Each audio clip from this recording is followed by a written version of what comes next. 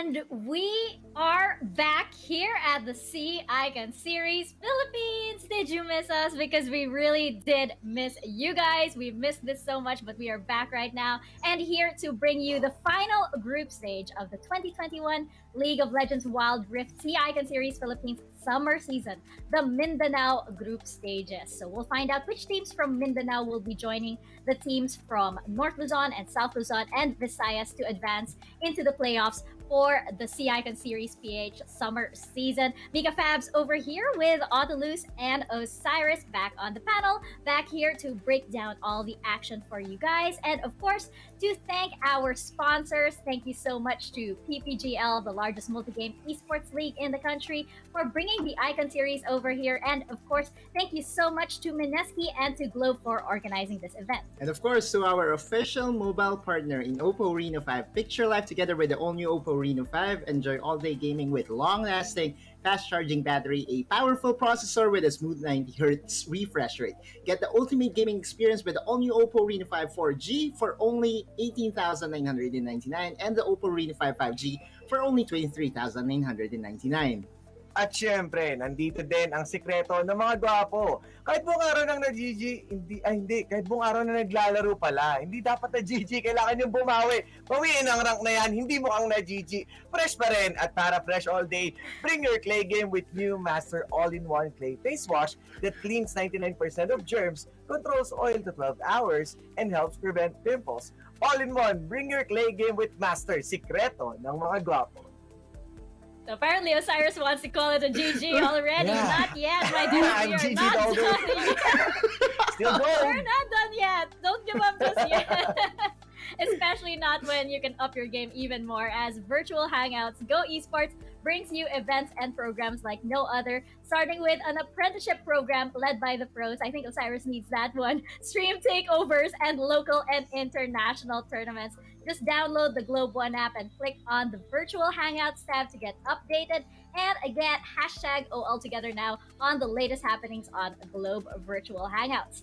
Now, guys, it is a fresh new group stage. We have a slightly different game as well. And of course, we have 4 new teams to introduce to you guys. Checking out the standings, and of course, as we check out the new teams coming into the Mindanao group stages, we do have RRQ, VVV Esports, Tyrant Gaming, and UCE over here. We're going to get to know them a little better as the day progresses. But of course, the overall standings, we all know that the top 2 from each of these group stages will be advancing into the summer season playoffs. So we have Team Secret, Next Play Esports, Omega Esports, Liab Esports, Amihan Esports, and Fennel Adversity. I'm suddenly relieved that Fennel Adversity over here doesn't have esports in there. Esports was starting to sound weird. I think I was saying it like 5 different times.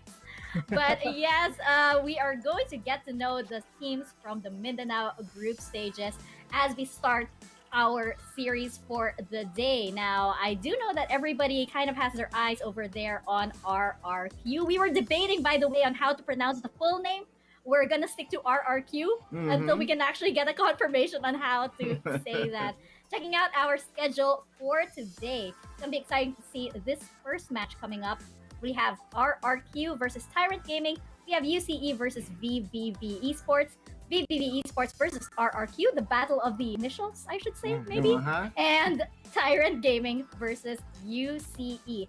So it is going to be an action-packed day. It is the first day of the Mindanao group stages, and we have some great matches for you all. Now, looking at, again, RRQ versus Tyrant Gaming, these guys, we are going to get an in-depth look at them a little bit later on. But of course, other than the schedule, we also do have a chance for you guys to get to win some wild course today. So you can get a chance to win 1,650 wild course simply by tuning in and hanging out with us here at the Sea Icon Series PH live stream. All you have to do is like and follow the PPGL Facebook page, post a photo of yourself. You can get super duper creative with this while virtually hanging out with us here at the PPGL Wild Rift Sea Icon Series PH summer season, and make sure that the post is public as well with the official hashtags. Hashtag Sea Icon Series, hashtag SISPH, that's SISPH, hashtag PPGL Wild Rift, and hashtag all together now. That's 10 winners for a little bit later. We do have another giveaway ongoing, but of course, checking out the Globe Cup point system right now, we do have, of course, all of the teams starting at round 0. And they will get a chance to win, I believe, 75,000 Globe Cup points at the end of each series. That just goes to show how crucial each series is for this group stage. That's 75,000 Globe Cup points, and 1 Globe Cup point is equivalent to 1 peso. So at the end of day 3, you can just imagine how proud these teams are with all of their winnings. And assuming that, let's say, somebody gets as lucky as, say, Omega Esports with a very clean win, or Amihan Esports, then you can just imagine how many Globe Cup points they have. And I know that, this Globe Cup point system can be a little confusing because we do have, different sort of rules for the different group stages. And then we have the summer season and we have the fall season coming up. So let's kind of zoom out and get a bird's eye view through this video by PPGL.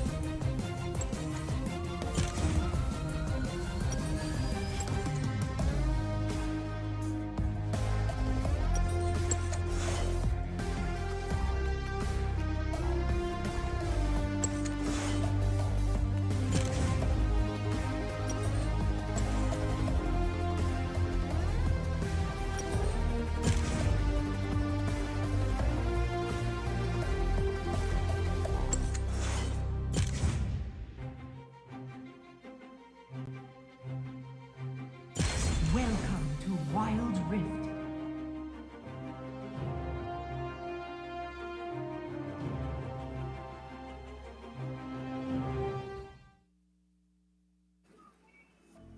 And there you have it. That is the bird's eye view for the overall Sea Icon Series Philippines for 2021. It gets really, really exciting, especially as we're approaching the summer season playoffs. So it's gonna be really great to see the top 2 teams from each of the group stages to duke it out, and that is going to be next week, I believe. So it's gonna be so exciting. I am quite pumped. But of course, how can we get into the playoffs if we don't have the teams yet from the Mindanao group stages, which we will get into? But before that, Osiris, don't we have something for our community over here? We mentioned that we have a major prize ongoing with 1,650 wild cores, but they can also win something by the end of this day, can't they? Yes, even though it's been all day that you're getting those GGs, it's fine. You can stay here getting that 380 wild cores by voting your favorite team. Like and follow Oppo Philippines Facebook page, and then like and share the stream with a caption of the team you're rooting for. So we got that 5 team fresh with no Globe Cup points yet, and make sure the post is public with the hashtags #GameOn, #OppoReno5.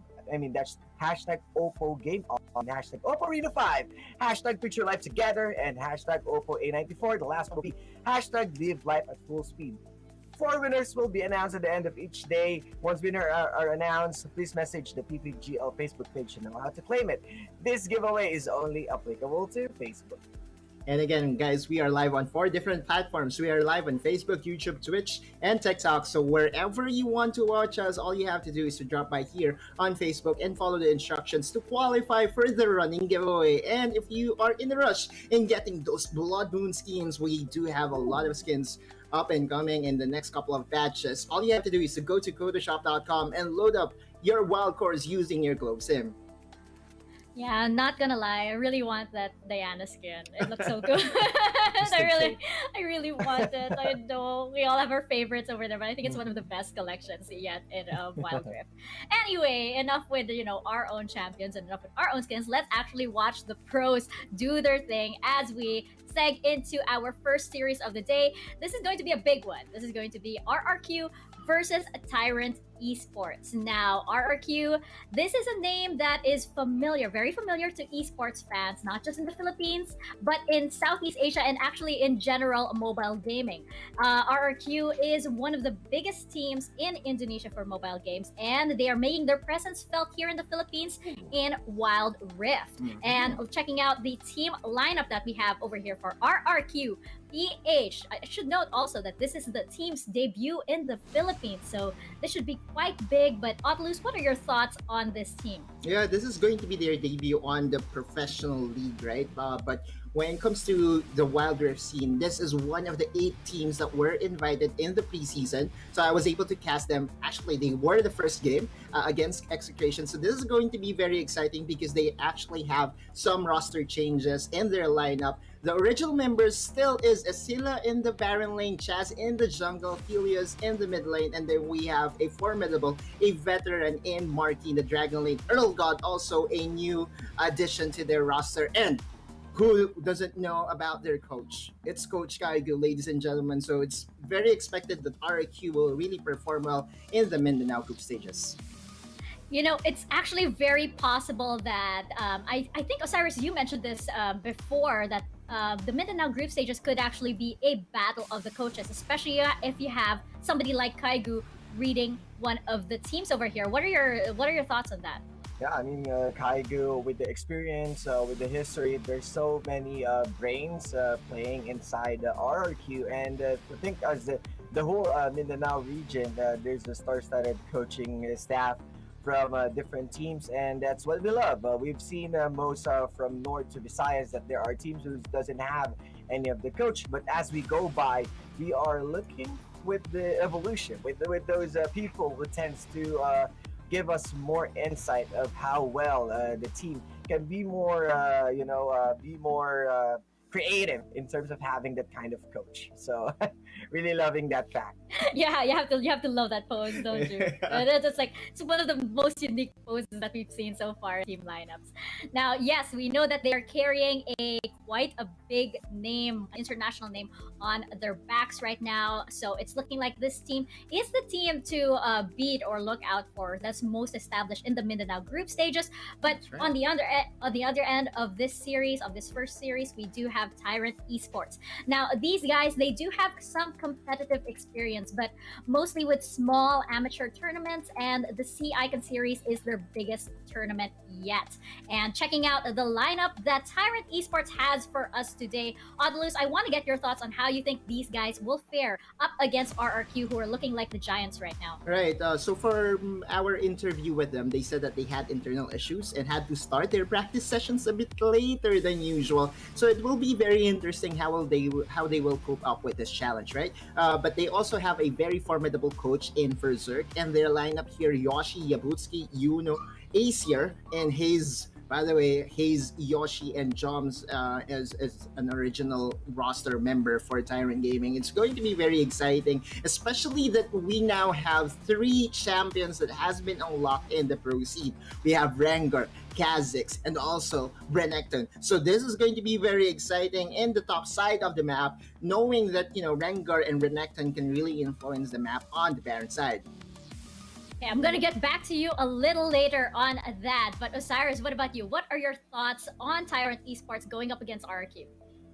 Tyrant, once again, want to see that spotlight into the coaches as Berserk, one of the minds inside Tyrant, and not just Tyrant, even in League of Legends PC, he is known as one of the big parts of Collegiate.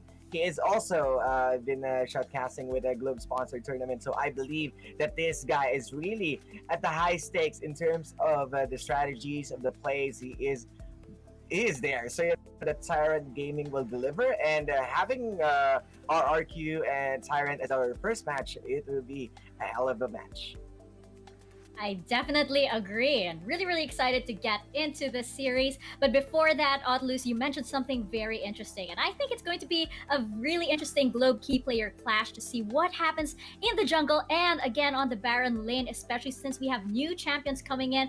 What do you think is going to happen? I just want to get your sort of like thoughts on there and how the game has changed, especially with those new champions in. That's right. So it's all about aggression, right? And I welcome the change of having new junglers in the meta. We know how effective Lee Sin is in the past couple of weeks or in the past couple of stages that we have in North Luzon, South Luzon, and also in Visayas. Now, in patch 2.2c, there was a slight nerf onto the Blind Monk. So we could be seeing a different meta in the jungle right now in Mindanao. I'm so excited to see it. And also Rengar, it's very flexible. You can build it tanky, you can build it pure damage. So this is going to be very exciting as to what team will bring out the lion or the tiger, whatever you want to call it. Yeah, I can imagine very aggressive plays coming in, especially once we enter the mid game and the late game. So I can imagine all of these teams pushing. Mindanao could be up for a really good fight right now. But Osiris, what about you? What are your thoughts on this clash that could be happening either in the jungle or in the top lane based on these new champions coming into the Rift? Starting off, of course, with Kazik's change is good. So I believe that he might be present as one of the most. He is one of the junglers that can clear fairly good for the reason that because of the taste their fear, and with that it opens up a lot of potential for an early gank, or there's an early type of you can go with solo lanes, you can go with mid lane, but there's still the Blind Monk, there's still Rengar that kind of outscale him. So I'm still kind of leaning more to wanted to see him, but I know not because it's not favoring a lot for the assassin meta, not unless you're a Kali that can go both ways with a tanky or with the ones that's going for the pure damage. So I think Kha'Zix might be there, but who knows? There might be a surprise coming in for us. We saw a lot of Lee Sin, of course, in the earlier stages. We had just Chi Sin in, and we had Lesson as well. It could be that Mindanao gets the hunters in. Who knows? We are going to see, of course, once we see our teams. But before that, just before we step in, what are your predictions for this? Panelists, Audalus, let's start with you. I did say that Tyrant Gaming is facing some adversity right now, right, with the internal issues that force them to practice a bit later than usual. I would still say that yes, it will impact their performance, especially on day number 1, wherein preparation will be a big key to make sure that your performance will be up there. So it is going to be a 2-1 in favor of RRQ. Interesting. And Osiris, what about you? Well, I wouldn't really go for Tyrant as of now, but with the historical background, with how well Coach Kaigo is there to facilitate or guide the RRQ squad, I believe that they are the ones who's more polished right now. So I'll go with RRQ. Yeah, I think I'm gonna have to go with RRQ as well. I mean, the brains behind this team, there's someone that I wouldn't underestimate at all, and so I think it is going to go in favor of RRQ right now. I'm gonna be a bit brave right now with my predictions and say it's a 2-0 in favor of RRQ. Do you hear that question mark in my voice? But Audalus, I think you have some extra thoughts on this. Yeah, if Tyrant Gaming wants me to vote for them, then they must pick Renekton, right? So I'm a huge Renekton fan, so they can sway me onto their team or onto their camp if they pick the dinosaur in the top lane. Yeah, you know what? That could be really good for Tyrant Esports. Just because, like I mentioned this earlier, it's kind of stupid. But when I hear Tyrant, I think like a T-Rex or a Tyrannosaur. So I don't know, Renekton Crocodile. Forgive me, guys. I know I'm being cringe right now. But you know what? I think we are just about ready to step into the rift with RRQ versus Tyrant Esports over here. We're going to see what goes down in the jungle, what goes down in the barrel lane, and everywhere as we step into the rift. Casters, over to you guys.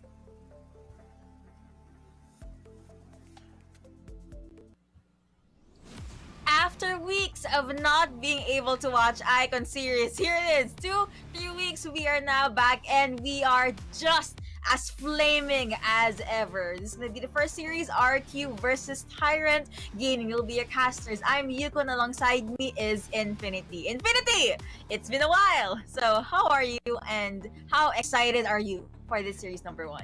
It's been a long while, Yuko. It's been 3 weeks that we haven't seen any gameplay here from Icon series. And we saw how North Luzon, South Luzon, and Visayas region has molded their very own meta. And I'm excited for this specific region right now, Mindanao. What champions are they gonna be picking up for this series? To be more specific, RRQ, Tyrant Gaming. There has been a lot of changes in the patches recently. Is Renekton gonna show up? Is Rengar gonna show up? Is Kha'Zix even gonna show up? That will be the question today, and I am so excited, Yuko, to answer your question. I'm so hyped up on what will happen in this series. To be fair, I can really see that you are hyped up, and one of the words I would like to associate with the Mindanao group stages is new. New teams, new faces, new meta, hopefully new picks. We have quite the pool for the champions right now, and well, not a lot, most of the panel rather are really rooting for RRQ. But how about you? I'm gonna pass the question to you. What are your predictions for series number 1? For this specific series, I do think that RRQ will take it away, but Tyrant Gaming has something in store for RRQ. So I'm going for a 2-1 in favor of RRQ. Actually, yeah, I'm gonna have to agree with your prediction. I'm also 2-1 in favor of RRQ. But we heard the Autolus. If you guys want to pull Autolus to your side, you need to do one thing. You just need to pick Renekton. But is Renekton actually fit in the meta when we talk about the pro scene, Infinity?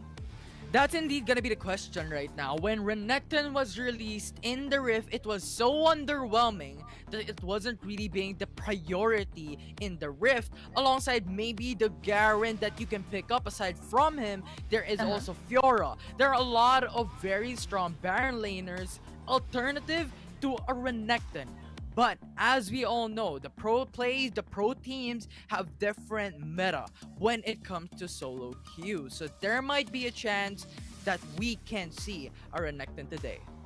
Hopefully. I mean, I would love to see different champions, but I would also understand if they want to stick with what works. Example, Dragon Lane, Kai'Sa, Braum.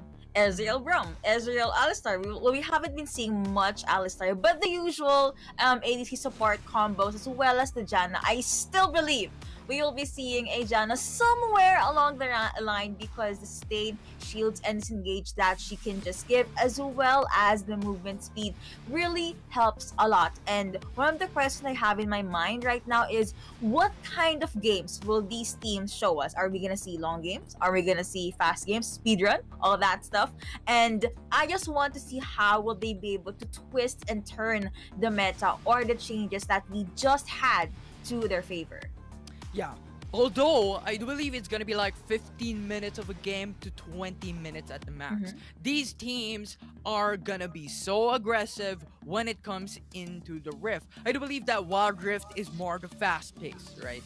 Early game will be the name of the game, so if these teams get the early game, they can dominate in mid-game, late-game fight. So, I think that's gonna be the name of the game for today. It's not gonna go longer than 20 minutes. But if it does, I do believe that they are really going in for the toe-to-toe matchup. Okay, guys, you heard it. Infinity said we will usually have 20 minutes max of game time. If his prediction failed, do not forget to like and support his page, Infinity. You see what I did? You see what I did there? But yeah, I do agree. 20 minutes plus time game time is long, and you get to have more analysis and you get to digest the game more. But I personally love looking at the early to mid game because you see the intense micros. You see how they try to counter the itemizations that their opponent has.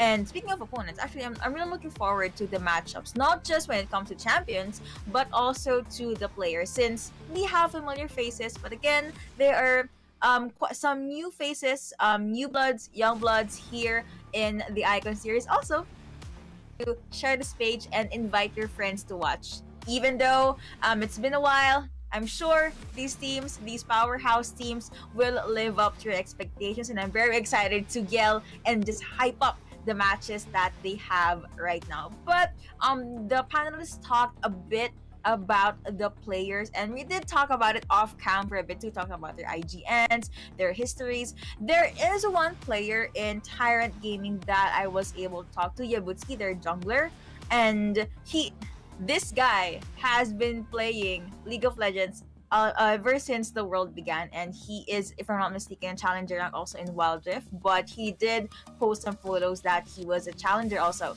in LoL PC. So a lot of experience. Let's see if they can translate it to the mobile game.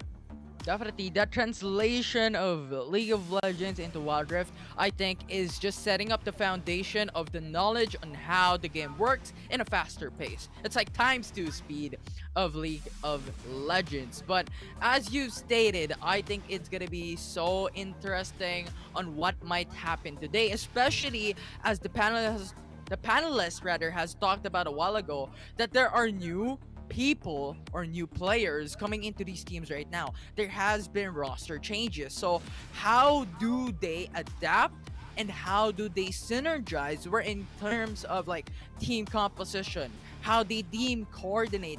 What are they gonna do if this happens, right? So I think that if RRQ and Tyrant Gaming has perfect those team coordination, I think it's gonna be a very dominant series that we can see.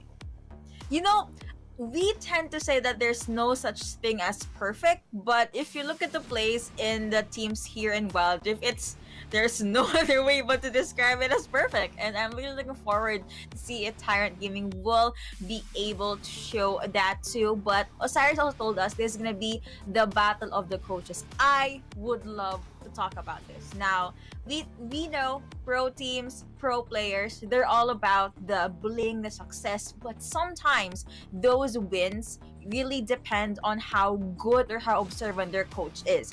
And finally, here in the Mindanao group stages, we have the opportunity to highlight that. So hopefully we'll get to talk to the coaches after day number 1. But yeah, coaches, they are the ones in charge of doing the drafts and discussing post game stuff. They are also trying to predict the combinations or champions that their opponent has. So that's very heavy work, considering that you're not only in charge of the 5 players in front of you, but also their opponents. Yeah, observing the minor details in a gameplay from the perspective of the coaches is gonna be very important because they will look at those minor differences that could change the whole game. I think it has been a norm right now in Wild Rift, wherein the saying goes, if you have one mistake rather can make or break the game. So those minor details are gonna be very important when it comes to changing the overall run of this game, especially right now that these two teams doesn't have any clue and any idea prior to today on what champions they can do, what player tendency might show up for this specific teams right now. So those minor details are going to be very important. Coaches, you are up for today. I would love to see them, and I'm not sure if you'll be seeing them in the interview later on, but these are going to be the faces of the players who'll be watching this series number 1. We have Rex Regumcon and we have Tyrant Gaming RQ, if that's what it stands for. Thank you so much to Yasu for telling us how it's pronounced, and I'm gonna copy Autolus. Okay, he did the Helios pose earlier on, so I'm gonna do that as well because I don't know, it's a very unique pose aside from the esports pose that we've been seeing much. But yeah, I'm going back into Wild Rift and the game. Are there any specific strategies or champions you want to see? I want to see the early aggressive champions, Lee Sin to be more particular. And yes, the panelists have told us it was recently nerfed, so it's capable to power spike very early, has been decreased as well. But Lee Sin is a champion that is dominant at level 3. It can go into the mid lane, safeguard Sonic Wave, dominate. that arena, the rift. He can go for the gag, go for the first blood, and then actually give gold to his teammates, thus bringing it to a very dominating early game. They could translate it into mid-game, late-game fights. Aside from that, I do believe that Rengar has a big potential as well. The passive gives you 5% increased damage for every unique champion killed. 25% overall. If you're looking at the late game, that deals massive damage in the rift as well. So when you're talking about jungles, I think it's gonna be Lee Sin, I think it's gonna be Rengar. Those are your top two picks. And I actually love that you highlighted Lee Sin. We've been seeing a Lee Sin ban lane in the PC. Will we see it in Wild Rift though? That is the question. I haven't seen any player, any team that made it work yet. But maybe, just maybe, I'm holding on to that one strand of hope that the players from the Mindanao group stages has this in store for us. But yeah, Rengar, you use Rengar, right? You played a handful of games in Wild Rift that you use Rengar. Why are you laughing? Don't worry, we won, man. We won. But yeah, mid to late game damage and just being powerful, that's just Rengar. If he was able to get the snowball that he needed regardless of his KDA, you just need to check his maybe a somewhat long list of win conditions, but he makes it work. He is perfect both for initiate and cleanup. Maybe pair that off with a lineup that has a lot of poke and a lot of CCs. He is gonna have the time of his life. Yeah, and the reason why I laughed a bit, because I've played Rengar, but not to the level of the pro teams right now, so that was like a big difference that we are comparing with. But I do get the point wherein Rengar is just too dominant. He can surprise the enemy team, and even before a team fight occurs, he can surprise attack with the Trail of the Hunt and just get the numbers advantage. So when it comes to the 5v4, they already have the game, right? They can dominate the matchup, especially with a wombo combo setup that is particularly popular recently in the Rift. They can punish that by removing one ultimate completely when it comes to the team fight. So those type of gameplays, knowing the enemy team, knowing the counters to the type of team fight composition that they're building, because there are a ton, right? You have the diving composition, you have the wombo combo, you have the 4-1 setup. Which is gonna be the priority today by either of these teams? Are they going in for the 4-1 setup so that they can secure the mid-game, late game, wherein they're just punishing the enemy team and forcing out the 4-1 setup from them as well to go for the defense instead of the offense 5v5, right? So I think there are a lot of pros and cons right now. It depends on these teams on what they want to choose. You know what? The 4-1 setup that you told me kind of reminds me of our Luzon and Visayas group stages. A handful of teams actually use that and it works. You have just 4 champions right at your faces. You have 1 champion in insurance for the split push, and let's see if they'll be able to make that work. And we're gonna jump into the pick and ban first ban from the side of RQ is gonna be an Olaf. Apparently no Ragnarok, no tanky frontliners to you, good sir. Yeah, I love it. They're banning out the Olaf immediately, actually disabling how the anti-CC would be countered onto RRQ. So this signals to me that RRQ has a big potential to go for the wombo combo. That is definitely going to be the plan. But first ban for the side of Tyrant Gaming is a Lee Sin. We highlighted him earlier on. Sadly, we won't be seeing much of him. There is a chance that Diana is going to be open. Ooh, they are going to ban out Rengar. And let's see who's going to be the last ban for Tyrant Gaming. Could be Camille, could be Akali, could be Diana if they want to. The champions that we have talked about a while ago, Yuko, is now being banned out.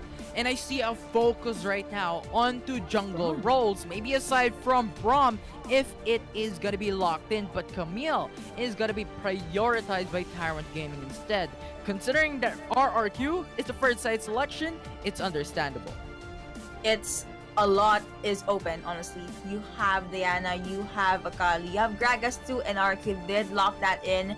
You have Kha'Zix too, if I'm not mistaken. So Tyrant Gaming, they're in the red side, they can choose two champions, and I could not ask for a better setup. Galio being hovered most likely gonna be locked in as well, because you'd want to secure as much AoE CCs as possible, and they did follow that up with an Akali pick.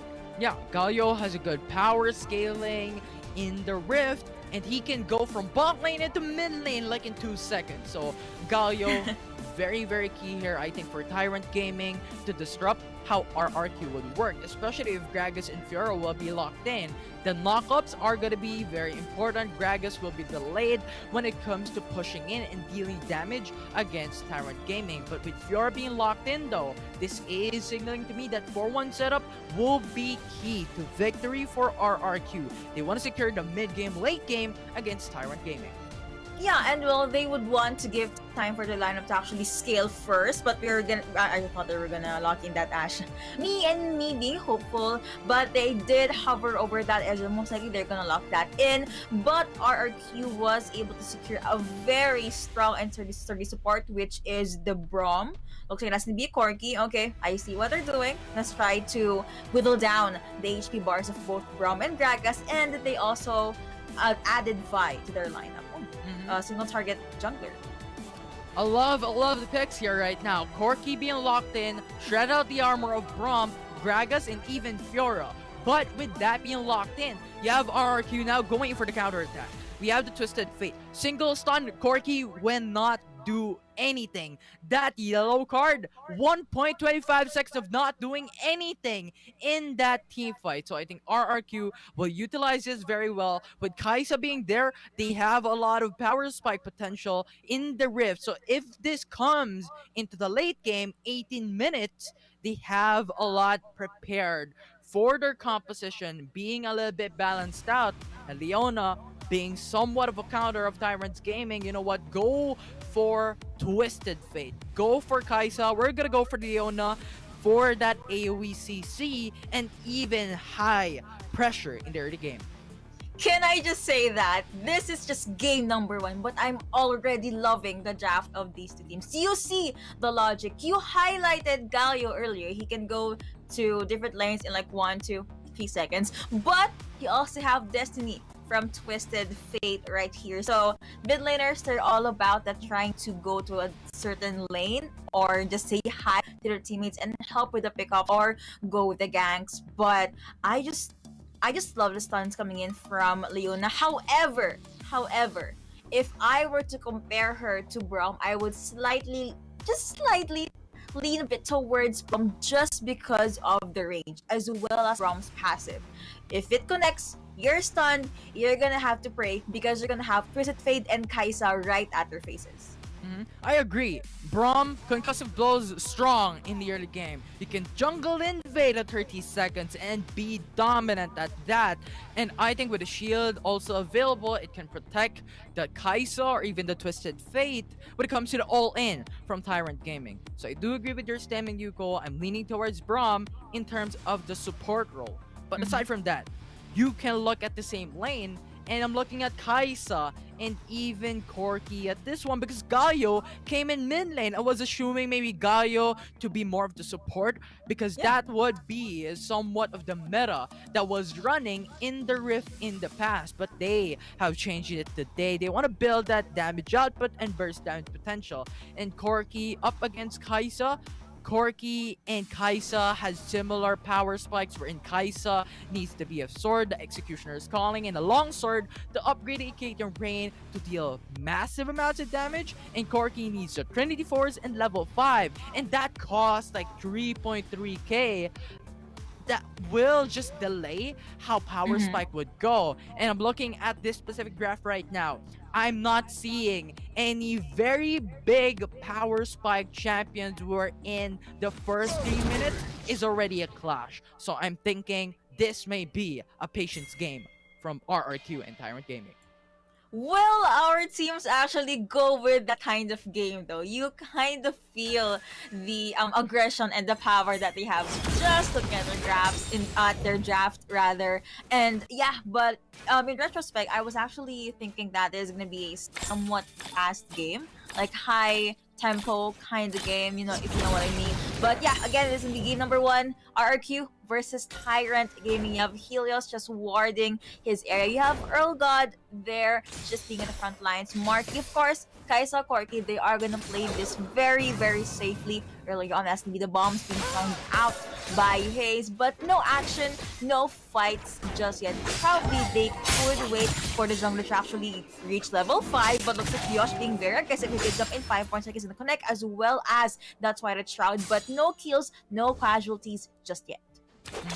And I think that's reflected of their draft. I keep on saying that they're playing very patiently, especially Leona, Braum, Kaisa, and Corky. They don't have that much damage when it comes to their game. And like how RRQ is doing right now, mid lane, Ooh, that is gonna connect, but it is not enough to actually finish out Yuno. Yuno still gonna be the very tanky person that he is. Looking at the barrel lane, that's the right team being able to secure that first blood. He did not expect Yabutski to say hi. And Lobby, very powerful in the early game. They were able to get the lead upon connect, but Hayes was able to pop that Valkyrie to save his life. He is just one auto attack away or one IK range from his death, so he is forced to go back.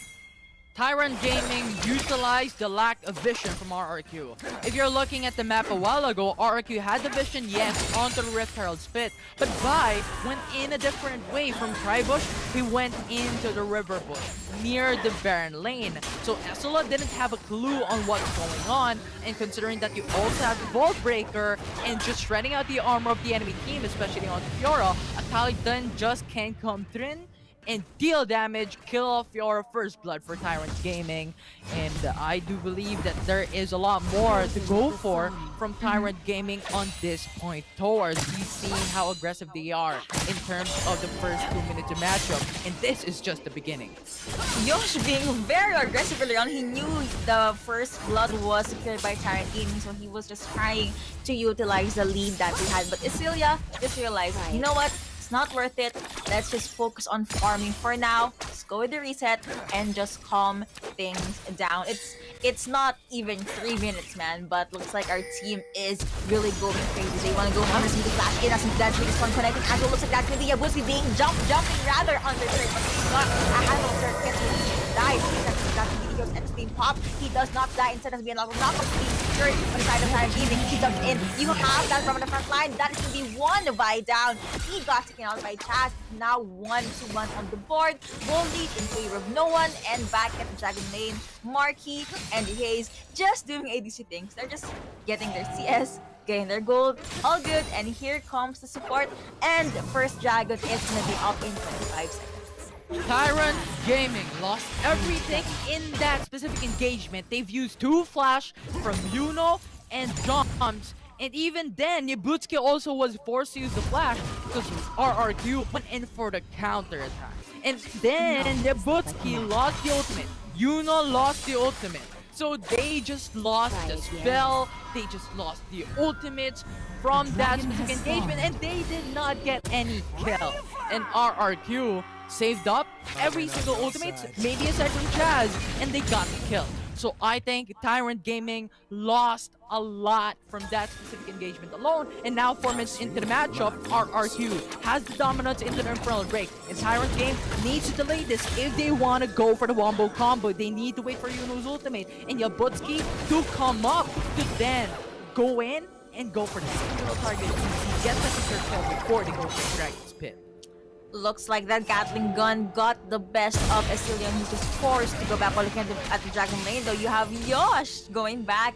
Marky was able to spot him out. Let's see if they're gonna go with the flank. Yosh cannot recall because, again, first objective is up, and this is an Infernal Dick. That is extra damage. Extra, you have the buff that can go over your team, but the champion already giving the Dragon Ace. But that's be a jump. That's gonna connect. He got stunned, but as the buff being popped as well, but look at the back line. You have Florida trying to chase out the Collins here at the mid part of the area. Of course, he's down as that's being popped as well. He goes and that's being popped as well. That's being a stun connecting, but still not connecting. Gonna get versus down. Let's see a lot of micros being taken by RRQ. He already being popped, and Akali does get versus down. That is gonna be, let's see, there's actually gonna be a kill, a triple kill rather, being secured by Marky. A 1-5 in favor of RRQ. Wrong target alert. Vi went in for the ultimate onto Chaz. And with that wasted, Tyrant Gaming has no more single targeted secured CC on RRQ. Wherein Marky just came in, Helios came in, they are free to hit into the backside with no risk of actually being taken down. And RRQ has utilized that opportunity very well. But now, it's gonna be Dragon's Pit fight once again. Tyrant Gaming having to settle.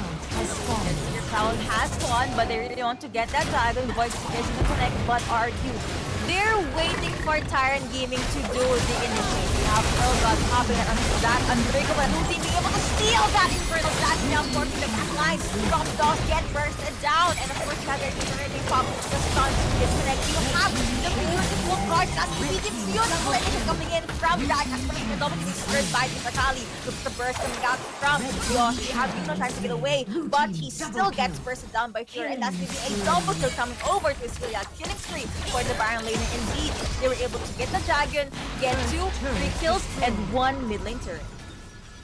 When you are pinned down by RRQ, Yuno was there 3v1ing. He used the flash trying to go back away, but the flash did not even go through over the wall.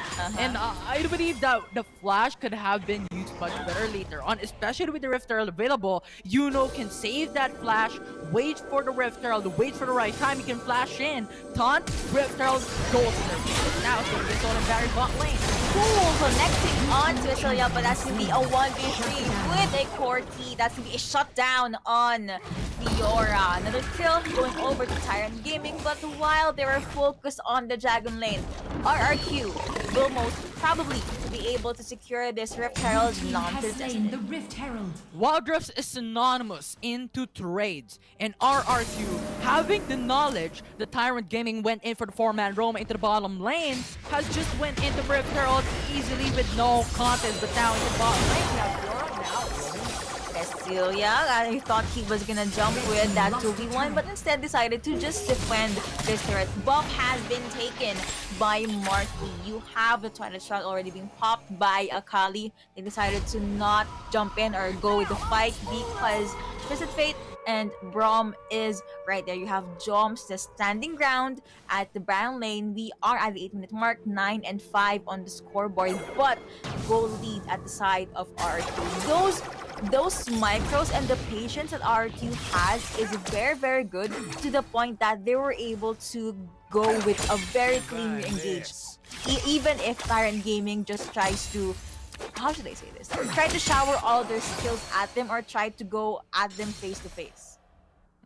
And all of us casters has talked about yesterday night about how the gold has been decreased and nerfed down.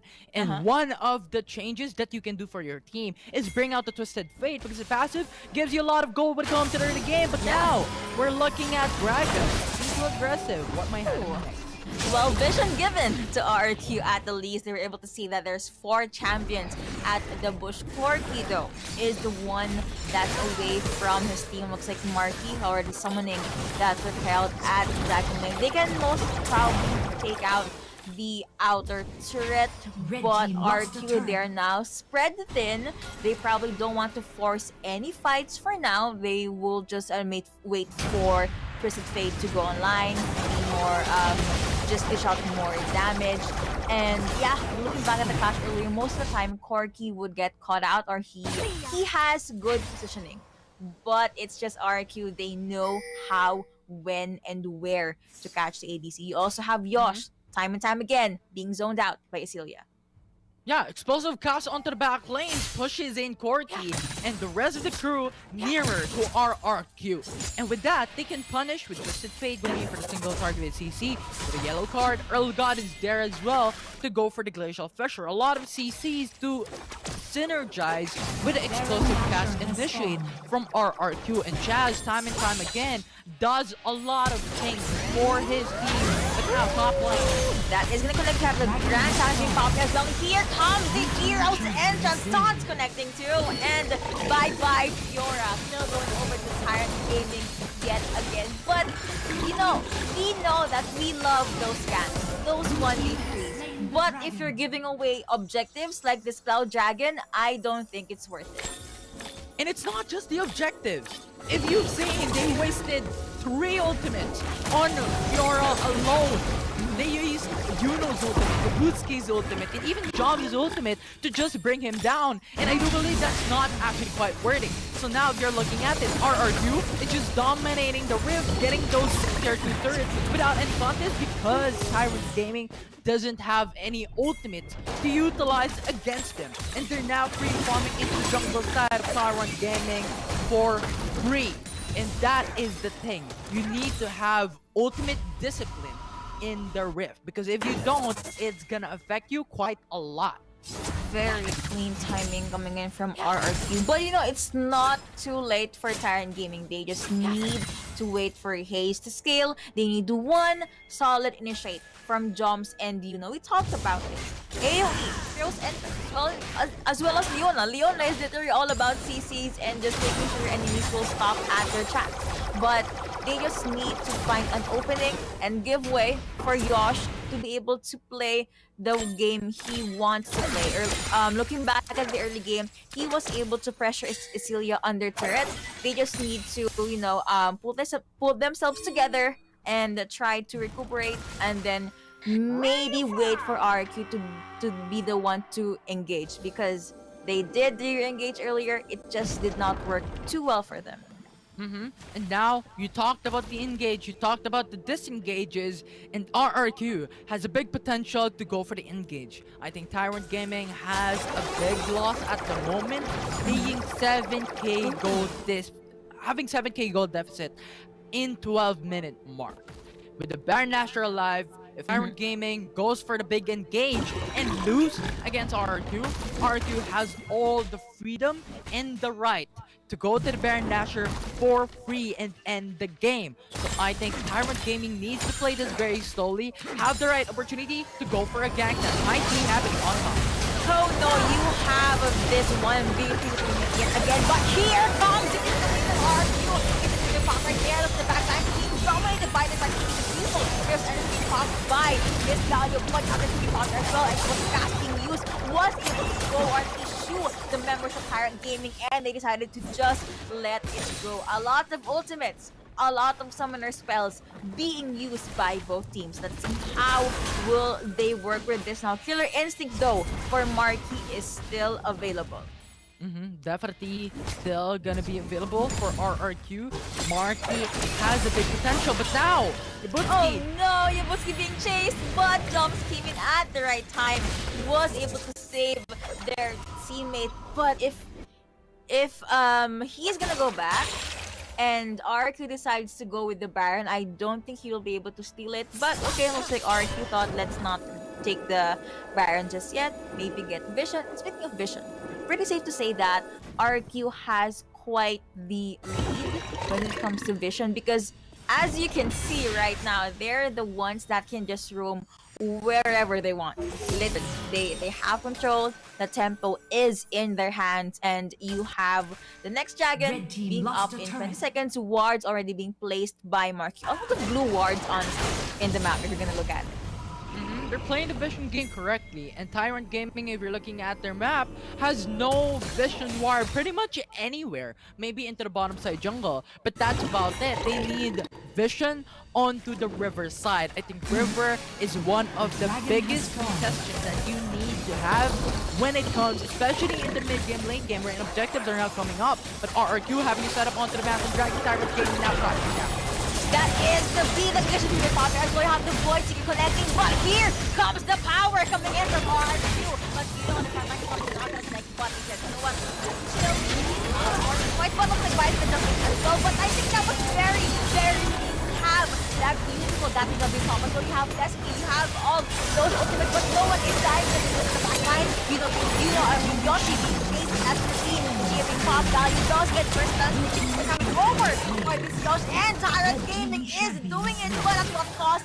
At their very own lives cost. Have the 1v2, well 2v2 rather, coming over for the take. You have the burst coming out from Gragas, and you have Helios just throwing the cards for does become golden, but he gets taken down just as quickly. Rampage coming over for Helios, and that was a 2-4, well actually 5, 2-5 in favor of RQ, and they were able to get the Mountain Dragon, which grants extra shield.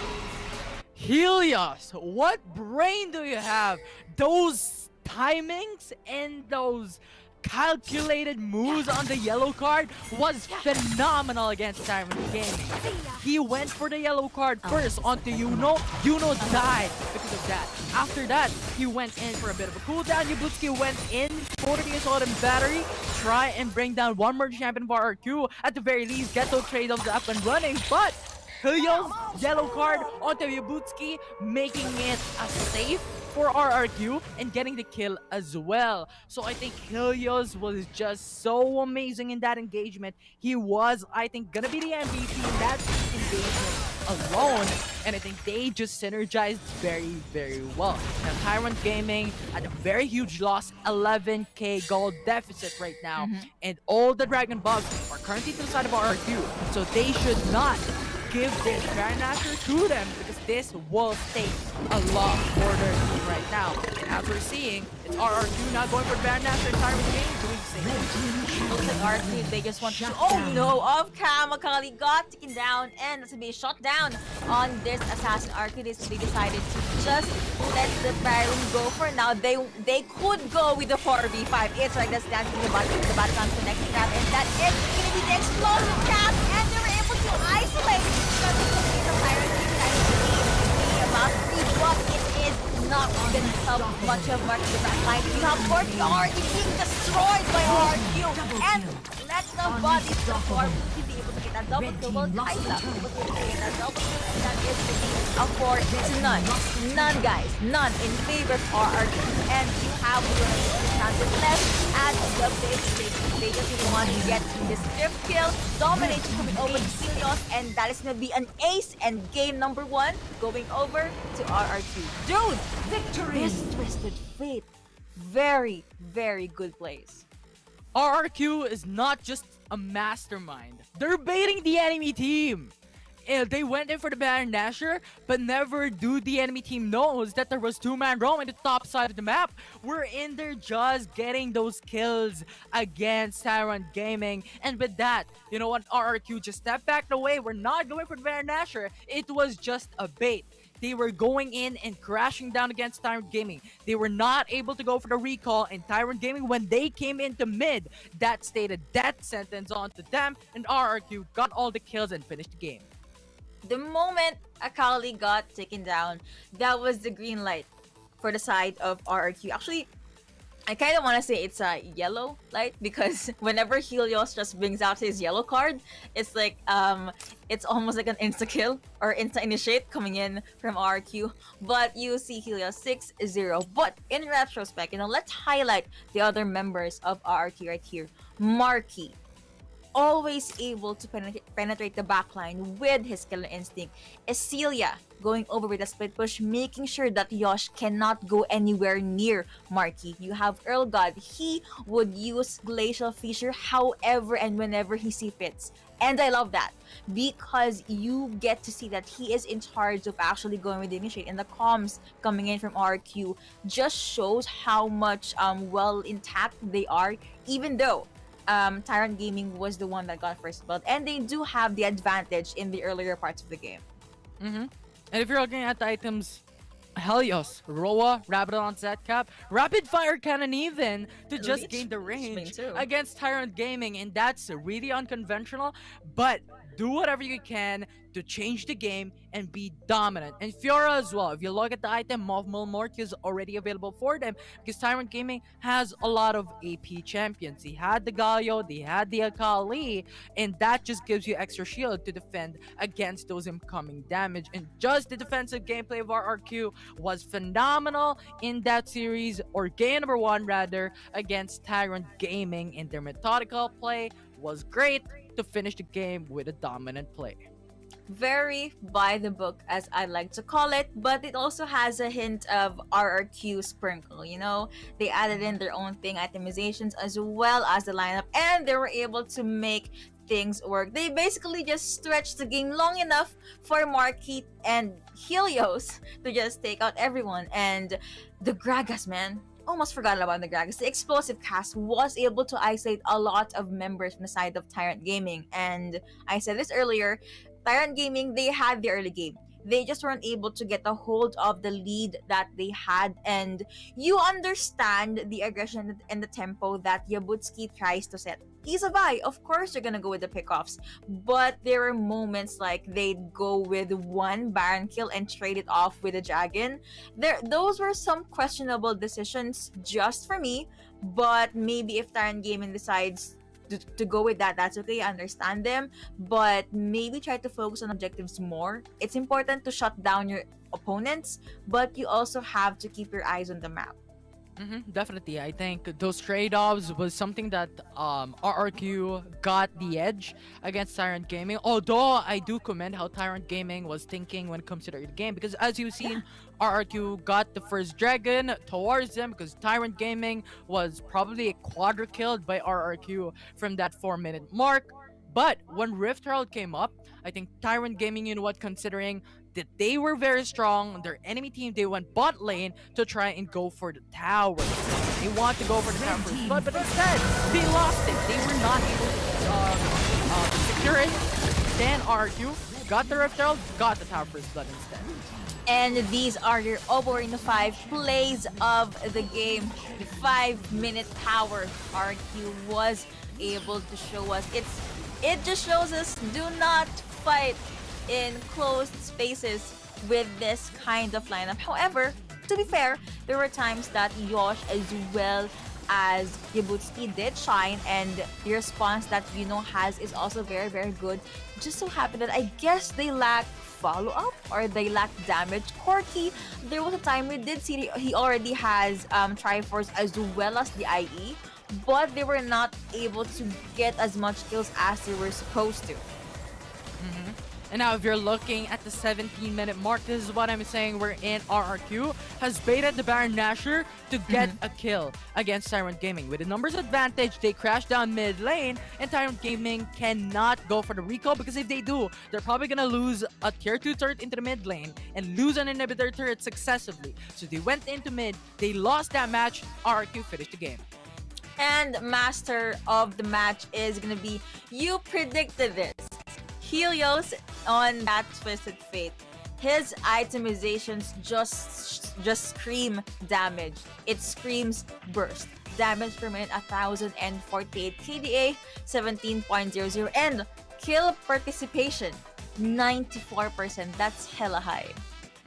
And Helios, I think, was just so Megamind to say the least, for that matchup because of how he has played out, centralizing on the main thing that RRQ has been playing, team synergy. He's going in for the yellow card, considering that his teammates are very low. He protected them, and that did not just happen one time. It did not happen just 2 times. It happened continuously throughout the game. So Helios, I think, deserves the MVP, and how his damage just came through against Tyrant Gaming from that game number 1.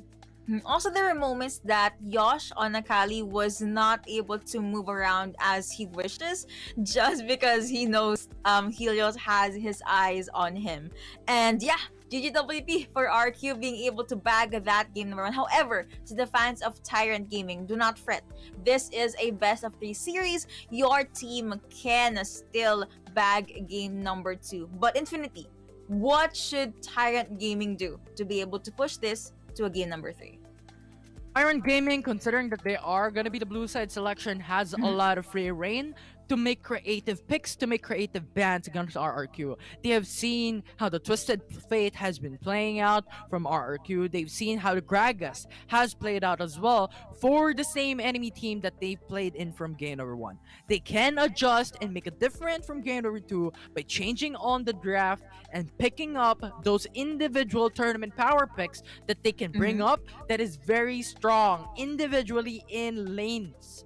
And they should have those team synergies consecutively in 4-minute mark, to be more specific, and then just dominate the game. If they can't, I think this is going to be very hard for them to dominate and bring it back into game 3. Also, to add to what you said earlier, I believe they should have a more polished target. There were times when they were trying to target Gragas, they tried to target Fiora. So the damage, instead of being funneled to one enemy and actually taking that enemy down, it just becomes a split damage, and RQ just gets to do what they want. And yeah, I do agree. Just a few tweaks in the draft, maybe here and there. So yeah, guys, again, do not forget to share the live stream. After 2 weeks, 3 weeks of no icon series, we are now back, and this is the Mindanao group stages. Like what Miss Mika said, playoffs is gonna be next week. You will see the top two teams from North and South Luzon, as well as Visayas, duke it out with whoever will be the top two here in our Mindanao.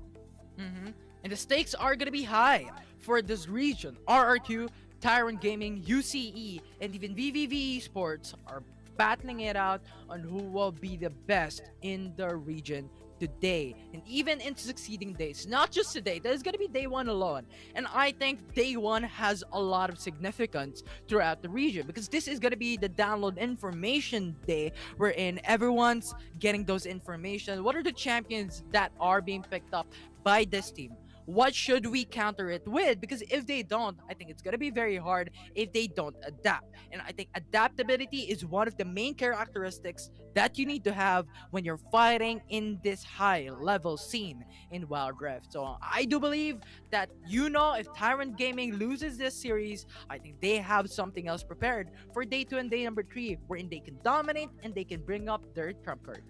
You know what? This big one is basically just a blank canvas being given to us, as well as the panelists. And it's up to us to paint that canvas and show the viewers what kind of picture are these teams and pro players painting out for the last week of the group stages. Also, guys, the Mindanao group stage is only for 3 days. Afterwards, we are gonna say hi, hello to the playoffs, and we're all very excited. But jumping back to the series, one of the things I guess that I want to highlight for Tyrant Gaming is, I know they know their priorities, but they should really know their priorities. It's right there. You see that they have a good plan, but I guess they got out pressured by RQ. They were carried away with the first blood that they were able to secure, but that was very, very good actually. I have to give props to Yabutski for that. But yeah, be more careful with their engages, because sometimes that's just what RQ wants. One champion, one person jumping in, and the moment he's dead, y'all have to run for your lives. Yeah, and what RRQ has done in that game number 1 is to bait out team fights, right? Gragas was there, and he was targeted onto key ultimates from Tyrant Gaming, wherein they could have used against maybe the Kaisa, right? Maybe the Twisted Fate, which is more valuable than maybe the Gragas in terms of a team fight. Because if you're looking at it, the squishy type of champions are the ones who deal most damage when it comes to those 5v5, when it comes to those ganks, when it comes to those skirmishes. And if you don't bring them down, it's just too hard to bring down those tanky champions first in a 5v5 basis. So I do believe that Tyrant Gaming has a lot more to show us in game number 2, but they need to pick their poison. They need to pick their priorities in the matchup. I like that. Pick your poison. Also, the bans coming in from RQ makes a lot of sense now. Imagine if Rengar and Olaf were there. Twisted Fate, Kaisa, Fiora, they will not have a very nice game. So RQ was able to foresee that, and you were right. They don't want any frontliners or just beefy guys, chonky guys, just storming their front lines. I'm actually curious, what if Lee Sin was open? What if Tyrant Gaming was able to lock that in instead of a Vi? Vi is a good pick, but maybe things could have been different if we've witnessed a maybe Wukong. I mean, we've seen a lot of Wukong picks during the Visayas leg. Yeah, if Lee Sin is open, I don't think RRQ is gonna let this through. I think they're gonna pick Lee Sin instead of maybe the Gragas, because I think RRQ in the recent tournaments in the past has played Lee Sin very, very well, and it's very, very strong as an individual champion. If Gragas being locked in by Tyrant Gaming, they have lost a lot more champions instead. Akali or Gaio is gonna be open for RRQ to pick up. If Lee Sin is there, he can jump in. Gaio can be in synergy with that with the Hero Zenkran. So I I think if Lee Sin was open, RRQ gonna pick it up, and the remaining tournament power picks is gonna be remaining for RRQ to then synergize with Lee Sin as well. So I think Lee Sin is just the right ban here for Tyrant Gaming. It Mhm. might change though in the game number 2, considering the Tyrant Gaming is now gonna be the blue side selection, having the first side pick gives them the opportunity to go for the priorities onto tournament power picks that's really strong individually and been flexible as well. A Gragas is there, a Galio is there, a Camille is gonna be there as well on the top of the list. It depending on Tyrant Gaming on what they want to do in terms of their composition. I do not know why, but my guts tell me that there's a chance Tyrant Gaming will get this Gragas. That's just me being a caster and just someone that plays Wild Rift. But they can still hold their ground with Galio. Galio performed really, really well in game number 1, the Heroes Entrance, as well as the taunts are connecting. But there's just too much mobility or CCs for the side of RQ for his skills to actually shine. And maybe opt for a different ADC. Corki, very good. So much damage. He can just pop Valkyrie or special delivery to either escape, engage, or cut the clash in half. But we were not able to see that. Maybe they can try and get Kaisa, maybe go with Ezreal, maybe even Saya if they want to. Yeah, I think Corki has just been nerfed when it comes to that aspect of the special delivery because of the package now being how many seconds to come up, which is just too long if you think about it. It's like 150 seconds at the very least. So if 4-minute mark, you have Corki picking it up, it doesn't really affect on how the 5-minute mark will then show up because the Rift Herald will then be available for RRQ to then take. And I think that's going to be one of the problems here for Corki is to balance the special delivery and the Valkyrie in terms of succeeding team fights and succeeding objectives available in game. It depends on your team, what you want to do, but Tyrant Gaming, I think, has missed the opportunity to utilize that very well. As you've stated, I think the special delivery has a knockback potential that can split the match in half, but when that doesn't happen because of how RRQ just CCs him down, it will be rendered useless in that 5v5.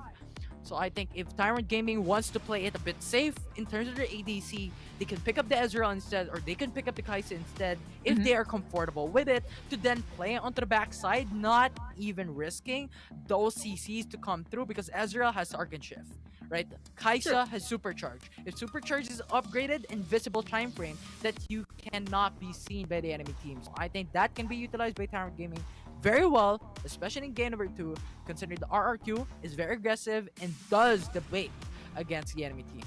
You know, it's kind of funny considering that those small or quick seconds of you can't target this champion, you can catch this champion, that's basically the micros that form a macro, and that macro will eventually form either the V or the L for your team, and V or D for the team. And yeah, we're just waiting for the players to load into the lobby. But for the side of RQ, we talked about Tyrant Gaming and the things that they could improve on. What are your thoughts about RQ jumping into game number 2? Hey, that's right. RRQ, I think they have to improve when it comes to the vision game in the early game. I think that was the contestant point of Tyrant Gaming, wherein Vi was able to take the first blood against RRQ in the first 2 minutes of the matchup because RRQ had the lack of vision into the top side river in the bush near the Baron lane. If they had that, it would have been perfect for them. Tyrant Gaming would not have gotten the first blood, and RRQ could have went in for the sweep. Aside from that, I think they're just doing pretty good when it comes to team synergy, team coordination, and overall, when in terms of the draft and the objective game, they're doing very well. You know what? I actually thought that that one mistake that allowed them to give a kill to Tyrant Gaming, that's the reason why they just focus a hell a lot on vision towards the latter part of the, just goes to show how fast they were to adapt as well. And again, the behind RRQ logo is gonna be Kaigu, a very rare name, especially if you're League of Legends, all about Wild Rift. This guy, very, very gifted. He can see a lot of things by just looking at one replay. And now we are looking at the pick and face for game number 2. Olaf still gonna be banned by RQ right there. Looks like RQ still gonna be at the side. Yeah, interesting enough, Timing, I think, has opted to go for the red election, play it very relatively in terms of the matchup, react how RRQ is gonna play this out, especially onto the first pick. So now I think maybe similar type of bans, Olaf, Rengar for RRQ, Timing, Lee Sin, and potentially even Camille. But maybe aside from Camille, they have choices as well. Gragas can also stand the way, but they have huge backs onto the Camille as the Baron. Now, RRQ can do the same. They can pick up the Gragas, they can pick up the Guild, they can pick up any of these champions that are hugely flexible in the matchup with huge priority onto the Gragas instead. Okay, so Tyrant Gaming in game number 1, they picked up Galio and Corki, if I'm not mistaken. They could still pick up Galio, but maybe they can switch things up and get Kaisa. Kaisa Braum available. You talked about how these two duos are very individually, but you know what? We're back into classic. We're going back to number 1 where Galio and Akali is gonna be top. Because I think Akali can still be picked up good. Kaisa and Braum gonna be locked in by Tyrant. They're gonna lose a lot of flexible type of champion that go in and out of fights. It looks like they're gonna do the same thing. Fueling the second pick of RRQ, this is gonna be a very interesting draft. Coming into game. Do you get deja vu? And that's just what's playing in my mind right now. And they even Braum again. So okay, and that was wrong. It was a Galio Akali first pick from the side of Tyrant Gaming, and they're hovering over this battle. Most probably lock that in Corki, Leona. And that's just me.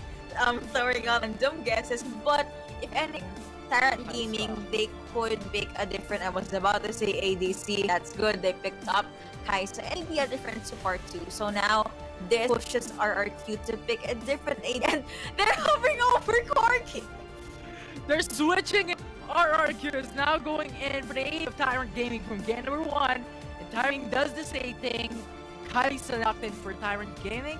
So now it's very interesting on how it will play out. I think Corki is a type of champion, and Jarvan 4 energizes very well because they lock champions into the Cataclysm. He will just go for the Gatling gun, but the rest of the team just go for the peel damage against Tyrant Gaming. But the Yana being locked in by Tyrant Gaming has huge counters as well onto RRQ. That Moonfall is something that we should look out for in a 5v5. Yes, but I would like to highlight that finally, after South Luzon matches, we'll be seeing a Gragas mid. And Diana did not get picked up in game number 1, okay? That was a huge question mark in my head. But now, Tyrant Gaming, they decided to pick her up, and now she is going to be up against a Gragas. We finally now have a J4 Cataclysm plus Explosive Cast plus this Gatling gun or Glacial Fissure can be the initiator. Nani? Fiora mid? Fiora mid lane? Really? Okay, you know what? We see new things every day. I myself said the one word for this Mindanao group stage is gonna be new. So RRQ really living up to what I said. Okay then, I'm surprised, but I'm really looking forward to this.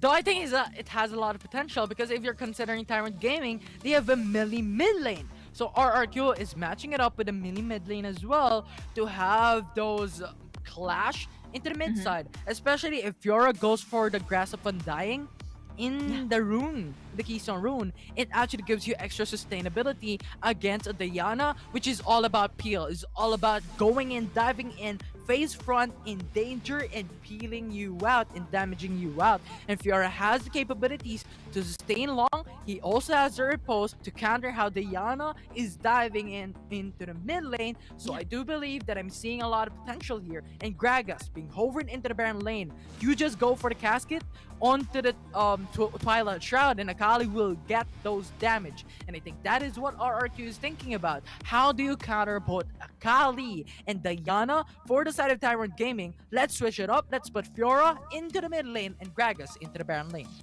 I love this first series and I cannot wait for the champions and the players to just load into the game. So guys, if you are just as excited as we are, do not forget to share the live stream. Tell your friends that, hey, we're actually seeing a Fiora mid lane in the Icon series for the first time. Also, I realized if Helios is able to pop all those weak points from this mid laner, from it's gonna be a very, very squishy Diana. And in retrospect, Fiora does have the kit that can just smooth criminal her way out of tight spaces. Definitely. I see that happening. And with RRQ and Tyrant Gaming have similar drafts, have similar champions that they've picked up in game number 1. I'm thinking that this game will also be a patient game wherein they're gonna wait for 3 minutes and 50 seconds or 3 minutes and 30 seconds to go for clashes, to go for ganking, to go for skirmishes against the enemy team to try and get the tower first blood, or first blood rather, as a champion. And even then, I don't think that's gonna happen pretty much soon. 4-minute mark will be the key. So I think it's gonna be patience for now in the early game. Helios successfully pushing Diana on their turret, but in the Baron lane, you have Akali being able to pressure Gragas on their turret. They have their eye on that ward. Chaz coming in with the flag and jag, but they did see Yabutski just there at the side, so they're like, okay, let it go. We do not want to give them the first blood, and everyone just goes back to their usual lane, and you have Chaz being able to get that Rift Scutter. Void Seeker, yes, is gonna connect, but there's gonna be no follow-up since no one is level 5 yet. But Marky is a handful of EXP above Hayes. But now it's gonna be Tyrant Gaming, Hayes having the level 4 as well, so they have increased damage in terms of their skill potential. But Akali into the top almost being locked out for by RRQ, but on. Sean is gonna connect. That is maybe the Void Seeker connecting as well, but I don't think they're gonna jump at earlier on. You have Helios being pressured by these two champions. Flag is coming in from Chaz, and he already targeting this hit. Will be able to force the flash up, but he does. Flash is the first one being secured by the blue team, by the two champions just trying to be aggressive in the mid lane. Went underground, went 6 feet below the ground just because of the good comms coming in from RRQ. Good micros, honestly. That was very interesting. Yabutski wants to do the same thing on what he did from game number 1, where in 2 minutes and 20 seconds, level 4, he wants to pressure in mid lane, but that was a mistake. Because RRQ, they have the knowledge that they've gotten the bottom lane or bottom side Rift Cutter. So at that point, Tyrant Gaming should have supposed that Jarvan 4 was hovering into the top side of the map, getting another Rift Cutter, and they have the ward at the very least onto the top side of the map as well. So that was a very interesting move here by Yabutski, going in, all-in aggression, being risk tolerant, but not knowing that Jarvan 4 was there as well. And that first blood gave RRQ the levels advantage, level 5, but now top lane. Taunt and all the skills connecting, he got knocked from airborne, but that's gonna be the ultimate pop. Instead, he still got taken out by Yabutski, being able to get or bag that kill. One Baron laner down, but like what we said, a lot of ultimates, a lot of skills, a lot of summoner spells being exhausted, being used just to get one kill, and they are just 13 seconds away from the dragon. Imagine, surprises for Tyrant Gaming. 2 minutes and 30 seconds, having the lane switch of their life, getting another kill for their team as well, now making it 2-1 in favor still of RRQ. But at the very least, is they've gotten trade-up somewhere in that matchup today. They've taken it from game number 2 very, very methodically and very patiently. With RRQ 4-minute mark, they're going for the Cloud Dragon, while Tyrant Gaming hovering 3-man rolling to the top side of the map might be a mistake here. There's two champions at the Baron lane. You have Akali at Dragon. You have Diana literally at the other side of the map. That's a free Dragon for the side of RQ.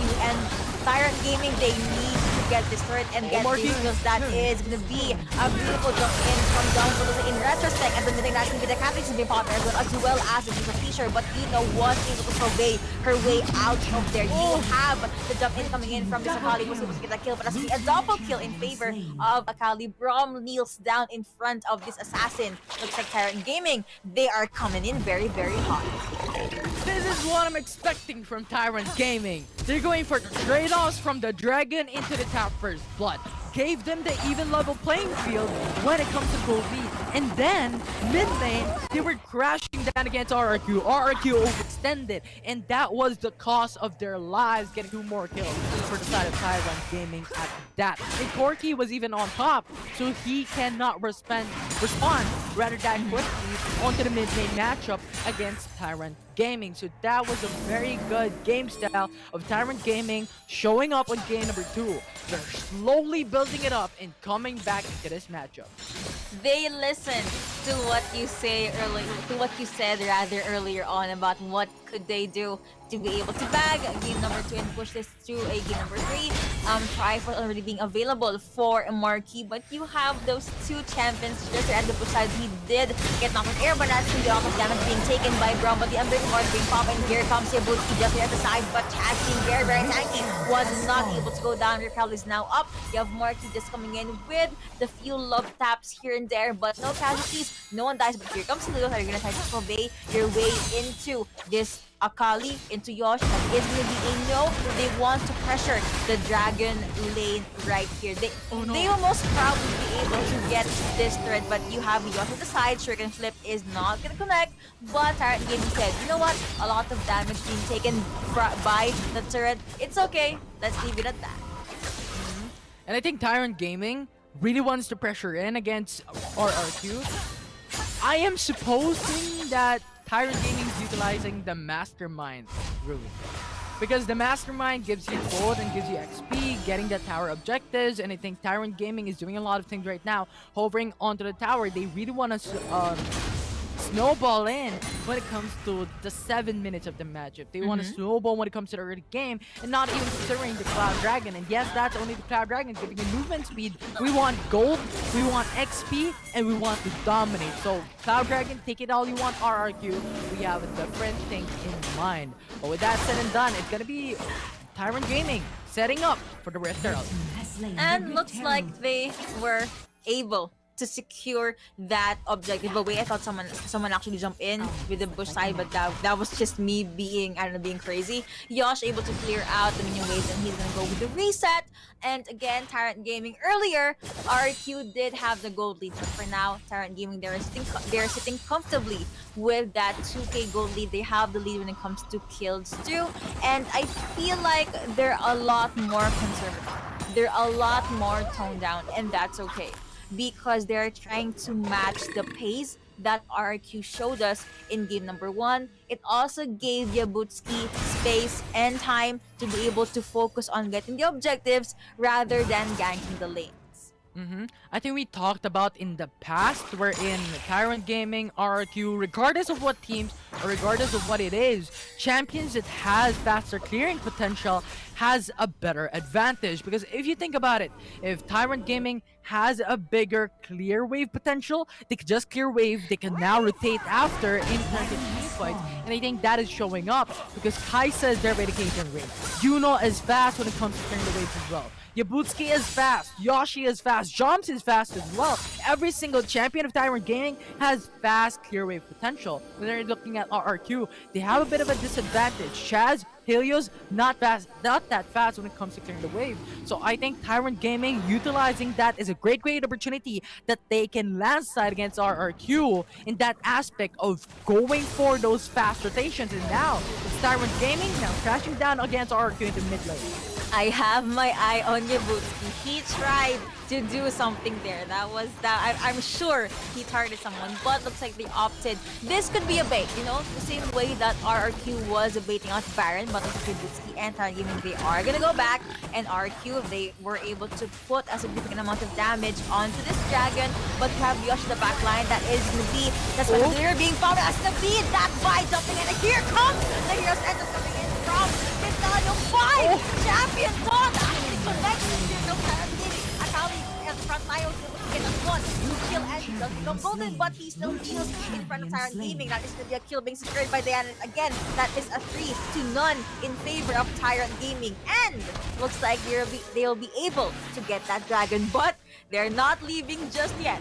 You have a handful of minions. They can get this turret, and looks like the turret they will take. RQ not being able to defend that, Helios is just forced to watch as their turrets slowly wither down in Baron front Nashor of them. has spawned. Tyrant Gaming!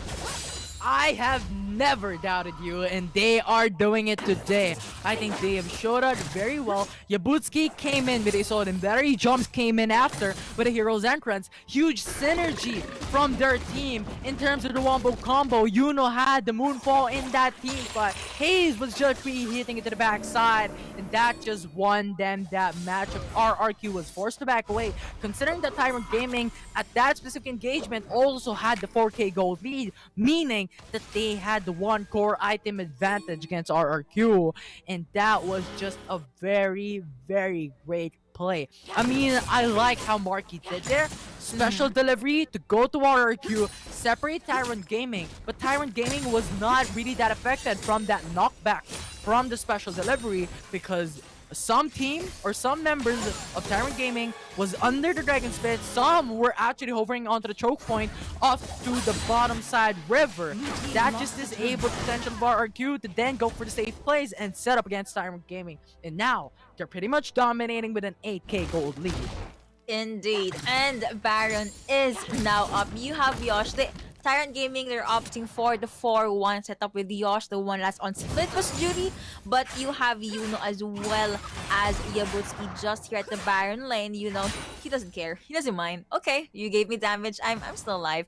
I'm waiting for that game-changing moonfall. We already saw a game-changing taunt from Jumps, and I still can't fathom the perfect timing that this player has. But okay, we're back to the very calm and quiet part of the game. RQ waiting for an opening or a chance to be able to go with a pickoff or a fight against Tyrant Gaming. Tyrant Gaming, they did hold their ground, but they realized, wait, RQ looks like they don't want to pick a fight yet. Let's go with the recall, buy some items first maybe, and then go back to our lanes. Yeah, we're going back to classic 12-minute gameplay of Wild Rift. But let's play the waiting game because you know what, Tyrant Gaming is like having too much of an advantage right now. So RRQ is just staying up a bit. You know what, let's farm for a while. Let's just clear out waves and wait for an opportunity for Tyrant Gaming to go hyper aggressive. And in the same way, you know what Tyrant Gaming is thinking, they have the massive advantage already. They would not go for the hyper aggression because if they make a mistake, RRQ will take back the lead and finish the game off. So I like the standstill here right now from both of these teams in this game number 2. The next matchup will, I think, be onto the Baron Nashor. Who will come up Yes. next is gonna go for the clash, and who will be the setup will be the clash maker for this game number 2, especially this late in the game wherein everyone has already their core items locked in. I actually held my breath for a second because Yabutski jumped in, but at least there was no initiate. Celia receiving a lot of damage from Akali, from Yosh. Safe to say that this Akali already hurts a lot. 5 points strike is going to be a huge problem for them. That is going to be a catch onto Bram. He does get on top. It looks like that is going to be, I thought that was going to be the kill rather, but he was able to pop, stand behind me, go where Chaz is, and just make it out of their life. Here comes Marky at the mid lane too, but Tyrant Gaming, they are grouped up. They are gonna get the buff, choke RRQ of any resources that they can take, and they could most probably get Dragon first before they opt to get Baron. Yeah, that's the Infernal Drake. So I think that's gonna be much more important in terms of getting these objectives right now, especially that Baron Nashor is more harder to kill. Dragon will be the safer play here for Tyrant Gaming. And RRQ should not let this happen because that will be increased killing potential of Tyrant Gaming. Especially that they have the Yana, Akali, Galio, and Demon Haze with Kaisa, but they've gotten it currently with no contest from RRQ this time around. And Tyrant Gaming will now scale up much further in terms of the damage aspect of this match. Baron Nashor still untouched. You know what? It made me think, what if Tyrant Gaming was able to win the series with a reverse sweep? Literally all of us voted for RQ. That's a beautiful way to enter the Icon series. But jumping back, Isilia though, still trying to keep Yosh at bay. You said this earlier, if there is a Twilight Shroud, pop the explosive cast. Make sure Akali gets knocked back. And I like that RQ is still highlighting that combo or that counter because they really, really do not want to be anywhere where Yosh is right now. You have Joms, you have Haze 1, Haze on this, Kaisa just dewarding near the mid lane. You have Yabutski. They want to get as much vision as they can towards Baron should they want and should they try to take it down. It looks like they're already giving it a start. I'm not sure if this is a bait.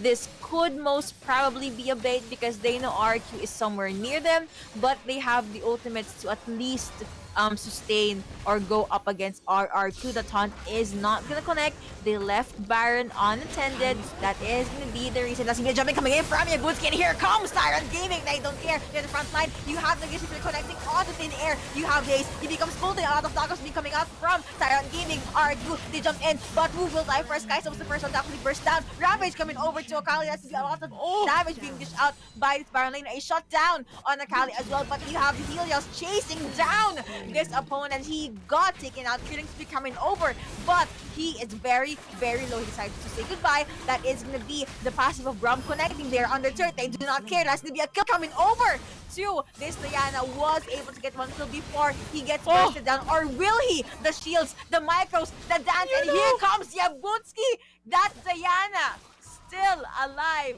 My voice cracked, but that was so good micros coming in from Tyrant Gaming. You know how? How did you do that?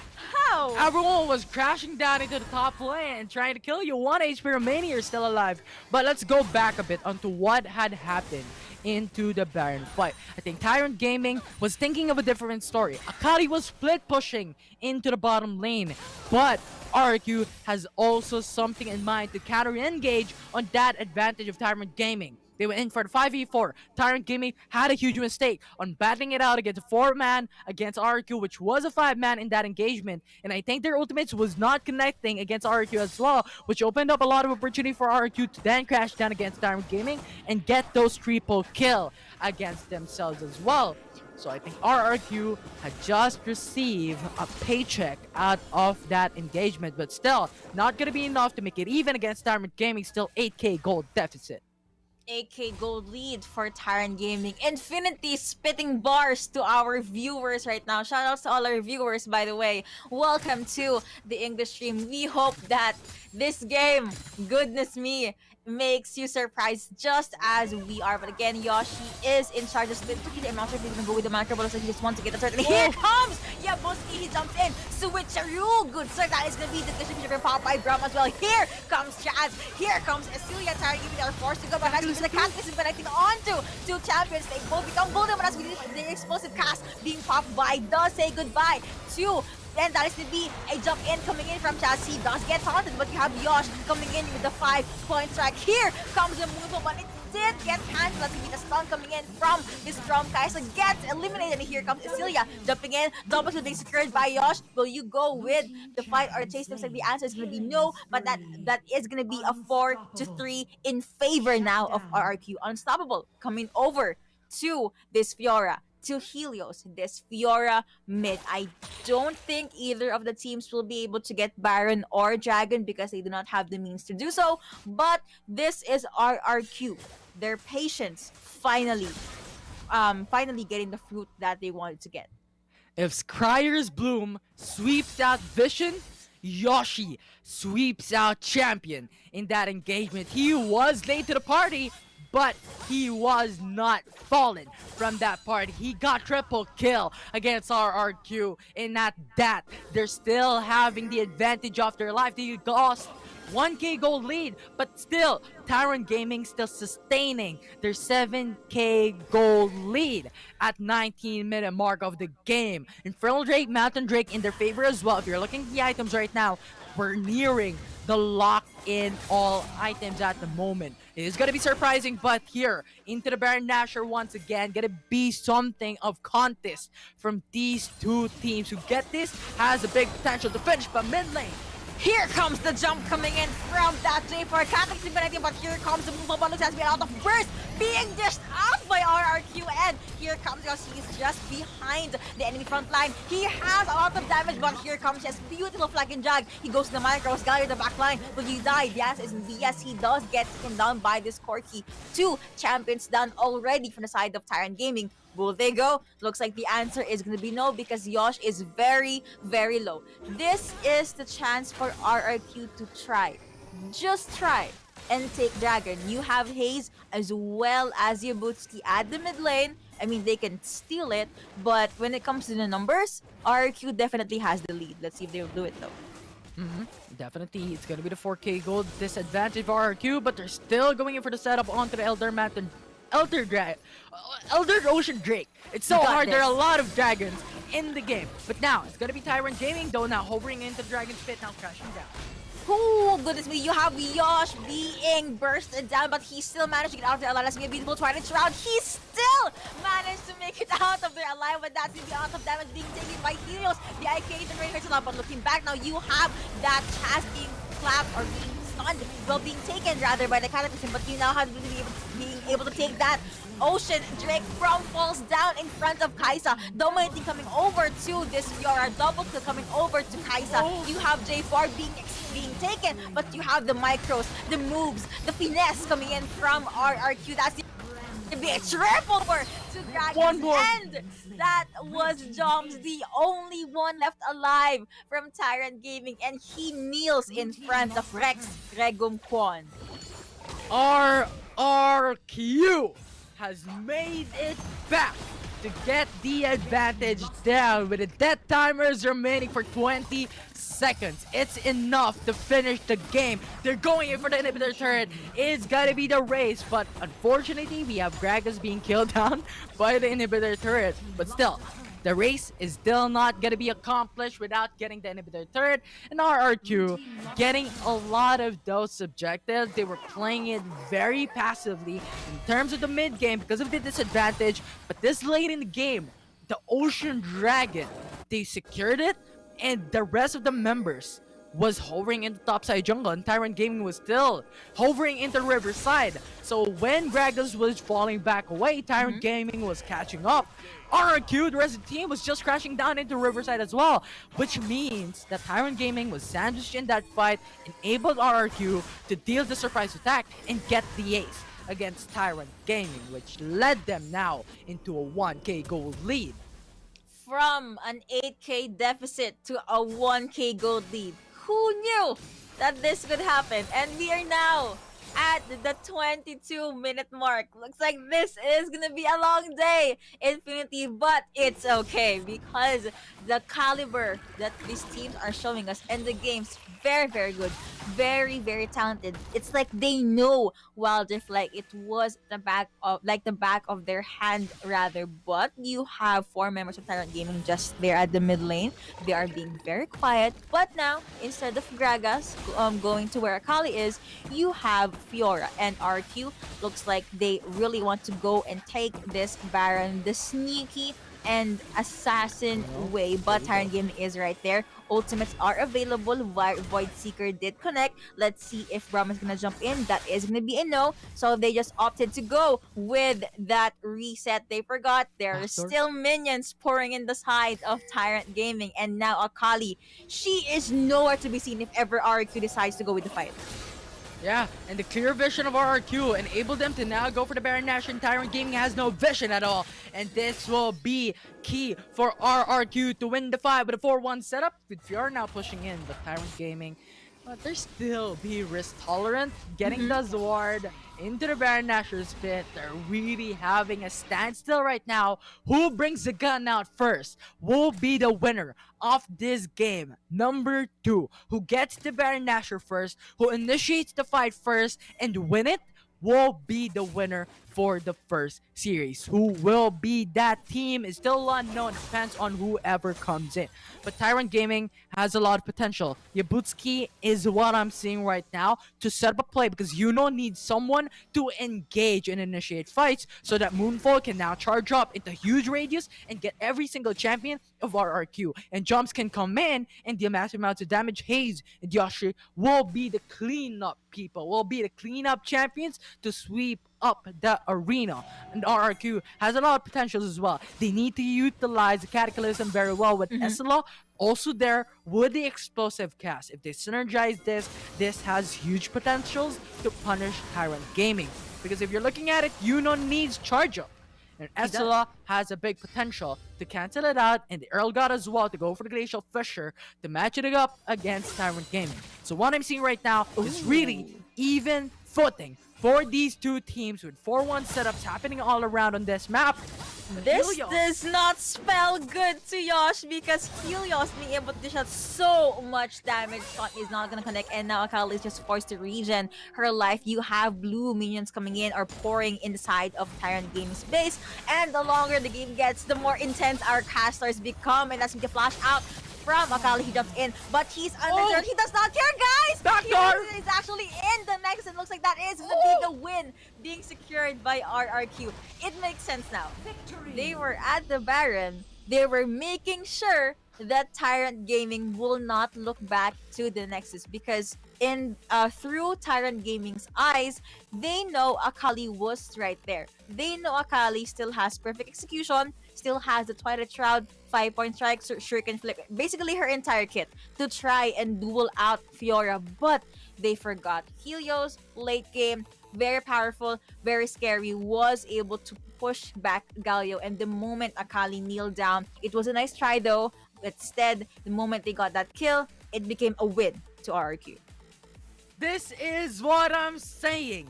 RRQ is not just a Megamind of a team. They are also a baiter of a team. They baited the Baron Nashor for Fiora to then go into the Dragon Lane and finish the game up by going backdoor against Tyrant Gaming.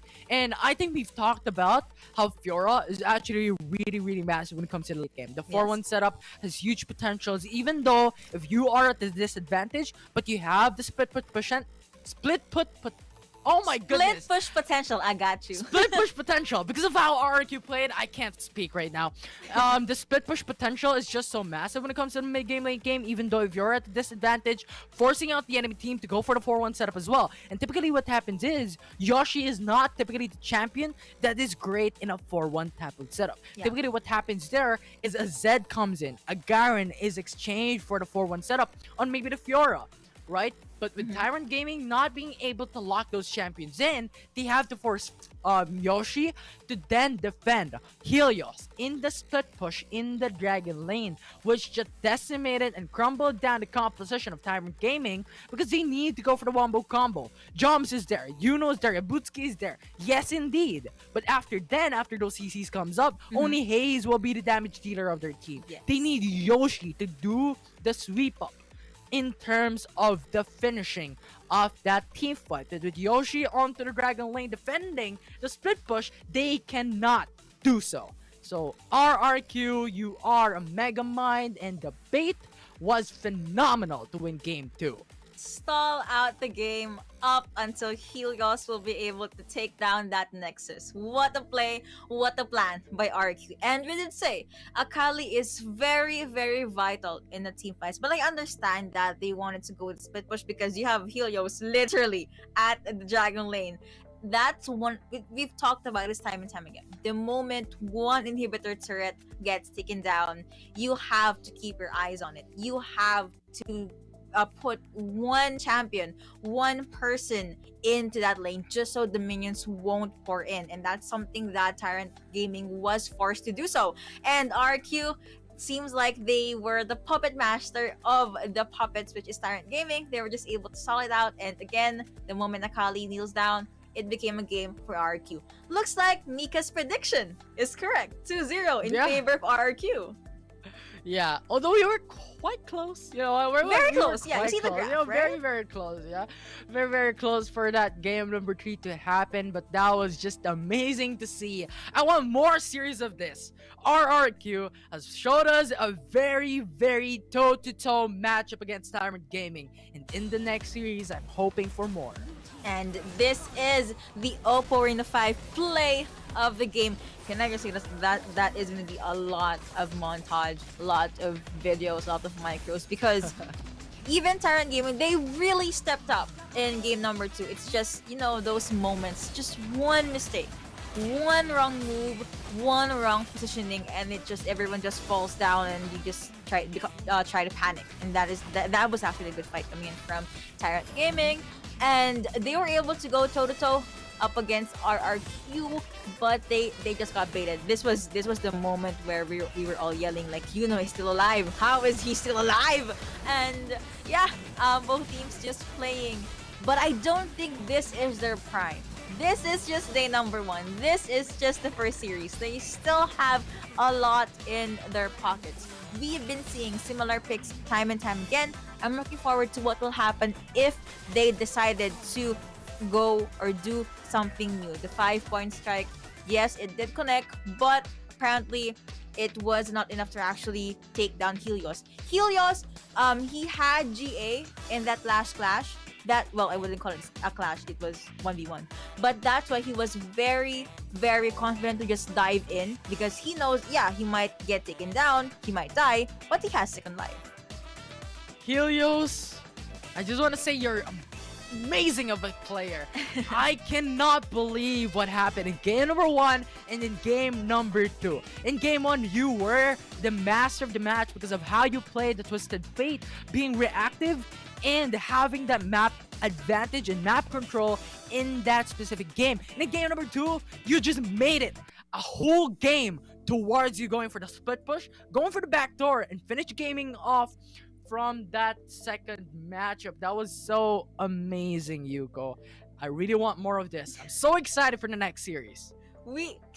Can I just say this again? We did not cast for 2 weeks or 3 weeks, and this is the first series that we casted, that we showed you viewers, and it's so worth it. It just really hypes us up, and these teams really show us that they deserve to be in the live stream. They deserve to be recognized, regardless if they're under a banner, a flag, or a logo that's very familiar to all of us, or a relatively new logo. They don't care. They are here to play Wild Rift. They are here to define the meta. Where were you when Helios was able to get that Nexus and was able to kill Yosh? And I'm going crazy right now internally, but yeah, what a way to start day number 1. And I hope to see more from these teams. Absolutely. What a game, Yuko. What a game. I'm literally speechless right now, and I think chat is as well, because of how that game went out. It was how Tyrant Gaming went in for a very, very dominant early game, mid game, and I respect them. I commend them for it. I look highly towards them into getting those early possession against RRQ in those early 5 minutes, 8 minutes of that matchup, and even 10 minutes. But I do believe that in one point in time, they were too aggressive against RRQ, wherein they were just going in without thinking on what might happen next. And I think that was RRQ's signal. You know what? Let's go for the counterattack. Let's go and counter engage against Tyrant Gaming. We are at a disadvantage. You're playing in our jungle, and they just defeated it. And amazing. It was a flawless win from RRQ. Those small steps really was the way for them to be able to win this series. And that has been it for series number 1. RQ being able to win that with a 2-0 against Tyrant Gaming. Again, we have been your casters. I'm Yuko, and alongside Miss Infinity, we're gonna hop over into a very, very short break. So sit back, relax, and wait for us to come back.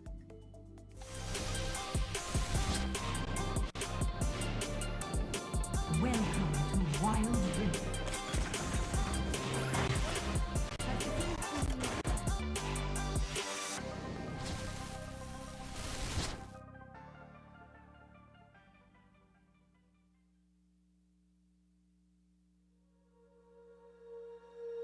When you feel it's hopeless, when you think that you lost, oh, I will take your hand and we'll rise up from the dust.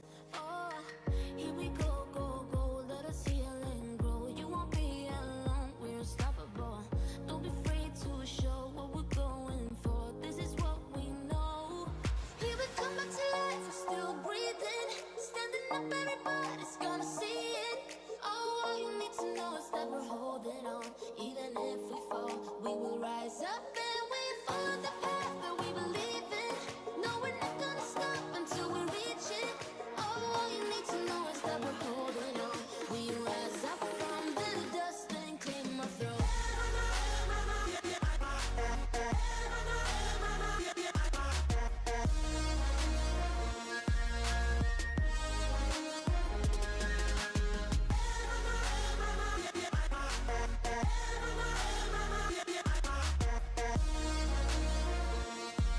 We rise up from the dust and claim our throne. We all have our reasons why we are on this track. Oh, we all have our burdens, yeah, but we just keep on fighting and we never look back. Here we go, go, go, let us heal and grow. You won't be alone, we're unstoppable. Don't be afraid to show what we're going for. This is what we know.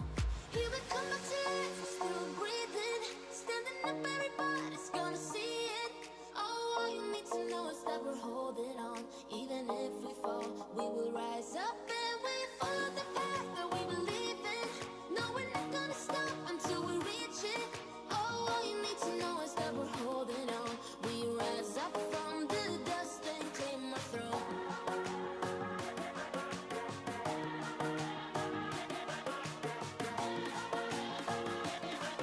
We rise up from the dust and claim our throne.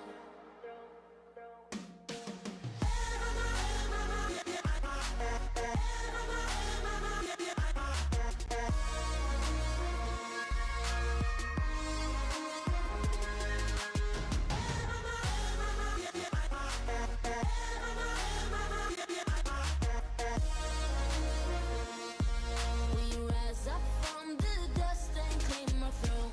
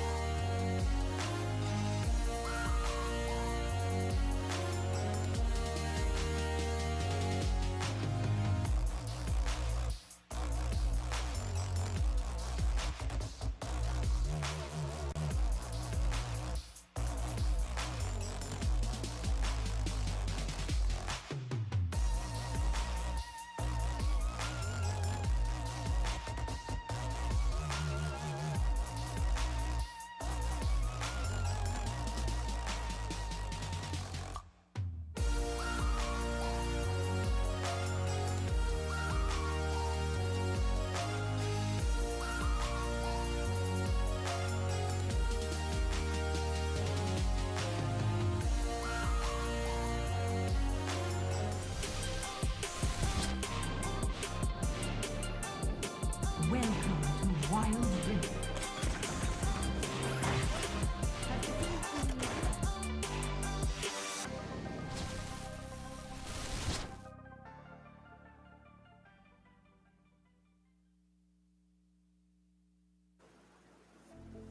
Ladies and gentlemen, the King of Kings have arrived in the Philippines. RRQ takes the first series of the Mindanao group stages 2-0 and take the first 75,000 Globe Cup points of the day. You know what? I didn't think that we would see a backdoor play this early. I thought that like, Yeah. you know, we'd get to warm up a little bit, maybe tomorrow, maybe even like, you know, the start of day 3. I didn't think it would happen on the first series of day 1 of the Mindanao group stages. Let's check out our series highlights because there is a lot to talk about Yeah. in this series. You know, that superb performance by Helios, for example. Now we're all gonna do this pose right Mhm. here. This is gonna be our pose of the group stage.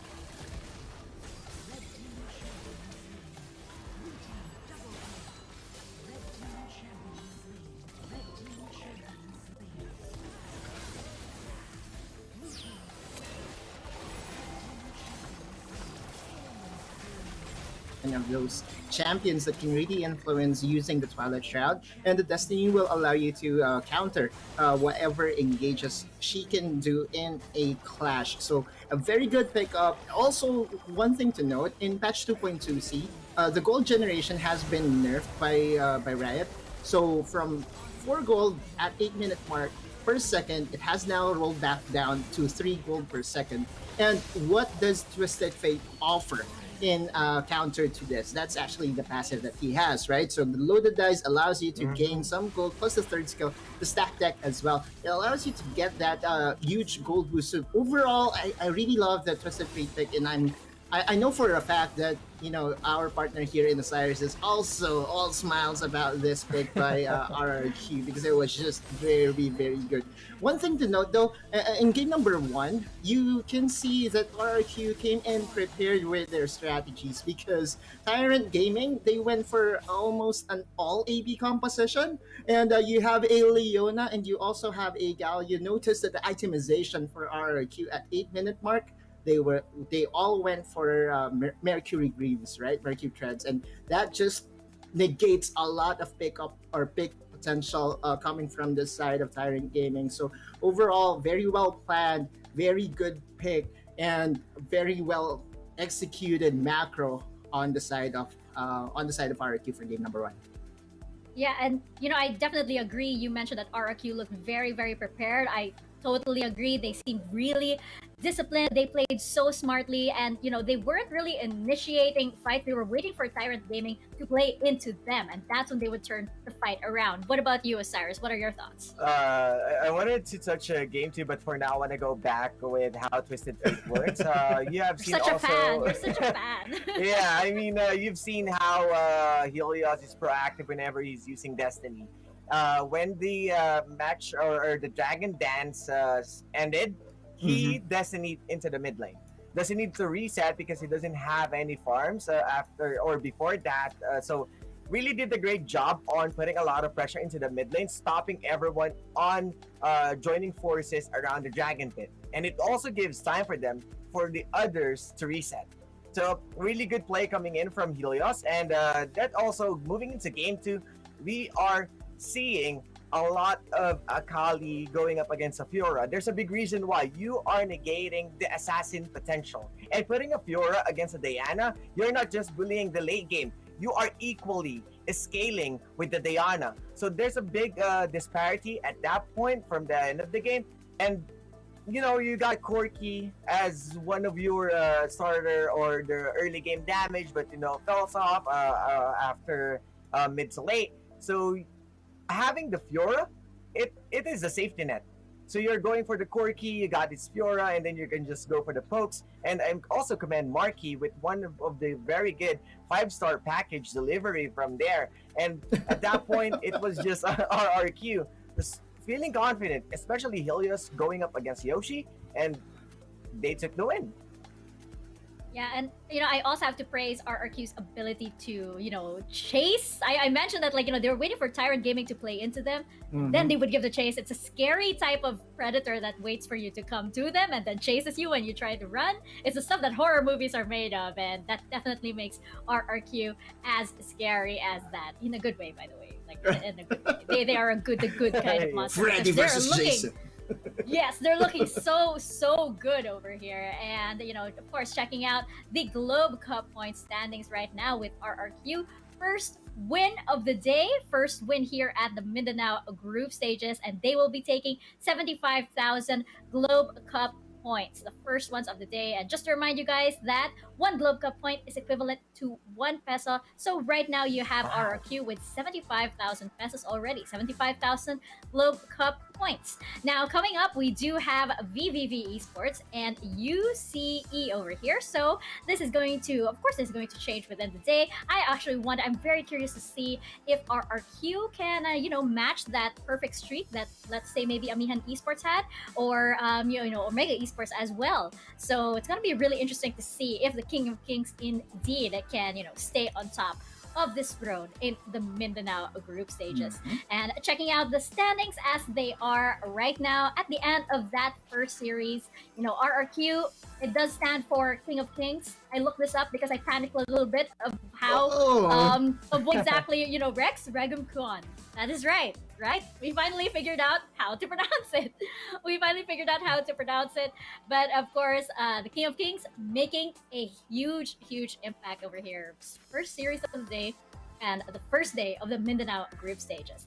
Now, of course, coming up, we do have UCE versus VVV. And this is interesting because these are two teams with a lot of competitive background in a variety of games, especially League of Legends in the PC version and Wild Rift. So it seems like this is sort of the perfect match for these two teams because they seem to have the same background. They seem to be at the same level right now. Checking out our first team lineup, which is UCE, which I had to look this up as well if UCE stood for anything. And we can confirm, ladies and gentlemen, it does not stand for anything. It's just UCE. Just take it as it is. Yeah, But Otaluz, let me know your thoughts. it's not a university or something, guys. It's alright? not. It's UCE. That's it, right? That's the name. And we have Ray in the Baron lane, Renji Ibarra in the jungle, Expaing in the mid lane, Tactical all the way from LCS in the Dragon. Wow. But yeah, I'm kidding. That's their Davao player. So Tactical is a homegrown favorite for the squad of UCE. And we also have Bo. Bo, a very, very how do you call this? A very, very classy veteran in the scene as well. Many people will not probably be familiar with the name Bo, but he's actually Dacor or Dakior from another game, and he has been in the competitive scene for quite some time now, which I actually would like to highlight as well. So because from their words from the interview, they said that this team was not your typical friends turned teammates team, so they know each other as competitors and now has decided to combine their forces and bring chaos in the Wild Rift. So this is going to be very exciting, much like the Suicide Squad, I guess. Very interesting. Very interesting. So you have this band of different rivals, I guess, and they're not exactly this band of friends that are like, oh, let's go pro. They're actually professionals with each professional specialized in each role. That's very interesting. Makes them kind of scary as well. Osiris, what about you? Quick thoughts on UCE. They are well decorated, I must say, especially that we're getting a lot of, not just from different games, they are playing from different games with bigger organizations. So it means that they are well established in terms of competitive mindset. They got this mental fortitude. So I'm really expecting that UCE will show up really good against VVV. And speaking of VVV, let's check out their lineup over here. And again, another team which actually has a lot of competition experience. But right now, of course, the Sea Icon series seems to be their first and biggest foray into Wild Rift. Otaluz, what do you think? Well, first of all, I think that's Veni BT. I'm not sure. Yeah. I think so. I'm not 100% sure as to what that means. Maybe Mika will enlighten us later as the series progresses or as the day progresses. But we have Nasja in the Baron lane, Renzi in the jungle, Dragon, and Demon Kite. I want to highlight these two gents because as you can see, they look alike. They look like a twin, and that's because they are, right? So they are the twins of VVV. Dragon and Demon Kite is actually twins biologically. So if we had brothers from the Fenelversity this time around, we will have twins. Very exciting to see, and we have them here in the support. So VVV, unlike UCE, they have been formed a couple of months ago, maybe going into a year now. So we can say that in terms of chemistry, they have the advantage. Yes, indeed. And yes, Veni Vidi Vici stands for I came, I saw, and I conquered. We're going to see if this team can do exactly that. I like that these teams are, bringing in this, nice little slogans into their names and, hinting at who exactly is going to be on top. Well, Osiris, what about you? Quick thoughts on Veni Vidi Vici. Well, quick thoughts for Veni Vidi Vici. I'm really expecting, of course, them to be on par with the UCE. They need this win because, as what I've heard from Coach Mark Shin and of course their coach Physics, there's a bet in terms of Only Wings right here with Lion Nation and Coach Oh. Berserk from Tyrant. So you should be watching out for that Only Wings supremacy from Coach Mark Shin. So yeah, I mean they're just having fun, to raise the stakes higher.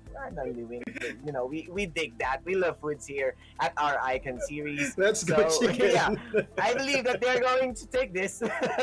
No, yeah, it is so fitting. It's serious now. There's only wings on the line. Yes. That's incredible. More Well, serious. of course, really quickly, let me know what you think our Globe Key Player Clash is going to go down here based on the backgrounds of these teams of these players. Autolus, which lane do you think it's going to go? I was pulled by Helios' performance in the mid lane, so I might want to. I will stick with the mid lane for now in the Globe Key Player Clash. Earlier today, we saw Helios on two different set of champions: Twisted Fate, the mage one, the ranged one, and then Fiora, a melee one. So this is going to be a continuation of that as to how creative this Mindanao teams are in the mid lane, and we'll see what will be the picks here so far because we have seen two unique picks for Mindanao alone. That's right. And speaking of like picks and probably guessing which gonna pick, let's get into our predictions right now. Osiris, which way do you think it's going to go? Is it going to go to UCE or is it going to go to VVV? Battle of the initials over here. I'm gonna go with the Only Wings. I mean, it's this will push you even farther with the battle. No, I mean VVV. They have a very good set of players as well, and UCE, yes, especially with the jungle, Renji Abaray right there, that I put out his Zanpakuto. So they're still leaning more how UCE can play this really well and with their well decorated lineup. But I believe in the preparations of Ben VDVG with the double coach as Shin and Physics is right there. So I'll go all in 2-0 for Ben VDVG. What about you, Autolus? What do you think? Yeah, I also favor VVV right now. Although I like the idea of the ragtags, right? The what we call the Suicide Squad, I believe, forming a team. VVV has a chemistry that cannot be torn apart whatever you do, right? They have the twins. Yes, And the twins are both the carries of this team. You have a mid laner and you have a dragon laner. So what more can you ask for? So this is going to be very, very exciting. But for now, I'll have to tip my hat off to VVV Esports 2-0. You know what? I'm sold. I'm pretty much sold. It seems like VVV has a lot of things working in their favor that might give them an edge in this series. So I think I'm going to have to give the win over to them. But maybe UCE can take one. So maybe it's a 2-1 in favor of VVV. But we're going to find out, of course, once we step into the rift. This is VVV versus UCE casters. Let's go.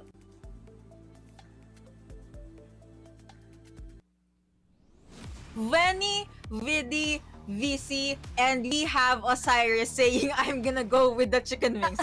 Rico said this off cam. If there was a random viewer that came in at the right time, he or she would probably think, is the panelist ordering chicken wings in the live? But yeah, this is gonna be series number 2. What a way to start the series. Thank you so much, panelists, for that jump start. You'll be your casters. I'm Yuko, and alongside me is Riku with the very new and pretty hairstyle. Oh, yeah. Yes, after the break, get a haircut. You know what they say. That's what you do, actually. But yeah, very excited for a second series. I mean, the series prior to this, we saw how I think it, just as Otlus has mentioned, it could possibly, a record-breaking timer. It is possibly the longest game we've ever had in the Icon series so far. We've reached 80k gold, and it could be due to the fact that maybe at that game they were so incredibly close, but it also could be because of, again, the patch 2.2c, where we saw a bit of the goal changes. So I'm excited to see how UCE and VVV, enter their first a match over here in the Mindanao group stages with all of the culminating changes. Me too. And the first series was just all about micros and just a power play. So let's see what kind of matchup will these two teams have. But of course, will these two teams have rather. But of course, before we jump into the game, I asked this to Infinity. Now I'm gonna ask this to you, Miss Riku. What is your prediction for series number 2? Ooh, okay, this is a tough one because the panelists are also very torn about this one. But I guess I will go for UCE, maybe a 2-1. I think it's gonna be a 2-1. I mean, when we look at the experience pools of both of these players, they're very sporadic, I suppose. They have different experiences back in League PC. They're all very consistent when it came to the rank ladder, and as well as different experiences from other esports titles. So I'm excited to see how all of these strengths combine into this huge pool. So for me, I think it could be UCE there. All right, so you are 2-1 in favor of UCE. Yes. So I'm gonna be a 2-1 in favor of VVV, just to create that diversity in the casters pick. But these are the dashing, the handsome faces of our players in this series number 2. So going back, let's jump a bit. Series number 1, we saw Twisted Fate pick. We saw a Fiora mid lane. Helios performed really good, but of course RQ, they still have their own team comps. They have the other players that did shine aside from Helios. But are there any other champions, or are you looking forward to any performance from these teams? I think, when we entered this Mindanao group stages, there were so many things. Well, I wouldn't say so many, but there are things that are open, Rengar and Renekton. And so far, it has been tough for Renekton. I believe, we tuned in during the Vietnamese Icon series as well. We never get to see that pick at all. But one thing that is very common in both, what we're seeing so far is the Rengar ban. Almost 100% Rengar ban. Despite the nerfs in 2.2c, it's still not going to be, the teams still do not want to take that risk. And because of that Rengar ban means a lot of the usual top lane bans being open. So that's still a huge thing. That one slot of ban being huge when it comes to the draft. We'll have to see though. Maybe both of these teams are prepared to let the cats out, get the claws out for this series in particular. So anything can still happen.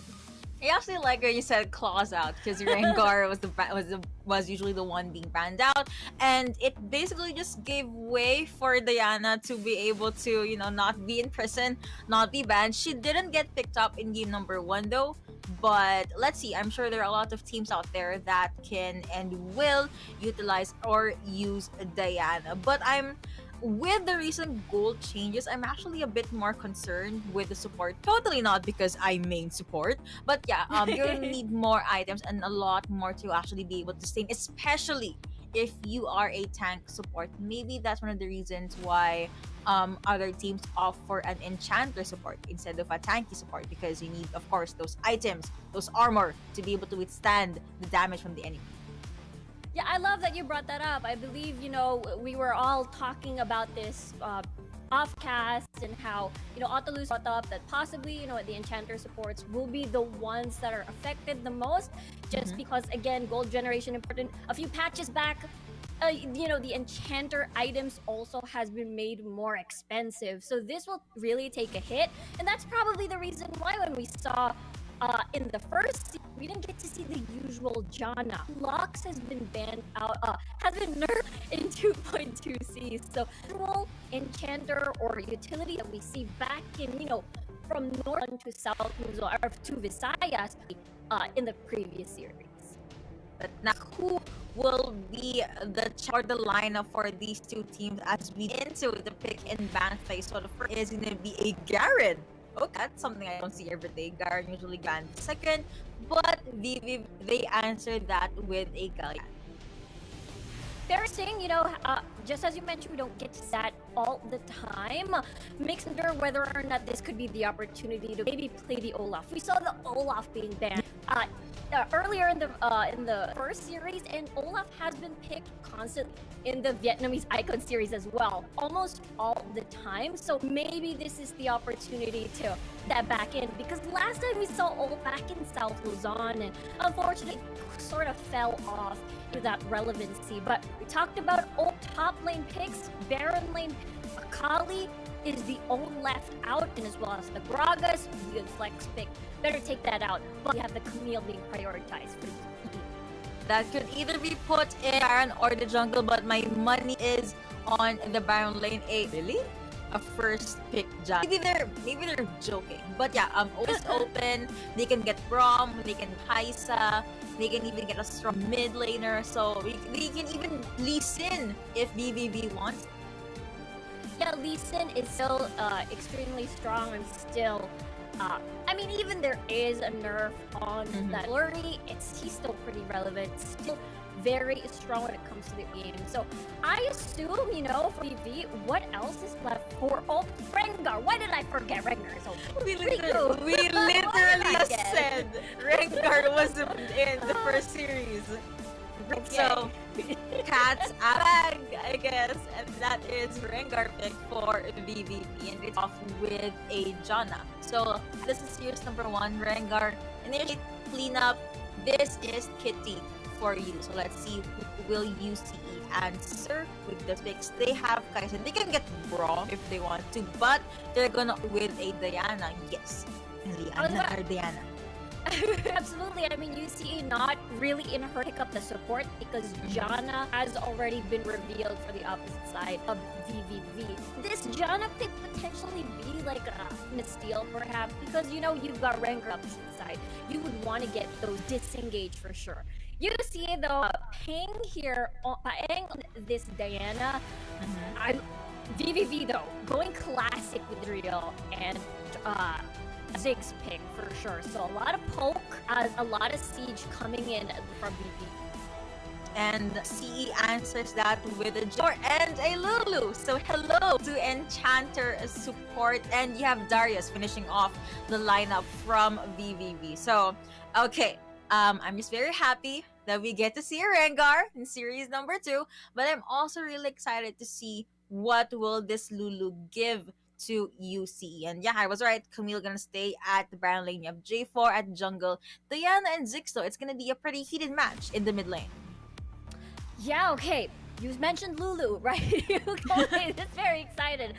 Okay, so they managed to just pick up the Lulu just because it's an anti-assassin pick. But I'm not sure if that Vi is a Vi or that's actually a Rengar masquerading as a Vi. So we'll have to check out later and confirm what the jungle pick is for Renzi over here. But either way, you've got disengage, strong disengage coming from the Lulu. Whoever the Vi or Rengar targets, you have that wild growth to sort of counter that. So I really like this pick coming from UCE. It also gives survivability for the Diana pick because that's the problem. Normally when we look at Diana picks, you go in but you get bursted down immediately, and I feel like the Lulu pick sort of makes up for that weakness for the Diana.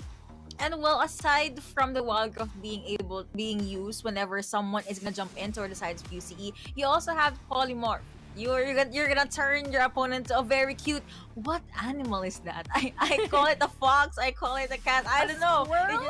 A squirrel? Yeah, that'll do. I'll call it squirrel. Yeah, you're just gonna transform your opponent, and Kaisa, maybe even Diana, can just pop them out from the map. But overall, I really like how these two teams are just playing in their strengths. It's all when it comes to AoE CCs though. I would have to give it just a tad bit more to UCE, just because you have that Moonfall, you have the Cataclysm, and you have that Hextech Ultimatum. Yeah, I feel like, once that Moonfall just synergizes well with possibly the Cataclysm from the Jarvan Far, I feel like it can just be very devastating for VVV. The thing about for VVV though, at least they do have a lot of range, have a lot of poke, they can gain distance, they do have that disengage coming from that Monsoon at least, and I mean, you will heavily rely on the Vi you will heavily rely on Renzi, if that is indeed a buy there, when it comes to just engage on someone and just hopefully you can burst someone down. And I think the struggle is, if Bo is going to be around, then it's just hard to sort of execute that plan. That is true. And you know what? This is just me hoping for something new. But when they picked up Jana, I kind of thought, is she gonna go over to Baron? No, okay. I kind of felt sad for a moment. But yeah, just checking if any of these teams are trying something new, but they would want to stick with what works. And there we have a Darius, a pretty good match, honestly, against Camille. But Camille can just buy anti-region items to just stop Darius from actually going online, from allowing Darius to do whatever he wants. So a lot of possibilities, but at the same time, a lot of possible counters for these two teams. And I just cannot wait to jump into the game, honestly. I won't be surprised if they're gonna go ham in the 2 or 3 minute mark. Yeah, I feel like I know, very, very excited for sure, because so far this is assembling to be such an explosive, I wouldn't say 5v5, explosive composition so far. Because when we look at Jarvan, usually we think about the possible early tower dives that you can do. We've seen that in the Visayas region work, and maybe maybe Renji has something up his sleeves to sort of replicate that, just early aggression, especially if you combo that with a Diana. That's gonna be such an easy tower dive. And of course, if you also want to try and delay the snowball, I mean, just try to take advantage of someone that is low on mobility and very very vulnerable. I think the most vulnerable lane that you can visit is definitely Nasjo's lane here on this Darius. I was actually about to point that out, because in series number Chotto. That was series number 1, but game number 2. Riku smiled when I said Chotto again. I understand that. You have the flag and jag coming in from J4, and they were able to secure the kill. And Diana has her own means of being able of escaping, as well as Jarvan. So let's see. Darius in the early game, he will just most likely stay under the turret, unless he just wants to go up against Camille, which is possible too. But yes, we are jumping into the rift, ladies and gentlemen. Again, this is series number 2, game 1, VVV versus UCE. Share the live, invite your friends to watch, and let's see what will happen here in the Mindanao group stages, day number 1. Absolutely looking forward what we're gonna be having for dinner, as earlier we had a 25-minute game, and now Ooh, that's a lot of damage being taken by Paeng, but still pretty early on. He can withstand that. Looks like he's just forced to stay in his lane, but you have the bouncing balls from Ziggs. It really hurts a lot in the early game. Even you have a tactical just holding his ground at the dragon lane as well. Jana just trying to get as much vision as they can, but pretty standard, pretty quiet laning, as I like to call it, in the early game. But you have Dragon just really keeping this aggression up. Now you have auto attacks coming in from Tactical. You have the Glitterants being popped by Lulu. yeah, and to confirm, Renzi is on a Rengar here. So very exciting. The first Rengar we're going to be seeing in the Icon series for the Philippines. And yeah, you mentioned earlier, this is such a good move coming from Dragon here. Just taking advantage of how your Paeng doesn't still have that Moonfall, doesn't have that level 5. So that's what you do. Try to poke out the Diana pick. Ooh, that's gonna be Marshall jumping into two people. And here comes the Dragon Jag coming in from that J4. He is in the middle of everything. That's gonna be Ignite being popped. That's gonna be the first blood coming over to the blue side. And they were able to get those 2 kills at the cost of J4's lives. Though, but here comes the Dragon Lane duo. I mean, well, you have Ziggs, you have Jana, but here comes Diana jumping in. Paeng receiving a lot of damage. So the exhaust has been popped as well. But Diana still alive. Safe to say, UCE, they were able to win the clash, but a lot of summoner spells being used by VVV. Yeah, that is a huge commit again because of we've got Dampier on this Jana, so it's so easy to roam with that extra movement speed and just try to respond as quickly as you can. And of course, the bottom portion of the map, these two AD carries don't really have to do anything. You've got an Ezreal still hoping to. We'll have to see if he's gonna build towards that tier. And of course, when we hear Kaisa, we're gonna wait towards the later portion of the game. So for VVV, this is what they possibly could want, but UCE managed to get a better end on that deal. Considering that, That is going to be the Hextech Ultimatum connecting onto the Cataclysm, and Darius could not do anything. It wasn't a Venn diagram. It was literally a perfect well, Hextech Ultimatum is not circle, but it was a lockdown, complete lockdown on Darius. You said this earlier, Riku. One of the most vulnerable lane, if not the most vulnerable lane, is the Dragon lane, and they just need to take down Nast. exactly, Nastro on this Darius, not a lot of mobility. The fact that, the flash and the barrier has been baited out already in the first encounter during the first blood, that makes UCE, okay, we can just keep spamming top lane and sort of power up Majo here on this Camille pick. I mean, it's a two birds in one stone. You sort of deny the Darius snowball. Wild Growth has already been used. That is going to be the Crucial Barrage being popped right there, and that Rengar is going to say goodbye. No more critical play. That is going to be a jumping rather coming into Diana, but she is in the middle of the three champions, but still manages to make it out of there alive. And here comes Kaisa. Killer Instinct in. Will he go with the flag and jug? Exhaust has been popped, and here comes the beautiful Size, and that's going to be a double kill being secured by UCE. S does fall down, and they were able to get the better end of that fight. But here, looking back at the Baron lane, the passive has already been popped. You have the hook shot being used by Majo, and probably just gonna get the honey fruit and clear the waves. Yeah, tactical there. It was a very confident call with that Killer Instinct dive, but the rest of UC was there nearby, and that is an early 2-kill on the board for tactical, and I think it's just perfect timing as well, considering that the dragon has spawned. Quite unfortunate for Renzi though, as he was sort of hunting for a kill, but the hunter became the hunted. I was about to say hunty, but that doesn't sound right. Yep, the hunter did indeed become the hunted. But looking back into the Dragon lane, Dragon of course is up, and that is still an Infernal Drake. Wow, maybe they're telling us how hot it is in the Philippines, because that is going to be another powerful Drake. But the blue team was able to get in that Infernal Drake. That's going to be the Catalyst to be popped. You have the beautiful Moonfall coming in from Diana. That is going to be the Moonstone being popped as well. But tactical, tad bit too late, was not able to do anything in that clash. He just got bursted down, and that was a 4-0 in favor of VVV. The two-shot barrage, it did came in too early, but it's okay. What are you gonna do with the Dragon buff if 4 of you are already down?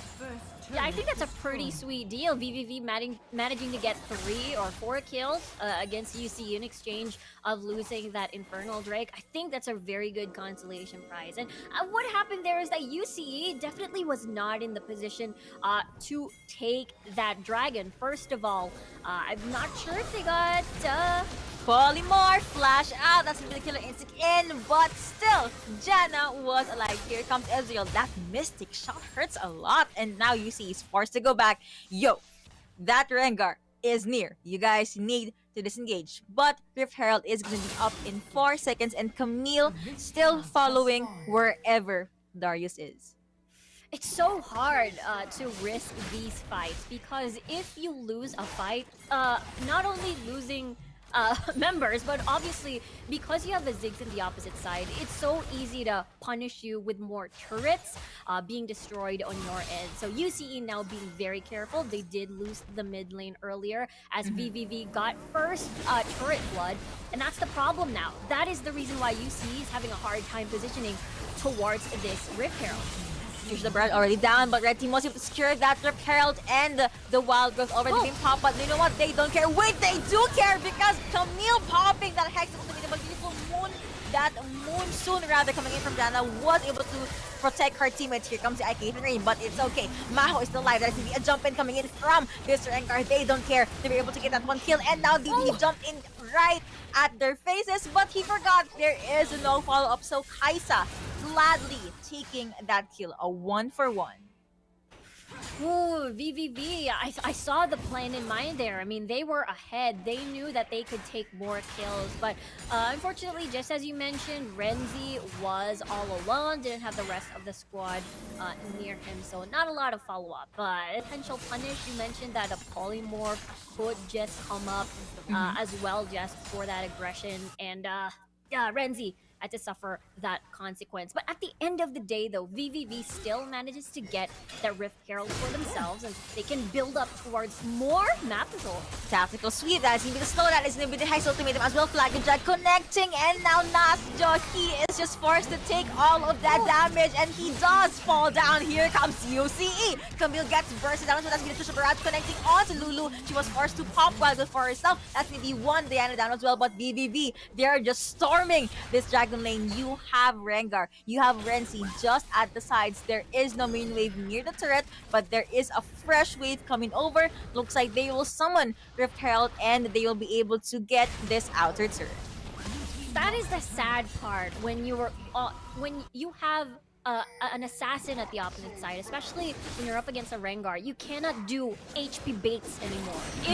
If you do that, you will definitely get punished. You will get tower dove on. So no potential outplay under the tower would be possible. They were outnumbered. You had a Rengar in the opposite side. Two of your members were pretty much down. So they had to concede that for themselves. And meanwhile, it's still Nasjo and Majo at the top portion of the map, just trying to hold the fort because the rest of the lanes are already pretty much open.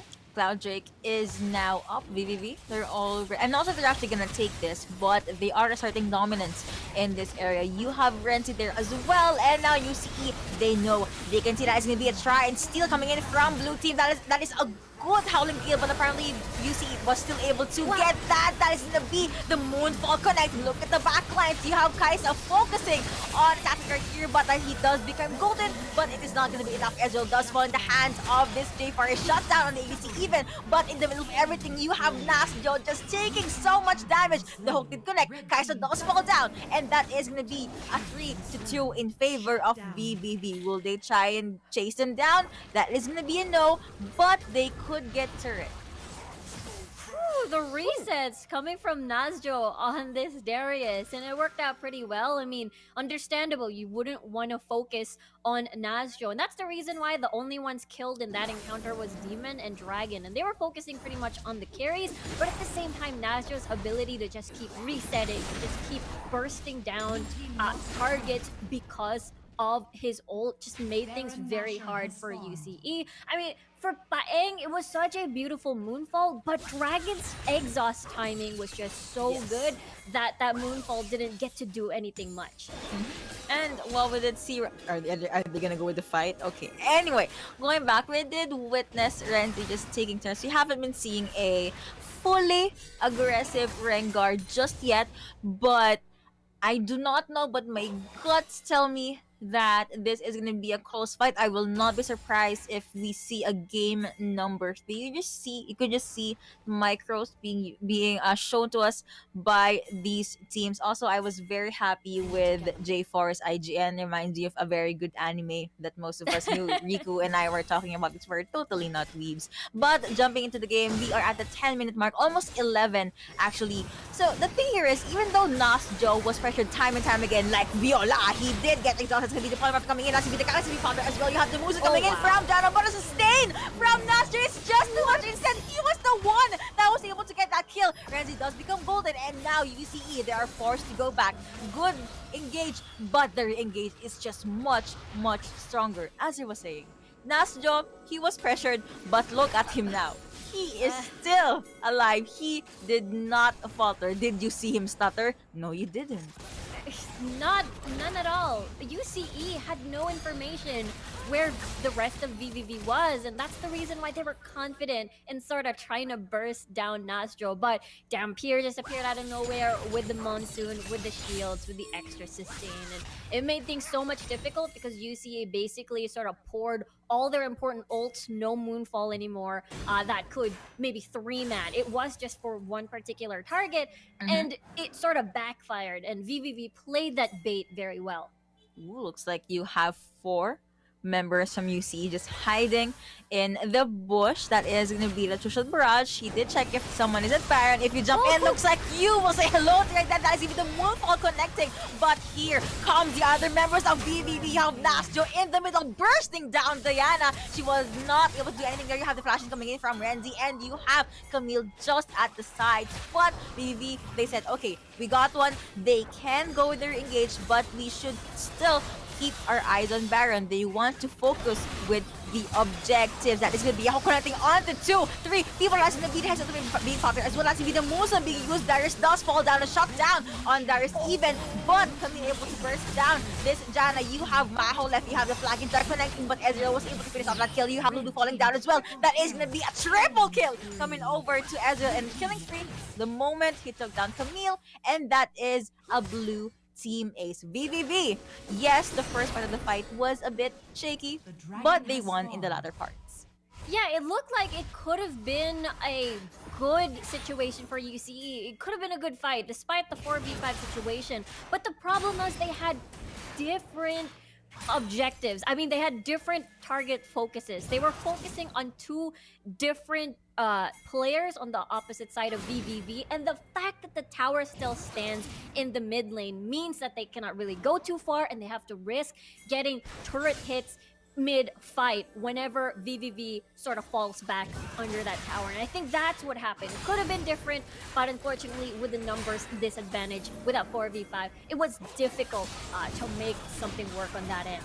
Ooh, indeed. Also, if we're gonna look at the turret takedowns, UCE has still yet to get their turret as Trucial Barrage, but you have the Hex ultimate and the Muso connected as well, but you have a very good disengage coming from VVV, and here comes that CC. That's to be a double kill being secured by Ezreal. Unstoppable coming over to Ezreal instead. That's to be a triple kill rather. He does not care, and now he is being focused. He is in the middle of everything. Camille does get bursted down. Lulu, the only one left up for UCE, and you have Renzi just storming this mid lane. They'll most probably get this turret. You have SS blocks coming in from Ezreal as well. I would like to see the itemizations that Demon has right now, because that Ezreal hurts a lot. 12 to 21, and looks like VVV is looking to end game number 1. The complete opposite of the previous game that we just saw. 25 minutes, now we're down to a 14-minute game. VVV, what a confident display of prowess here on their first game in the Mindanao group stages, and what a win. I mean, who needs Baron? Let's just head straight to the Nexus.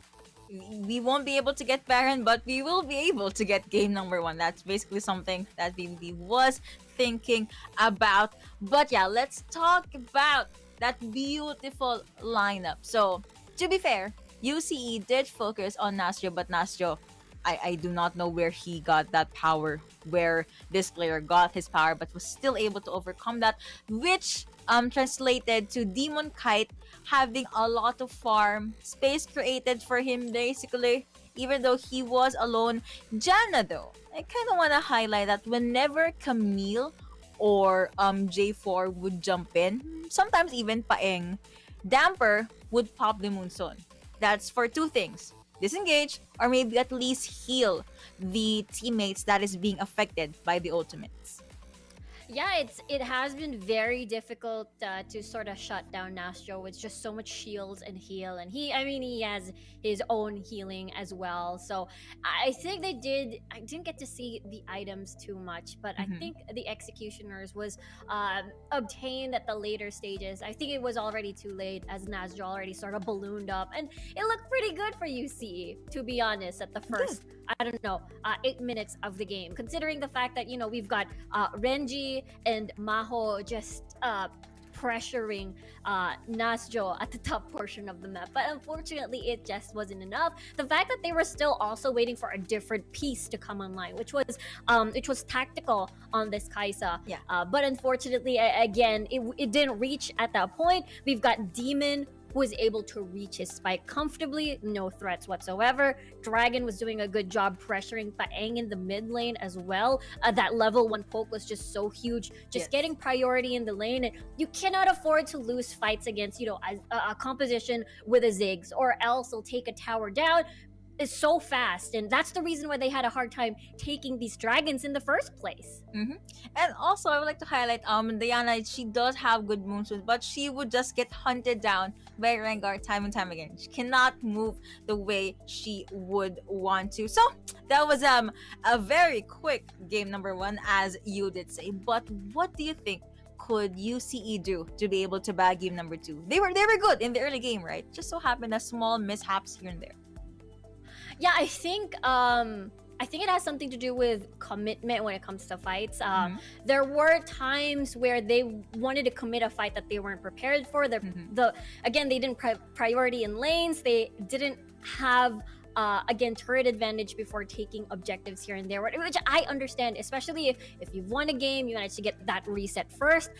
But it's just so hard. There's Janny on the opposite side. There's a bunch of movement speed on the board. So they're easily, VVV can easily just catch up to you on that dragon game. And at what cost? Even though, let's just say you get the dragon, but an ace happens after, 4 kills goes to Demon on this Ezreal. So the exchange may not have been the best trade.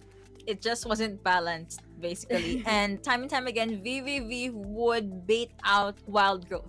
This ultimate is very, very crucial. Could be engaged or disengaged, but I guess they were just able to play around the strengths of this Lulu. To be fair, in the early game, we did see Lulu with the pokes. I was able to at least push their opponents back. But I also, in retrospect, the Janna just performed way better. That's just me talking. But yeah, Janna rotated all over the map, was able to help their jungler, especially their mid laners. And eventually, again, we mentioned him, Nascho, just making the plays happen. And you talked about what UCE could do, and now for VVV, I'm gonna answer this question because I don't want to dump a lot of questions on you. But yeah, the draft is good as well as the execution, but I guess they could. I just realized I don't think there's anything I want to change. I mean, the support is good. Ezreal is good as well. Maybe if they want to pick up Kai'Sa, why not? And this is the Oppo Reno 5 play of the game, the early gank from UC.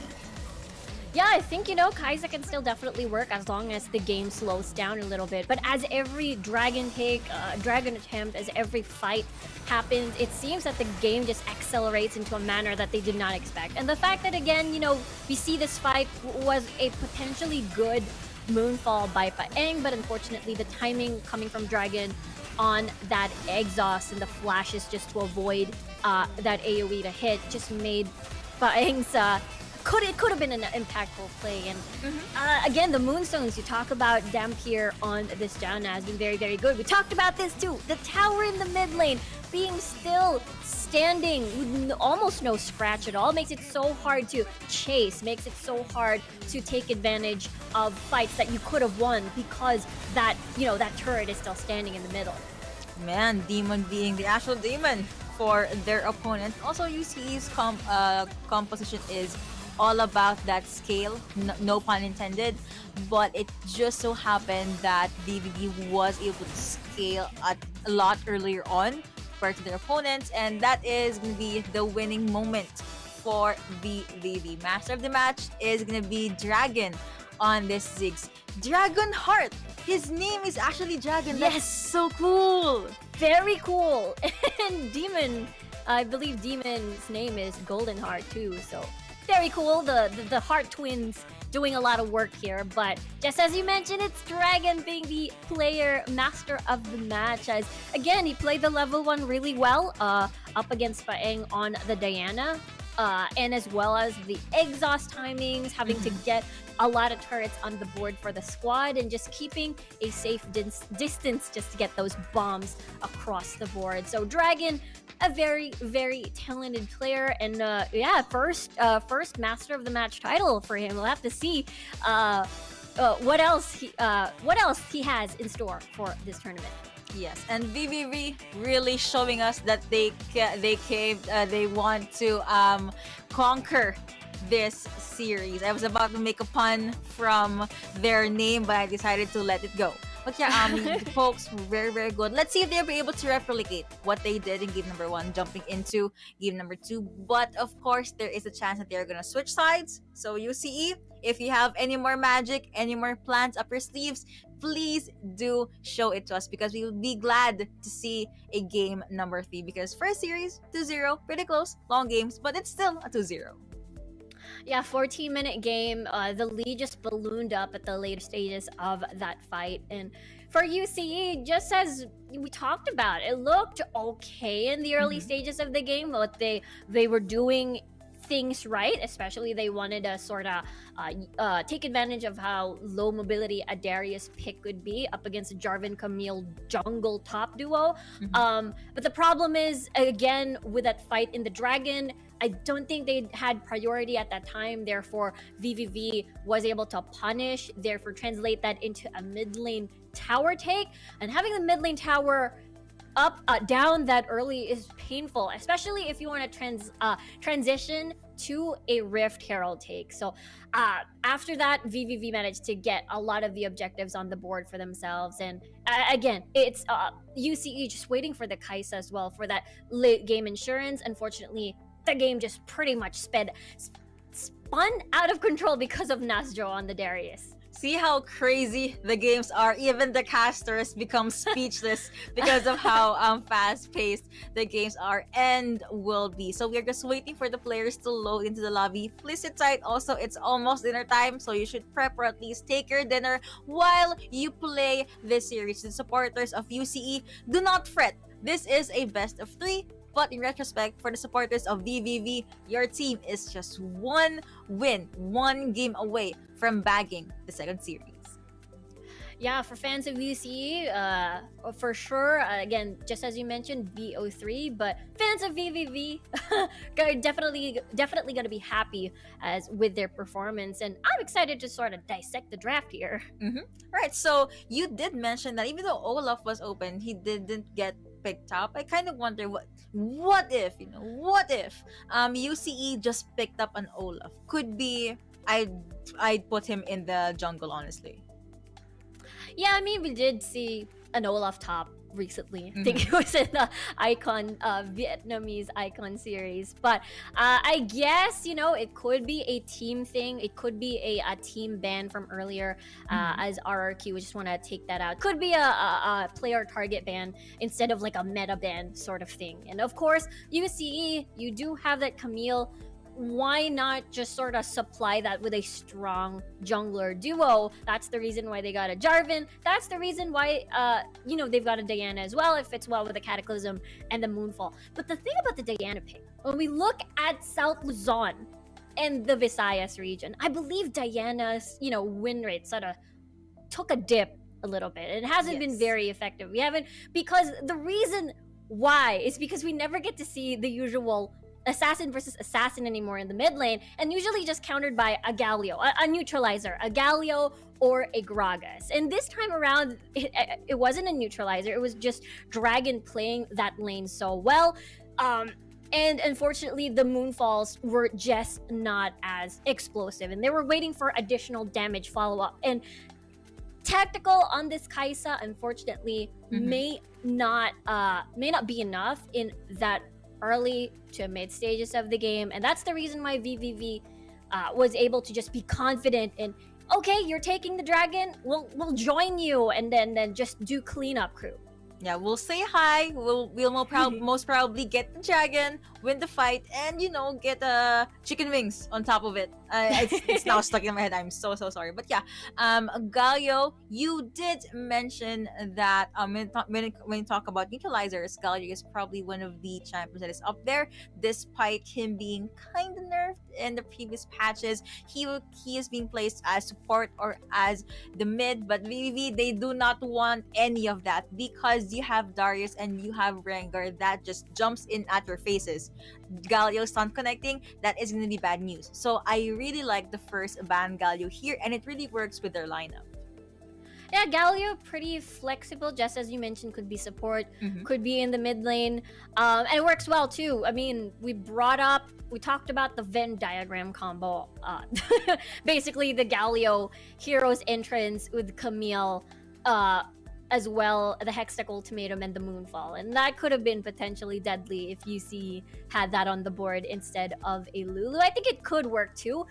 If you're gonna pick up a Rengar, that taunt, you're gonna be in range of that taunt, and you can easily punish that Rengar pick as well. And yeah, so far in the draft, VVV just trying to get the Janna right away, because once you pick up the Rengar, I think the knee-jerk reaction of UC is to get a very strong disengage. You know, we talk about the Gragas Janna duo disengage, which is incredibly strong. So that's the reason why VVV decides to get the Janna away from them. UC forced to fall back into this Lulu. And well, Lulu, okay, I did say she was okay in the early stages, but towards the latter parts of the matches, not even her shields could save her teammates. And there are times that she would just get bursted down, or she is the only champion left. And what are you gonna do if you're a Lulu? There's Ezreal. One mystic shot could literally kill you. You have a lot of CCs coming in. You have the bombs coming in from Ziggs. You have CCs coming in from Darius. So yeah, you see the logic behind the Lulu pick, but it just wasn't the puzzle piece that we're looking in the puzzle. Yeah, there were times where VVV decides to focus on Bo, and Bo is forced to use his wild growth on himself, therefore leaving tactical a little bit vulnerable, leaving ENG using a dash in plus Moonfall without the wild growth. So VVV's approach into these fights are really smart, just taking out the safety, and considering, you know, Lulu pretty squishy anyways, and they move through there. And well, maybe we could be seeing a Braum pick, maybe from UCE. I mean, they can still pick up Lulu. They can even get Janna if they want to. Maybe they can get Rengar. You know, a lot can happen. But yeah, I guess they should just change the support that they have. And let's move over to the ADC matchup. We did talk that Kaisa goes online a tad bit later, but there is a reason that she is the queen of the late game. Killer instinct in, Keith and Rain can just give you a triple, a quadra kill. But the fact that Ezreal just had a lot of farm for himself, and he has a pretty solid front line too. You're gonna have to go through a lot of damage and a lot of skills or CCs before you can reach him, and that is why in one highlight he was just staying behind, jumping in or jumping out with the arcane shift, and just popping the mystic shot and connecting those skills. Yeah, I really like this Ezreal pick for Dragon, for Demon rather. As you know, when we see a Ziggs, usually we pair it with another poke champion such as the Ezreal. Actually, there is another duo coming up that we've seen recently in other regions, which is the Ziggs Tristana combo, and this is mainly focused on on the sieging. So they both have such good impact on turret takes. It sort of amplifies that approach, and the fact that you also have an auto attacker AD carry instead of a caster AD carry, so this is a very good approach as well. But of course, the Ziggs and Ezreal is such a classic poke comp, which UCE, I mean, they do have the tools to sort of lock people down. It's just that, let's just say you have the Cataclysm, you got the Arcane Shift, I think you mentioned this earlier, and as well as the Satchel to just jump away out of that crater. And I think that is definitely one of the struggles from UCE earlier in the match as well when it comes to the composition. You know what? When you mentioned Ziggs and Tristana, I do not know why, but my brain just said Demolition Duo. Because they just get it right, all about turret takedown. So let's see if the Philippines will adapt to that meta. And again, we're just waiting for the pick and ban phase for game number 2. Let's see what could be the draft changes that these two teams will have. I just can't help but think that maybe this first ban, Garen, could be a respect ban to Nasjo on this Darius. But you know what? I would honestly prefer to see Garen rather than Darius, because you saw how powerful and how crazy Darius was in game number 1. Yeah, that's the thing. Garen bans, we don't get to see a lot, but Garen does a lot in the laning phase rather. And I think we talked about this back in South Luzon. He's the combo canceller. There you go. He's the combo canceller in that lane. He's also a good neutralizer. Therefore, when you see an assassin, maybe a Kali, Fiora, or Camille, the big trinity of the Baron laners. You go in, you get silenced, and you get punished. So that is the big reason why most likely Garen has been banned there on the side of UC. So excited to see, maybe we get to see different bans, but so far we can see how possibly Rengar has really Rengar's addition to the pool has opened up a lot of different possibilities, different bans, and different picks. Yep, and you know what? It's just this one champion fitting into the meta, and everyone just goes crazy. It's a lot of mess happening, and that's, I guess, if we're gonna look at the positive side, it's good because we get to see more diversities. We get to see the teams adjust, but at the same time, it's just them thinking, "Oh no, something's new. What should we do? How will we be able to counter this?" And yep. You know what? It's just series number 2, but a lot already happened, and I'm just very happy to be able to cast this series alongside, of course, our amazing pool of casters as well as the panelists. Oh, Riku! Yeah, it has been very exciting Mindanao group stage so far. I mean, even though it's a start of possibly 2-0s, I mean, we've got RRQ earlier with such a close game. I think the longest game we had so far in the Icon series in general, 25 minutes. We've reached 80,000 gold for each of these teams, and that's absolutely crazy. Haven't seen that one before. But for this series in particular, we'll have to see if UC changes their style a little bit more. Maybe go for that match that early to mid. Maybe, you know, release something that we haven't seen before, like the Fiora mid, like the Darius mid back in the Visayas region. So it could be anything, and I mean, they've only got one weekend to make it count with the double round robin on the board till Sunday. So I'm sure the interesting pocket picks will definitely appear more as we go on throughout the day. Indeed, right? So you mentioned the things that UCE could do. Looking back at series number 1, Tyrant Gaming, they were very aggressive in game number 1. But in game number 2, they toned down a bit. And they were able to get the early up until the first half of the mid game. Maybe that is something that UCE could do. They were very aggressive in 1. They did checks into their list, but it just out for them. So maybe they should down just a little bit. Still on their draft, of course. Speaking of drafts, of champions, of kills, and games, we are not at the pick and ban phase for game number 2. Very excited. Okay, switch of sides. VVV now on the blue side. See on red. Now, Gragas, very understandable, and you can flex it however, where you like.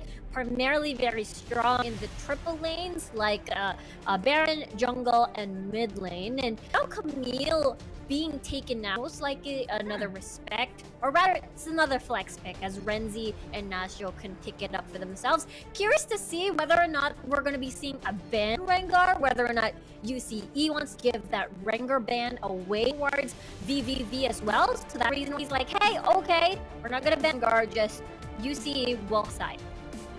Alright, so it was the one that got banned out, and UCE did ban out Ziggs instead of for this. You know, this could be a first pick Rengar, but at the same time, there are a lot of good champions open. Okay, they're gonna stick with Rengar. That's okay. Renzi was good in game 1 anyway, but you have Akali, you have Fiora, you have Ren open, you have Darius open. Well, you have the port Janna, and basically a lot to choose. I think John, very good rotation here. Kaisa, Janna, perhaps on your, just to get that disengage we talked. That's the reason why we saw red side first in Rengar. We'll have to see though, because it's just a hover anyways. I think that would be a very good choice for Bo.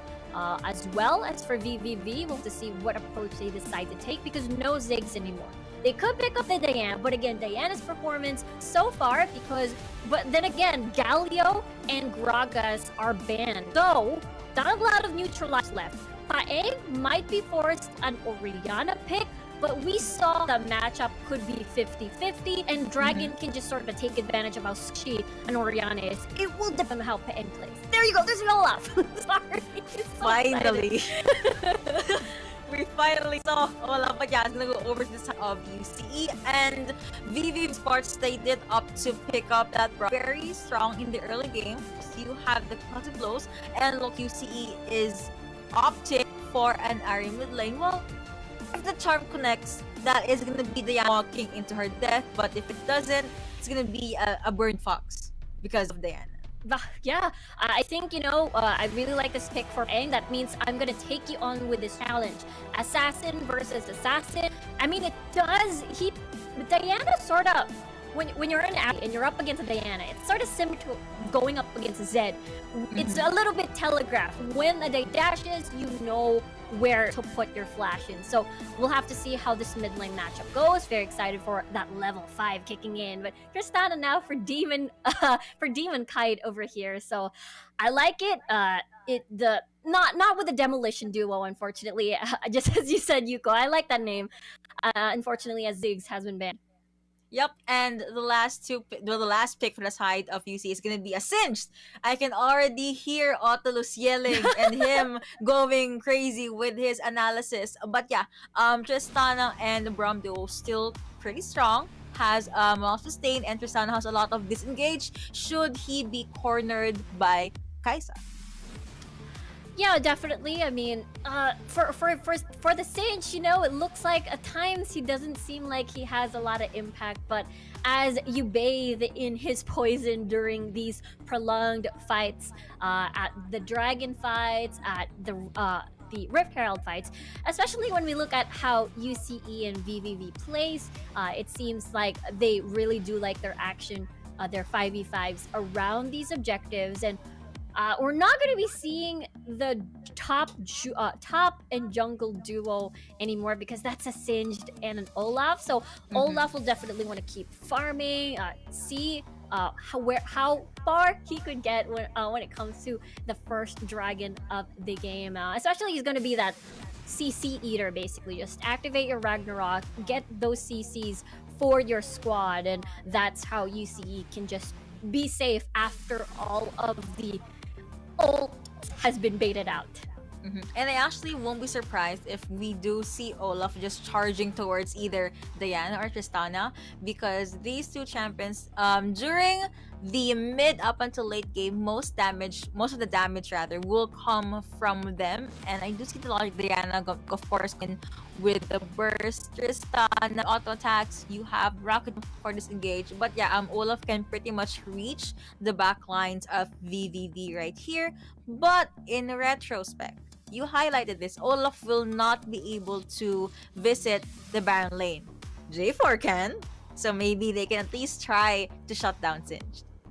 Yeah, I think that is going to be an issue here. UCE, of course, their top laner, Maho here on the Singed. I feel like, he's not going to be as vulnerable once he reaches level 5. But of course, we talked about the sticky glue to cancel out those Whoa, fight right away?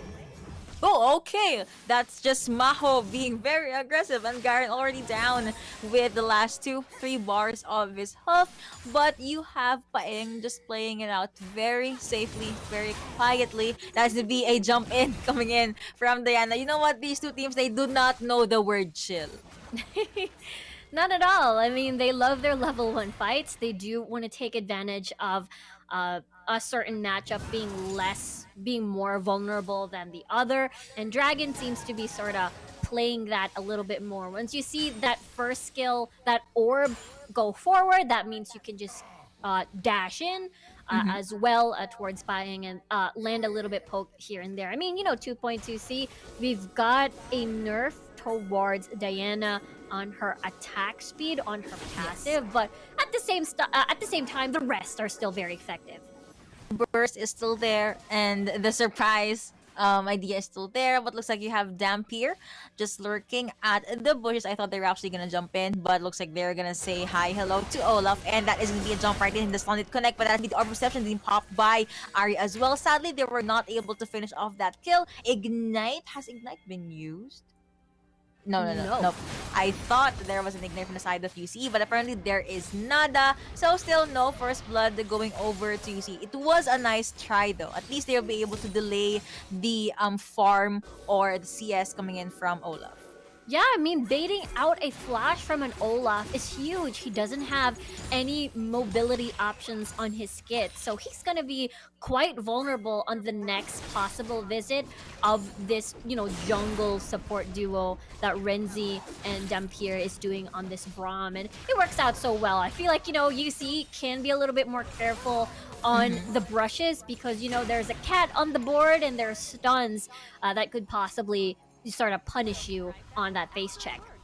Void Seekers right there, but of course Tactical will just play this one out conservatively and quietly. You have Dragon being able to clear out the main wave. You have Singed just under turret. Nasjo still has that ignite as well as that flash, but you have Dampier just popping in that Winter's Bite. Not connect though, but no casualties, no crazy movements from these two teams just yet. Most likely they're just waiting and prepping for the first dragon.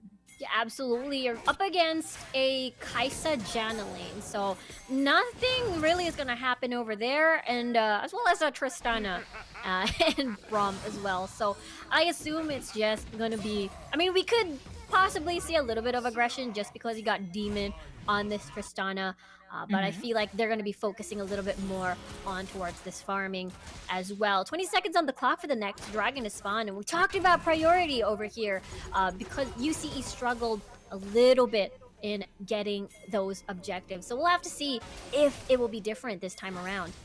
Hopefully it will be. It looks like they're just prioritizing the objectives right now, giving Olaf this Rift Scuttler and the Dragon. Mountain Drake is now up. You have 3-4 members from UCE already here at the Dragon Spit. They're already giving the Dragon a start, but you have VVV just at side. Ultimates are available. Let's see, will they secure it or will VVV steal it? They're already most able to get that Mountain Dragon, and I honestly thought there was going to be a fight, but looks like the two teams thought they got the objective. Let's just let this go.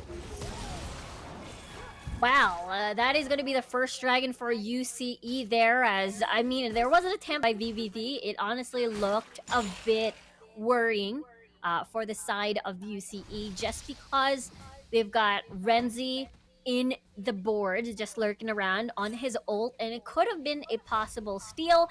But we talked about commitment. We talked about if it looks like it's not gonna be, it's not gonna have a clear winner that you will come out unscathed, that's where you decide to pull out that decision. And that's what we saw with VVV. They knew it was awkward. They knew UCE had the upper hand when it comes to positioning, and that's the reason why they did not push and continue.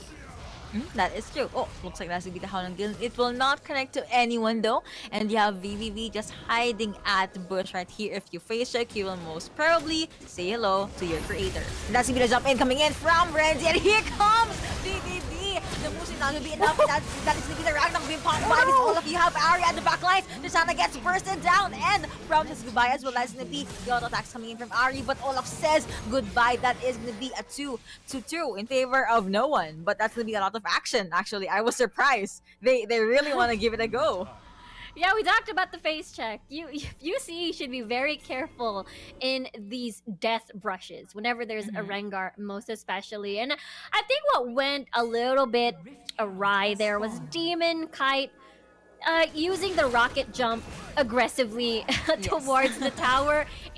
1 turret hit. I mean, he's squishy, so it was very, very painful. But now, Rift Herald has spawned. We'll have to see how this pans out.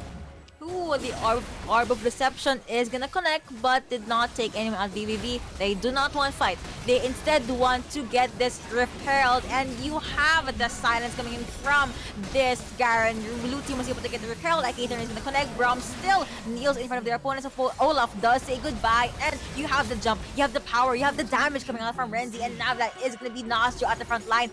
This Kitty Cat does say goodbye. Orb of Deception being popped yet again, but it was not able to finish off that kill, and that was a 2-for-1 in favor of UCE.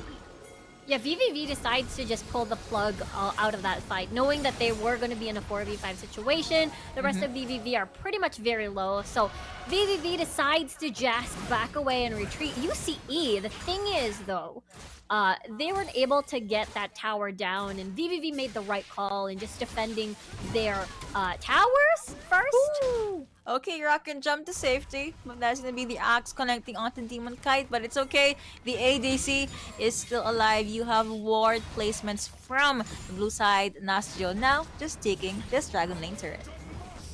Yeah, so far, so good for the side of UCE, at least on that fight. Gold already on a slightly 2k gold lead for themselves. I mean, we saw them in the same situation as well in the first game, so we'll have to see if UCE is able to keep this lead up and growing, but a tower dive. Hoo-hoo, here we come! VVV jumping in as the exhaust, but Kaisa still says goodbye, and Jana says goodbye as well. You did not expect 5 members to jump right at your face, am I right? That's gonna be the Herald being used as well, being summoned as well, and Ari is now left to defend the turret, but will you do so though? That's gonna be the charm connecting, but you have the standby me, you have the Unbreakable as well. That's gonna be a jump in coming in from UCE, but VVV, they definitely have the upper hand since receiving a lot of damage. A double kill coming over to this Olaf, and that is gonna be a bye-bye. Brown bye-bye support. Blue team able to get a kill. Olaf says goodbye as well, and that was a 2-for-2. Wow, a lot of clashes are actually even for these two teams. Yeah, still even. No, it's not over. Oh, looks like they're still jumping in. That's the Void Seeker connecting, and you have the killer instinct right at your faces, and Diana was just forced to meet her death. She's probably now meeting with her creator, but she will be back in 18 seconds. But now you have the UCE taking down this Dragon Lane turret, outer turret. At least they were able to secure their lead a bit, roughly 1k gold, but I have a feeling they are gonna jump in, and looks like they are gonna do so. Ari gets bursted down. Here comes the power of VVV, but Braum was first down. Be a jump in coming in from this Kaisa still says goodbye at the killing spree coming over for this Gary, but you have the power, the prowess coming in from the Rengar. Jana does say goodbye, grounded. Alley-oop coming over to the side of VVV, but that kitty cat just said goodbye, and that was VVV being able to win the clash. That was a 3-4 or 3. It was such a prolonged fight. It's still not over even. Not really over. Looks like that is still Garen jumping around, popping in that judgment. Here comes, you have this dragon, but Maho able to get out of there alive by just the skin of his teeth. Nice place though. I mean, nice prediction from Maho, working his magic. That is such a good play. First of all, they delayed the reset of VVV just because they knew that Maho was still lurking around, so they wanted the kill, but Inferno was still up. They still had the chance to sort of get that reset and get that dragon for themselves, but the fight was a priority. Ooh, another fight. Goodness me, that's gonna be the Exhaust being popped. That's gonna be the Glacial Fisher being popped there as well. Ari says goodbye. Bro, it's the second one to actually go down. Unstoppable coming in from this Olaf. He did pop that Ragnar, but you know what? Popping coming over to this guy, so she does get taken down. Rampage coming over this guy, and that's gonna be a double kill being secured by this Rengar. And Jana, the only one left alive after that clash. Finally, there is a clear winner in the clash. 2-4 in favor of BBB. I don't think you should be jumping there. You have Rengar just at the side. Monson being popped, and Jana saying goodbye.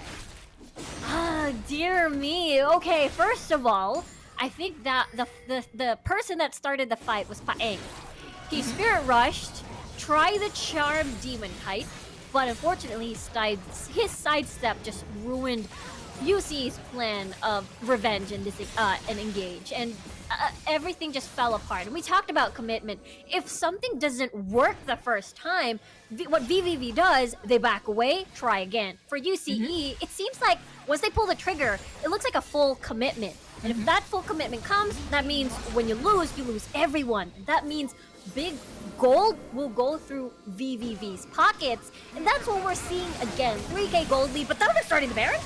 Oh no, Howling Gale is not going to be a charm coming in from that area. You have the Unbreakable popping, if you're connecting onto the but look at that on the back line. Rampage coming over to Renzi. You have Olaf at the front line. That's a double kill being secured by this champion. And you have the Spinneroonie coming in from this Garen, but still, Killer Instinct plus IK and Rain.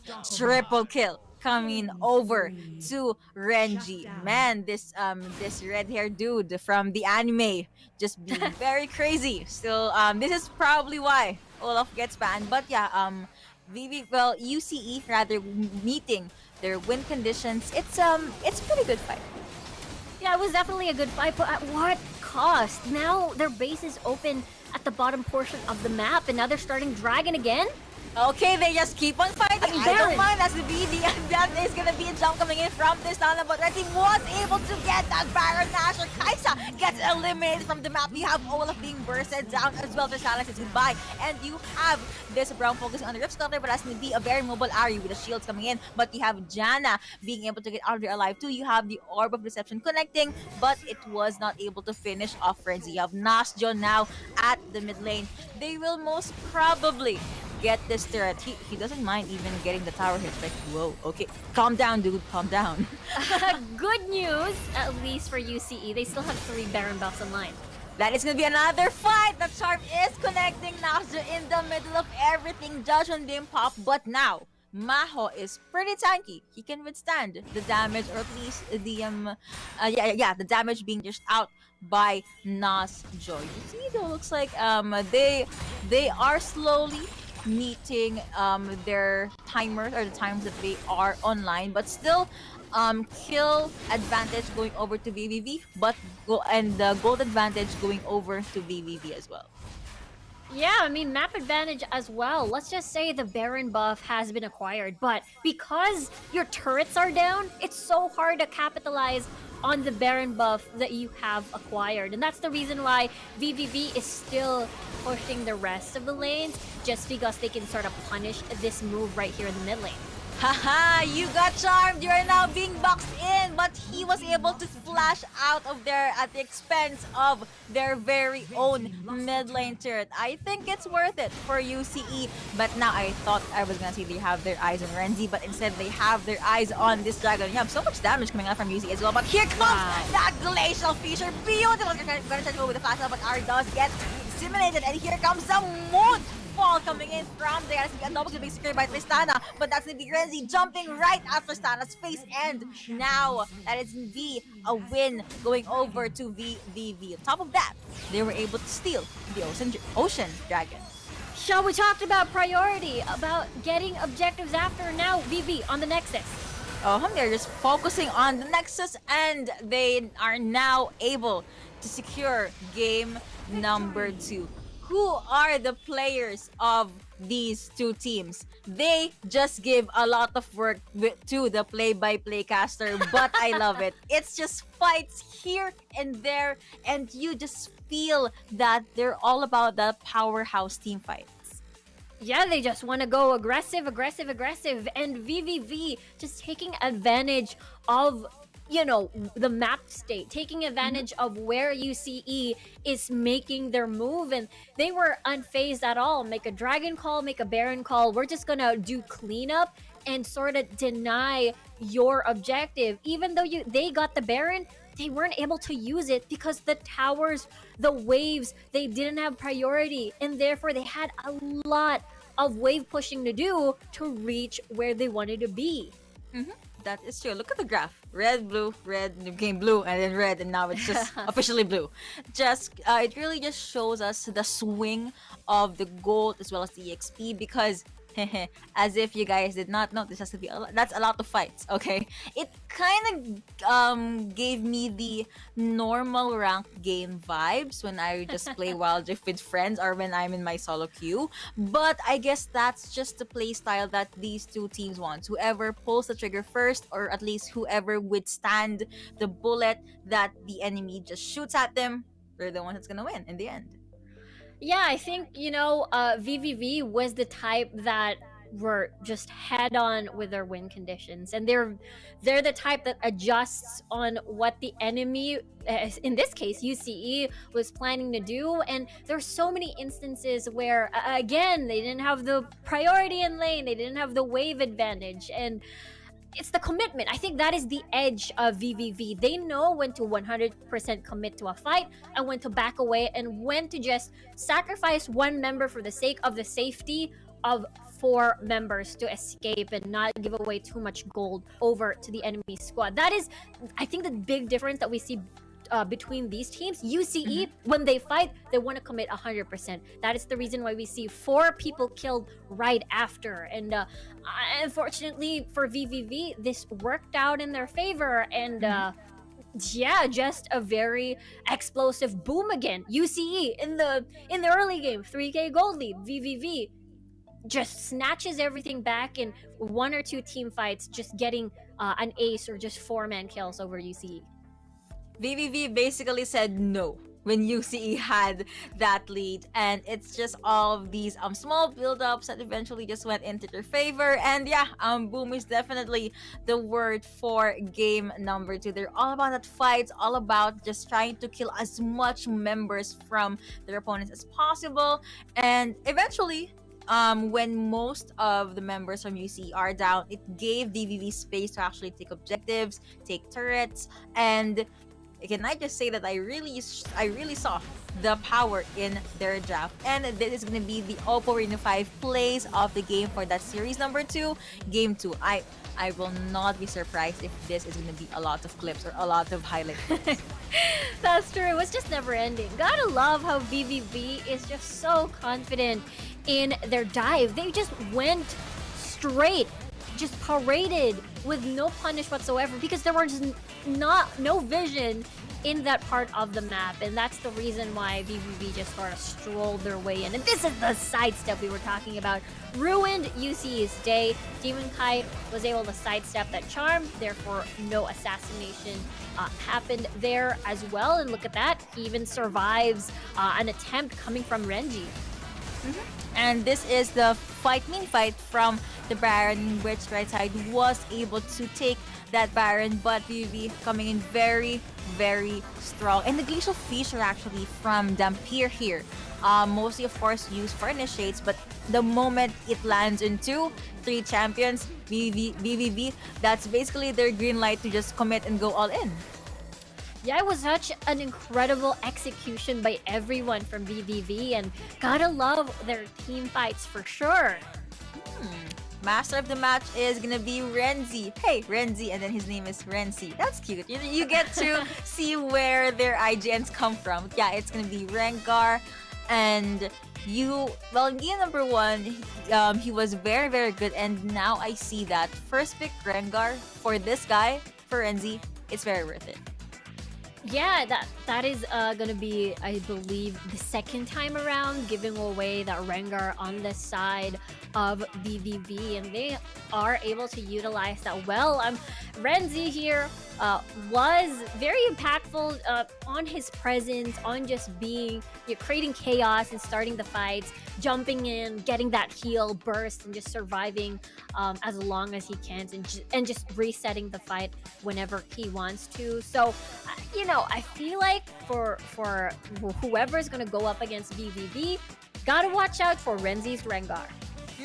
Well, this deserves a ban, so it's your choice if we're gonna ban it or not, or at least you can take Rengar for yourselves, because so far in this Icon series, we have been seeing players making this kitty cat, very cute but scary kitty cat, work. And yeah, that has been series number 2. A lot to digest. Definitely worth all the hype and all of the ruckus on social media. So to the supporters of VVV, do not forget to congratulate the team that you supported, because they are able to bag a 2-0 in day number 1. And when we talk about momentum, mental state, that is gonna help a lot. Yeah, they're very unfazed at all when it comes to, KUC getting that 2-3K gold lead early. As long as they play to their strengths, laning phase, it's no biggie. It's when we come together as 5 is when we are the strongest. So gotta love how VVV has shown what style they have on their play style, rather, so far in their first debut series for the Mindanao group stages. I told Infinity this, but it's just the number 1. But our teams, they play for chaos. They really play for that W or that victory. And it's very nice to see. It's very exciting because you get to see you get to see the diversity. You get to see those small plays or small mistakes that just basically defies, why am I doing the weird body thing? This is just me being very, right? Really feeling the game. But yeah, that we get to see a lot of that, and I'm really looking forward to seeing what will happen when a different team matches against another. It's going to be another rock paper scissors, of course, but we do not know which team is which, but we'll probably see that in series number 3. We're gonna hop into a very short break. Again, we have been your casters. I'm Yuko alongside Miss Riku, and we will see you in a bit.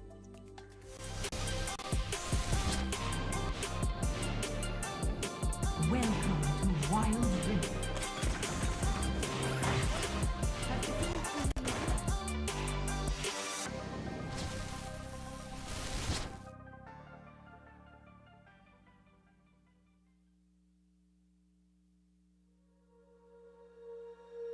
When you feel it's hopeless, when you think that you lost, oh, I will take your hand and we'll rise up from the dust. Oh, hear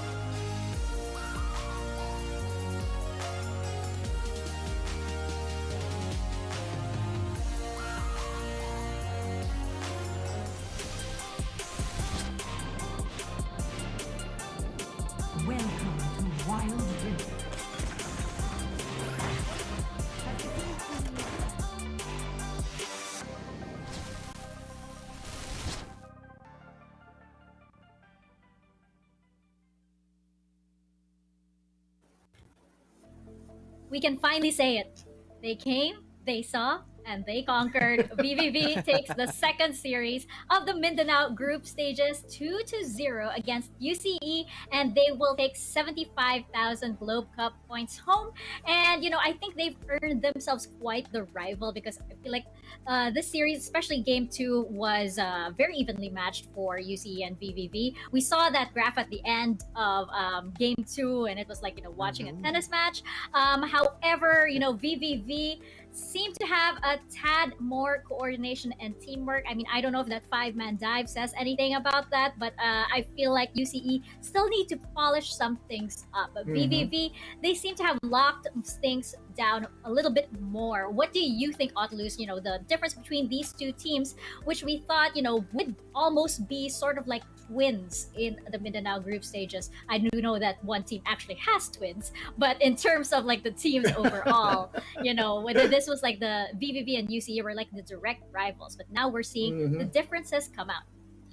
You're right. So they're both very aggressive, right? In game number one, we saw a poke composition for the side of VVV, and never did I imagine that a poke composition will have a Rengar as their jungler, right? But Urenzi, man, oh man, I think this is more of a comfort pick. So their game plan was to poke out the opponents, and once they're low in health, then it's time for the Rengar to pop in and just to clean things up. Also the Darius as well, right? So you can see that in game number one, UC did actually do very well in the early parts of the game. They were able to dictate. In fact, it was, I think, at 1.621 in terms of kill count. But the game turned around at the Dragon fight, in where a well-placed...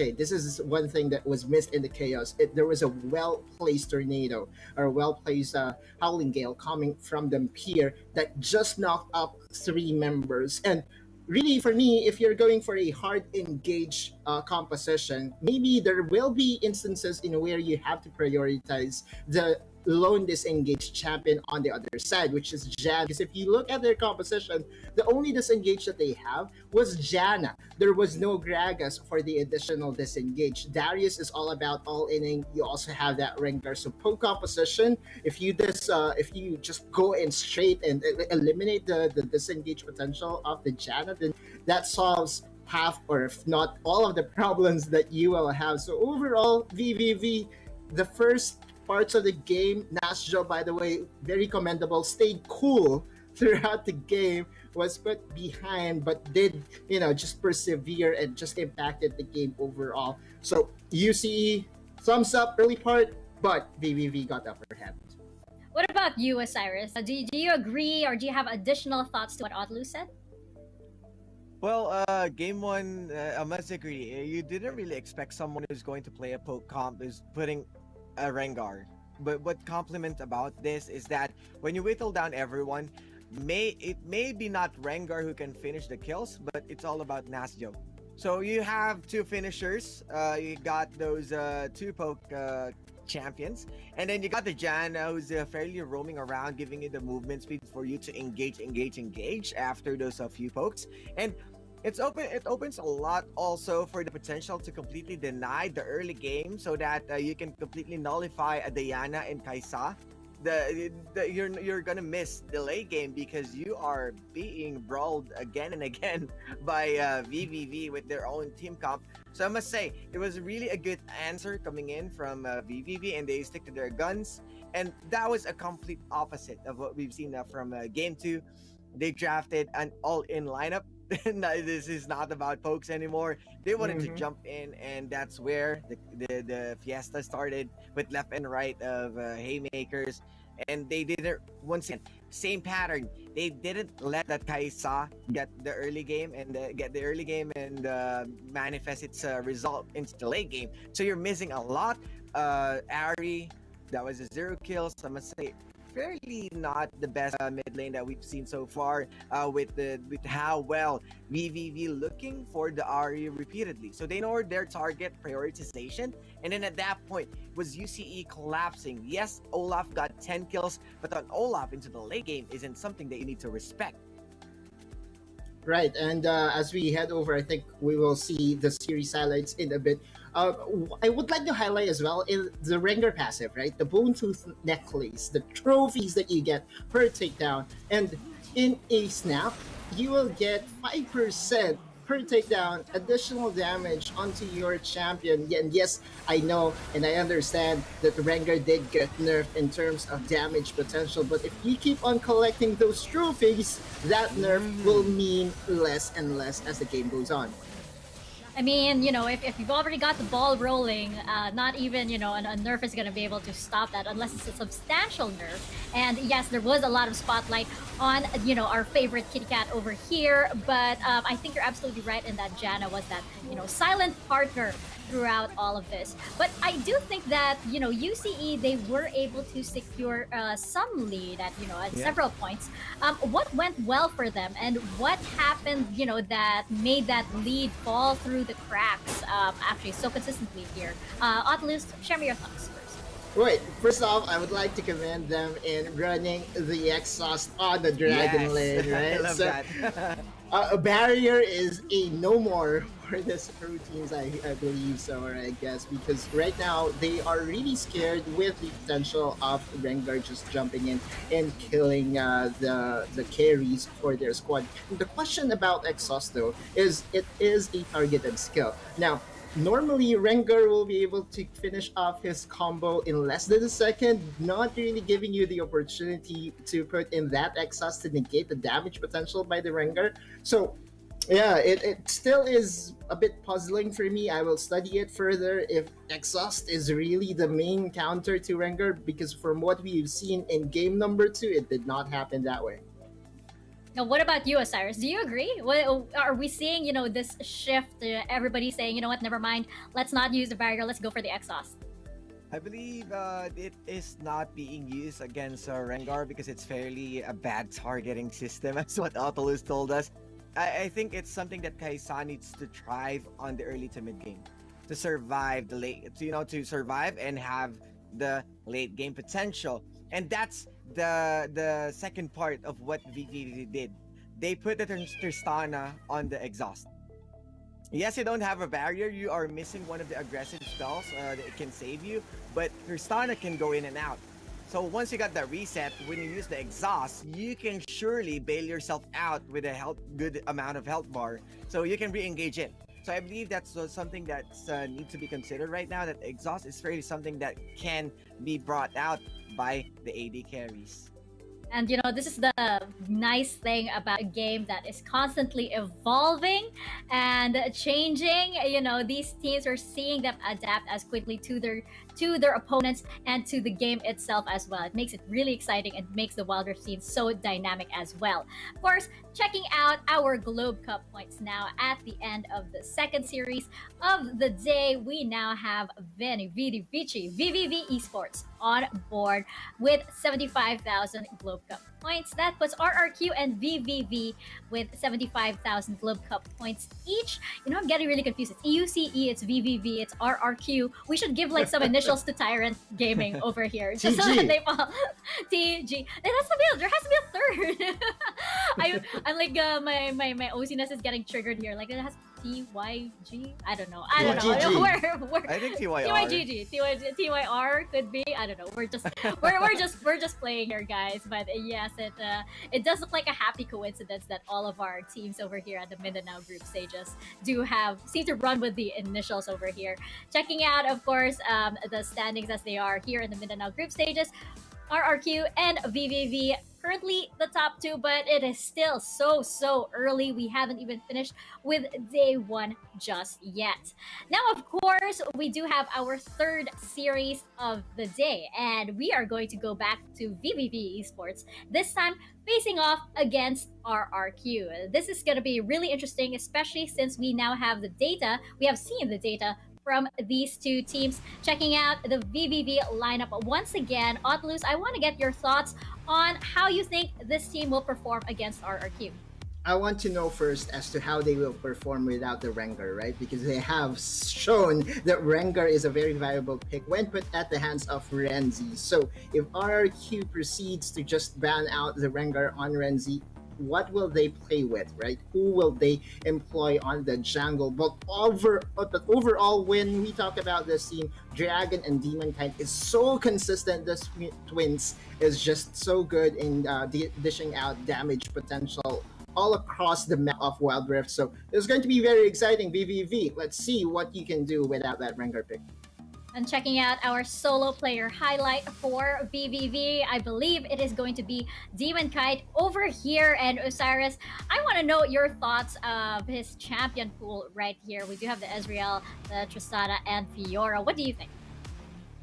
Well, you have Demon Kai that showed a good amount of plays with the Ezreal and Tristana. You can see in a poke. You can see him in a type of champion who can full engage, and that's what I love about Demon Kai. He knows how to change his own playstyle on what the team needed, and that's what you want in your players: flexibility, versatility, and that's where Demon Kai strives. So having Ezreal, Tristana, either way, you can ban out most of the AD carries, but this guy knows how to use different type of champions. Yeah, it's gonna be a matter of, RQ, choose your poison for this one. I just also had to point out Golden Heart. That is such a cool name. That's such a unique name. That's awesome. And then his brother's name is Dragonheart. I mean, come on, like the movie writes itself, right?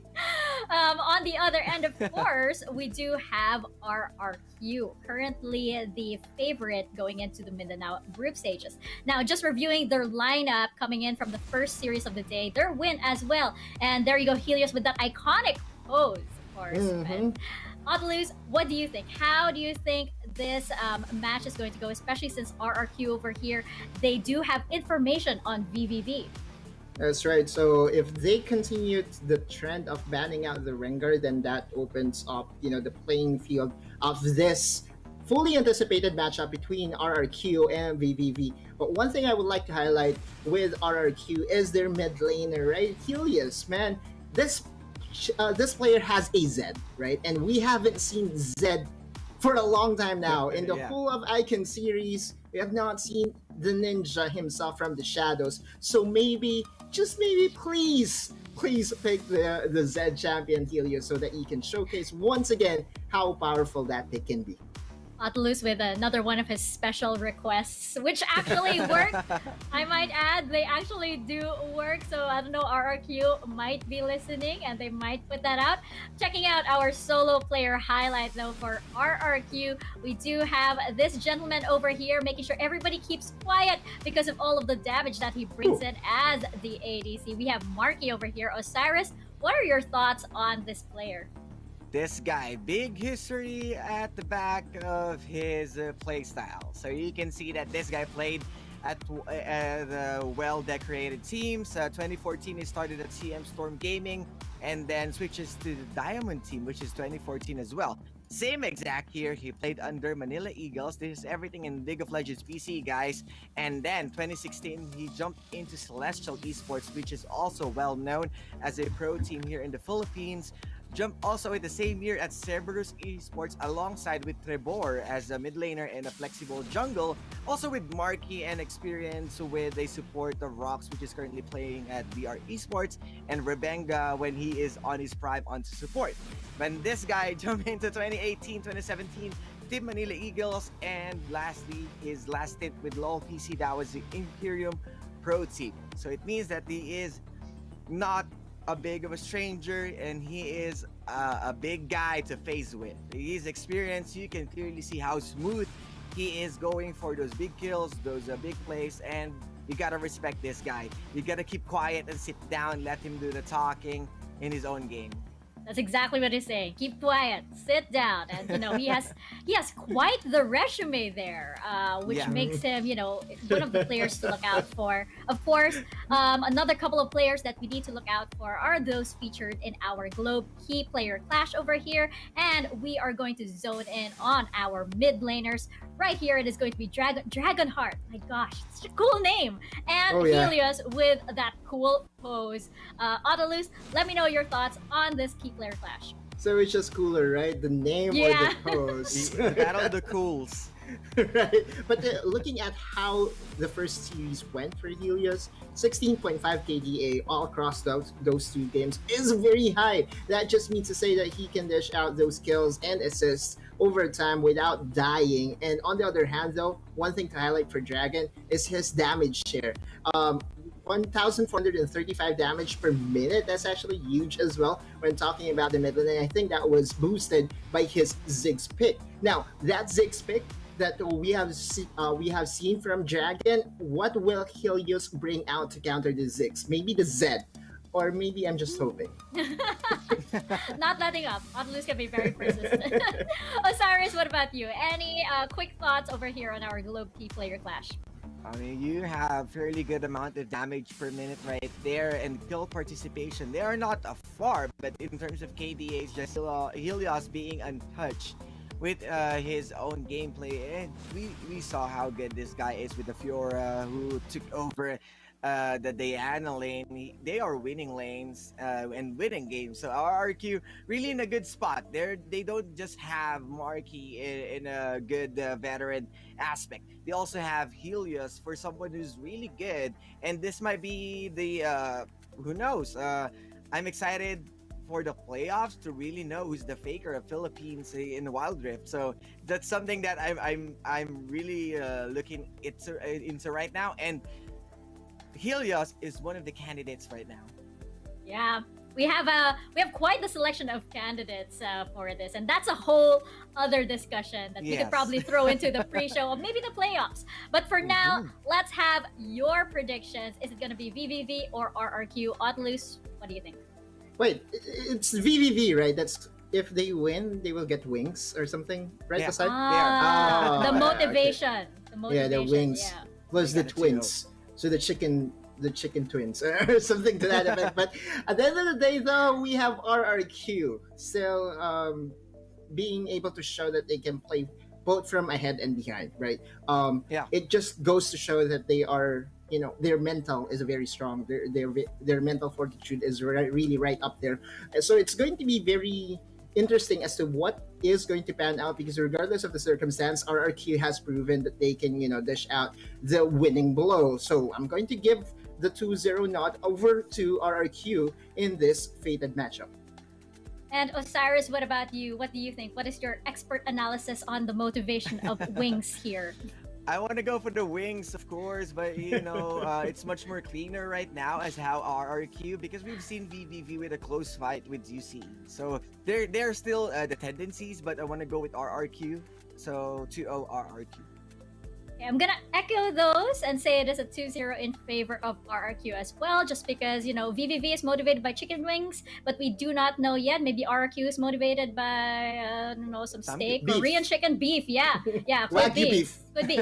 We will ask them that should we see them in the post-show interview. We love asking those questions, but for now, the question we have to ask is who is going to be the winner of this third series of the day. Is it going to be VVV or RRQ? Casters, let's find out. Take us into the rift.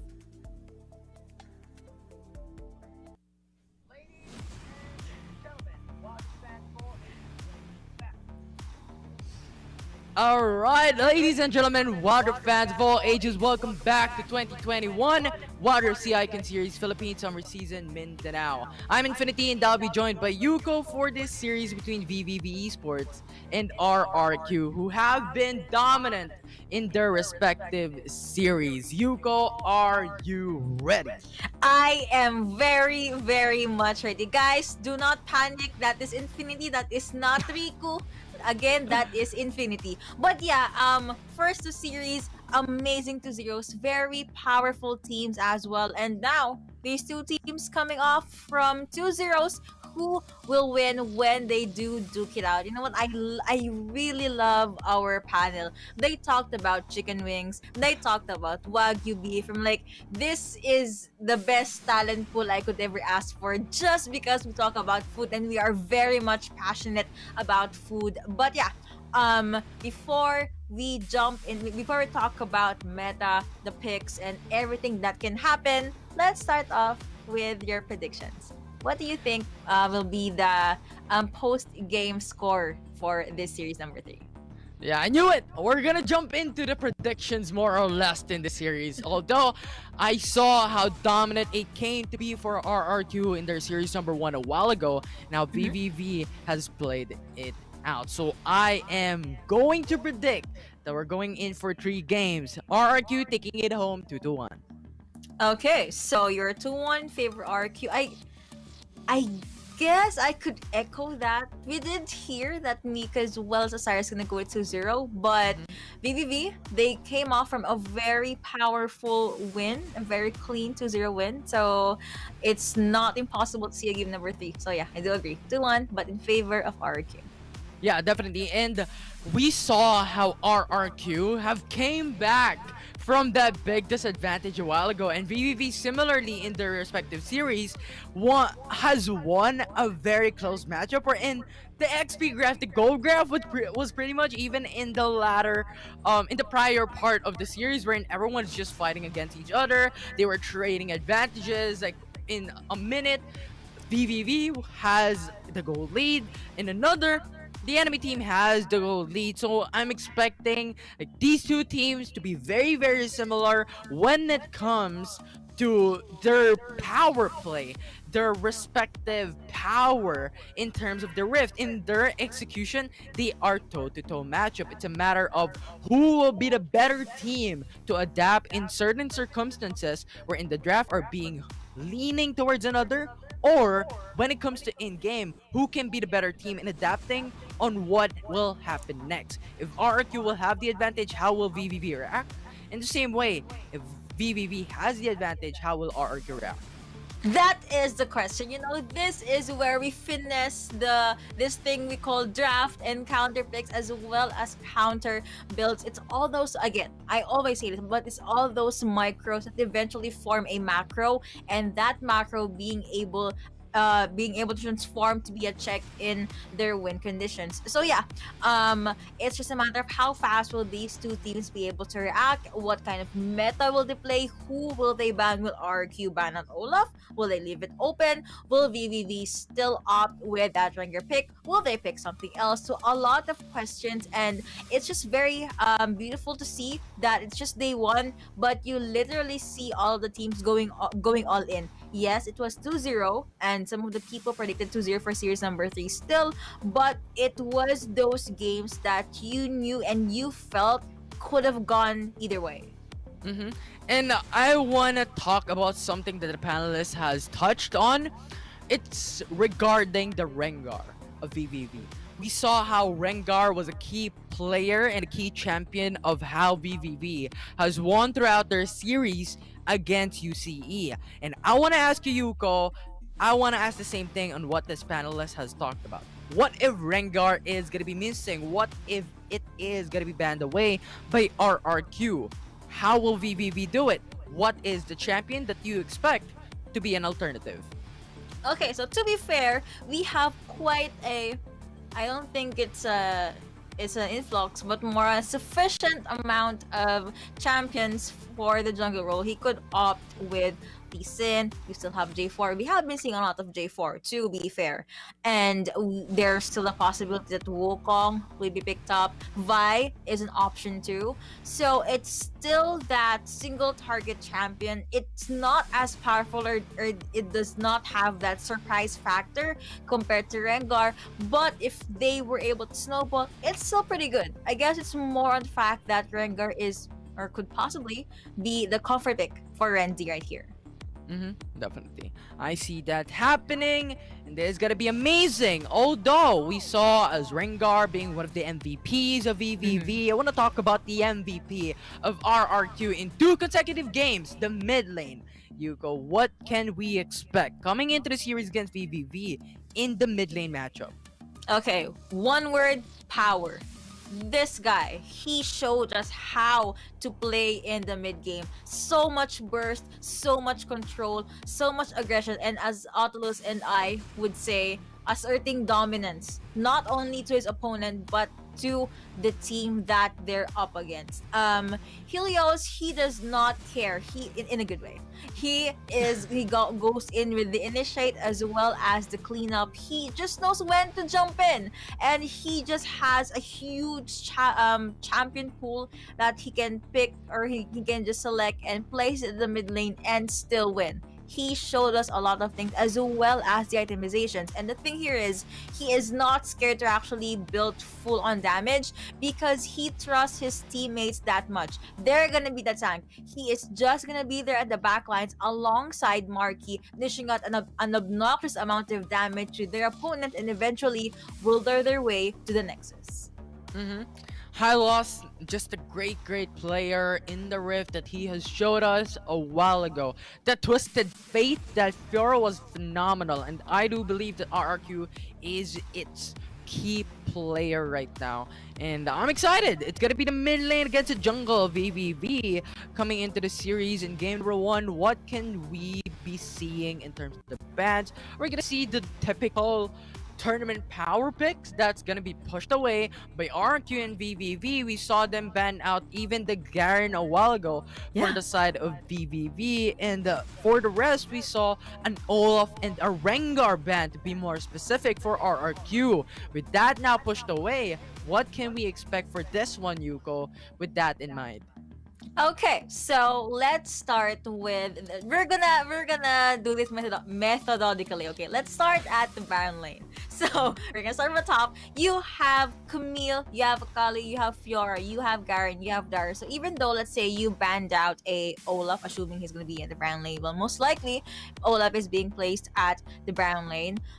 You still have a lot of champions to choose from, and let's go down to the junglers. So wait, I don't think people ban out junglers that much. Let's go over to the mid lane. So you have Ziggs being banned out in the previous series. You still have Ari, you still have Diana. Diana tends to be open now because some teams opt to ban an Olaf, opted to ban a Rengar, and they would opt to ban a Camille. Moving over to the Dragon lane, ADCs, we see the same champions. Let's be honest here. You see Kai'Sa, Ezreal, sometimes Saya, and we saw a Tristana early on. So it's similar to what we've been seeing way back in the North Luzon, but we've been seeing teams just throw in a dash of their own flavors. Now, support, the initiators, the babysitters. We usually see a Janna, we've been seeing a Lulu, but Braum is still pretty much up there alongside Janna Enchanters. And I think the only viable tanky support now will be Galio and Braum. We haven't been seeing much of the Alistar. Yeah. Supports have a key role in the Rift to support their ADCs, to funnel in all gold that is gonna be available for their hyper carry potential for this specific game. And we've seen a Tristana a while ago from VVV, and I want to see those creative picks, right? Recently, I do believe that Tristana has been picked out from time and time again because of, I think, the late game potential, and I think it boils down to what these teams wants to put out. Are they going to go for the early type of aggression wherein they're gonna go all in the early game, snowball in the mid game, late game fight, or are they gonna play it out in more of the balanced terms wherein they have the capabilities to go early in the form of maybe the Lee Sin, the Braum? Those are early game champions. Mid game, late game, they could now pick up maybe the Kai'Sa, right? Maybe the Saya, the Ezreal are also good. Tristana, when it comes to the late game, that is where she shines. So I think VVV a while ago was just playing a bit late, was playing very passively, and we've seen them play it out. And I think in series number 2, game number 2, VVV on par with their enemy team UCE. But with their Tristana, the huge power spike their composition does have, they have won the late game. So yeah, it's a matter of balancing it out. And Yuko having to see RR2's game and VVV's game a while ago. What do you think is going to happen on this one? Are we going to expect some of the early aggression type of setup, or are we going to see more of the mid game, late game? You know what? I think we will be seeing mid to late game.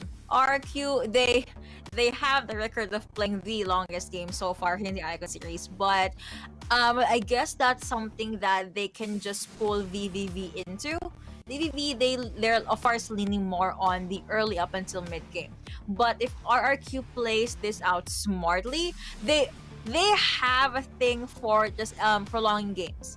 They bait out teams, they still win in those bait. They can just throw out a few love taps here and there. They can just stay in a certain objective and still get things done. So I guess that's something that VVV should also be very much aware of. Is it a bait? Are they gonna get the objective? What is happening at our base? They have to keep those things in check. Yeah, RRQ from series number 1, mastermind, and even having to bait out some of the key objectives in game. So definitely something that we could expect coming into the series, more specifically against VVV. And I think RRQ needs also to respect how Rengar has been played out by VVV as well. And now, Yeah. it's actually quite exciting. We've talked about the champions already. We talked about the potential bans. What can we now talk about when it comes to the objective games, right? That is something that I want to talk about because RRQ has been playing wherein typically what happens is their enemy team just goes for the trade-offs onto tower for dragons, and RRQ just keeps on going for dragon, right? And now the series against VVV is pretty gonna be toe-to-toe. Now, what do you think, Yuko, is going to happen?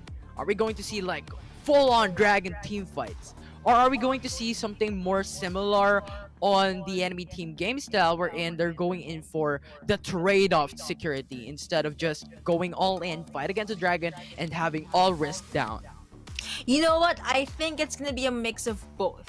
Because you mentioned these two teams, they prioritize dragons, right? And when you're at the dragon pit, you don't always get that objective. So sometimes they're forced to go with a trade-off. Okay, they got dragon. Let's try to get this turret either at the baron lane or at the dragon lane. But the dragon is pretty much close to the dragon lane. So I guess you're gonna opt for a split push. A 4-1 setup is a possibility. And we'll most likely see at least one disengaged champion from these two teams because they really love to start a fight in game, guys, in game.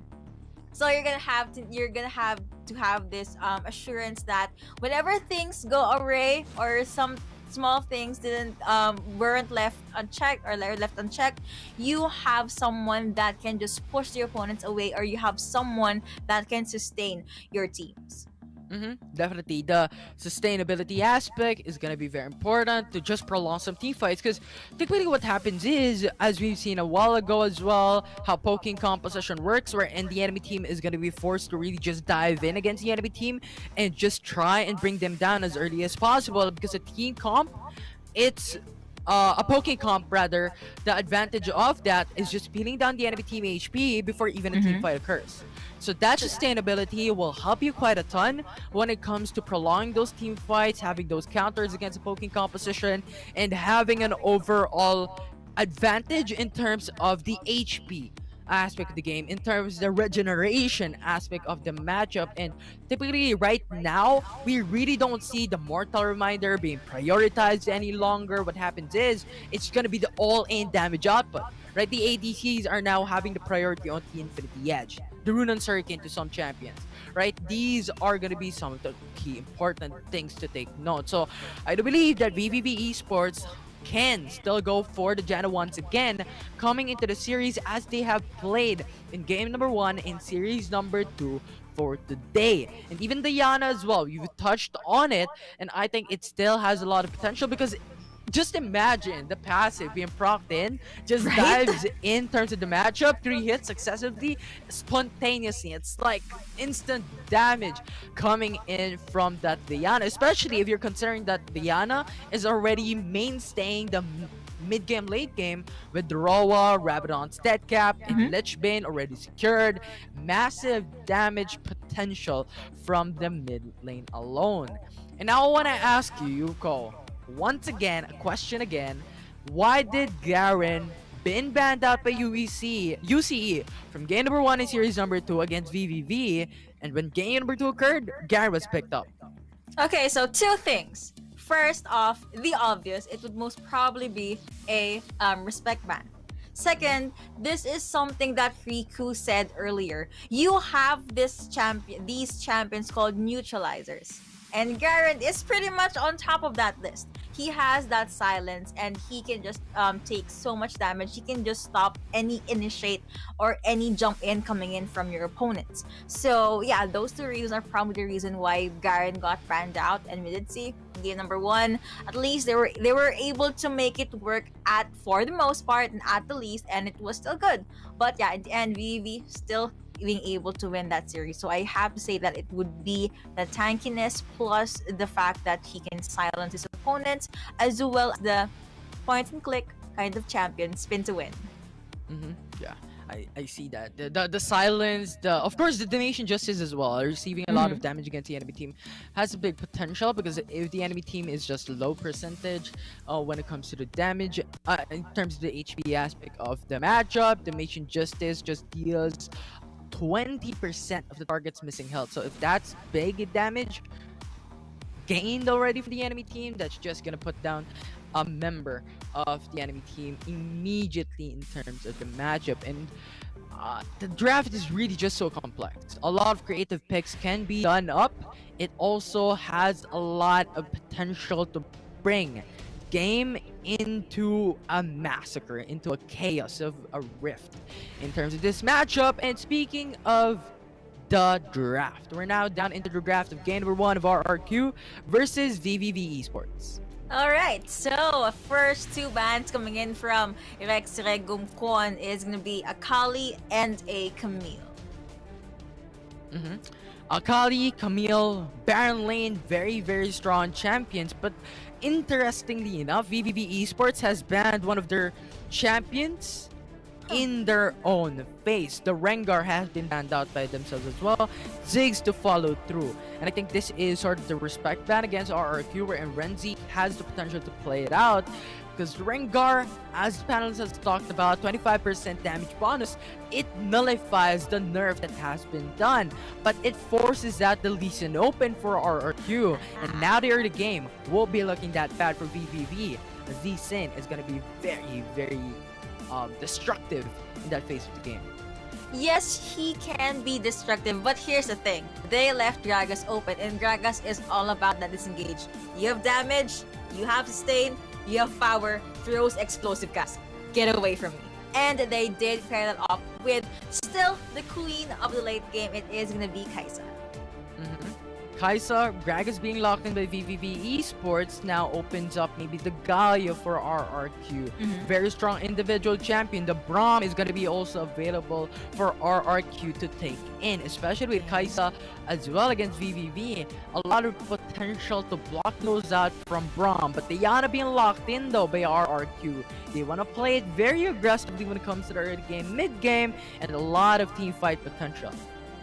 Let's see who will they pair that off with. They can lock in the Braum just so they can steal the support that Kaisa could be with, but look, they're gonna opt for Janna. So okay, you have a single target champion as the jungler. You have that early game power and you're already banking on that early game. You also have a mid to late game champion. She can be quite squishy, so I said this earlier, you might as well have that champion or that player that you can count on when it comes to this engages. Galio being hovered, most likely gonna be locked in. Let's see if that is gonna be a Galio support, but my money is it's probably gonna be a Galio support. And they did lock that in alongside Fiora. Yeah, although I think it's switched up because the graphics has been switched. RRQ is now onto the red side and VVV is now onto the blue side section. So that's going to be interesting on what we could expect right now. And I think that also states how Rengar has been banned out by RRQ in this one, but Garen, Tristana being locked in by VVV Esports. They want to balance their draft out. You have the early game set up by Lee Sin. You have the mid game from Diana. The Janna, Tristana is there as well. The late game is going to be looking so good for VVV Esports, and RRQ does the same way. They want to go for the wombo combo. Having the Orianna, the Gragas, and Galio as well. Big potential. And also Kaisa can be one of the setup initiators for Galio's Heroes entrance to come in, come down in terms of the 5v5. I was just admiring the drafts that these two teams has. It's very beautiful. It's both high risk, high reward, but low risk, high reward in certain times or in certain timers. But yeah, I would like to highlight the mid lane matchup. It's been a while since we saw an Orianna, and it is going to be up against a Diana. So one thing that Diana could do is just jump right at Orianna's face. I mean, yeah, there's Shockwave, but in a 5v5 setup, explosive cast, killer instinct, and you have the Shockwave as well as the hero's entrance, RQ. They definitely want to force team fights, but I'm not sure if they're gonna are they gonna go full on 5v5 or they're gonna go with a 3v5 or 4v5, given that if you're gonna compare the two ADCs, Tristana goes online a tad bit later compared to Kaisa. And looking at the Brown lane matchup too, yes, Fiora can hurt a lot, but if you have a Garen that's very tanky and can just stop whatever skills it is you're gonna throw at him, you're gonna have to rethink your life decisions. Absolutely. I think Kristana's power spike is hovering around the 12-minute mark, 10-minute mark even, while Kaisa has 4 minutes actually, having that Caitlyn Rain already up, then 7 minutes or 8 minutes for the supercharge to be upgraded as well. So I think the power spike difference is quite a lot. So I do agree with your statement. You're looking at the Gragas as well. And now I want to look at the Garen once again, VVV, because Garen is a champion that can silence however RRQ wants to do so. Orianna is there, Gragas is there, Galio is there for Garen to actually silence down, neutralize those skills that can be placed up by RRQ. And Lee Sin is there as well to go for some kicks in against RRQ on this one. So a lot of CC that can bring down RRQ and crumble down their 5v5. But also in the same way, I'm looking at the graph for RRQ. They have the Fiora in their team composition. So I think that will force out Garen to be on the top lane to go for the defense in mid-game, late game with a 4-1 setup that forces out Janna, Tristana, Diana, and Lee Sin to be alone to match up against a Gragas, Orianna, Kaisa, and a Galio, which is not typically looking that good. Galio has a taunt, cancel out Moonfall immediately if that will be happening. So a lot of counters coming in from RRQ.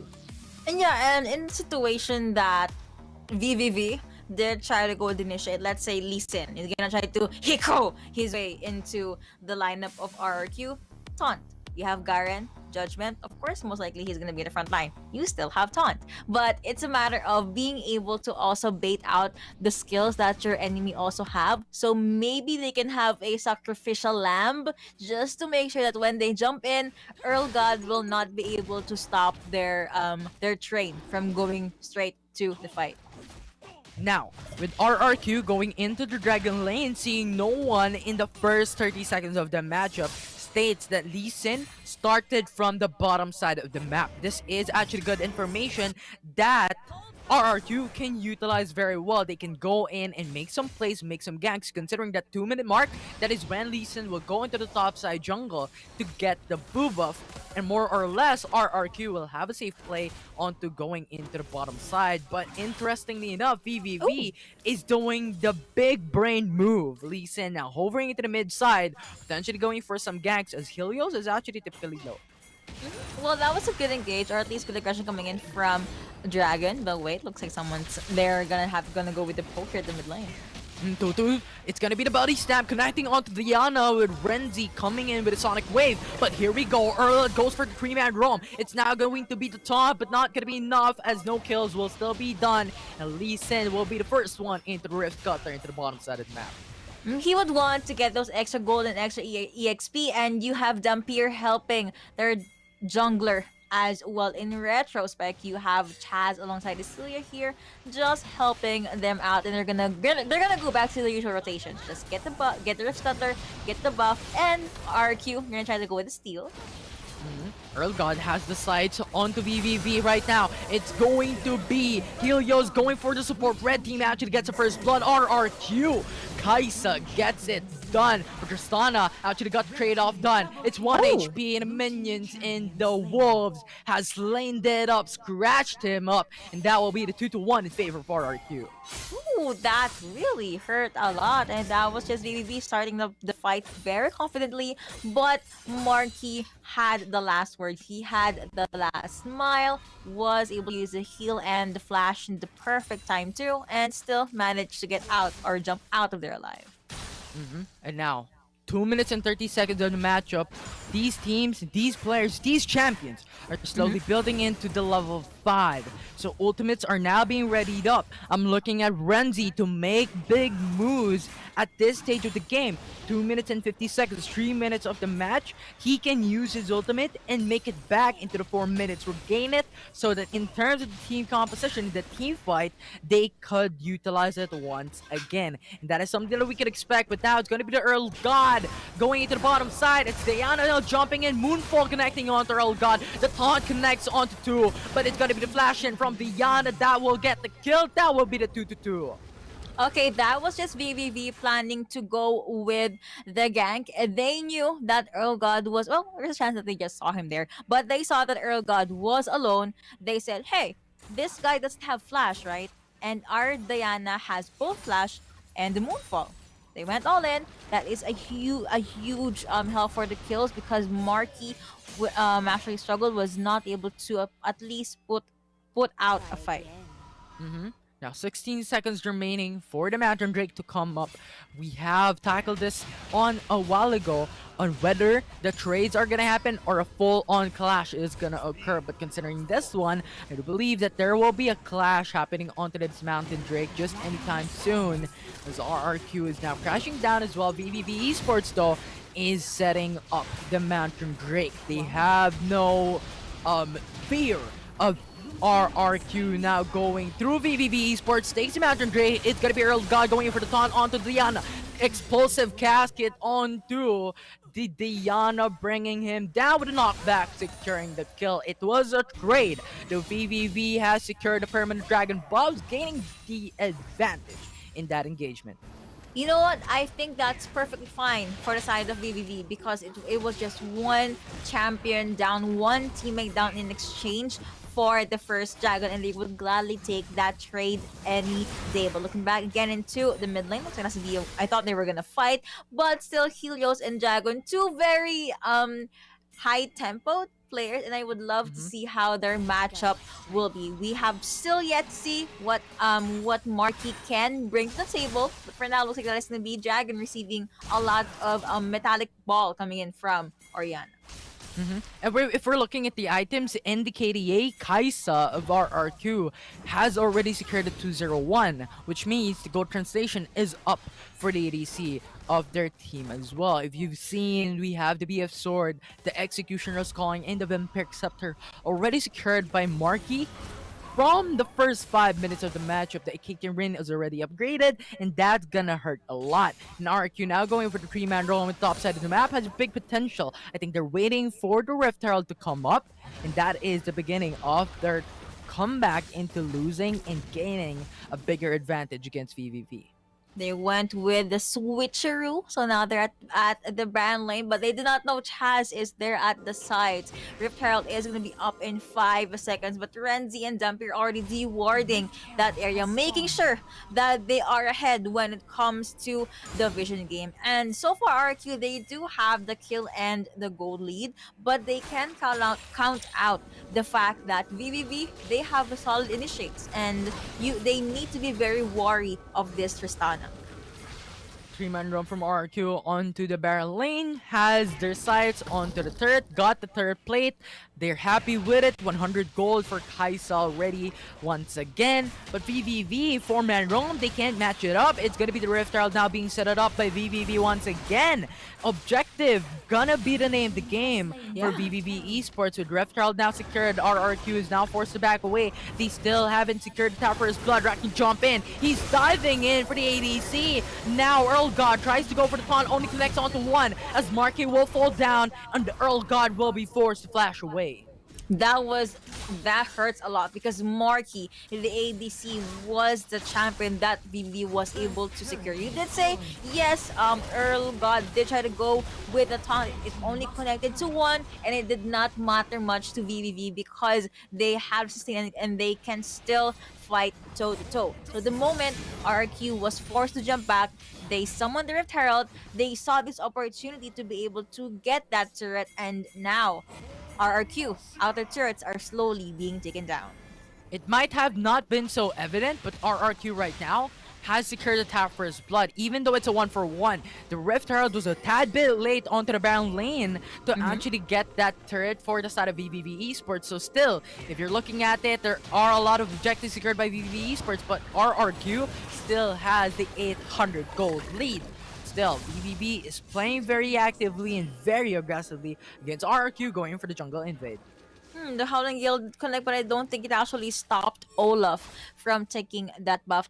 11 seconds rather until the next dragon is gonna be up, but you have wards from RQ being placed. Isilia still just waiting for his time to shine, and dragon is now up, but looks like the teams will have a face-to-face at the Baron lane. Flash bodies down, but the rocket jump actually saved his life. It's now gonna be the hero's entrance. Zoning out the enemy team. Another turret being secured by RRQ. Renzi safeguard in. Sonic Wave will connect onto the Fiora. Fiora jumps in. Dragon Rage though will be the wrong direction under the turret. That saves his life. But still, this is not gonna be enough. It's gonna be the Grand Damation Justice against Chaz. Justice has been served. Another kill being secured by VVV. You know what? The moment that Lee Sin jumped in, I really thought they were gonna get 2 kills, but I guess the ultimate just popped at the wrong way, and it was something RQ was able to utilize. But still, Nasjo able to get 1 kill from that small skirmish, and they were also able to secure Ocean Dragon. If you look at the lineup of VVV, them being able to get objectives, kills, turrets, this is something they want.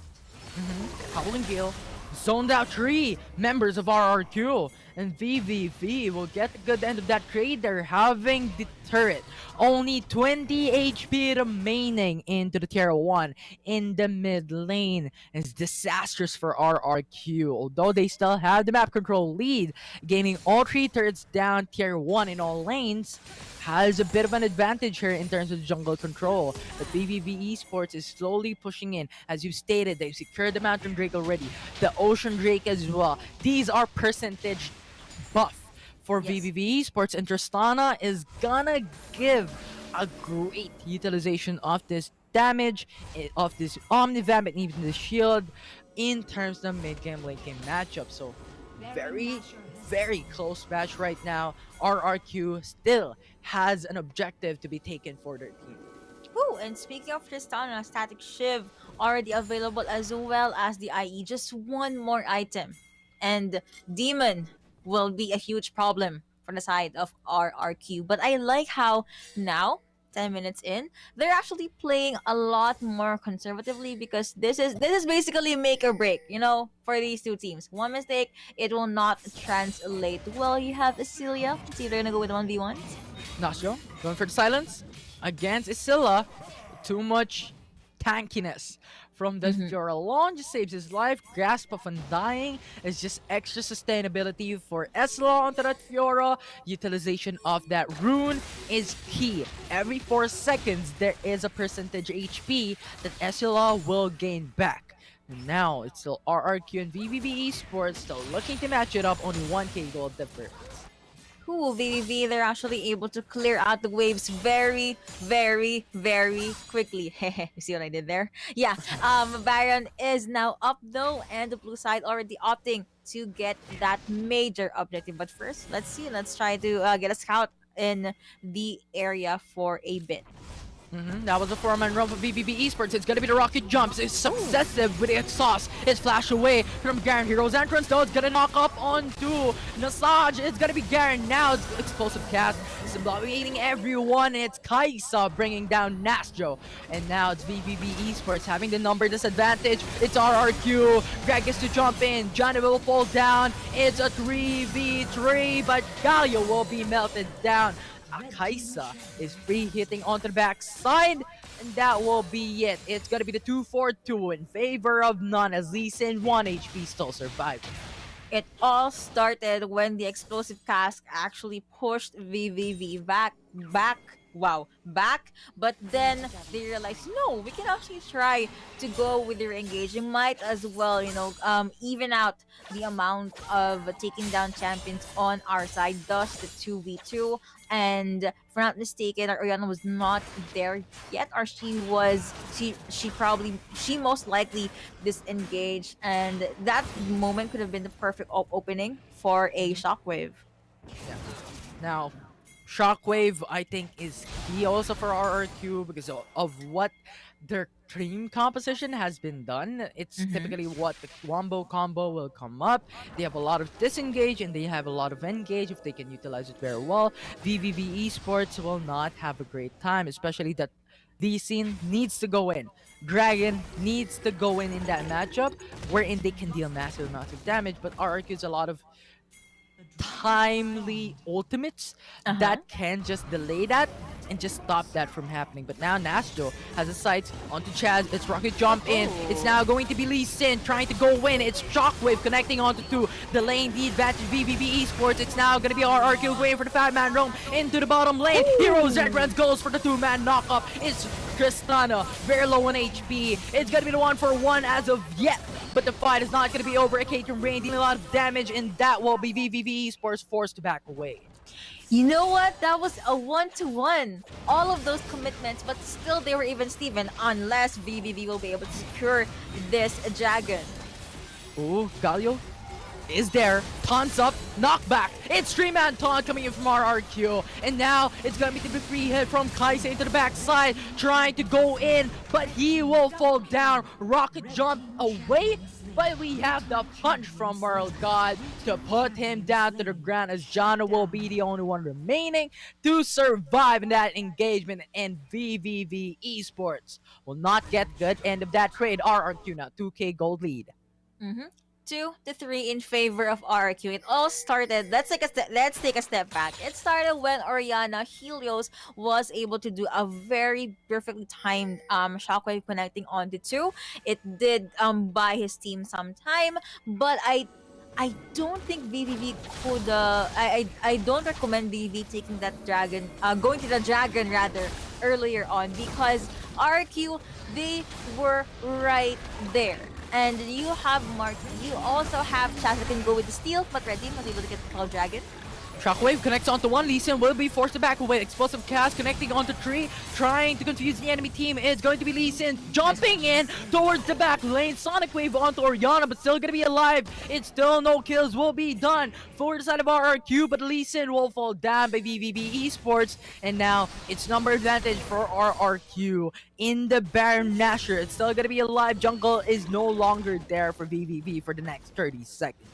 That is a lot of seconds for RQ to actually just get whatever they want. They can even get this Baron if they want to. And it was just the small mistakes, but wait.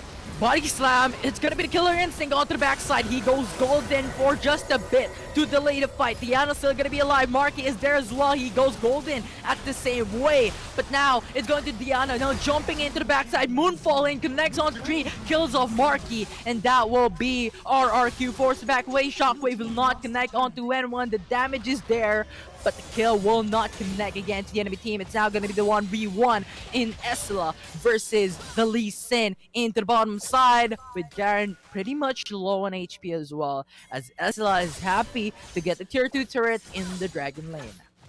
In the previous fight, you have Demon just there at the backlines. Also, there's something with RRQ and their Fiora. Like, Jesus, did you see the amount of damage that Fiora was able to give Garen? He was forced to go back. Lee Sin, being very mobile, was not able to withstand the damage that Fiora dished out as well. But going back, the shockwave from Helios also did not connect, thus it gave more breathing space for Demon to actually go back. Should that connect though, I believe it could have been a double kill. Initially, I did not like the fact that Dragon jumped into 3-4 champions, but he did that just so they can take down Marky. Taking down the ADC, I believe it was at least a good choice. Mm-hmm. It is indeed going to be a good choice right now. And you talked about Esla, and I do believe if you're looking at the item difference, Estel already has 14k gold, while VVV Esports is lacking down behind a bit. I think the majority of the percentage of gold advantage of RRQ is in the form of Estel in this game number 1. If they can utilize it very well, that will be very, very devastating. But now Marky, Killer Instinct in, onto Diana, putting him down at the half HP. Flash away from Jenna, explosive cast, bring him back into the party. And now it's going to the Shockwave, not connecting to anyone once again. Moonsoon zoning out the enemy team, and RRQ is just back into safety. They don't want to go in against VVV Esports, especially with Esla now being brought down by Garen in the Dragon Lane. While the fight was happening in the mid lane, there was a different 1v1, a different clash coming in from the Dragon Lane. The split pushers fight the split pushers, and apparently Garen was the one that was able to win that. However, Dampier already popped her Moonsoon earlier on, and that is something that RRQ could utilize because VVV, they have no other way to go to disengage if ever RRQ decides to jump in and take this Baron. Oh, but here we go. It's going to be the Baron Nashor being set it up by VVV Esports as RRQ is looking to go for the contest. Diana Lee Sin jumps into the backside, goes for the hill. Gragas goes for the explosive cast, confusing out the enemy team. 42 HP. RRQ will get the steal onto the Baron Nashor. Hero Zen runs in, zoning out the enemy team, knocking up onto Renzi as Renzi has an opportunity to safeguard out, but that will be no longer there as that will be the teammates from RRQ as they dominated. And now with the long dead timers, RRQ is now flashing into the mid lane, trying to finish the game. This is what basically happens. Again, no Musa. Also, there was a time that Dragon popped Moonfall and it actually did not connect. And those small mistakes basically costed them the game. But if you were to ask me, where did things actually start to go wrong for the side of VVV here? It was when they tried to force to take the Mountain Dragon earlier on. That was the second dragon or first dragon, if I'm not mistaken. That way they got wiped out by RRQ, and RRQ, their patience really paid off because Marky went online. They were able to go with the initiates that they wanted. Helios coming in with the shockwaves. You have Chaz explosive cast always separating the team. But look at that. Consistently red graph for the first graph, but now for the second graph there's a hint of a chance or hope for the blue side in the 5 to 7 minute mark. And I think that's in the form of the Dragon being taken down by VVV Esports and also the Rift Herald, wherein they got a little bit of the XP advantage of RRQ. But I think that minute is not that significant, especially with similar levels already being secured by these two teams. So I think it's not that important. And even at that, I think, as you stated, the patience game of RRQ was phenomenal at the very least because of how RRQ has played throughout the game. They understand VVV Esports got the early kills against RRQ, right? They were slowly pushing in, and RRQ was forced to then go for some objectives instead. And I like how they just went in for the Tower First Blood instead of the Rift Herald. You know what, VVV, take it down all you want. We're gonna take the tower instead, because pretty much the Rift Herald is equivalent to one turret at the very least, and RQ is just clever enough to think about what's gonna happen next. What's gonna be the next step? Let's get the tower instead so that we can make the gold even. Let VVV take one turret into the Baron lane, make it even for both of us, and that will not be as much of a disadvantage for our team. Yeah, and RQ just really prioritizing the objectives reflects how much they were able to win, or at least recuperate and win back the loss that they had earlier on. Came to a point that VVV, to be fair, they have more damage, slightly more damage compared to RQ. But still, RQ was able to get the power of their lineup. I did say this earlier. Scaling comp for VVV. If they get objectives, if they get the kills, it's all gonna favor them.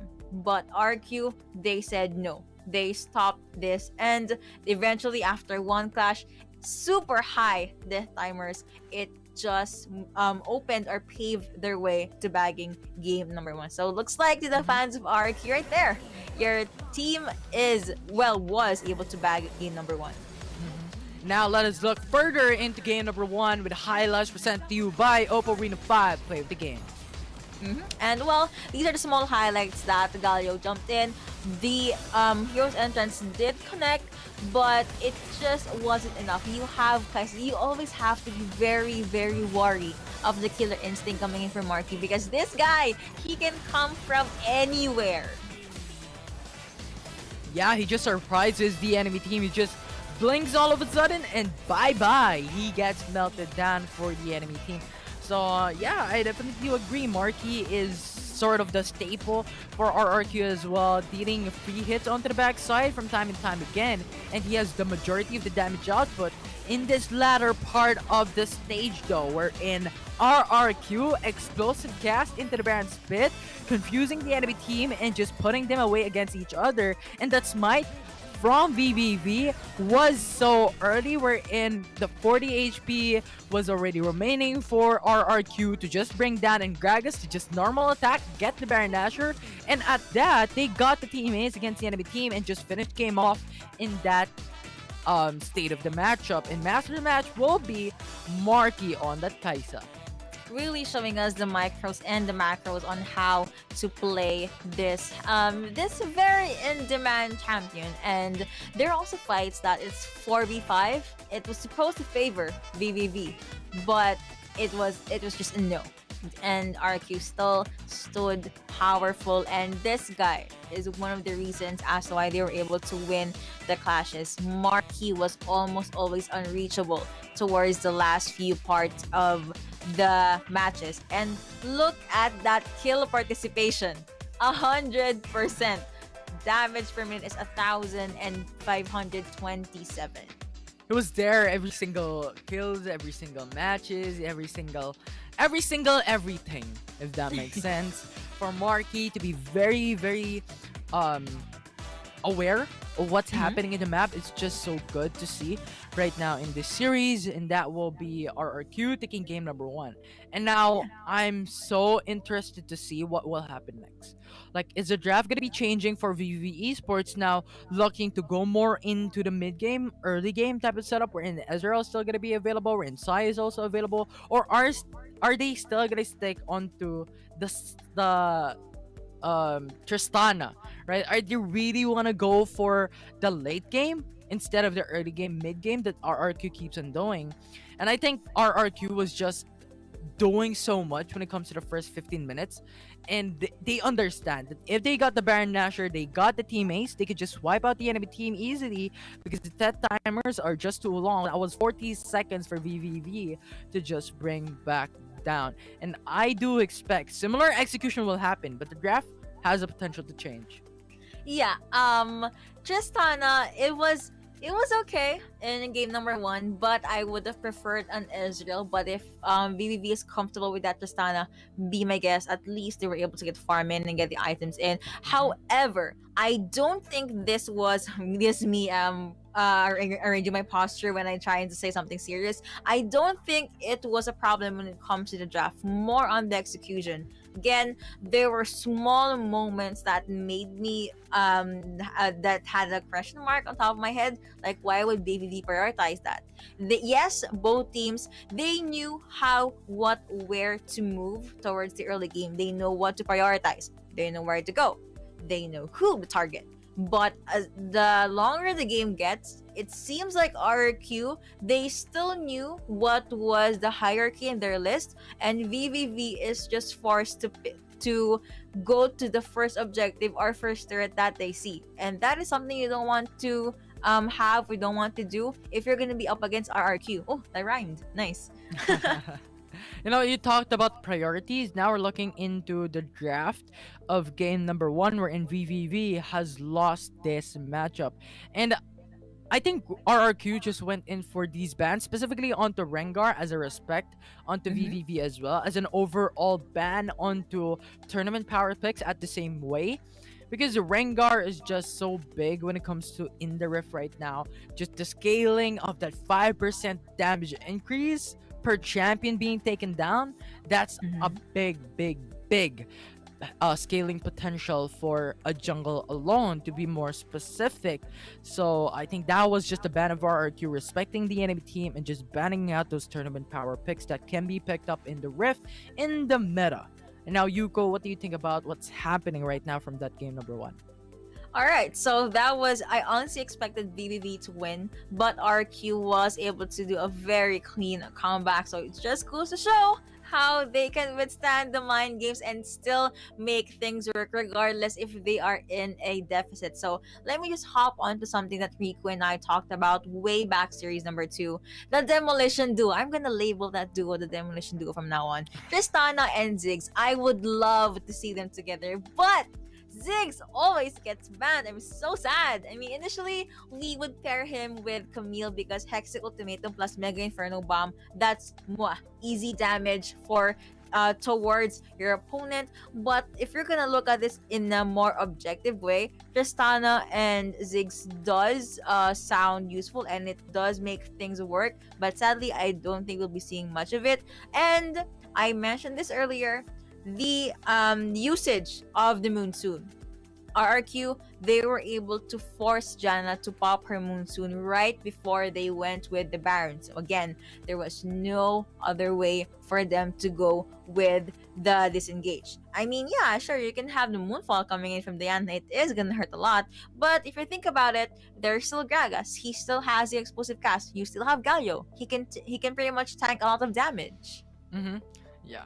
I do agree with that statement. I think Tristana and Ziggs synergizes very well, and not just in the aspect of poking down enemy teams into the back lanes and just the way of how the aggression will work, but also in terms of getting objectives, in terms of getting turrets. Because Tristana's bomb can actually connect onto turrets, increase damage potential onto those certain objectives, and Ziggs is there to bring it down as well in terms of pushing down onto lanes as well. So I do see those two duos to happen in the rift right now, getting those turrets down, getting those objectives down to the ground.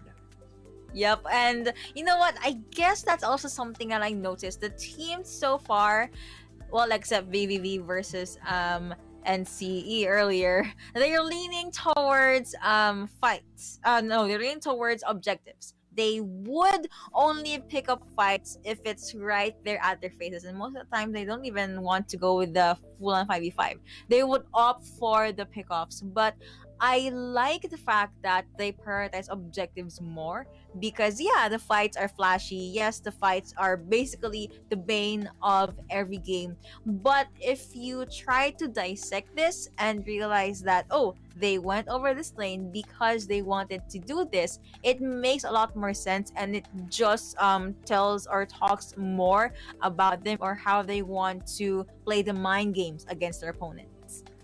The mind game has a lot of part to play in for the matches today, because you can play mind games in the draft alone, you can play mind games in the rift as well. In terms of execution, a lot of these things can be applied in this sort of mind games right? Sort of playing a mini game against your enemy team, and that has a lot to play into getting the victory for your team as well. I think RRQ has known to do this from their Mhm. series number 1 a while ago. They were playing mind games against the enemy team, wherein they're just baiting turrets, they're baiting Baron Nashor, they're baiting Dragon to get a team fight happening.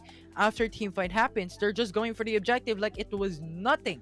Like they don't care about what's happening on going elsewhere because they already got the advantage already. They've already gotten the numbers advantage. They've already gotten the kill against the enemy team. So at that point, what they have left to do is to gain the objectives further. So I think that is something that we indeed could look forward more for this game number 2, playing a part on VVV and RRQ at the same way. But VVV, we talked about ADC, we talked about a lot of champions right now, Yuko. What do you think if ever ADC will be switched up? Okay. Can you see happening? I honestly can see it happening. If they're gonna switch sides, they do have a chance to pick up Kaisa, or they can opt with an Ezreal. We did see most of the teams make Ezreal work. He's still pretty much in a good position in the meta, but if they want to have a more slightly uncatchable ADC, they can go with Saya, or they can go with Corki. Though in this lineup, this is just me, but if you're gonna be up against RQ, that they're all about disengage, at the same time CCs and everyone just jumping right at your face and saying hello, I don't think Corki is the best champion to pick, solely because if the special delivery or the Valkyrie is gone, what are you gonna do? Are you gonna flash? Yeah, sure, but I don't think so. If you're gonna use it, that's 2 minutes of you being very, very vulnerable. I mean, you can opt to have a Galio support, Galio mid. You can pick up Garen, maybe Darius too, but still, the team will have their eyes on you. They are gonna commit so much just to make sure that you will be taken down. Corki walks down from the jet and walks down back away to safety because the special delivery in Valkyrie is not yet available. But kidding aside, I think with how you described the certain matchup and team tendency of RRQ, I think Ezreal and Saya is looking favorable for VVV because Saya has the Feather Storm to go back away if ever RRQ really wants to go for that hyper aggression type of tendency in the Rift, and then Ezreal has Arcane Shift, which has fast cooldowns that you can utilize as well to go back away, and even then you also have the potential to go over walls, to go over hills. So I think that has a big potential when it comes to the 5v5 of VVV if they lock into the Ezreal. But at the same way, as we keep on talking about, comfort picks will still be needing as a priority right now for VVV. If they have the comfort pick on Tristana, pick it anyways because you know it like a back of your hand. If you're gonna switch on to another champion, that's gonna be much harder into adapting onto those key champions. But yeah, aside from then, I think there is a balance right now still, even for the draft composition, because a Lee Sin is good at early, a Diana is good at mid-late, Garen is good at mid-late, Janna is also good at the early game, mid-game. That has a big potential for VVV to utilize very well. In the same way, RQ also has a balanced draft wherein they have Gragas, Galio. They have very strong standard when it comes to the combos, ultimates. Kaisa strong in the late game as well. Orianna, Fiora is there in the mid game. So I do believe that there is a change that's gonna happen, but not in a major way, wherein every single champion's gonna be changed out. You know what? The line that applies to RQ jumping into game number 2 is gonna be, why fix what's not broken? I mean, they can have some tweaks here and there, but I don't think they're gonna change a huge chunk of what we saw in game number 1. It was very disciplined. It was very clean as well. In retrospect, towards VVV, they can honestly, I think they can keep the Diana and the Lee Sin. They can, try to give it another chance. We did see the aggression as well as the control that they did try to show us. It logically, you can see it happening. It just so happened that RQ was 1 or 2 steps ahead of them. If they want to keep Janna, that's cool too. But if they do have the option to take Galio, I really recommend VVV to try and take Galio. Galio, big potential. When it comes to the team fights, you can just go in with the hero's entrance. One, can be used as zoning capability potential against the enemy team when getting those certain objectives. 2, can go for the synergy when it comes to ultimates as well. The Yana has been played out by VVV.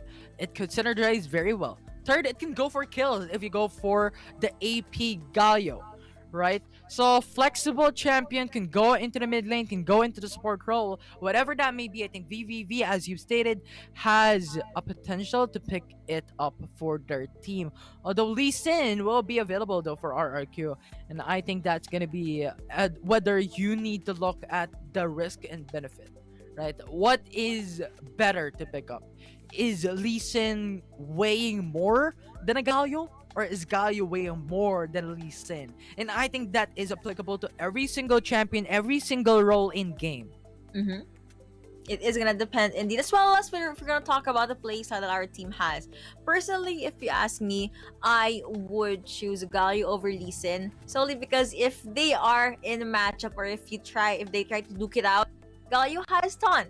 But there are teams that would prioritize Lee Sin because of him very, very mobile, lot of damage, can just kick his way in and out of the clash. So it is gonna depend on the teams that will fight. And again, we are just gonna jump into game number 2 in a bit.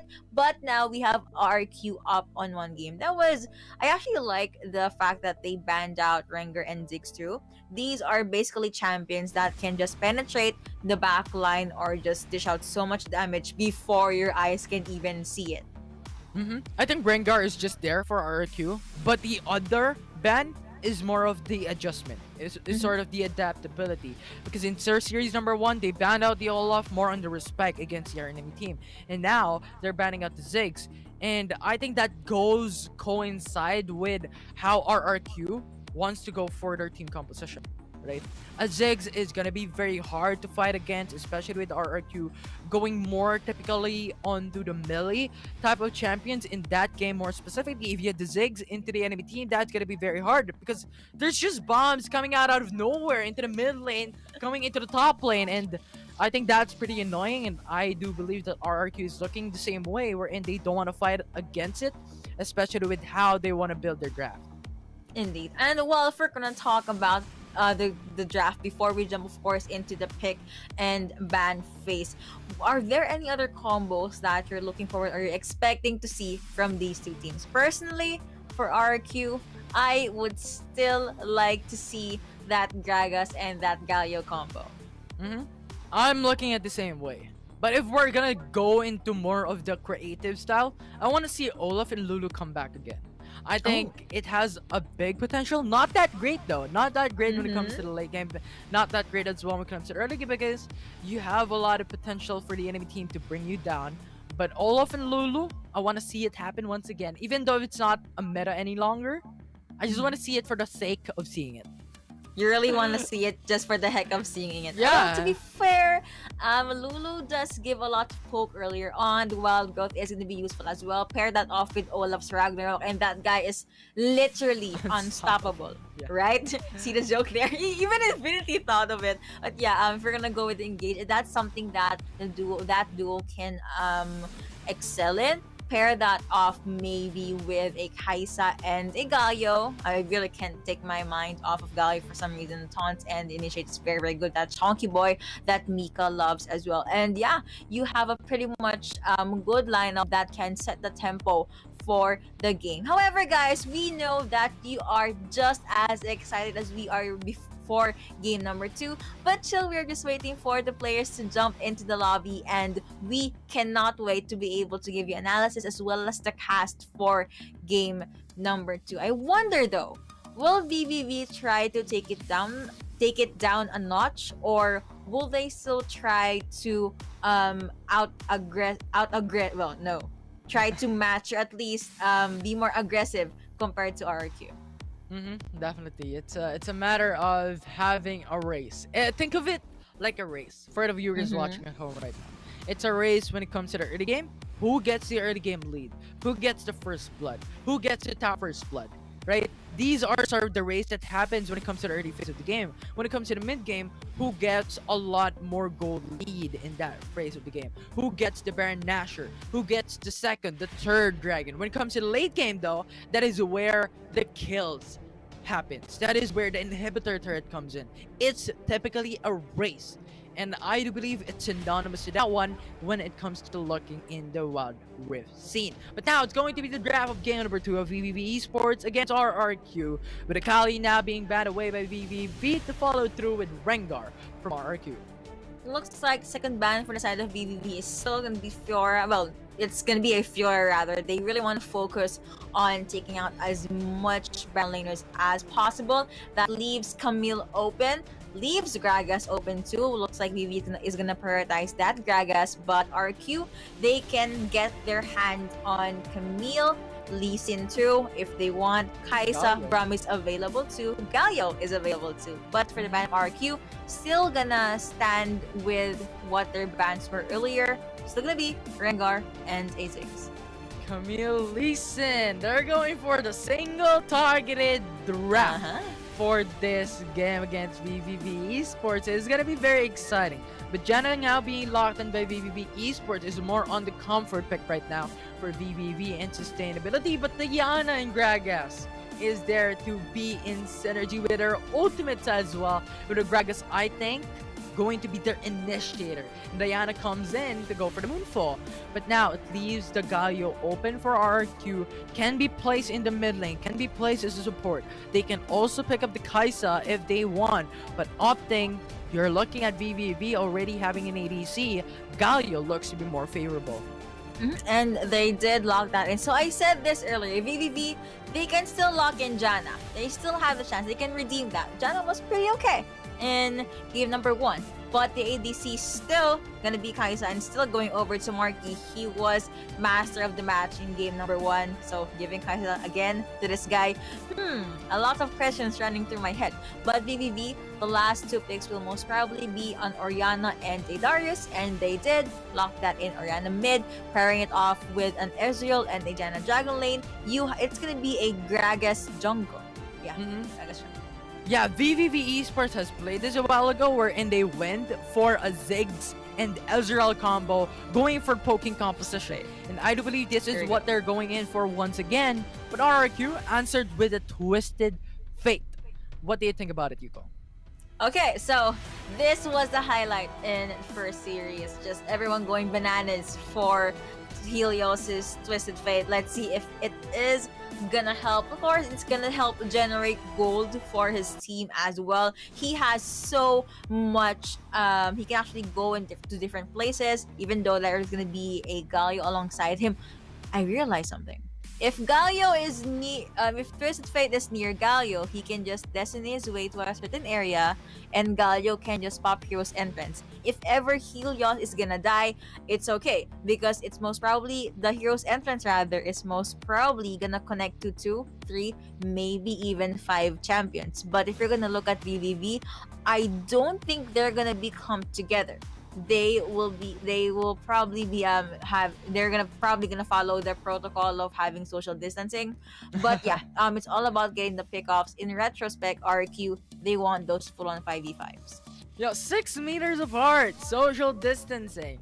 And I think that's gonna happen as well. Because if you're looking at their ADCs, I think it's a different story. You looked at in the same team, I'm looking at a different team, Ezreal and Kaisa. I think Ezreal has a power spike onto the Manamune.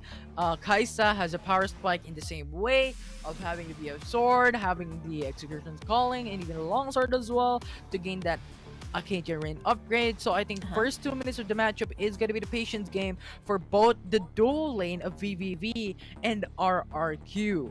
But RRQ has the Lee Sin, has a Twisted Fate, has a big potential to gank in mid lane at level 3, at level 4.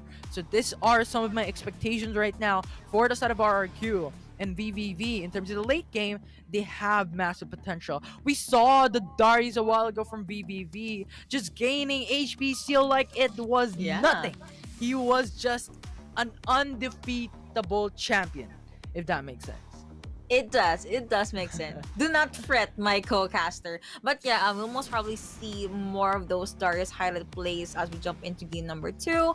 And I honestly just have my eyes on this mid lane matchup. You have Orianna, you have Twisted Fate. They're relatively mid to long range skills, but the only I guess on advantage that Twisted Fate has is the card. He can stun Oriana. I know it's more of a chance than actually him being able to time it perfectly, but I believe Helios can try that. But Oriana still, she does have the shockwave. However, I'm not sure it's gonna be worth it if she just commits it to one champion. Mhm. That's what we saw from game number 1, right? RRQ has used the Oriana, uses the shockwave onto single targeted champions, onto even the air as well, killing germs, I Mhm. guess. Although I think RRQ was just using it to zone out the enemy team aside from Uh-huh. getting the knock-ups happen. But if VVV does the same way, I think it's not looking that great, because if you're looking at their draft, only Oriana and Gragas has the potential to go for those setups. I mean, the Janna is there as well for the Moonsoon and the Howling Gale, but the Howling Gale takes time and also takes a certain distance alone. And I think that's gonna fit in on how RRQ's draft are made of. Kaisa is a mobile champion. Lee Sin is a mobile champion. Even Camille is a mobile champion. So if Howling Gale only goes into one direction, that's often not gonna go all throughout onto RRQ. So Oriana is one of the key champions here for VVV. When it comes to the 5v5, they need to connect the shockwave against the enemy team. Another thing that I would like to highlight is in the setup that there is no shockwave, there is no explosive cast. I thought, hey, they still have Darius. He can still hook the opponents and just pull them closer. But then I realized, wait, he is melee. He needs to actually be near his opponents. And Viola, RQ, they do have Galio, so it's a lot of possibilities being stopped by RQ, and it just leaves them with less possibilities to think of. They can just bait out the explosive cask, or they can try and just force it out by using the Hextech Ultimatum. They can try to kick Gragas away from the fight. So it's a lot of options for RQ to be able to do. At the same time, looking at VVV, this is all or nothing. The moment they commit, they have to go all in. It's risky. It's not something I would recommend, but if they are able to fully win that re-engage, they can go with the team wipe or go with the ace. Yeah, Kaisa, Twisted Fate are not champions that are strong in terms of their defensive capability. So if VVV goes all in to the backside, especially with Ezreal there, with Gragas there, they have backline axes. If they do so, it's gonna be so devastating and chaotic for RQ. While we are now waiting for the players to load into the ref, ladies and gentlemen, this is series number 3, game number 2. RQ is up on one game. What power, what magic will these two teams show us in the rift right now? So yeah, we already said our priorities or the champions or the roles that we will be keeping our eyes on. Now it's all gonna depend on the players. What narrative, what story will they show us? Who will snowball first? Are we gonna look at the ADC, or are we still gonna be taken aback by the power this Twisted Fate has? A lot of storylines can be made up of this game number 2 rather. I'm so excited. I want to go to game number 3 immediately, but VVV Esports RRQ is gonna play it very slowly in the first 2 minutes of the matchup, waiting for Lee Sin to now scale up, and also waiting for Helios to gain the yellow card, to gain his skills, to gain those skill lead against VVV Esports. So we might not expect any first blood happening in on next minute to come, and even next minute and a half. But after Actually, then, yeah. it's gonna be chaos. I do agree. Most likely they're gonna wait for level 5s to actually be on the board. But Earl God actually was pressured earlier on. Good thing Galio was not taken out at the very least. But it just goes to show how much poke that the Ezreal Janna composition can give to us. But now we are at the 1 minute mark. No crazy thing, no happenings, no invades even. They're just gonna go with the usual laning phase. But here comes Lee Sin just gliding his way into the mid lane. He wants to go for the early aggression. This is what we're saying a while ago. Level 3 is going to be Lee Sin's key point in terms of the power spike. And now, it's going to be the two-man roam from RRQ into the bot side of the map. Renzi is there as well. Sonic Wave in, not going to connect onto anyone as having any information. Now it's Oriana going to the bottom side as well. Going for the quick response, but RRQ opts to back away to go for the risk of it. If only the Sonic Wave connected, I don't think Lee Sin is gonna jump in though, but at least they will be able to force Renzi to go back, but did not, so Renzi was able to get the best of RQ earlier on. Rift Cutters though are now open, wards are being placed again, and looks like they want to go with the initiate or the fight. Stun is gonna connect, but there is no follow-up. RRQ will get the kill onto the Baron lane. They have the level lead. It's now going to be Galio, though, the next target, and Gragas will slay him down. It's going to be the 1-for-1 at that point in time. Rift Cutter, 600 HP. RRQ will take it down. It's just an even level playing field right now, but RRQ is playing 2 Rift Cutlers in the 1 minute and 25 seconds up until 2 minutes. The moment VVV saw that first blood was secured by RRQ, they're like, okay, we need to kill someone right now. And the first champion that they saw was basically the one that kneeled in front of them. But it's okay. It's just all about the trade. Trade is still gonna be the name of the game. But Helios looks like he has the better end of the bargain. Still, I guess he has a bit of the control here when it comes to the waves at the minion, at the middle lane. Gonna go with the reset. And you have Lee Sin just camping it out, taking out the neutral jungle objectives at the Dragon lane. You have Earl God trying to shoot their opponents back, and you have Marquis just quietly farming. It's a pretty standard start for a normal game in Wild Rift. Yeah, it's a standstill. Like, everyone's just farming. They already got the Rift Cutter, so at that point, they don't want to go for the hyper aggression, especially 3 minutes and 30 seconds already. The Infernal Break is gonna be up next. One of the key Dragon objective that you can take for your team to gain the damage lead. So I think VVV Esports RRQ is respecting that fact of that Dragon. But now onto the top side of the map, it's gonna be the Dragon Rage putting down Darius. And that will be RRQ securing another kill onto the Baron lane, and they're now crashing down into the top side turret. They want to take it down. Infernal Drake though, 2 seconds remaining. VVV Esports wants to take it home for themselves. It's gonna be RRQ not giving a care about it, as VVV will take it without any contest as of yet. You know what? What is more valuable for you? Turret or a dragon? It depends on the dragon. But in this specific case, I would have hoped so that RRQ went in for the Infernal Drake instead. If they've gotten 2 turrets, that is much more valuable.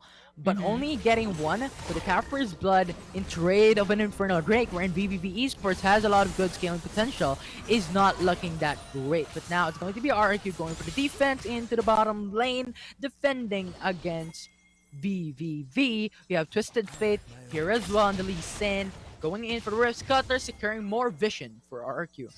Good hook shot coming in from Isilia, but at least both teams do not want to start any fights yet. They would go with the pickoffs, but they won't force any other fights. If they see someone, yeah, sure, let's try to take him down. If it doesn't work, nah, let's just leave it rather. And you have again 4-1 setup most likely. Camille is gonna be the one that's gonna be in charge of split push duty, but you have Marquis clearing out the waves, and he was able to push the waves in further towards the side of VVV. Baron lane, safe to say, is in favor of RRQ. Definitely right now, 2k gold lead for RRQ. In 5 minutes into the game, Rift Herald will be up very, very soon, and RRQ will now going for the reset. I think they want to go for the Rift Herald now, right? They've already lost the Infernal Drake already to then go for the Tapper's Blood. I think they have to go for the Rift Herald, as it gives you 300 gold. And aside from that, it gives you a potential to go for turret. And in addition to that, the Rift Herald, who gets it, has a faster recall. So I think that can be utilized very well, especially if RRQ gets the Rift Herald onto key players. The jungle is there so that he can reset fast. He can then go and support his team very quickly. And now they have the vision up onto the Rift Herald split. They have seen it, and now they will go in for the contest, zoning out the enemy team. That vision was made possible by the fact that Marky was able to pop his Void Seeker and it did connect at the right time. If you could notice, the moment it connected, most likely Marky signaled his teammate and say, hey, they're actually right here. Are we gonna try and get Rift Herald? Looks like they're gonna try to see if we're gonna see a clash.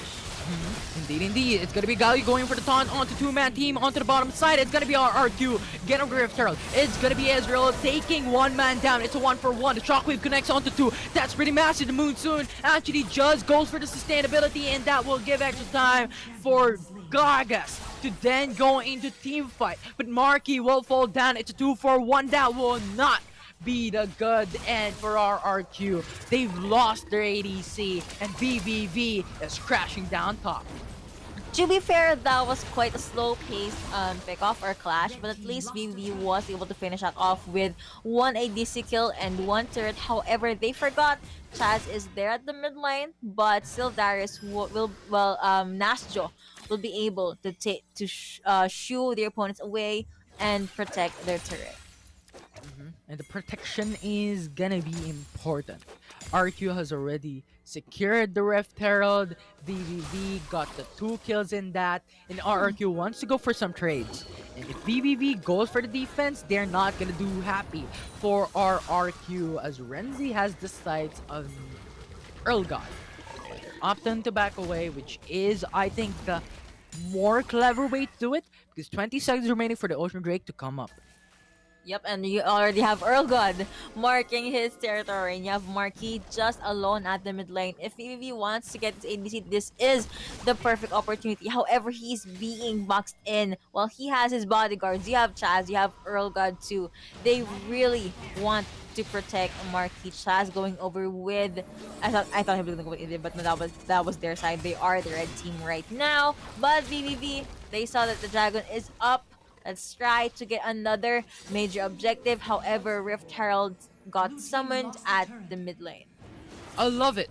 You know what? RRQ has the knowledge that VVV Esports is going in for the Ocean Drake, forcing out the Rift Herald into the mid lane, especially with how low the tier 1 turret was a clever move. But now, it's going to be Hexic Ultimate coming from Camille of RRQ, slaying down the Orianna. True Shot Barrage deals up massive amounts of damage, is not going to be enough to bring them down. Twisted Fate is too far ahead in under the turret. Now the Gold Card tries to go for the stun, but he will get hooked by the Darius Sin, and that will be the double kill from RRQ with no kill trait of VVV.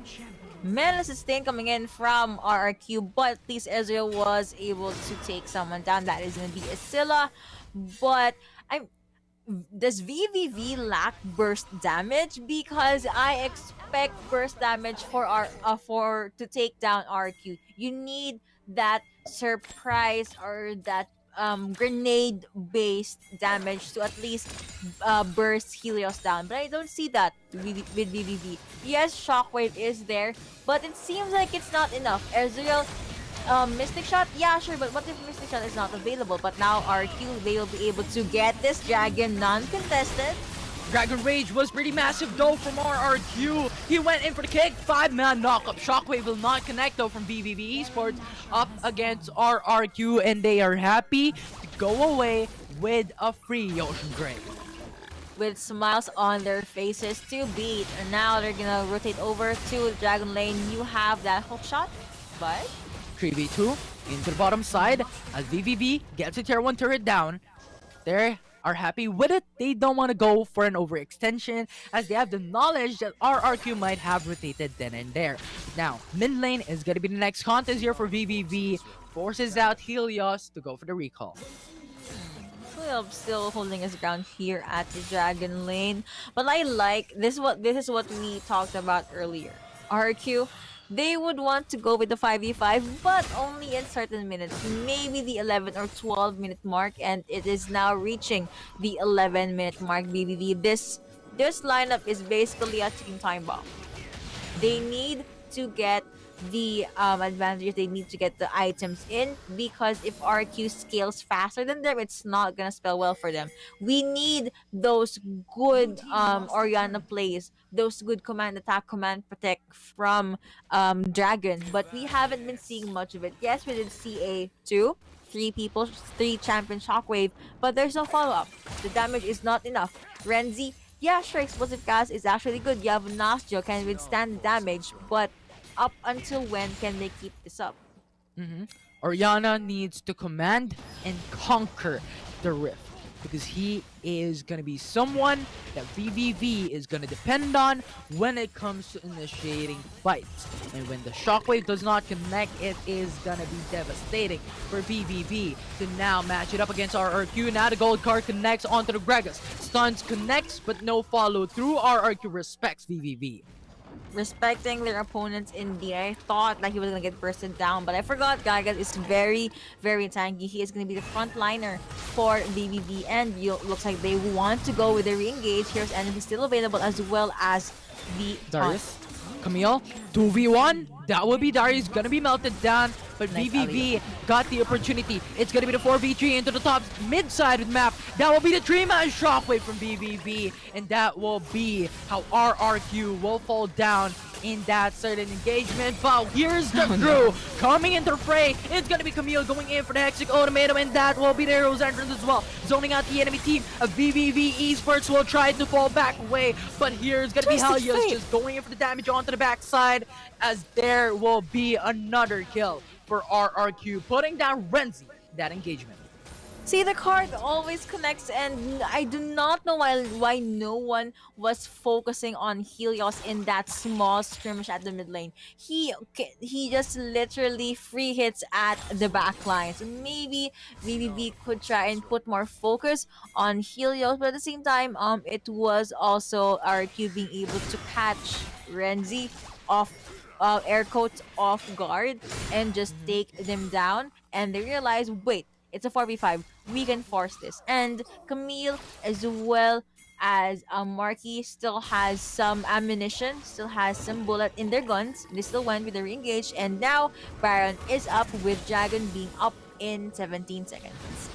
RRQ will be forced to give the Rift Cutter onto VVV Esports, gaining the permanent vision onto the Baron's pitch for a couple of time period for VVV, which will give them sort of the advantage in getting that information up. But with Mountain Dragon gonna be alive right now, it's gonna be the next contest here. It's easier to take down. It's gonna be VVV Esports now crashing down, but RRQ has dominated the Dragon Spin in a blink of an eye. It's gone. Too late, says RRQ right here. VVV, we know and we saw that they were trying to go with the steal, but that's be very quickly coming in from Lee Sin. Void Seeker doesn't connect, but will they go with their engage? It looks like it. A shockwave onto 2. RRQ will now fall down. It's Crucial Barrage dealing a lot of damage. VVV will get the tier 2 turret into the mid lane. Just there to zone out the enemy team. It's gonna be the Lee Sin. Camille comes into the backside. Hexic Ultimatum out. It's gonna be Tristan, or not Tristan, Twisted Fate though, into the backside. Now going in for the flank. It's gonna be Ezreal now falling down. It's going to be Darius as well. It's a triple kill from RRQ, and they're still running it down mid. They're trying to gain the ace. They're trying to get the win. Dragon will be the next step here, as RRQ will not take it down, but they're happy with a 4 kill. Well, Chaz still has his GA popped earlier on, so he still has second life up. But looks like RQ, they could finish the game, or they can just take as much turrets as they can. They can get this, they can also get the inhibitor turret, but that was just Isilia making the plays. VVV, they did not expect Camille to be there, and other members of RQ, they just follow. That is the kind of response and follow-up that I've been looking for towards VVV. Whenever, well, we saw this earlier, Dragon 2, 3-man shockwave, but that's under turret, and no one opted to go with a turret dive. That's already one important ultimate down. There was no Moonson 2 for Dampier.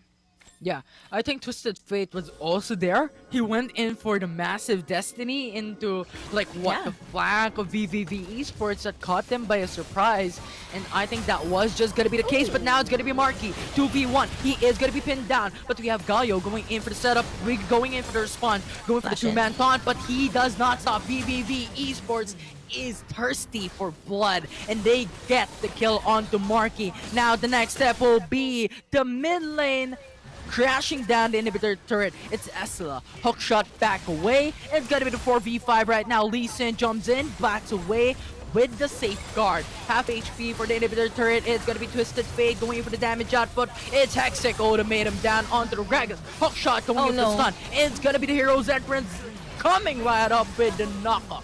And that will be two remaining for VVV. Oriana will be the next step. It's gonna be the 4v1. The Shockwave will delay it, but that will not be delayed enough, as we have Damper, the only one of Mini Howling Gale, to once again try to live another day, but another day will not be given, as RRQ is now rushing into the mid lane. They're trying to finish the game, and they are finishing the wave. They're clearing it down, and that will be RRQ smacking around the Nexus and gets game 2 and wins the series. In just 17 minutes. The moment VVV was in the mid lane, I was about to say, if they win this clash, considering the death timers that RRQ will have, they could have won it. But the problem is, they forgot that Camille can just pop Hextech Ultimatum. And the moment that Camille already has her eyes on a certain champion, it just became, or it was the game for RQ, because one champion jumping in means that is the green light for them to actually cause chaos. And again, Marky was almost always untouchable at the back lines. You would have your eyes mostly on Helios, and the stuns just always connecting. The damage or the cards from Twisted Fate apparently hurts a lot, was able to provide vision for his team as well. And again, all those small movements, all those small steps became a mile that RQ was able to walk and win the game. Also, Chaz with the initiates and all those very good kicks was able to isolate team members from the side of VVV, as well as Earl God with the follow-ups with the hero's entrance, and Gold as well as EXP all going over to RRQ. Definitely, I see it. But Twisted Fate from Helios once again in RRQ. Yeah, dude. So amazing in that Twisted Fate.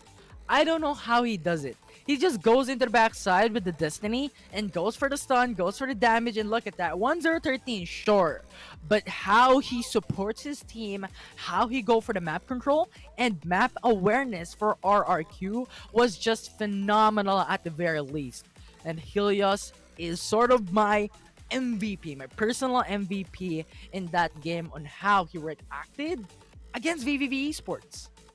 To be fair, he did get 13 assists, and overall his team was able to get 16 kills in game number 2. So Helios is just all over the map whenever there's a clash. You'd see him at the sides. Not at the back line, but at the sides. He's like, okay, you can't see me. I'm gonna throw cards at you. Did you stop? Okay, I'm just gonna freeze from the sides. And Rabadon's, all of those burst items really, really hurts a lot. And he was just there. He will actually allow Marky to finish off the kills sometimes. But yeah, I'm looking towards VVV.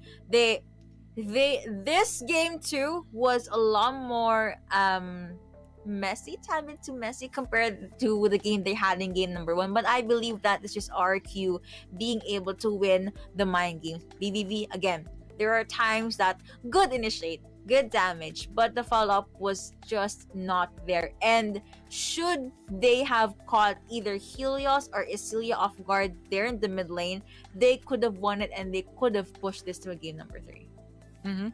Yeah, I don't even understand how cards hurt. They're sharp. They get that, how cards actually hurt. But kidding aside, it's just a good team synergy from RQ. They did a lot of things, and we can look further into that with game 2 highlights right now, presented to you by Oppo Reno 5. Play of the game. Yes, also the exhaust coming in from VVV. There are times that they exhausted champions that were not meant to be exhausted, and the kills coming in from Mark. Yeah, This was to initiate that RRQ needed, and it was, I don't think it was the nail on the coffin, but at least the cover on the coffin for VVV. They were able to, take a lot of lives for themselves, stuns still connecting, and it's just Celia being able to set the tempo for his team. Right there, if only they were able to catch either Chaz, Celia, or maybe even Helios, things could have been different, and we saw popping that Destiny to at least give his team the boost that they needed, or at least surprise their opponents whenever they're gonna try and run away. They did chase after this Janna. Well, you do have shields, you do have the mobility, but if you are being chased by two champions and one is a burst type of champion, you're gonna have to pray. Pray indeed, because that will be how RRQ has finished the game number 2. And now let's look at the match of the match right now. Isilla being very dominating with a good response for his team, taking the MVP using the Camille. Hey, earlier we saw, well, in series number 1, we kept on highlighting Helios, but this guy, Isilla, on this Camille, he sets a different bar for his team. I mean, yeah, Helios, damage, yada, surprise, taking the kills. But the fact that his Hextech Ultimatum would always connect and at least take the key targets. Also, he uses his hookshot at the perfect time. He is almost uncatchable at some point. Really able to utilize the mobility that Camille has. To top that off, he actually has a flash and an ignite for initiates or disengages, and he can pop that ignite to finish off certain kills. Massive. I think RRQ's team coordination, team synergy, and how they synergized and coordinated their ultimates was their key to success. Because in terms of the mid game, late game, that is where everything came down. And I like how Destiny has been being used by Twisted Fate, because Camille was just going for the 1v1. If we look back a bit onto the latter part of that engagement, wherein VVV was rushing in mid lane, they were going for the 1v1. But Destiny was used, going in for the 2v1, has built down the Darius. And after that, VVV was able to take down the tier 2 turret into the mid lane, but they were overextending, and RRQ was just dying from that. But when it came down to it, RRQ, you know what, let's just spawn into the mid lane, which they did. And after that, they got the kills. They got 4 kills. Orion was the only one arrive, and after that, they just dominated. They just swiped out the enemy team. Dominated is gonna be the word for game number 2. It was just RQ showing us, if you allowed us to snowball, you're gonna have to make a run for it. But yeah, that has been series number 3, and yes, it did end another 2-0, still in favor of RQ. So safe to say that for day 1, RQ, they are at the top of our group stages here at the Mindanao leg. You know what? I do love the draft adjustment from VVV, but still, the analysis that I said after game number 1, execution. They could have executed it better, and they had better decision making, in my opinion. But the problem was there was no follow-up. They do have a beefy front line, that's okay, and I was just also waiting for Ezreal to be able to go up against Marky, but we didn't see much of that because, again, you have to get past a lot of champions, a lot of CCs, a lot of damage, just so you can reach their ADC. Definitely. Whew, that was dominating matchup. That was very exciting, Yuko, and I want to see more of it. Next game, it's going to be Tyrant Gaming versus UCE, and we have seen them play a while ago. I think Tyrant Gaming was a bit of a matching it up against RRQ, and UCE was there as well. Pretty par on VVV. And looking at that series number 3, I'm excited to see on what the results may be for series number 4. So yeah, I think the stage is set, the foundations are there. It's really up to them now to execute their team, to execute their draft, and what might be we can expect for this series. But with that said and done, What a beast of a game that we have just experienced with RRQ taking game 2 of the series. I'm Infinity and this is Yuko, and we'll be stepping away for now, but when we return, it's panel's desk giving us more insights on what just happened from that match of RRQ and VVV.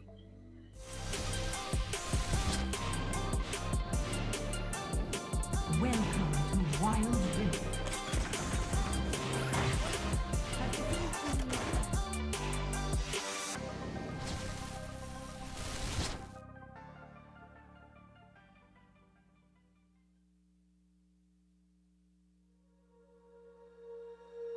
When you feel it's hopeless, when you think that you lost,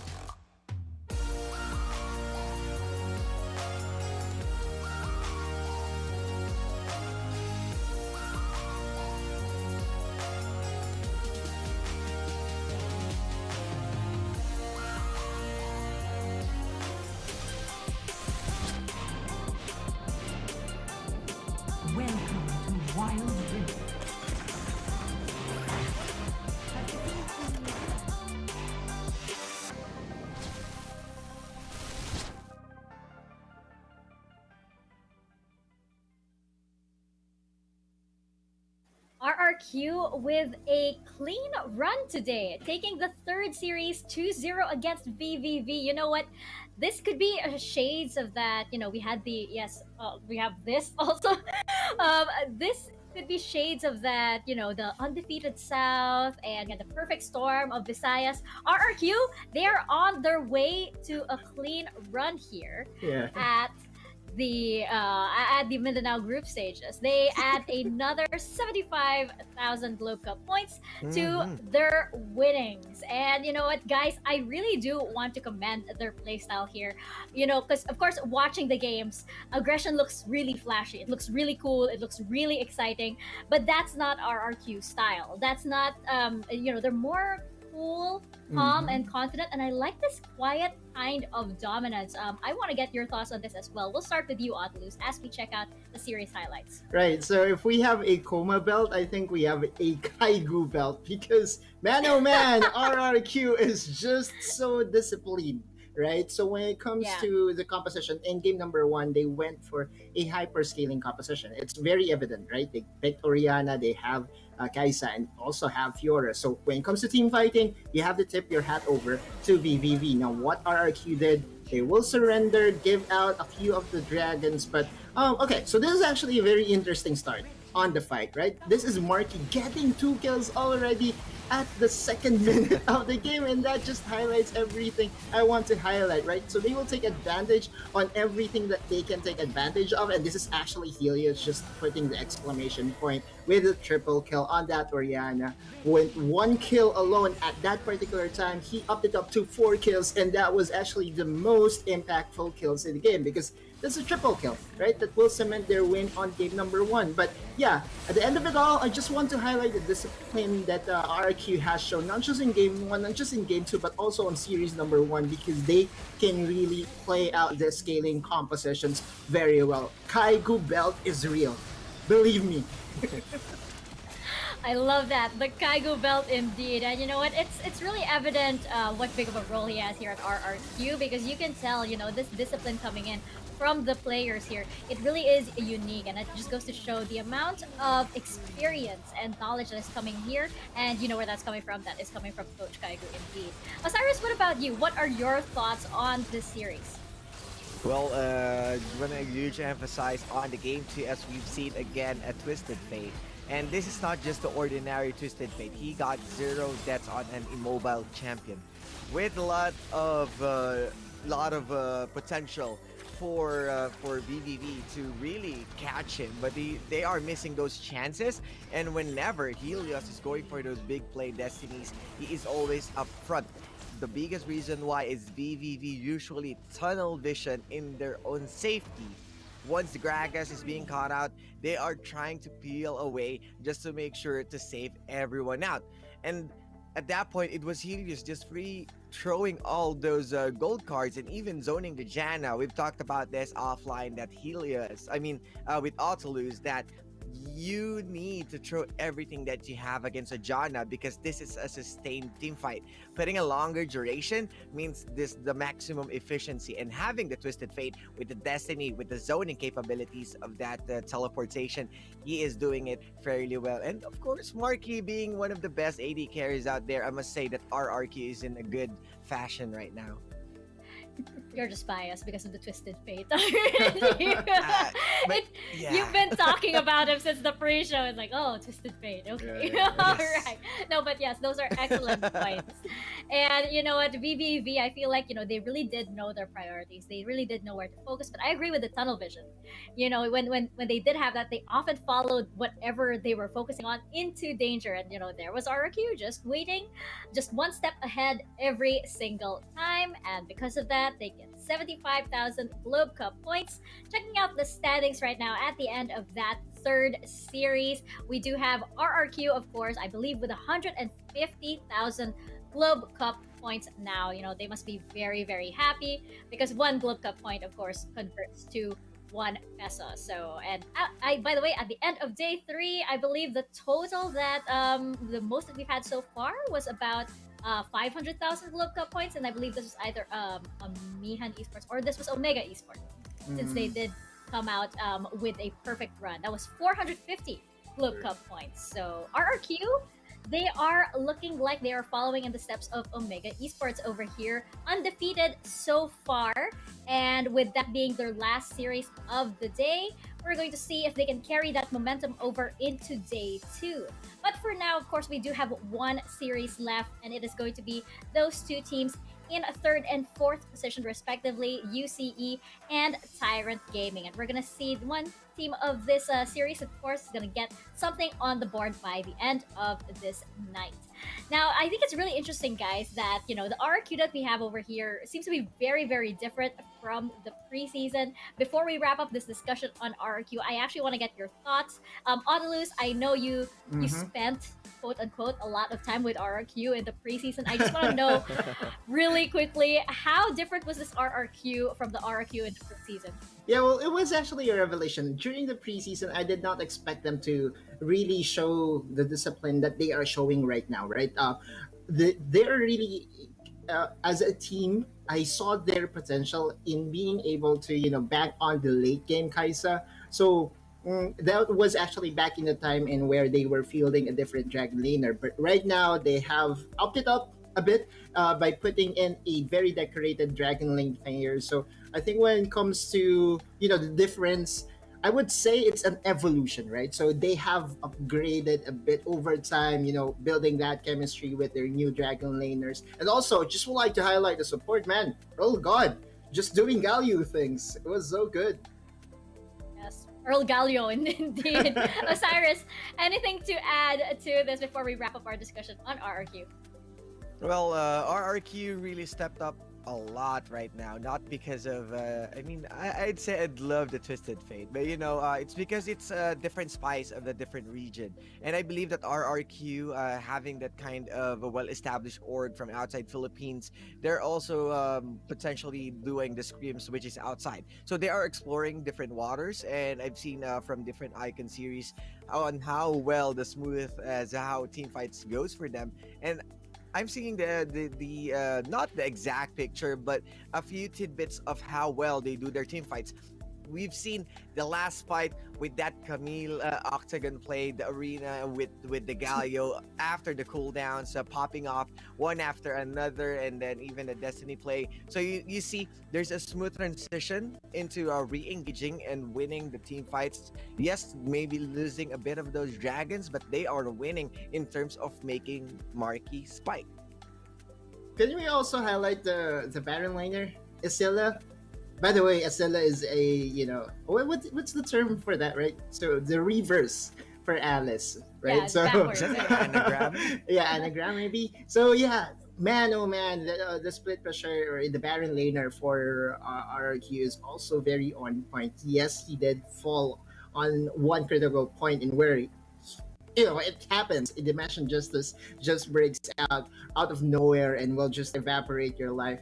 But in the end, though, I'm very impressed with how they execute the split push, and the Twisted Fate is there to support your duelist, right? All of a sudden, the 1v1 is now a 2v1, and that's the gameplay that RRQ played.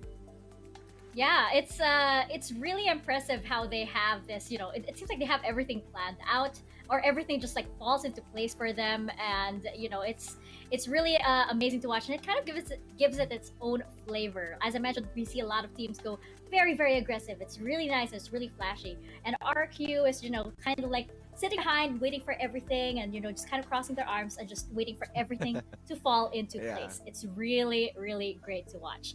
Now, of course, we do have one more series to go for today, and it is going to be Tyrant Gaming versus UCE, the unique team in the one without the three sort of letters to it. Although we'll give them their own. TGG or something, right? Tyrant yeah, Gaming. TYR versus UCE over here. Checking out their lineup. I know it's been a few series since they played in the first one, so let us refresh your memories over here with the lineup for Tyrant Gaming.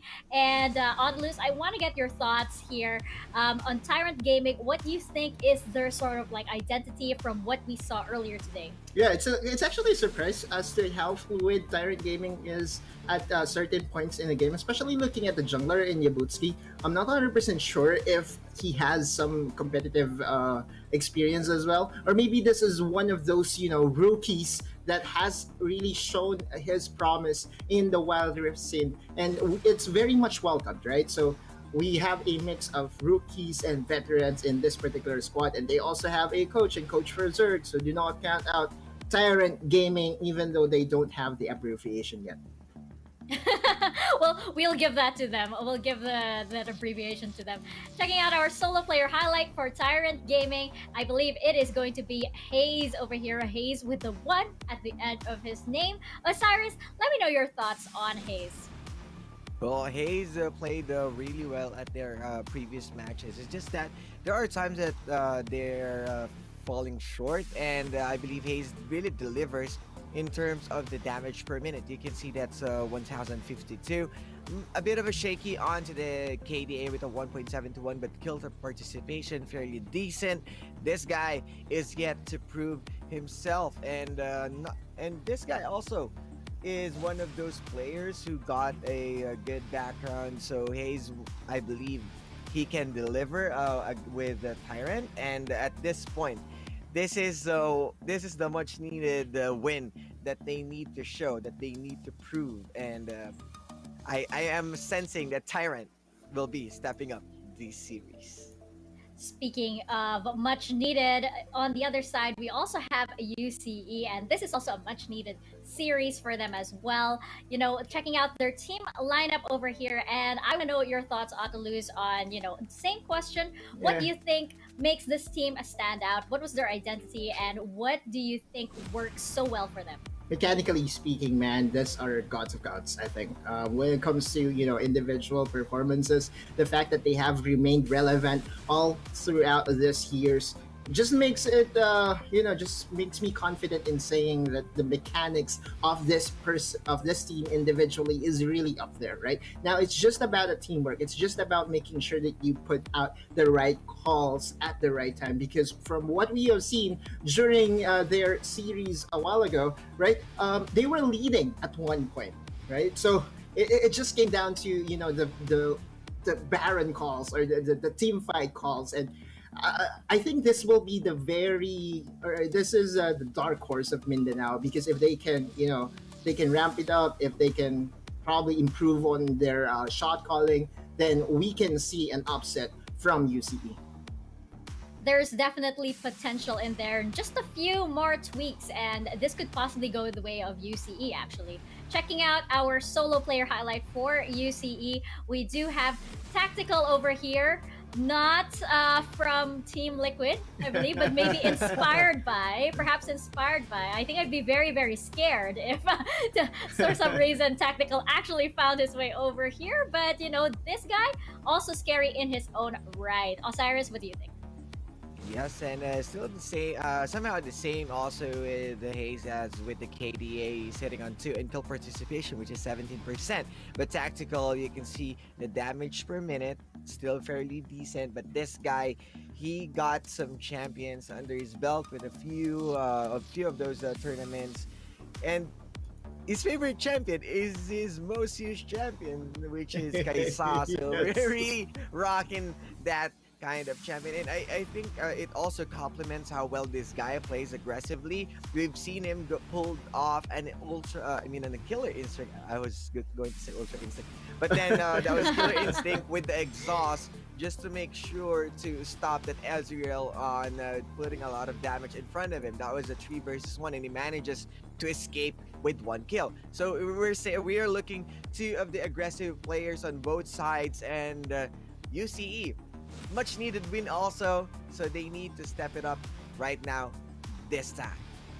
Yeah, definitely a character loyalist over here on the side of Tactical. Favorite champion, and definitely most used champion as well. And you know what? These stats I find so interesting over here from the Dragon lane. People might think that they're KDA, it's not exactly what you would expect. But it could be because, they might be playing cleanup crew, and there might not exactly be anything left to clean up. It just means that, everybody's been doing their job, and that will be something that we'll be seeing here in this last series of the day. Now, checking out our Globe Key player clash, of course, if you do have the ADCs, who are they without the backbones of Right. the teams, the support. And over here we do have Joms and Bo. That is Bo over there. I know Mhm. there's a few more letters, but it is pronounced Bo and Othlus. Let me know your thoughts on these two. Right, so after interviewing these two gentlemen, right, so Bo is actually a veteran already, and meanwhile we have Joms as the newcomer. So if we're going to, compare them with their background, the experience advantage will definitely be on both sides.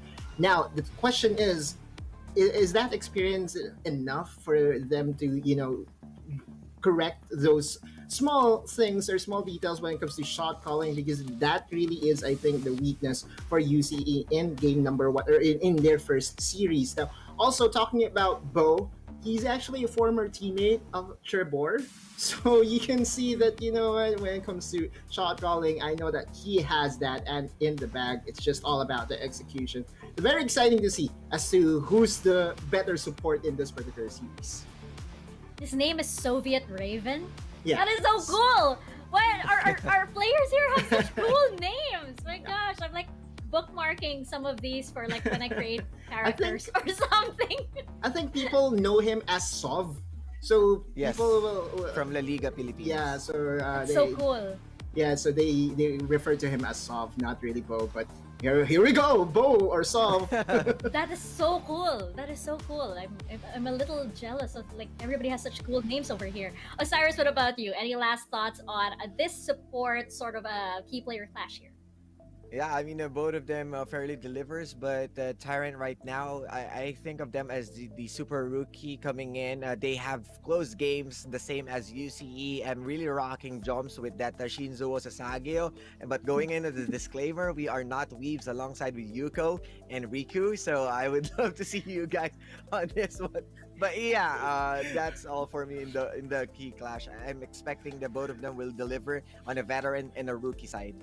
You know what? If we get to interview him, we have to ask him about that. Yeah, we've got to ask him about that. But of course, now I have to ask you guys for your predictions. What do you think? Tyrant Gaming or UCE? Otlus, you first. I got sold with the Sagio, right? So I think we all throughout the tournament, I have to stick with Tyrant Gaming from here on moving forward, man. Attack on Titan, best anime all time. Quote me on that. It's attack on Tyrant now. It's attack on Tyrant now. I love that. Osiris, AOT. what about you? Well, what about you? I really love how Berserk, of course, with the previous game, really close one. Tyrant, as much as I want the UCE having Renji Abarai with his Zabimaru goes into a into Bankai mode, but this is the time that he needs to do that. But it's Tyrant Gaming. I'd go with the AOT or attack on Tyrant right now. They're fairly flawless in terms of some team fights. Yes, they may be dropping some few games or few skirmishes, but I believe that they are well groomed right now under Berserk. So I'd go Tyrant. Oh, interesting. You guys were pretty sold on that. You guys were pretty sold on the attack on Tyrant. But you know what? Based on what we saw today and with their first match against RRQ, I also do think it's going to go in favor of Tyrant Gaming. But I do think that UCE might be able to get one. We'll see. We'll see as we jump into this last series of the day. Tyrant Gaming versus UCE. Casters, take us into the rift. Thank you very much, panelists, and we'll be our casters for our fourth series of tonight. UC versus the Tyrants. I really love the puns that were coming out of the panelists after the, jumps with this. With this pose. But yes, my name is Riku. Together with me is Infinity, and very excited for the fourth season because again, UCE struggled a little bit earlier. We're talking about the current bottom two teams on the scoreboard, and I know I have to ask the dreaded question as well. I'm gonna pass it over to Infinity. What are your predictions this time around? Because the panelists are a little bit half and half, or rather, are more on the attack on Tyrant wagon over here. I think it's so difficult because if we've referenced the series number 1, series number 2, both these teams have come into very close matches. For Tyrant Gaming onto RRQ and UCE onto VVV. But we've seen in series number 3 that RRQ was the better team. And now for series number 4, I'm looking at Tyrant Gaming to go for a 2-1.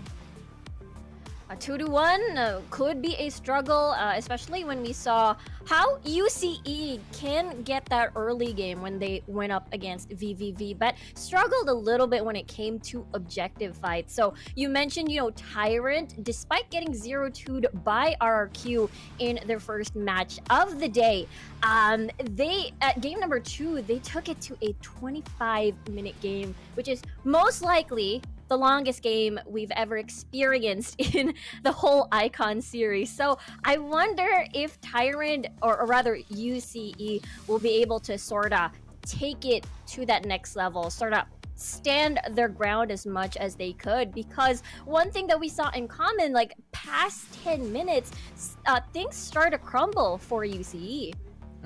Definitely, we've seen USCE being super aggressive. I think prior in their series up against VVV, and they were targeting onto kills instead of objectives. Into the mid game against VVV, they were really going in for kills instead, and at that point their enemy team was already taking down 3 turrets, right, while them were not being able to take down any. So I think this would be a battle between, I think Tyrant Gaming is more of the objective game and UCE more of the kill game. So I think it's really gonna be an attack of Tyrant for this series. UC definitely has to initiate a mission. Attack on Tyrant here, as Tyrant seemed to be such, if we were to compare them side by side between UCE and Tyrant, I feel like Tyrant is definitely more on the aggressive side of things. I remember their draft against RRQ twice in a row. They really favored these aggressive melee champions for themselves. So we'll have to see if they're gonna sort of replicate that and maybe try that again. It almost worked up against RRQ, and it could be possible. UCE's, I think one of their weak points is definitely around the dragon fights when we saw them up against VVV earlier. It's all about 100% commitment for UCE, right? And I think Tyrant Gaming can punish that by doing the same thing, but doing it more of the methodical play. If they have the advantage in terms of the draft already, they could punish UCE. Going in the same manner, 100% all in, but because of the advantage in terms of draft composition, you already have the advantage coming into the matchup. So I think they could do the same thing, and UCE needs to think of some way on how Tyrant Gaming has played out prior to this. Right, they were doing the early game type of setup in terms of the early aggression. Tyrant Gaming has gotten those early first bloods in, I think, 2 games that they were fighting against RRQ. If they can punish that, that would be great. Yeah, exactly. I mean, UCE also, we can say the same for UCE as well. I mean, remember the constant ganks on to Jonas, or on the Darius rather. Josnas. I mixed that up a little bit there. But yeah, it is the jungle and top duo, which is Majo and Renji, making it work, creating that pressure at the Baron lane side of the map, and hopefully we get to replicate that. Again, I feel like the draft will be such a huge factor on how they are going to be able to execute, the goals that they want, the strategies that they need to do, especially that there are certain limitations. UCE had really favored, that Diana pick, that Jarvan pick. A lot of all-ins, but not a lot of outs.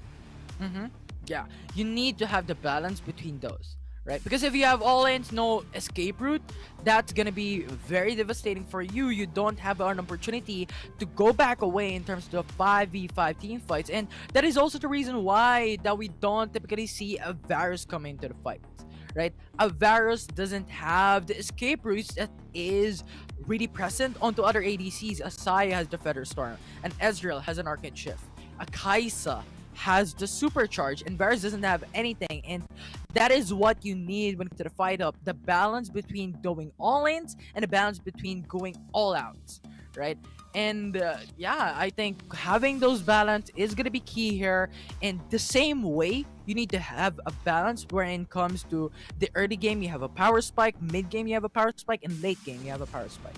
If you have those, you're strong all throughout the game, and you can punish the enemy team even though if you're far behind. Yeah, that's exactly why we get to see more of Tristana recently instead of Yeah. the usual Saya. A lot of resets, a lot of valuable resets on the board just for extra escape, just in case, your utility support is not enough. And it works out so well. Something that I want to see, though, we've seen the first iteration of the Poke composition, which is the usual, the Ziggs, the Ezreal, and the Lux. Because of the Lux getting nerfed this time around for patch 2.2c, mainly on her prismatic barrier. It seems that we haven't really seen the Lux, especially when we consider how many times she was picked back in, North Luzon, South Luzon. It was incredibly popular, and now took a dip a little bit, but we get to see more of the Enchanter supports once more. So interesting to see what the approach is going to be for this matchup, considering, we've seen the Lulu, we've seen the Janna again pop up, and we've seen tank matchups like the Leona and the Braum. And I think the reason why Lux has been falling down a bit into the current meta is because of how the prismatic barrier was actually quite nerfed down. It doesn't really give that much shield any longer, and Lux, he or she really has the role on just going in for prismatic barrier, giving those shields, and aside from going for the final spark to try and steal out the enemy team in terms of objectives. So if the prismatic barrier has been nerfed down, it's pretty much hard to implement Lux in terms of a meta. And on top of all that, you have those assassin champions now being upped in the meta. You have the Rengar that can jump through and demolish you. And having a Lux, having a Ziggs, and having an Ezreal at the same exact composition doesn't state counter onto Rengar, doesn't state safety for a Rengar. So I do believe that Lux is not being prioritized. And yes, we've seen Ezreal and a Ziggs in the same composition a while ago from VVV, but instead of a Lux, we have a Janna. And I think that's more of the better synergy because a Janna gives you more of the escape route. And yes, that is not escape route specifically onto the champion, but disengages with a Monsoon. From that knock-up, and on top of all that, gives you extra sustainability. Yeah, exactly. That's the reason why, we get to see a surge of these disengaged supports like the Lulu and the Janna, and a little bit less of more of that aggressive support picks. Especially, Camille was already a problem. Having an Akali on the board was already a problem. And now an assassin jungler has to be taken into account for. So very understandable that we don't get to see any of the usual supports like the Lux. Before it was super popular, now we take a dip on that popularity. But I think it's still a little bit early to tell. I guess it's just Rengar changing the whole state of the draft. First, you got again banning the Rengar. That means more of the usual picks. Prime picks being open, more Baron laners being open. But something that I like to touch upon and ask you is that, aside from Rengar, we've got Renekton also open as well. What do you think is the reason why it has been, zero presence so far in the Icon series, even in other regions? Yeah, I think when Renekton was released, everyone was hyped about it. Everyone was expecting that it has the same potential as the League of Legends PC counterpart, but when it came into the Rift, in Wild Rift, it was underwhelming. The sustainability of the Renekton was not that big, and the damage output was also underwhelming. And I think that is the reason why we don't see a Renekton that often in the current meta. There is a better alternative into the Baron lane that does more, but does the same way that Renekton does it. A Darius, more sustainability, can hook up enemy team champions, and when he goes for a big power spike, he can go 1v2, 1v3 against the enemy team and be sustainable still. A Fiora is there as well. The 4-1 setup is going to be valuable when it comes to mid-game, late-game, especially if you have the advantage. But even then, if you don't have it, you still have the potential on forcing out the enemy team and going in for the 4-1 setup. Still, that gives you extra control of the game on how you want to mold it, on how you want to balance it out, and how you want to put the enemy team in terms of the mind games type of setup. The Garen is there. As we've talked about a while ago, it's sort of a neutralizer in terms of those kill-based champions, right? So I think Renekton is not having to fill any of those roles better than all of these meta champions. Yeah, I super agree with you there. I mean, I think it's just one of those things too, how useful a Renekton can be as the game goes. Because so far we've been having rather long games. It gets longer actually, especially I believe with the gold changes. So it hurts. It definitely hurts Renekton's pick rates. As far as we can see, I mean, it's just day number 1 since the Icon series, Wilder Philippines at least, came back on air after the break, after 2.2C was released. So things could still change. Maybe it has something to do with player preference as well. Something that if they want to play the lane or if they want to play as a team with the team as well. So curious to see because we still have 2 more days of Mindanao anyways. But so far though, looking at the play style for both Tyrant and UCE, they seem to be favoring a lot of these dragon fights. They love their skirmishes so far. So when we talk about skirmishes, what do you think are the prio picks when it comes to that approach in their strats? In terms of the skirmishes, I think Lee Sin could be one of the hyper priorities in getting those ganks up and early. 3 minutes, 2 minutes and 30 seconds, level 3 already for Lee Sin. That will be the power spike of that champion, to be more specific. And that is not just any power spike. You can just jump into the matchup if you have a good mid laner with a single targeted CC that can synergize very well and get you the first blood when it comes to the early game. And on top of all that, having that mid lane control gets you the potential to get 2 Rift Cutlers in 1 minute and 25 seconds. Aside from the Lee Sin, I think there are good champions that are map aware champions or map control champions, including the Galio, the Ziggs, that has ultimates that can reach up until like half of the map, wherein you can just pawn it out and the enemy team is just all of a sudden surprised. What's happening? What's going on? And I think that sort of thing can just lead your team into more of the surprise or hidden attack against the enemy team, wherein they don't know what to do next and just zones out the enemy team and force them to do something that they need not to do in the team fight. Yeah, I love how you brought that up, all about that map control. We've seen a lot of Twisted Fate. Well, mainly from RRQ, mainly from Helio. So curious to see if Twisted Fate, I mean, he did get a buff at the current patch at the moment, but mainly for his red card. So I don't know if this is a Helios thing, a TF Helios thing, or possibly, you know, the rest of the mid laners of the Mindanao group stages have him in his pocket, in their pockets as well. And also Pantheon, something that can catch people off guard, a pick that can get immediately get a numbers advantage. He did get a buff as well come this current patch, and the thing is we've seen him once or twice back in North Luzon and he basically disappeared. What do you think are the chances for him to make a reappearance again? There's an opportunity to go out for a Pantheon in the current meta, but it's hard. It's a situational type of thing. I think GXR in the past has brought it up, Xperia to be more specific back in the days, but now I think you have a lot of CCs wherein Pantheon has it, but not that evident to really just sway up the game.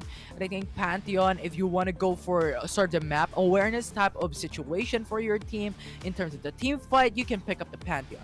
And if you are going for the type of aggression, it can also come up. But it's a situational type of thing. Even the shield of Pantheon is not already blocking out the turret damage, so you cannot just go all in aggression under the turret to try and get kills, which was done in the past to gain those early game advantage. So I think there is an opportunity, a slight opportunity to say the least, but not currently in the big top priorities in the meta. Yeah, that's true. There's still a lot that are priority picks, that are still safe picks, that are picks that still work consistently. And not a lot of things have moved so far, though. When we look at a pick that has been resurrected is the Olaf. I think, you know, Olaf had his absence during the Visayas region, sort of reappeared again in a couple of regions, as well as a ban, as well as once already here in the Mindanao group stages, which at the end of South Luzon, it didn't really look so good. At the beginning of Olaf started, when he started getting picked, he was sitting at a very sad 0% win rate. So makes me wonder why the sudden surge again of these Olaf picks here and there, considering that again his poor performance back in the previous group stages. I think it really boils down into situational type of composition. For example, the enemy team has a lot of CCs. They have the Seraphine, they have Oriana, they have the Braum, whatever that may be. But a full team composition with all AoE CC totals and Olaf would be very great. Ragnarok in. You just come in anti-CC. You can just dive into the back lines and decimate enemy champions. Key champions, to be more specific, the ADC, the mid lane. If they're gone, no damage will come through. And I think that will be something that is really situational for Olaf.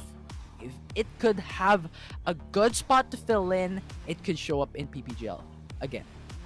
Definitely. I mean, there has been an addition to the jungle pool anyways, which is the Rengar. So a little bit hard considering as well as the games have been very, very long as the Olaf will eventually sort of get melted down immediately at the later stages of the game as well during the late game. So right now, it's so interesting to see how both of these teams duke out. Again, we're seeing the current bottom two in the scoreboard as they both have been 0-2'd by RRQ, by VVV respectively. So curious to see how the whole standings are gonna move at the end of the night, especially when we look at both of these teams on paper. They both have similar experiences, I suppose. They are both very consistent when it comes to the rank ladder. They have experiences both in competitive scenes in League PC and as well as other esports titles as well. So very curious to see all of these, it's like a mixed bag, but at the same time, how these experiences and as well as your approach to this new home, which is Wild Rift, and how that all culminates together. Yeah, the experiences in League of Legends, I think, has a good adaptability into League of Legends Wild Rift. The foundation will be there. You know what will be the priority. Is the Dragon on this one going to be the priority? What does the Rift Scutter do? Is a Scryer Blooms going to be very important in the first minute and a half of the matchup on gaining information? These sorts of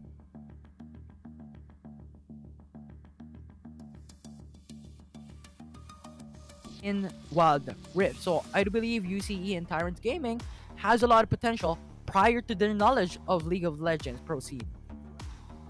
Yeah, well, exactly. It's just one of those things where experience will definitely help you a lot. It's a new game, a little bit similar with their experience with League PC, but a lot of different things for sure. And when we talk about players to watch, I mean, we've seen both of these teams in the series perform in the respective series already. And for me, I suppose when it comes to UCE, I really like to look upon Majo and as well as Renji. Again, I feel like there is a lot of potential to their top and jungle synergy as well. Especially they've managed to get first bloods, but the biggest question is how they can transition that lead and help the rest of the lanes.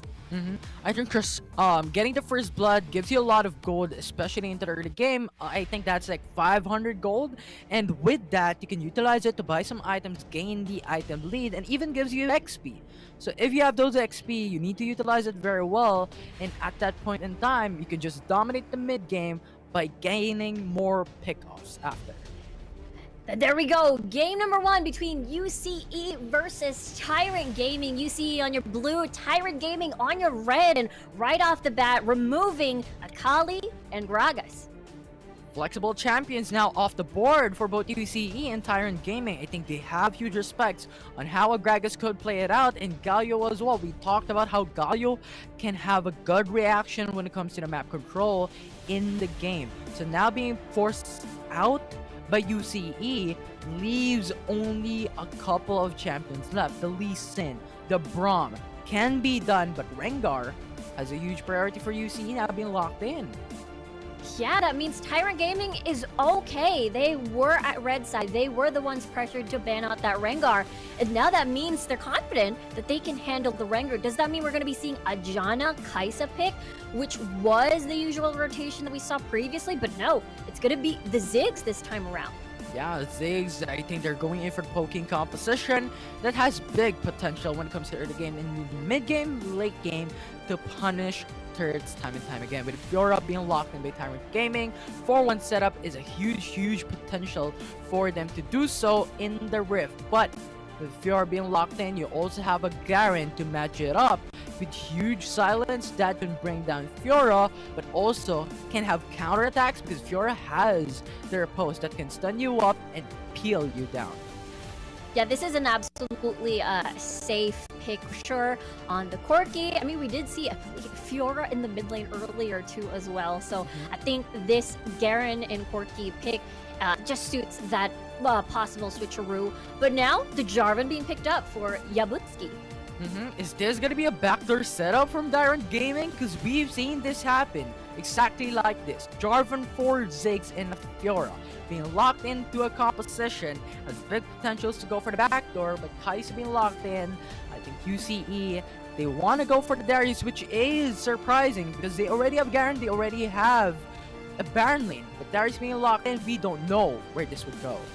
It's a mid lane Darius, perhaps, and then Corki AD carry are for tactical. Oh, the Pantheon, there it is! Okay, Pantheon! the honors infinity. We were talking about the Pantheon earlier. You said situational. Now this is the situation.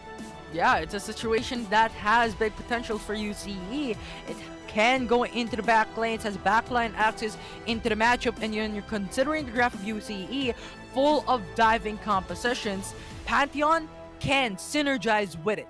Darius can be sort of the tanky. The Garen can be the aggro magnet. Rengar can be the assassin to the back lines. And Pantheon can be the map control champion that can jump in whenever or wherever it might be. And a Pantheon, when it comes to early game, has big potentials as well, especially onto level 3. You can go in for the stun and deal massive amounts of damage, and those percentage, those critical damage will hurt a ton. And on top of all that, you also have a shield that can negate damage.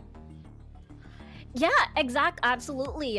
You mentioned, Joms here on the Pantheon can be that stun bot to enable the Rengar. We'll have to check if it's a Gragas lock-in or a Rengar lock-in. So we'll have to check that out later. Yeah, it seems to be a swap. You'd think that we could possibly see a Darius in the mid lane. Instead, we're going to be seeing the Garen on towards this Ziggs matchup. And understandable, has a lot. Garen does have a lot of sustain against the pokes of this Ziggs pick. Yeah, it's so different. UCE's draft and Tyrant Gaming's draft is like so contrast, right? Tyrant Gaming is more of the poking composition, then UCE is more of the diving composition. Let's just go in and go 100% commitment. It's just so different, and it excites me on what will happen next. What will be the execution that UCE is planning? And in the same way, Tyrant Gaming, what will they do because of the draft difference right now? It's going to be so interesting to see. Yeah, they could play the numbers advantage game with the Pantheon from above. And you did mention how it would be really cool to see compositions with a little bit of something, a little bit of everything, a little bit of balance. So a lot of single target as well on the side of UCE Burst. So you've got both Demacia and Noxus on your side with that ult burst on the board. So imagine the potential resets that can potentially be enabled for Yoshi here on this Darius. And at least they do have some form of disengage on this Gragas as well. But if it's a Gragas, by the way, if it's a Rengar, then a lot of damage on the board as well. Something to consider though, if it is going to be interestingly itemized against, considering that UCE is heavily AD based. I think that will affect them quite a bit, but I think they're utilizing the Corki. The Gatling gun gives you a shred in armor, which I do believe that UCE is hoping to utilize very well. It shreds up to 8 armor and magic resist for 2 seconds for that Gatling gun. And that burst damage potential, if maybe the Rengar will come in, has big damage potential to come into the 5v5. Corki will just come in with a Valkyrie or the special delivery, Gatling gun out, and just go ham. Go all in for the Rengar, Darius, and Garen, and even the Pantheon to smash down Tyrant's Gaming. But of course, if you build like armor resistance, you can go for the Torn Mail for Tyrant's Gaming, and just decrease how much damage that UCE will provide. And maybe Corki has a little bit of a magic damage. Maybe they're looking onto that as well. It really depends on UCE at this point on what they want to go for, and really creativity is up to them. There are limitless potential that they can do in the Rift against Tyrant's Gaming in the same way on how Tyrant can counter this sort of draft of UCE. Exactly. This is, usually you see something different, just one thing, but this is a lot of things for UCE. So for Tyrant, on the other hand, you mentioned it is a familiar composition. It's a very, very standard. They can execute a 4-1 if they need to get Majo on that split push. Split push. Anyway, a blast from the past a little bit. But now we're back in the present. From the past. But yeah, the Ziggs so far, we talked about how it can easily punish you, taking away that first blood tower, taking away turrets. Because this is what UCE did earlier. Either they don't commit at all or they do 100%. There's no middle ground where you just sacrifice one or two of your players just to at least, less deaths on your side, less gold for your enemy team. So this could be a similar scenario. We'll see what kind of adjustments UCE has in store up against Tyrant. And speaking of adjustments, there has been adjustments into the draft, sort of, where Akali is now being locked in by UCE instead of maybe the Gragas or even the Rengar at this point. So at that, it's now balanced. You have AD, you have AP champions, and Akali has good backline access, similar to how Rengar and Gragas will work. I'm still not sure at this point in time. We will see in the Rift on what the actual changes would be, but if Akali would come in, you have the balance. If Rengar will come in, you have the backline assassination attempts, and the Gragas will give you the escape route, will give you the disengage. So it depends on what will happen in the Rift, or what the champions are being locked in. Yeah, very excited to see this all come together. A very fresh new draft, something we've never seen before, and possibly even the second Pantheon in the entirety of the Wild Rift PH Icon series. Very excited to see how, UCE is able to pick up from their match against VVV, and Tyrant for sure. They do want to get their first win in this tournament, considering they came so close to taking it into game number 3 up against RRQ earlier. And again, it's such a fresh draft. It's such an amazing thing to watch, seeing, the usual standard draft versus something very refreshing coming from UCE. Excited to find out how this pans out. Definitely, it's the surprise factor. And I think we talked about this in the past, wherein if you pick an untraditional pick, there's unexplored counters onto it, and it looks like it's gonna be the Rengar being locked in by UCE. So a lot of scaling potentials and backline access, to say the least, especially with Joms onto Janna, Hayes onto Kaisa, and Yuno onto a Zig. Only Yoshi and Yabrutski will be the frontliners of Tyrant Gaming, and the question would be is if they can defend the backlines, especially with having a Pantheon and a Rengar into the enemy team. Yeah, there's definitely only one champion that is able to help out on that disengage department, which is Joms on this Janna. Bo just gonna take a little bit of visit, roll a little bit more, leaving out a little bit of a lane swap here, as we can see Tactical in the mid lane instead. Yeah, I think when having a lot of AD champions and melee champions, typically what we expect is, maybe we're going in for the traditional, But with just how UCE has built up their draft, Garen is more of a sustainable type of champion. If he is low on health, he can just go out of combat and percentage bonus HP regen is gonna come up. And that is what I like about Garen. And in the same way, Madro is also sustainable, right, as a champion. He just goes spin, spin, spin, and the HP will come up for him.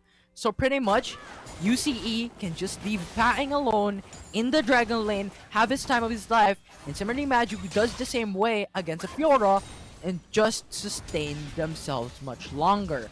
But now, it's going to be the Rift Sculptor coming right up, with UCE coming down. It could be a 3v3 situation, and the Scuttler gets to check out who secured that, as we can see Tyrant just keeping up with the aggression. There's two different fights. First Blood over towards Tyrant. They get it. Now Hayes wants to run away from all this, as he is sandwiched among the rest of UCE, but there's another kill, and that's the support. Unfortunately, Dom's falling apart. Is now Baeng so low? And there's the flag and drag, just one auto attack away, and he actually escapes with a sliver of health. Yeah, he just goes for the movement speed from decisive strike. And that just saves his life. That was very interesting on how UCE and Tyrant Gaming has played that out. But UCE, having to consider that they have scaling potentials, they're not that strong when it comes to the early game. Rengar was nerfed out when it comes to the AD per level gained of Rengar. And that just disables the early game. A Corki is still not level 5 and having the Trinity Force from that engagement, so the power spike was missing. The only one that has the potential when it comes to the early game in that matchup was the Garen and that Pantheon. But you're matching it up against the Ziggs, and Yabutsky was there, Joms was there, Hayes was there, Shields was up and running, and Ziggs just throws out bombs against the enemy team, and Hayes got the first blood a while ago because he used to jump in the flash and got the kill. Numbers advantage immediately for Tyrant Gaming in that matchup. So I think Tyrant Gaming was just going in for sort of the step-by-step process wherein they're taking one by one. But now, it looks going to be the same way into the top lane. We're in 4-man roam available for UCE. We'll have to see, as you can see Renji already making his way towards the Krugs. He gets spotted by Jones over here, and now they decide to sort of back away and retreat and respect that it's an equal footing fight, a potential 3v3, so they back away.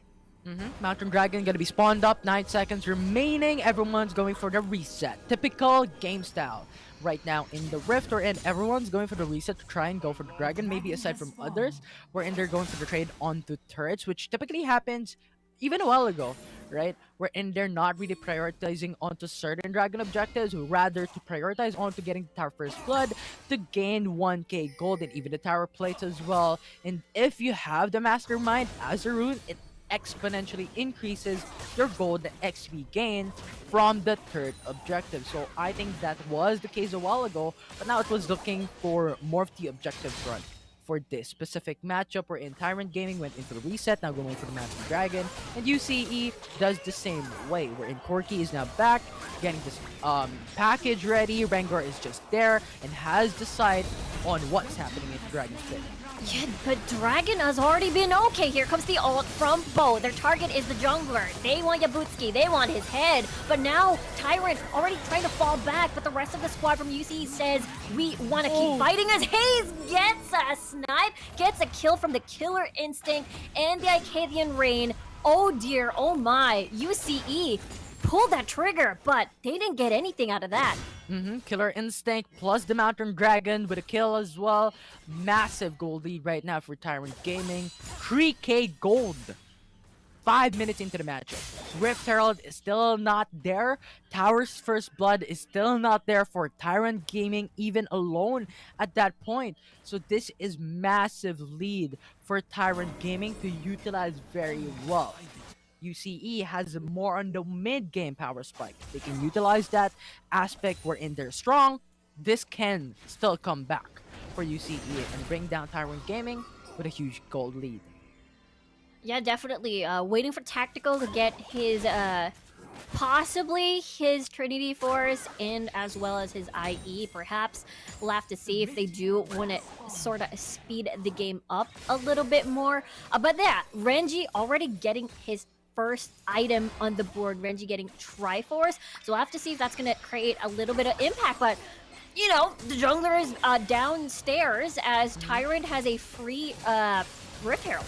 Yeah, and UCE doesn't have any vision at that for the Rift Herald split. So they were assuming that Tyrant Gaming was hovering onto the bottom side of the map, but a fight may occur into the bottom lane. Though that is a fight indeed, as we get to see Yoshi falling in as well as Yuno, and that is a tower dive that they want to exchange for a first tier tower, first blood. But that will be the information for Tyrant Gaming. You know what? Go for the 4-man roam UCE. We're going for the Rift Herald mid lane. Ooh, that is unfortunate. Their plan was to get... Nope! Hayes! Hayes is, Hayes wants to kill so bad, and almost fell during that Killer Instinct tower dive. Yeah, I think the ultimate of Hayes with a Kaisa is synonymous to his game style. Killer Instinct, if he has it, he comes in and has this instinct to kill the enemy team. But now, at this point in time, UCE has gotten 2 kills from the Dragon lane, but Tyrant Gaming got the tower first blood, which leads them into still a constant 2k gold lead. UCE is slowly coming back from their power spike in this mid game, wherein they need to match up against Tyrant Gaming. What will happen next depends on them as UCE comes in 4-man roam top. Yeah, we'll have to see. You mentioned triple Triforce on the board for UCE, so I believe this is the time where they want to take advantage of that. It's go time, but the problem is Tyrant is really playing around this Rengar pick and now moving towards top. I think Tyrant Gaming is looking to go for the tower objectives to gain the map control against UCE. If they've gotten the map control, this is going to be an easy time for them because they could control the jungle, especially against a Rengar that needs to farm up when it comes to their game. But now it's going to be the 4-man roam against 2-man roam from UCE. Yeah, that is 4 people versus 2, so UCE decides to pull the plug out of that attempt to sort of punish that push. Now Tyrant again slowly building towards their gold lead, and Dragon is going to be spawning soon. The Cloud Dragon gonna be sort of an important dragon because it gives you movement speed that enables for your team to then go for quick roams into other lanes, especially for UCE at this point. They have Panging that can utilize the Cloud Dragon very well. They also have Corki, they have Rengar to utilize this Cloud Dragon. So I'm looking at UCE to look more into the Cloud Dragon and not give it Tyrant Gaming because they could utilize it much more than Tyrant Gaming would. But now, Tyrant Gaming look to go for the contest. This could be a 4v5 situation. UCE would be happy to take for sure as they do have the advantage. Paeng now being focused upon. There's the bomb. There is a steal from Yavutsuki. You did it. And now UCE is just trying to pick up the pieces at this point as they do want revenge from their dragon getting stolen. Paeng just wants the Demacian justice, but no assassination will follow through. Remember, Tyrant is in a 4v5 situation. They've got Yoshi at the top portion of the map, and they're still on a killing spree. Hayes just wants a little bit more as now we've got unfortunately Renji isolated, and now Hayes is on a rampage, and you know, Yoshi just casually split pushing a top, by the way. The advantage of a 4-1 setup right now is being seen by Tyrant Gaming. From that mistake alone with UCE having their sights on the Dragon, Tyrant Gaming has secured an inhibitor turret into the Baron lane and has secured the tier 2 into the mid lane as well. And now they're up 11k gold. Whew, that steal on top of winning the fight, getting more kills towards Hayes, and getting, what, 3 towers in exchange off of that? That is just absolutely huge for Tyrant, and has definitely ballooned up the lead into a 11k gold lead as well. So Tyrant is in a very good spot. And I think that also reverberates the reason why Tyrant Gaming into that mountain or into the Cloud Dragon was playing it very slowly, because their other 2 champions was playing it a bit more actively in other lanes to go for the split push to gain more lead into their team. And I think that is just more of security for Tyrant Gaming. If they did not get the steal onto the Cloud Dragon, and they lose lives, at least they got the inhibitor turret, get the natural lane pressure up for them against UCE, and UCE will be forced to go to the Baron lane from time to time because the lane is not looking that great for them. Yeah, they have to check this. They know what's up. Renji getting exhausted, and there's the killer instinct again, but the Pantheon just goes in from the back line. But Yoshi eliminates one, and now Yabutsuki already secures the Baron. It is over as UCE already has 3 members down and just 2, and the chase still continues. Apprehend, unfortunately, will not help as Tyrant gets another one on the board. Tactical, the only one left with Tyrant with a Baron buff. And now, 11 minutes in, that is the only time the Tactical has secured the Infinity Edge. That is super late for a power spike for UCE. There you go. Next is being focused. Only 1 member down to defend. Tyrant, a swift victory over UCE in their game number 1 for this series. They were quick, they were efficient, and they maximized the advantage when it comes to the early game. We talked about how the early game lead has a big potential in mid-game, late game to go for more pickups, to go for more ganks and more skirmish, which Tyrant Gaming just did in game number 1 against UCE. They were playing it very dominantly. They got the early lead. They got 3 kills in the early matchup. And after then, they went in for the turret into the mid lane tower first blood for them. They lost the first dragon in that matchup alone, but they returned with a bigger objective. The tower into the top lane. They got 2 more kills after, and after then, rest was history. They got more kills, translated into gold. And look at that. Even Hayes right now, 11 minutes into the game, has already secured a BRK. Execution's Calling was there. Runan's Hurricane potential was there as well. Big, massive win for Tyrant Gaming. Yeah, you can see where it all fell apart. 9 minutes into the game where, it was still close-ish before that all happened. It was a 3k gold lead for the side of Tyrant, and then it went spiraling down after that steal done by Yabutsuki on that Cloud Drake. And again, this is a scenario we've seen before. When UCE went up against VVV earlier, it's these, I suppose, desperate dragon pickups where Tyrant just sort of figured out that, okay, they're not in the position to fight this after the dragon has been taken. We can take them on, even if it was a 4v5. And what I see is a pattern here throughout today's series is what we see into the dragon is, go for the aggression first.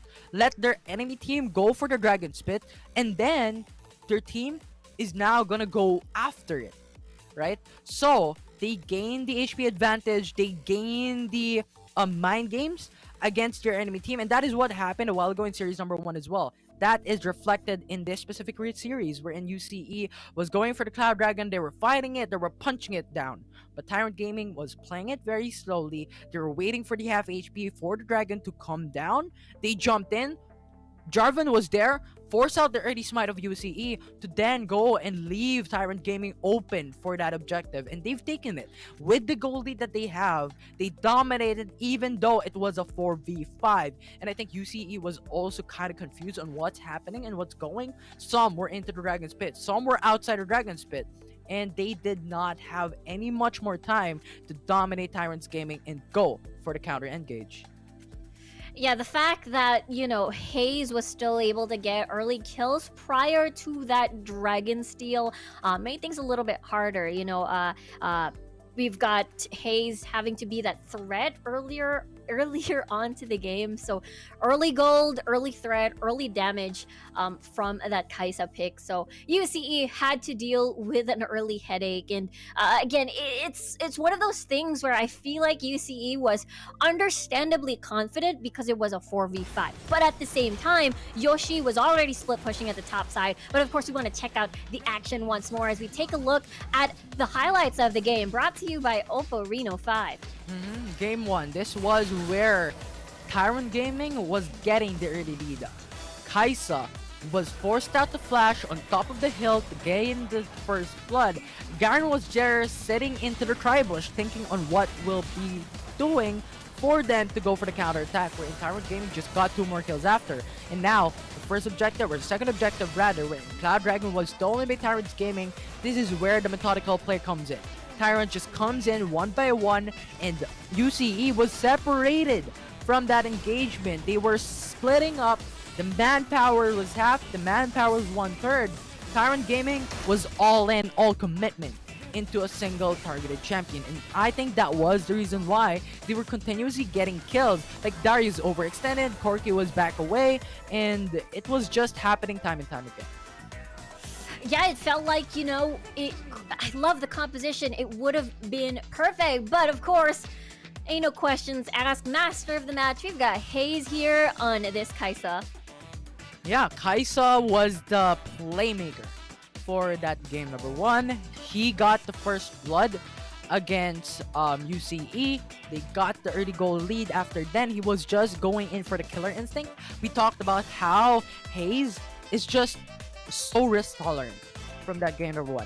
He uses the killer instinct like it was like first skill, second skill, third skill, like it has fast cooldowns. But even then, he uses those aggressive ultimates. Even though he doesn't get the kill, he puts the advantage towards their side by making the enemy team half HP, by making the enemy team already damaged and scarred before the fight will occur. Yeah, and I think, Hayes is positioning there as the Kaisa. We talked about how he, usually we got a lot of AD carry players would be playing a little bit safe in the back lane, but of course you're playing a Kaisa, and I feel like he stepped up that aggression with the killer instinct in his performance for this game number 1. So very exciting to see more of his Kaisa in the later games as well. I mean, they still have another game. Either they do want to close this out. I mean, UCE, they drafted something very interesting, something we've never seen before. So it makes me wonder, what do you think went wrong there? It looked pretty good on paper, but what do you think went wrong in game? Team coordination. I think it went down to team coordination. The draft was, I think, a good counter onto Tyrant Gaming, having some of the unexplored picks and uncardinal picks that could surprise Tyrant Gaming. But when it comes to team coordination, we're in UCE in terms of 5v5 team fights and even 4v4 at that, they were splitting up against each other. They did not have that coordination that can bring down Tyrant Gaming and match it up. Because Tyrant Gaming, if you looked onto that game number 1, they were playing it very coordinated, wherein Fiora was doing her job, split pushing into the Baron lane, rest of the 4 going very slowly. They know, they understand that they have the disadvantage in terms of some team fights wherein Fiora was split pushing. Numbers disadvantage was on them.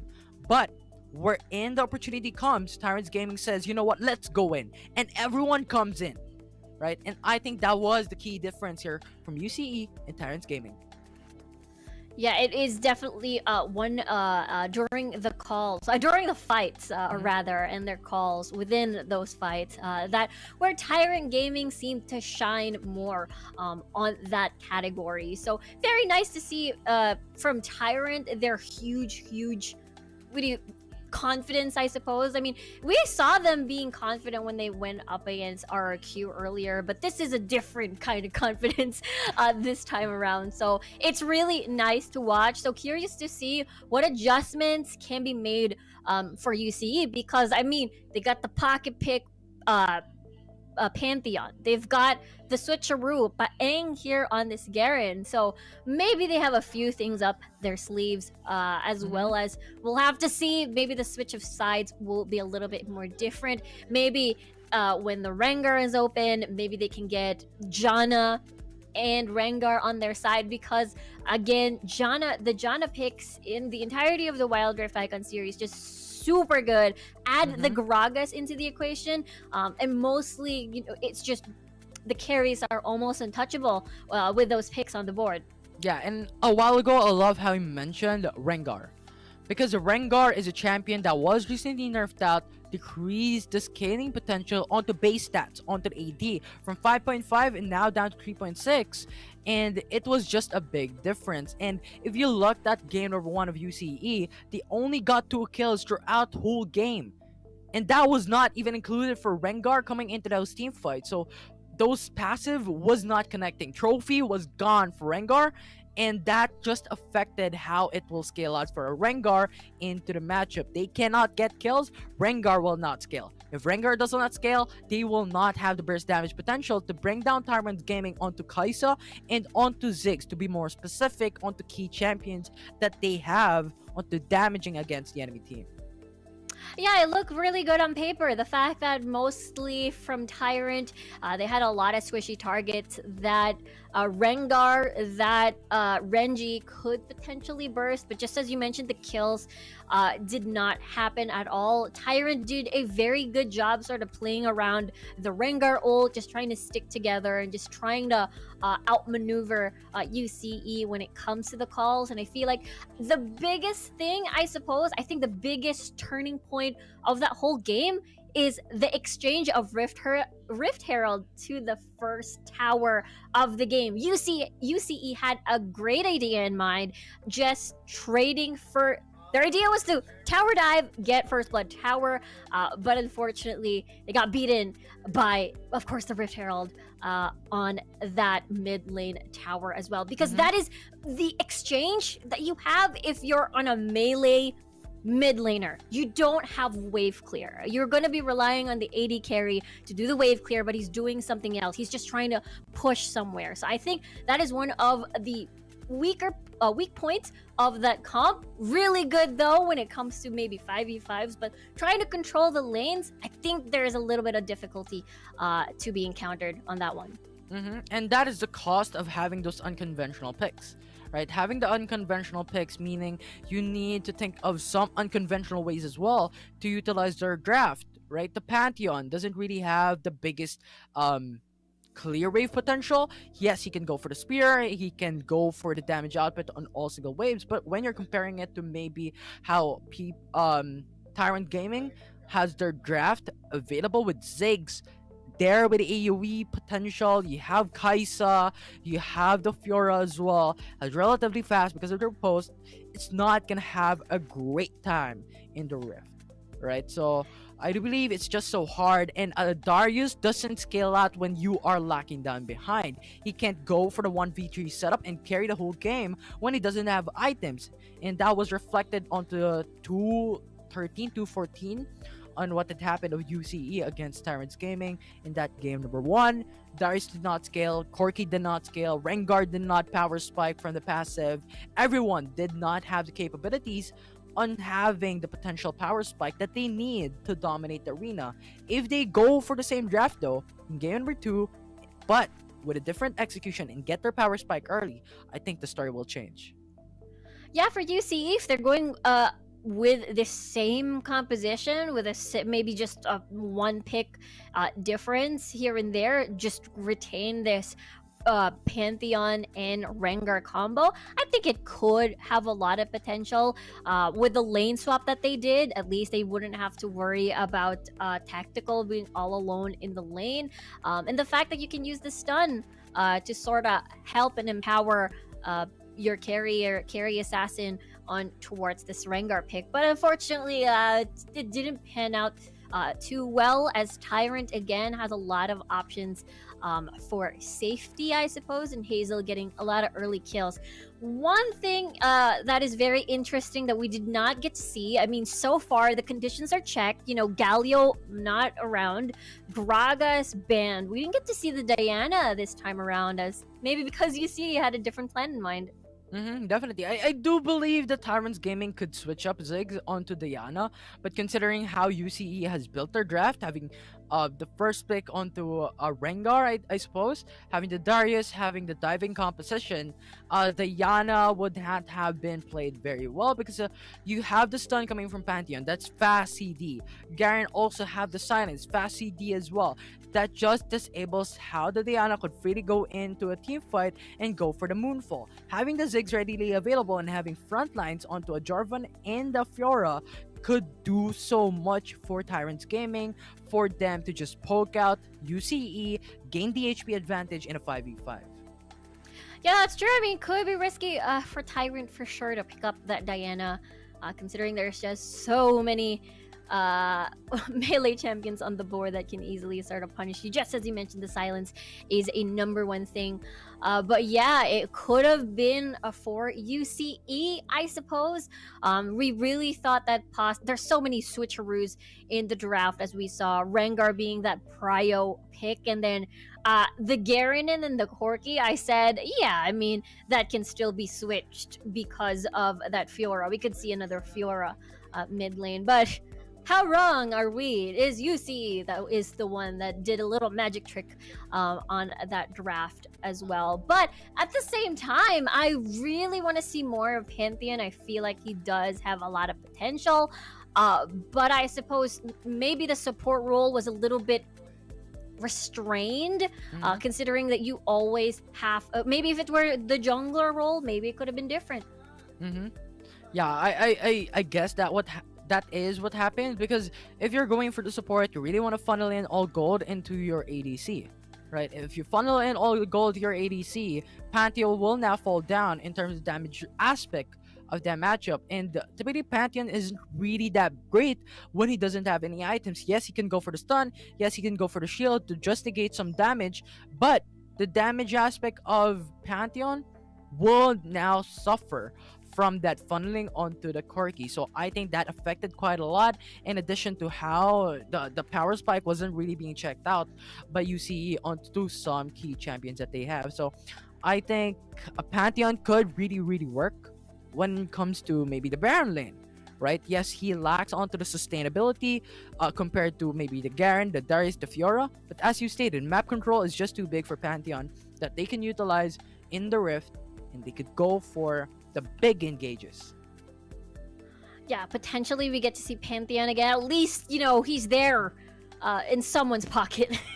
As Tyrant in the meantime, or rather maybe in Mindanao in general, it's really nice to see a lot of Jarvan 4 picks that has been popping up recently so far throughout the day. Very effective when it comes to these early game ganks. So it's nice to see that option, especially when we look at early game aggression. We usually expect the Lee Sin, but maybe perhaps the buffs, the nerfs onto 2.2C really did hurt his state when it comes to priority and maybe preference as well when it comes to the games. Yeah, I think in players' perspective, you have a lot of tournament power picks, right? You have a lot of meta picks that you can pick up for yourself, but the question will be, is this your active practice champion pool, right? Do you practice this champion to utilize it very well? Because there's a difference on having tournament power picks, picking it up for yourself,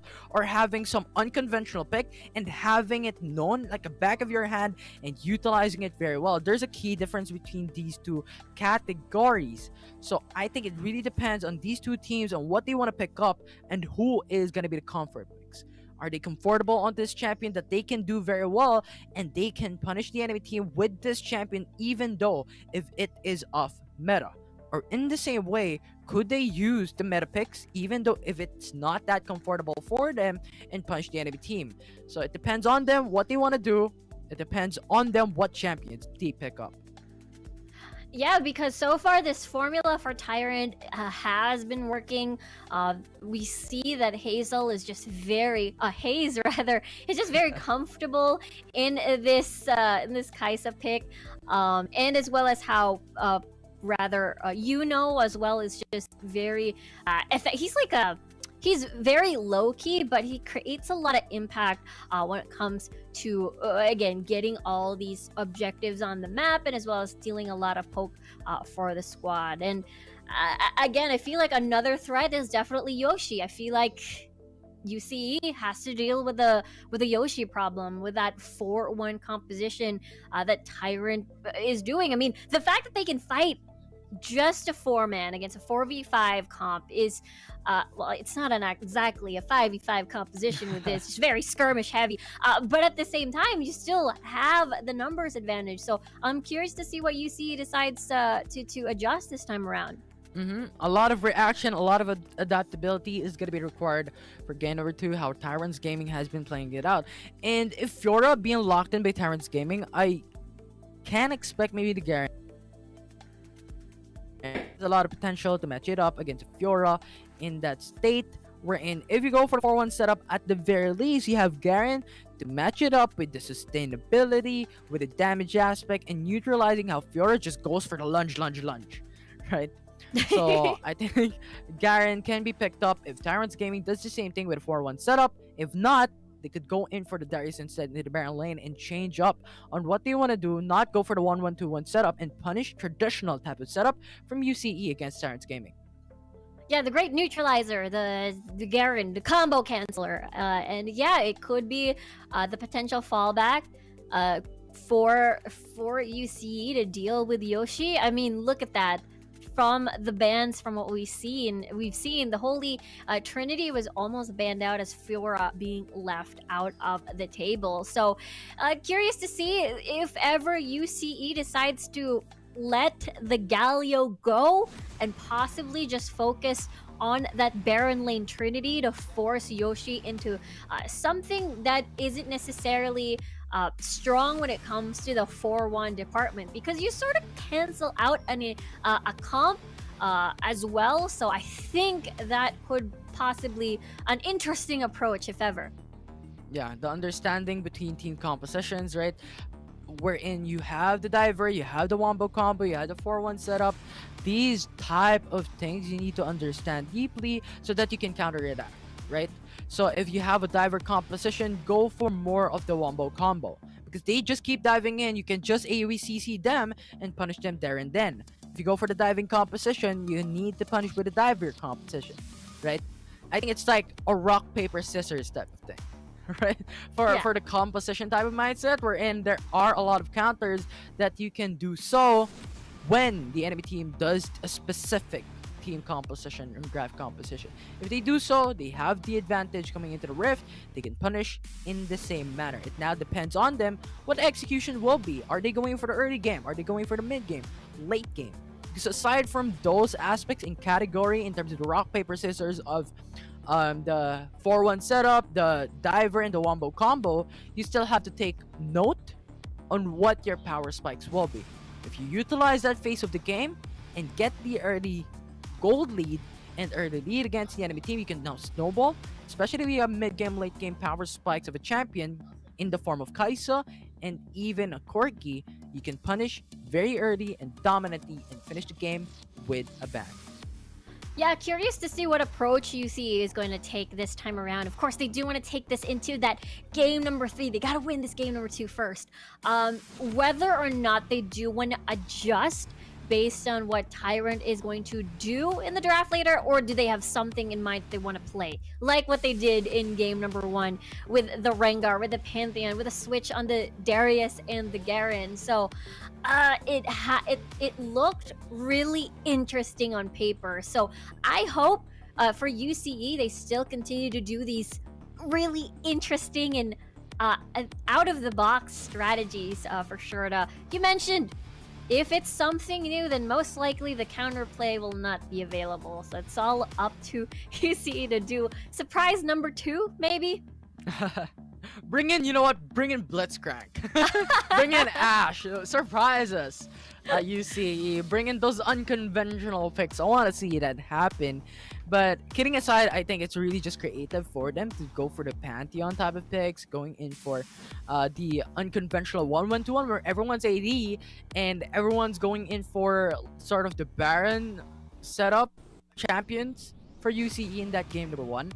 They could go back into traditional, they could do the same thing. It depends on them against Tyrant Gaming. But considering how Tyrant Gaming has played out from that game, I think it is better for them to go for the traditional, right? The 1 Baron lane, 1 mid lane, 2 into the Dragon lane, and 1 jungle. I think they could evenly match it up, have a stronger individual champion to dominate Tyrant Gaming, and at that, they could get game 2.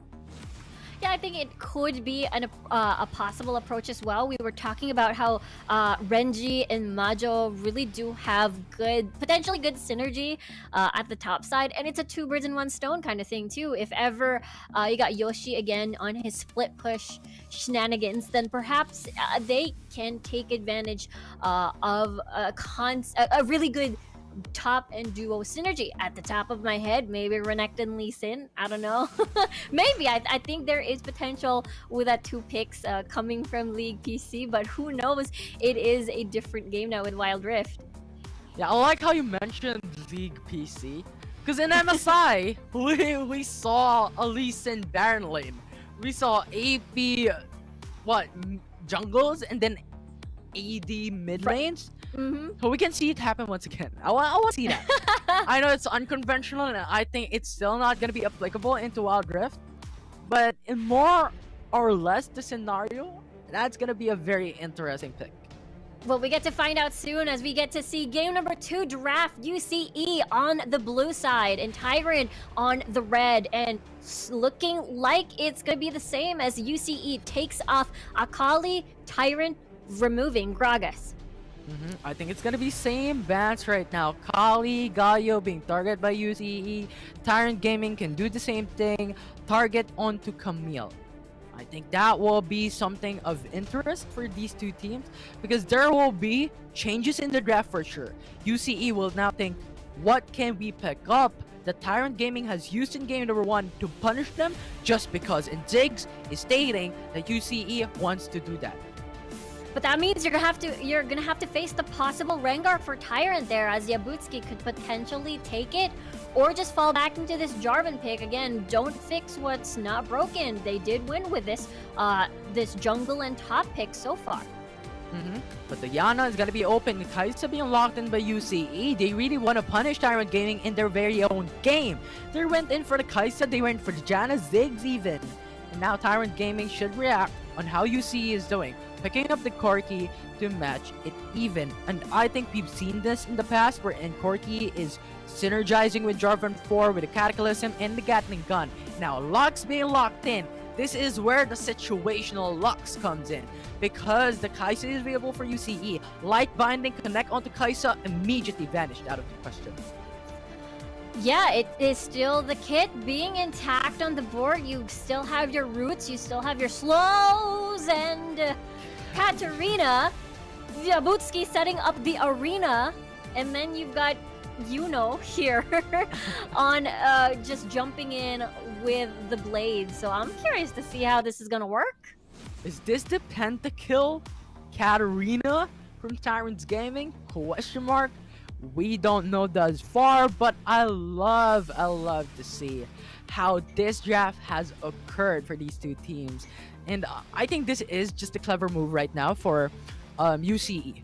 You know what? Let's do the same bans, but we're gonna do a different type of strategy. We're gonna pick the same champions that you picked up in game 1. Yeah, super spicy so far. A big switcheroo. Mentioned same picks, but a different mid lane this time for Yuno. Game number 2, UCE versus Tyrant Gaming. We'll have to see if Tyrant gets to finish this into a 2-0 or UCE will take this into a game number 3. But with power spikes being considered here, I think it's still gonna be a sort of patience game in the first 2 minutes once again. You have the Corki, you have the Kaisa. Kaisa needs at least like 2, or not 2, but 3.4k gold to get the occasion ring upgraded. Corki does the same thing, 3.3k to get the Trinity Force. Also, so I think those power spikes are going to be very important. So 3 minutes and 30 seconds will sort of be wherein power spikes are now going to be occurred for these two teams right now. We'll have to check it out, as not a lot of movement so far between the junglers. It's still going to be a little bit standard. The way that UCE's lane is going to work, especially for the dual lane, is that, you know, that's a Janna, that's a Kaisa, more on the defensive side of things. Meanwhile, for Joms and Hayes, they have the capability of being a little bit more aggressive on the poke side of things. So I expect a lot of these bindings to land, considering that. But then again, I feel like it's going to be a little bit hard, considering again, as Yabutski is able, actually no, take that back, as Renji is able to win that scuttler battle between those junglers. It was a 1v2 scenario-ish, so I see why Yabutski was able to sort of let that go. It is going to be an even scuttler control for both of these squads, so I think it's a good start. But for Tyrant, they are slowly building just the hundreds over gold lead. So very excited to see how this all culminates because level 5 will arrive. UCE at the moment does have that Kaisa, so pressure is on their end, especially that they're still having to wait the Kaisa to sort of scale out or maybe possibly try to snowball like what Hayes did in game number 1. Mm-hmm. Yeah, definitely. I think Hayes was very, very dominant from that game, wherein he has set up a lot of potential for Tyrant Gaming to then go big when it comes to the 5v5 team fight. But now, top lane. Top lane Yoshi though is gonna get hit by Ignite, so he still hasn't popped his barrier, so that's gonna be an advantage, a spell advantage in the next fight. You talked about the Ignite. That is surprising. Majo went in for the Flash Ignite instead of the Flash. Maybe Exhaust or Flash Barrier or even Flash Ghost. Majo is playing a bit more offensively this time around for UCE. Having to grasp up and dying as well, both for the Baron laners in this game. So I like what I'm seeing right now. They're going to play in more sustainability than we would have expected. But 20 seconds remaining for the Mountain Dragon to come up. The resets are now being presented in game wherein everyone wants to buy some items, then go big. But bot lane, there's a Cyclone, there's Joms getting first blood as he falls down. Hayes very low, but UC satisfied with that. No disengage available, or rather no engage available on the side of Tyrant with the locks down. UCE is going for the dominant 4-man roam into the bottom side of the map. Joms cannot do anything. And first blood will be connected onto UCE. The Tyrant wants to go for the contest. Okay, Dragon secured with that 4v5. Tyrant has no choice but to watch with one member down. So UCE playing that first blood really well.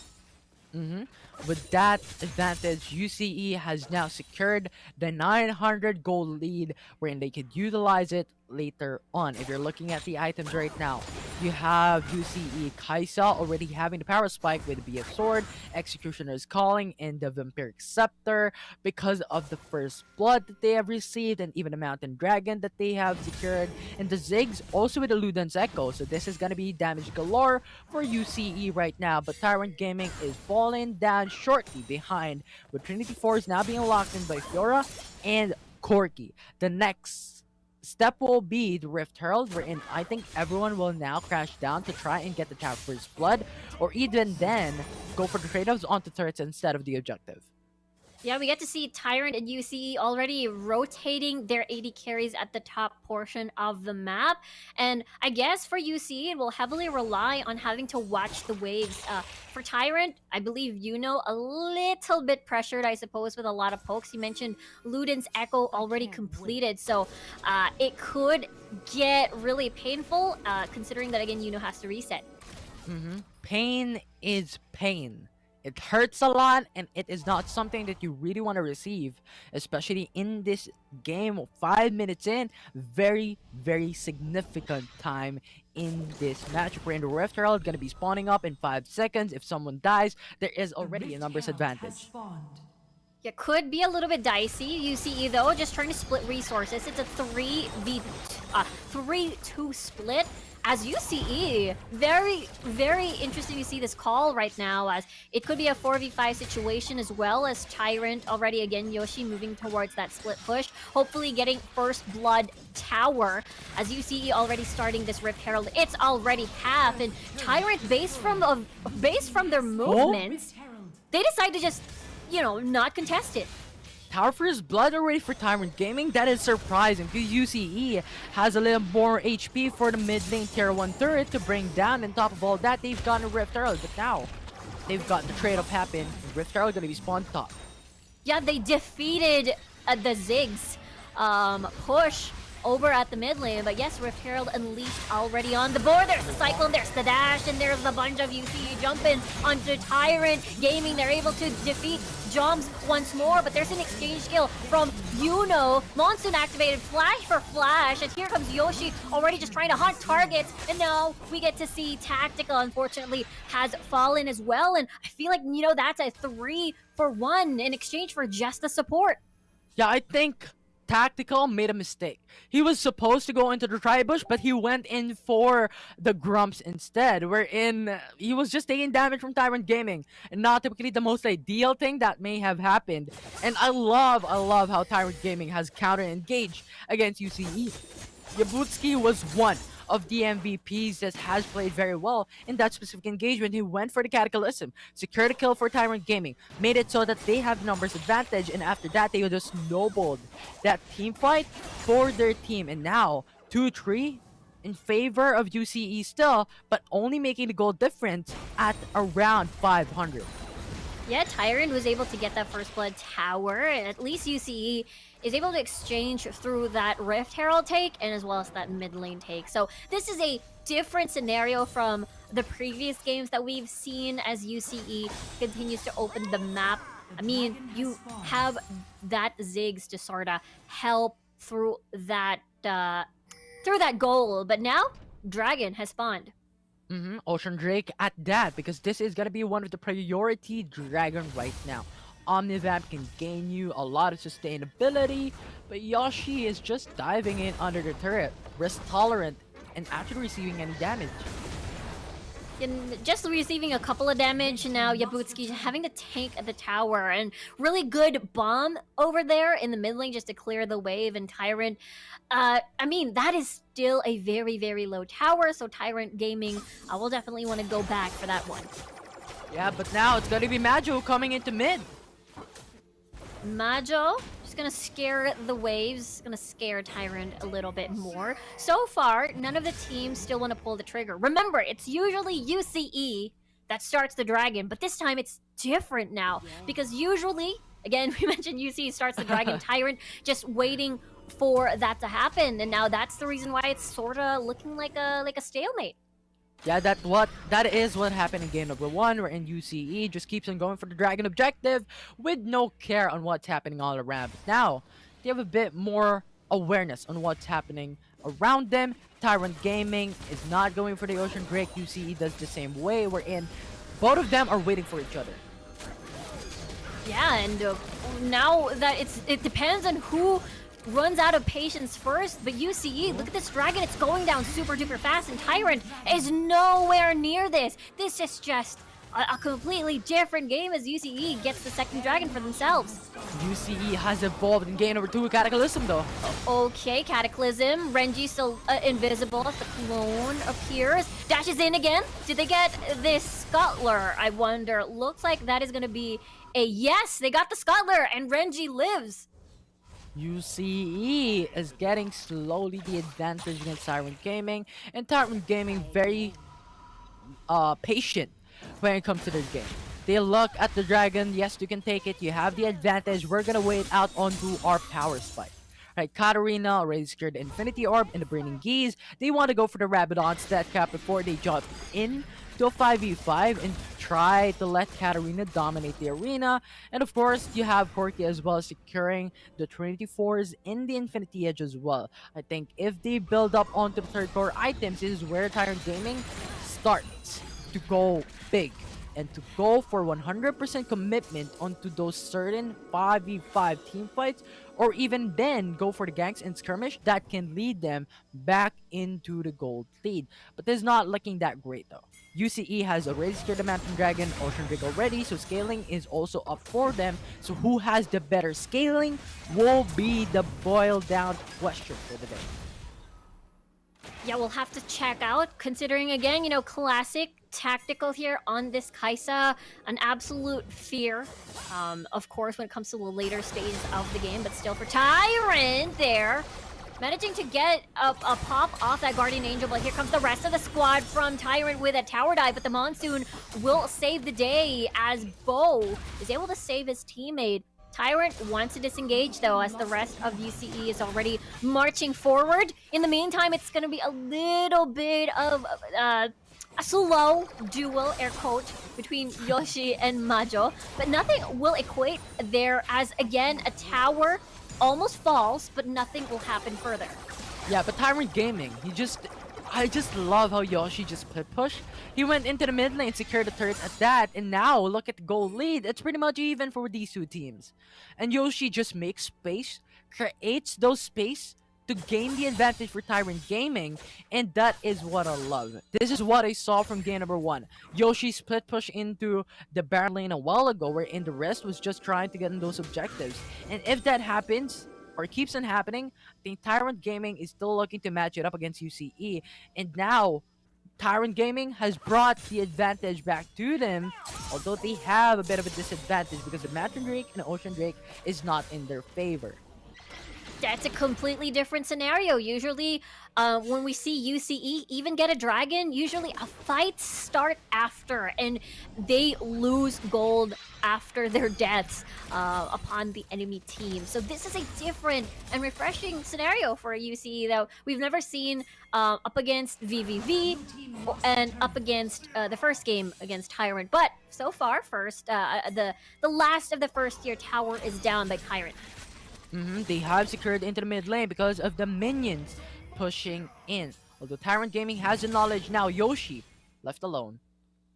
Yoshi just gonna dash away. A big package has arrived in town in the form of Haze here with his Corki. So now we'll have to see if it's gonna be a little bit more different package forced to be used as the timer has run out. 10 seconds on the clock for the next dragon to spawn.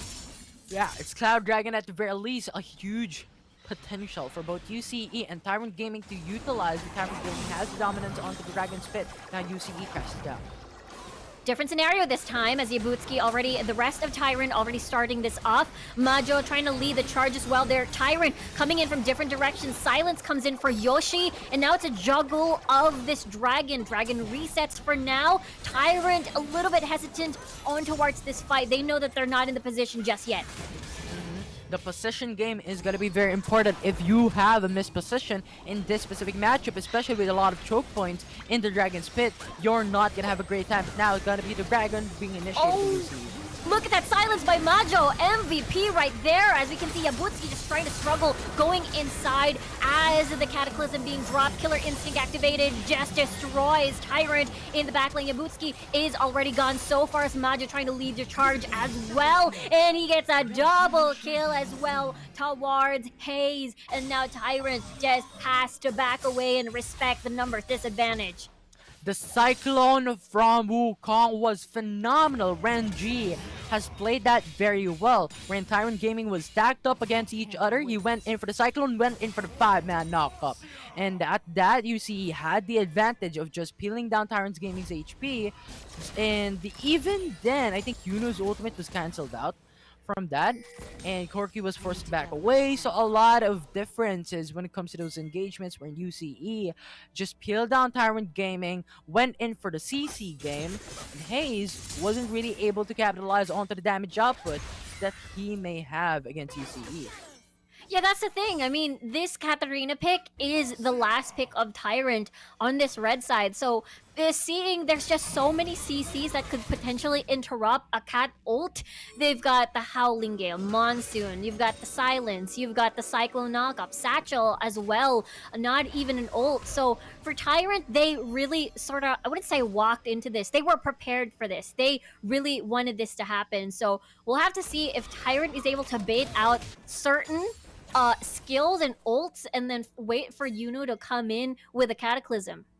Definitely, especially that right now, the next Drake is going to be Infernal at that, and even Elder Dragon form, so the damage bonus is going to be increased alongside with the true damage potential of that Elder Dragon to be very key here. And Tyrant Gaming still has no Dragon for their team right now, which lacks them behind onto the scaling potential in the mid-game, late-game. So Infernal Drake should be taken down by Tyrant Gaming if they want to match against UCE with the permanent dragon buffs that they have. And still, the gold doesn't really have much problem right now. If you're looking at it, very, very even. 56.1 for these two teams. So that's not going to be a big deal here. But the objective game is slowly falling down behind for Tyrant. Yeah, that means the pressure is building, especially when the Elder Drake spawns. Even this Baron, at least for now, you can ignore because Tyrant for sure wants to deny that Elder Drake away from UCE because it feels like it's gonna be over once UCE sort of gets that objective for themselves. 58k, they're still really patient, but Fiora into the bottom lane 1v1 against Garen. What will happen in that? They're just split pushing the 4-1 setup. The 4-1 setup that UCE struggled in the first game. Now they seem to have been working around it already. It is not Paeng on this Garen anymore. Paeng is on this Ziggs that has worked wonders. And now it seems to be, dancing the cha-cha over here at the Baron lane, as it has been an exchange of just clearing the waves and just going back for pressure and just dewarding that area as well. They're moving from left to right. They're going in for some dance moves on that Chacho to try and really be mobile and at the same time gain the lead. But now 20 seconds before the Infernal Elder comes up, with the Baron Nashor live, I think there might be a potential trade here. If one goes for Baron, one goes for the Infernal Elder Dragon. It could be, but based on what Tyrant is doing, they're working their way towards this Baron. Baron's already 1/4 HP, and now that is not going to be a steal. That's going to be a secure for UC. They do have the Baron as Tyrant just wanting to pick up the pieces. Jabutski very low, and he just explodes from the damage coming from Paeng. And there's Tactical with the autos, with the damage, and he still is very healthy. And now Tyrant running for the hills. They have no Baron, they have no life, they have only deaths on the board as Majo leading the charge, just finding more kills as forced to use his flash, and now 4 people down, 3 people down rather for Tyrant, now Elder Drake for UCE too. You know what? We have attack on Tyrant, but UCE are the corpse beating down the Tyrants in this matchup with a 7-4, now securing both Baron buff and every single dragon in this game, and thus far that is going to increase the potential of them to dominate Tyrant Gaming and make it to a game 3.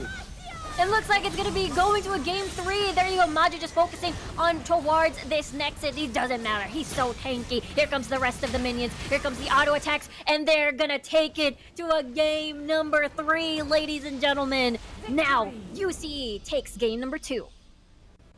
We're going straight down into the third game of the best of series of UCE versus Tyrant Gaming.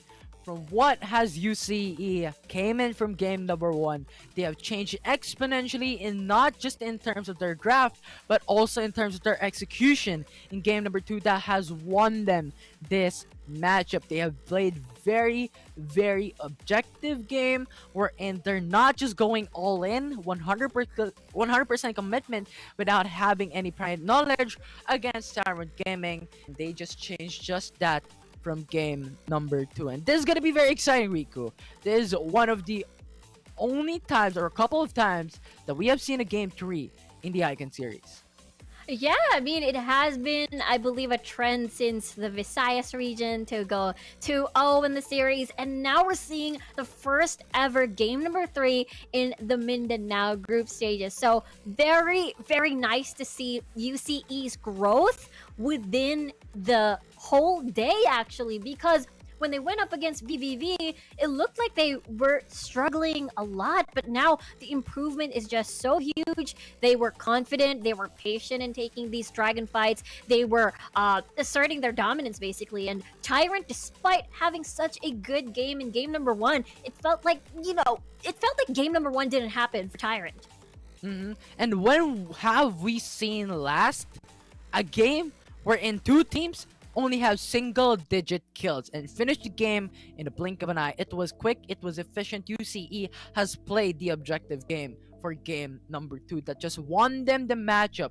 We keep on saying, if you just let through every single dragon buffs, the late game will be looking that great, even though if you're on par, or even though if you have the gold disadvantage, because the buffs from the dragon has good late game scaling.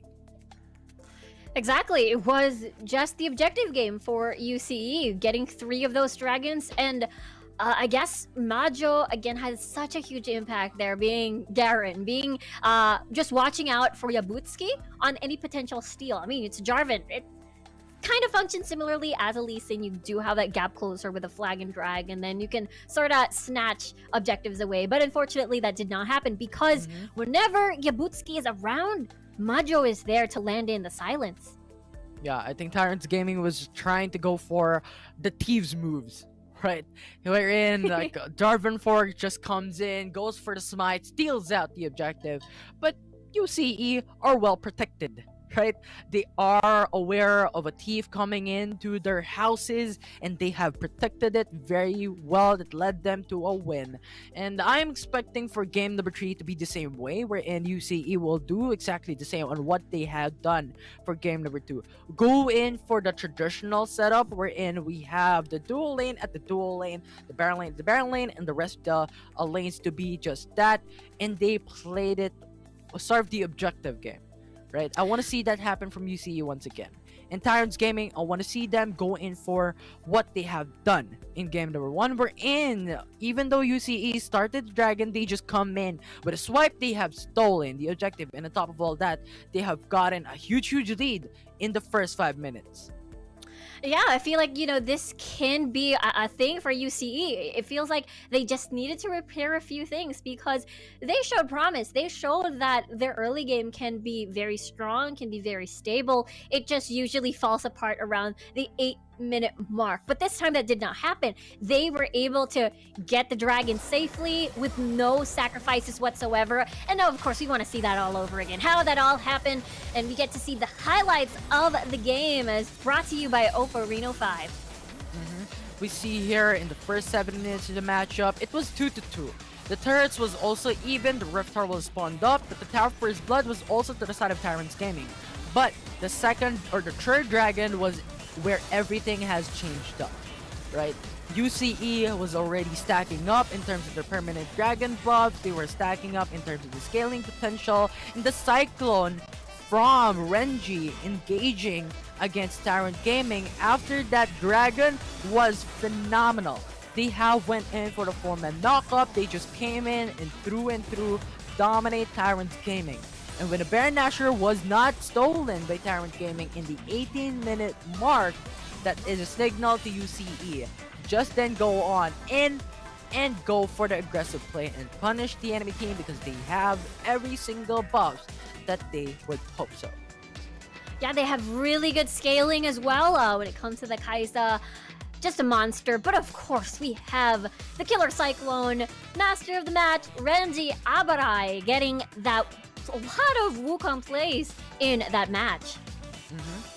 And now I'm so excited to see Renji play it out once again, because I keep on saying that this guy has been going for the setups like it was just butter getting in from a hot knife, slicing it down. Right, Renji's just going in for the Cyclone was just so great to really belittle. And if Renji goes for the Wukong once again, I do see a big potential for the jungle to be a key valuable player once again for game number 3. Yeah, I feel like so far among the rest of the junglers that we saw so far for Renji, I think this Wukong pick is just so huge for UCE. Not gonna lie, just as you mentioned, we could potentially see this again for game number 3 because it's just so effective. Even though we usually when we see a Wukong, we usually see another piece of the chessboard, like a Katarina or a Yasuo or an Orianna, just to sort of maximize the Wukong pick. But this time around, it wasn't there, but it's still very, very effective. Definitely. So I think it's really up to this game. It's a do or die, right? UCE, it's up to you to go for the traditional or once again going for the creative, because they did that in game number 1, and it's surprising but not that ideal. UCE went back to the traditional, and they just counteract against Tyrant's Gaming. So I do believe the Tyrants really needs to go for the objective game coming into game number 3. they gave a lot of free initial setups for UCE to go for the Dragon's Pit. And if you have the dominance, the Vision game is your disadvantage. The Riverside is your disadvantage because UCE has the dominance as stated when you have the setup already for the Dragon. Right? So I think Tyrant Gaming needs to think. If they want to go for the initial setup for the UCE, if they give it free, do they have the capabilities to have that secure still? If not, they need to get that initial setup onto Dragons instead. Yeah, it felt like the Jarvan and Katarina pick was again very good on paper, but it really relies on having to get that snowball in on the board, especially during the first dragon fight, which they didn't get to engage on.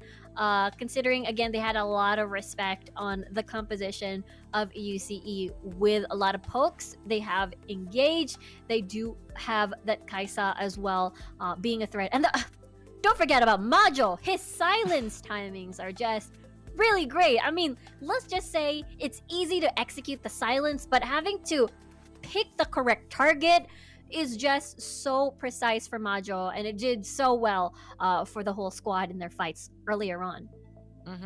And I think that is what we talked about a while ago, right? If Fiora is going to be locked in by Tyrant Gaming, Garen can be locked in by UCE.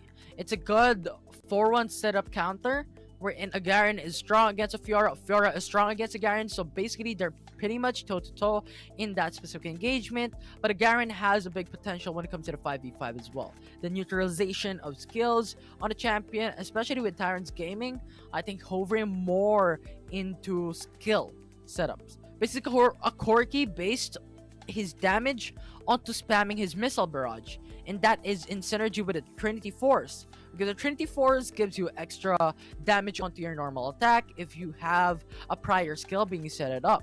If that doesn't happen, that damage from Trinity Force will not take into effect. So yeah, it's just a good counter from UCE at that.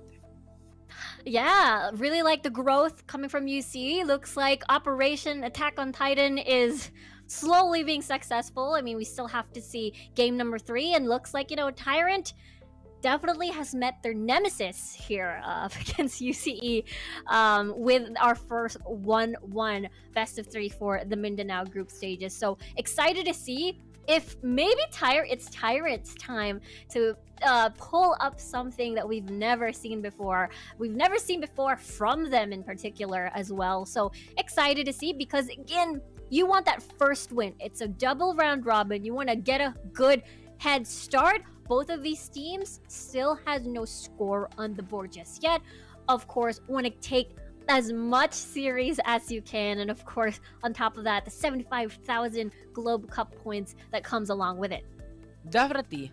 I think it's not just about, having the win to gain the money, but it's also the standings, because every single series will count to it. Right, who has the more series wins will then proceed into the playoffs. And the playoffs is a lot more, has a lot more potential to it. So I think it's really a battle with high stakes right now in the Mindanao region, wherein everyone really wants to win. Yeah, every single game counts. Again, just as you mentioned, we only have until Sunday for these standings to move up here and there, and that's the reason UCE Tyrant very hungry to get their first win on their very first game, and that's the reason why in game number 1 we saw pocket picks already being revealed earlier on in day number 1 for UCE. This time around though, for our second game draft, it's a little bit different. It's different because it looks the same from our previous matches that we've seen so far in the group stages in general. And yeah, we've seen this Ziggs being either open or closed.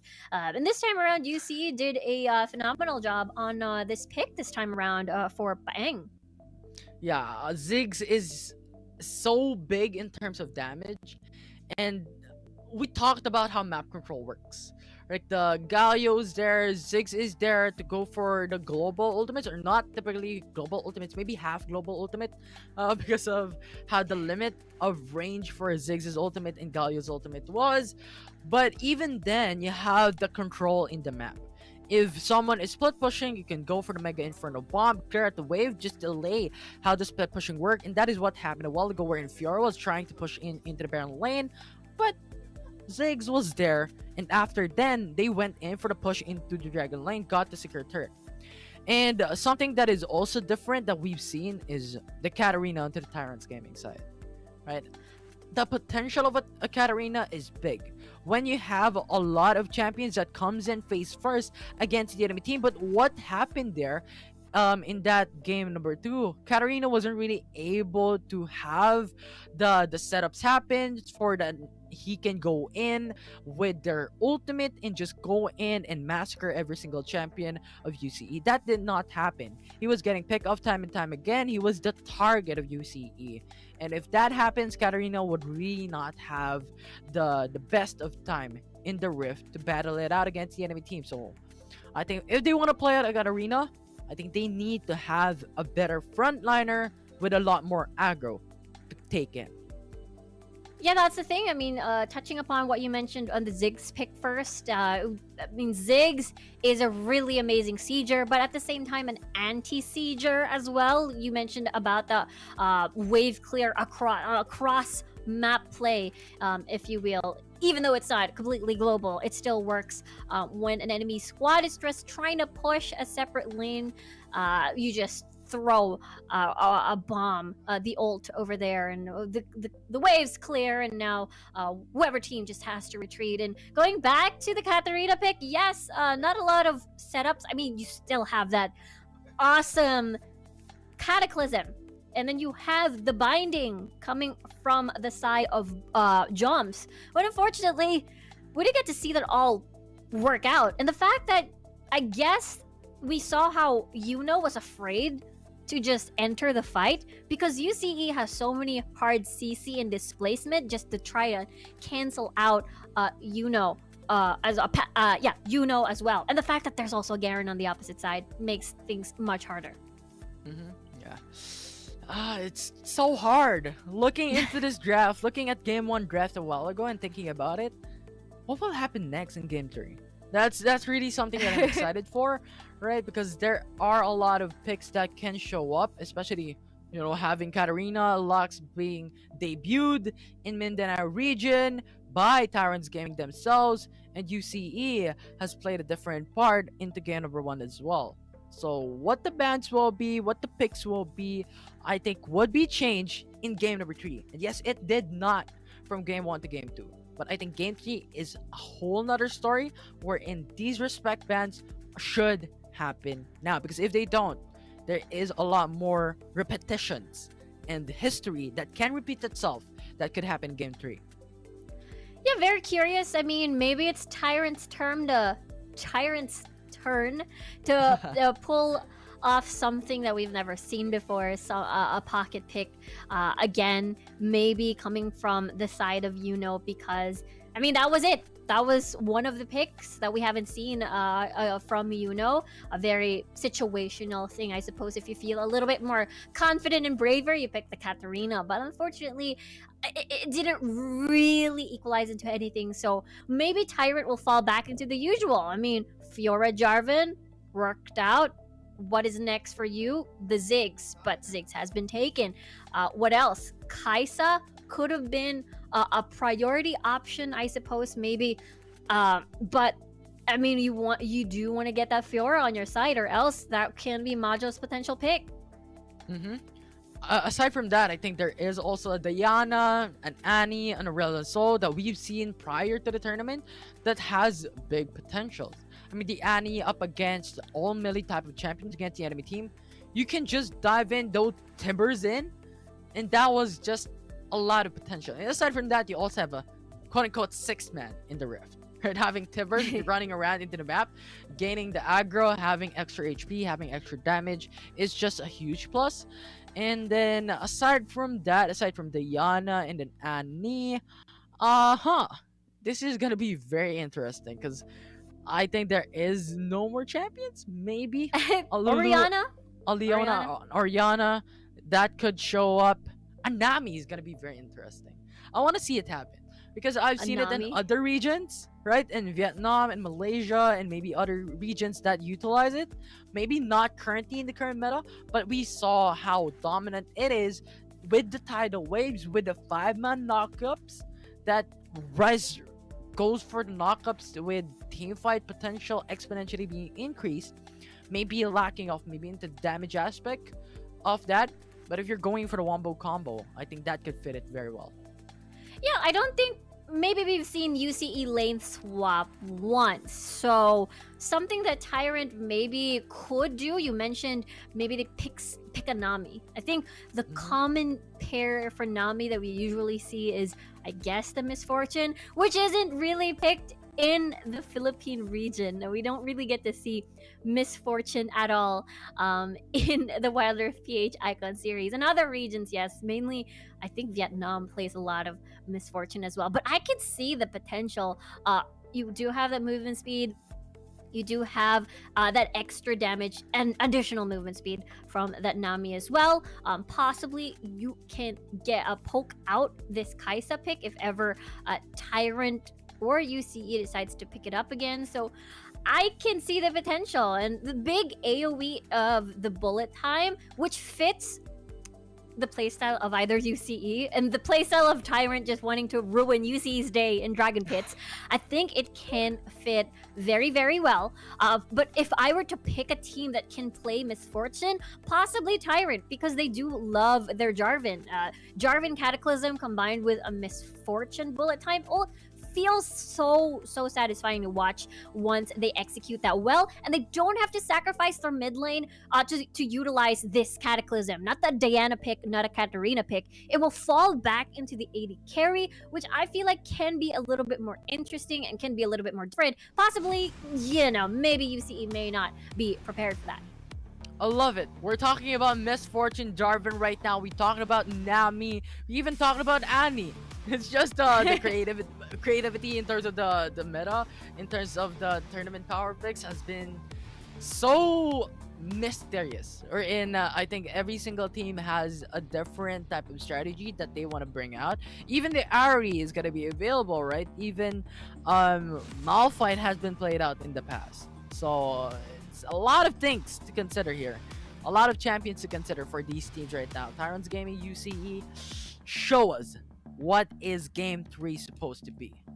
Yeah, very curious to see what the priorities are. Are there going to be shifts in bans? Maybe different, maybe ban out the Rengar this time around. Maybe open something up. A Galio, a Gragas, which is going to be very, very huge.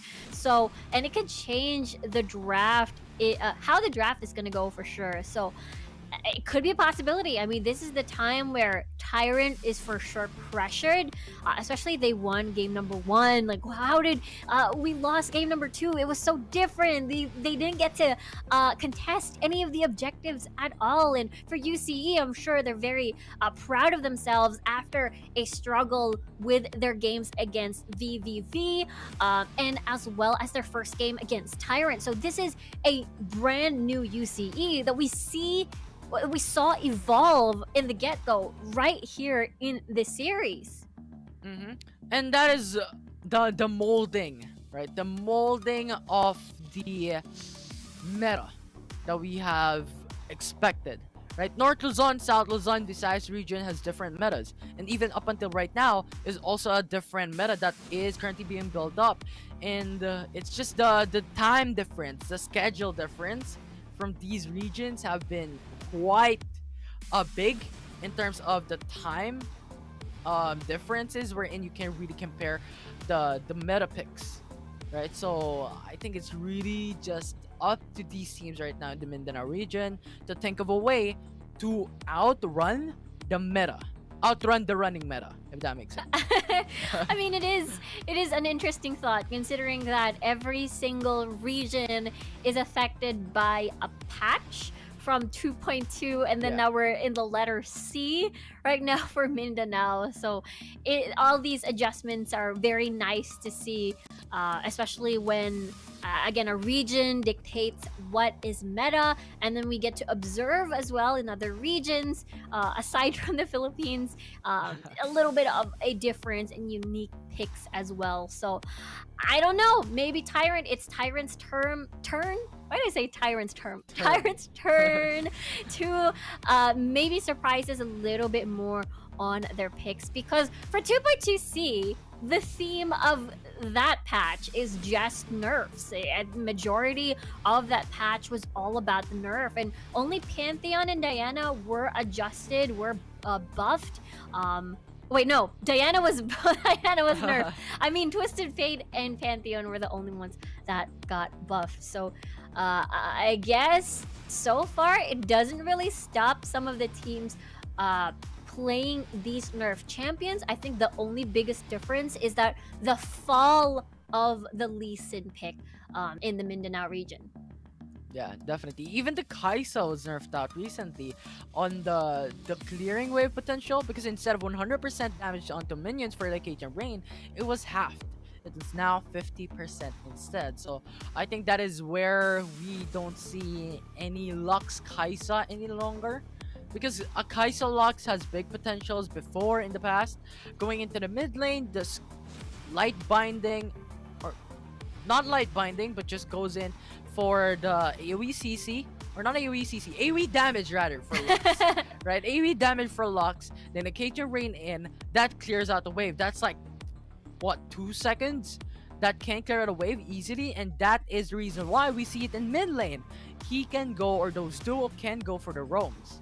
Right, but now being nerfed in, you don't really see it that often any longer. Even Lux being nerfed out was just a difficult situation to go back into the 1-1-2-1.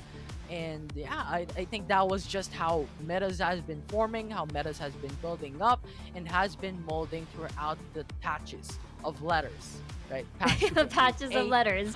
Yeah, patches of letters. A, B, C, D. No, not D.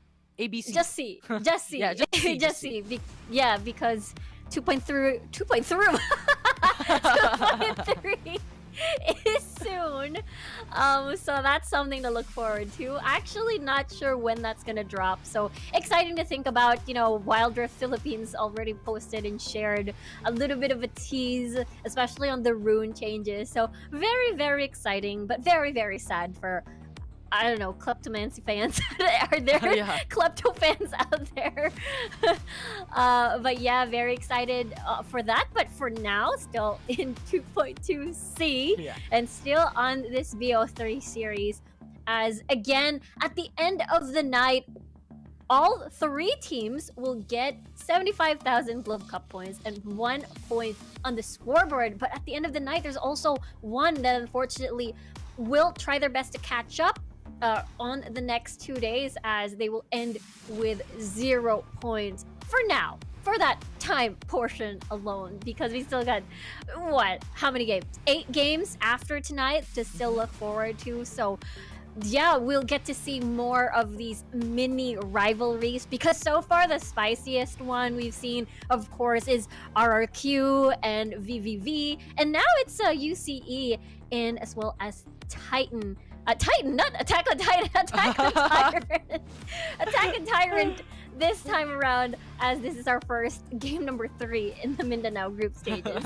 Stop me, please. A lot of puns now coming into the Rift right now. Mindanao region is so fun to have those puns coming in. We even saw the post a while ago, and I think that is where everything came in start for the Sasagio stuff, and even the post. It's Jom's fault, by the way, because of his pose on his picture. Yeah, it's a corpse. We're going in for the corpse. But yeah, a lot of expectations being set up, and you talked about 8 more games after tonight, and I think this is where the significance of day 1 came in. You know what the enemy team champions are comfortable with, right? UCE has been playing Pantheon, has played out Darius Garen in a single game. And also for Tyrant Gaming, they now have understood what their composition might work out. They are comfortable with the Ziggs. They have picked out a Katarina all of a sudden, out of nowhere. And I think those information will lead the next succeeding days for the 8 games after tonight to be more of a clash of tyrants, right? It's a clash of tyrants. They're trying to build it up. And let's see what will be the storyline for these teams. Yeah, because I think for UCE, we mentioned that they're like a new and improved, but within a day, huge improvements. They're able to, you gotta appreciate how they're the team that likes to focus on objectives, like objectives first as a priority, and fights last. We usually see fights first, then objectives, and it has proven to be a problem in the first series that we saw, but so far, as long as the draft allows their style of their play style, basically, I think UCE can really get far as well. Again, both of these teams have a little bit of similar background. They these player rosters have come from different esports titles. They are, have a lot of experience, especially when it comes to other tournaments as well, and have been back in the challenger ranked ladder for both League PC, some of them even for Wild Rift as well. So both having these mixes of experiences, that is what we're seeing right now in this series. Definitely. You know what? If we have a 10-year glow up post, we have a 1-day glow up for these teams. Right? From day number 1 to day number 2, they're gonna glow up, and I think that is a lot of weight to it. There is a lot of weight to it, wherein every single team should not belittle on how this is gonna come up, because this is a matter on who adapts better, on who plays better, and who executes much better. Yeah, it's a battle of stamina too, because these two teams have already finished their 2 games, and they are going to be the closing series for tonight. So, Philippine time, for those of you watching from a different time zone, it is 11 p.m. already. So it is definitely a test of stamina for both of these squads. Curious to see what the draft is going to be. Of course, we're going to head on over to that soon. But, of course, pressure for Tyrant, just because they won game number 1, and they were based from the draft, this snowball based draft, they were really hoping that it would have ended there and then. But okay, looks like we don't have to wait too much longer, as this is, here we go, game number 3, Tyrant Gaming this time around on your blue side, UCE on your red. Now Garrett being taken out of the table, and now for UCE, Akali is gonna get banned. I love the respect right now of Tyrant Gaming. Banning out the Garen and banning out the Ziggs disables how UCE has played from game number 2. And Galio and Akali being banned out leaves the Gragas open, now locked in by Tyrant, but Camille though can be picked up by UCE. Yeah, Camille as well. You can actually see whether or not you want to get that Rengar on the board. Or Fiora, that is also a very good pick. You could jungle out your Renji. You could go jungle out Camille, rather, for Renji. Oh my god, Tyrant now? Maybe? It is! Nami? Go nuts, Infinity, what? go. I can't act that great. But Tyrant Gaming, we talked about Nami, and now it's showing up. I don't know what's going on, but this hypes me up. This is so exciting. You have the Gragas, you have the Nami, and even the Corki right now. And double? That's how much. This must be making you happy. Double Nami. I guess it's Nami on the side of Bo over here for UCE. So this is UCE's pick. I mean, okay. Okay, go nuts, part 2.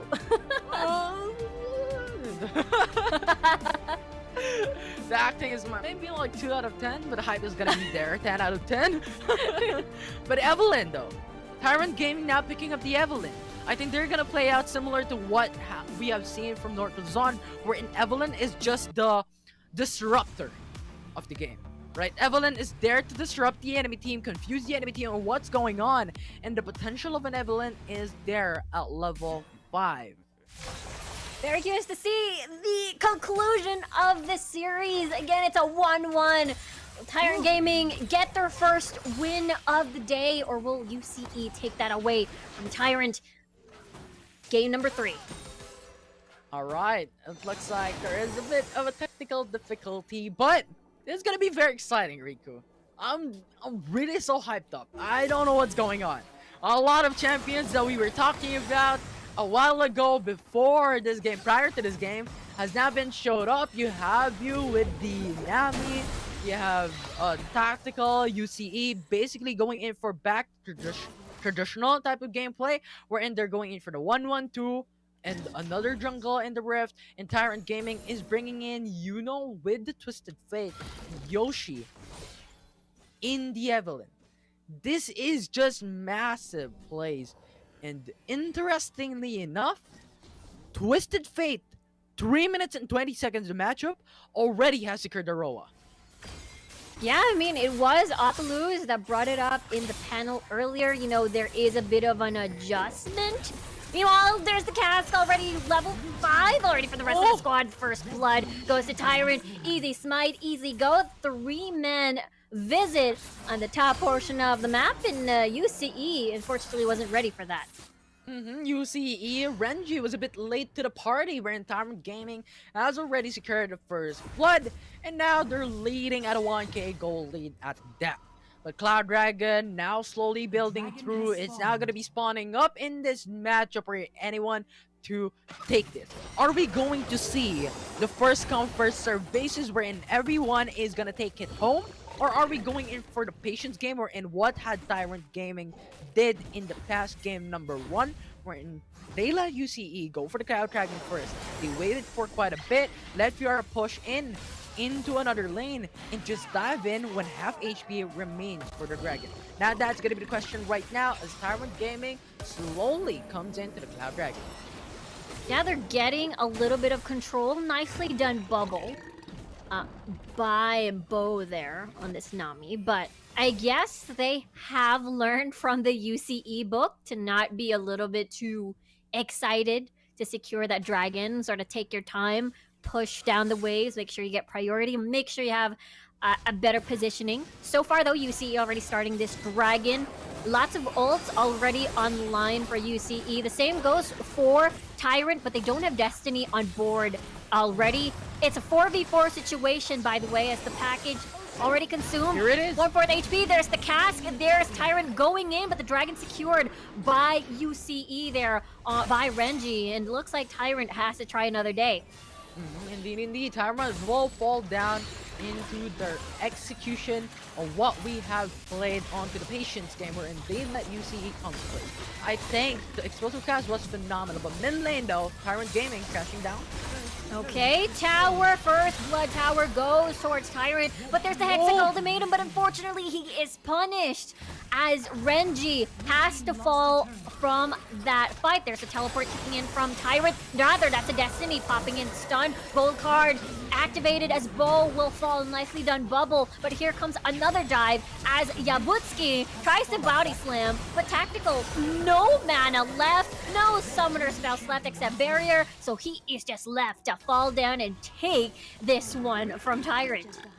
I love this game number 3. It's so fast-paced that everything's happening all around after the dragon being secured by UCE. Tyrant Gaming went into the mid lane, got the top first blood, but UCE answered into the bottom lane, and at that, Tyrant Gaming wants to go for the response.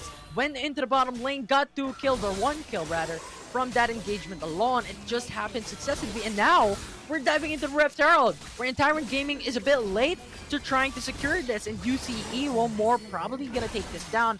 Tyrant Gaming, you know what, they have the 4 kills a while ago already. Still, 2k gold lead, pretty massive at a 6 minutes game. Oh, the body slam, there's the stun, tactical sweep use, and as well as the distance, as Renji is going to be a little bit safe for now, but no sweep, no hook shot as well available for any sort of engage. So Tyrant taking this aggression, 3 times before, coming from game number 1 and game number 2 as well.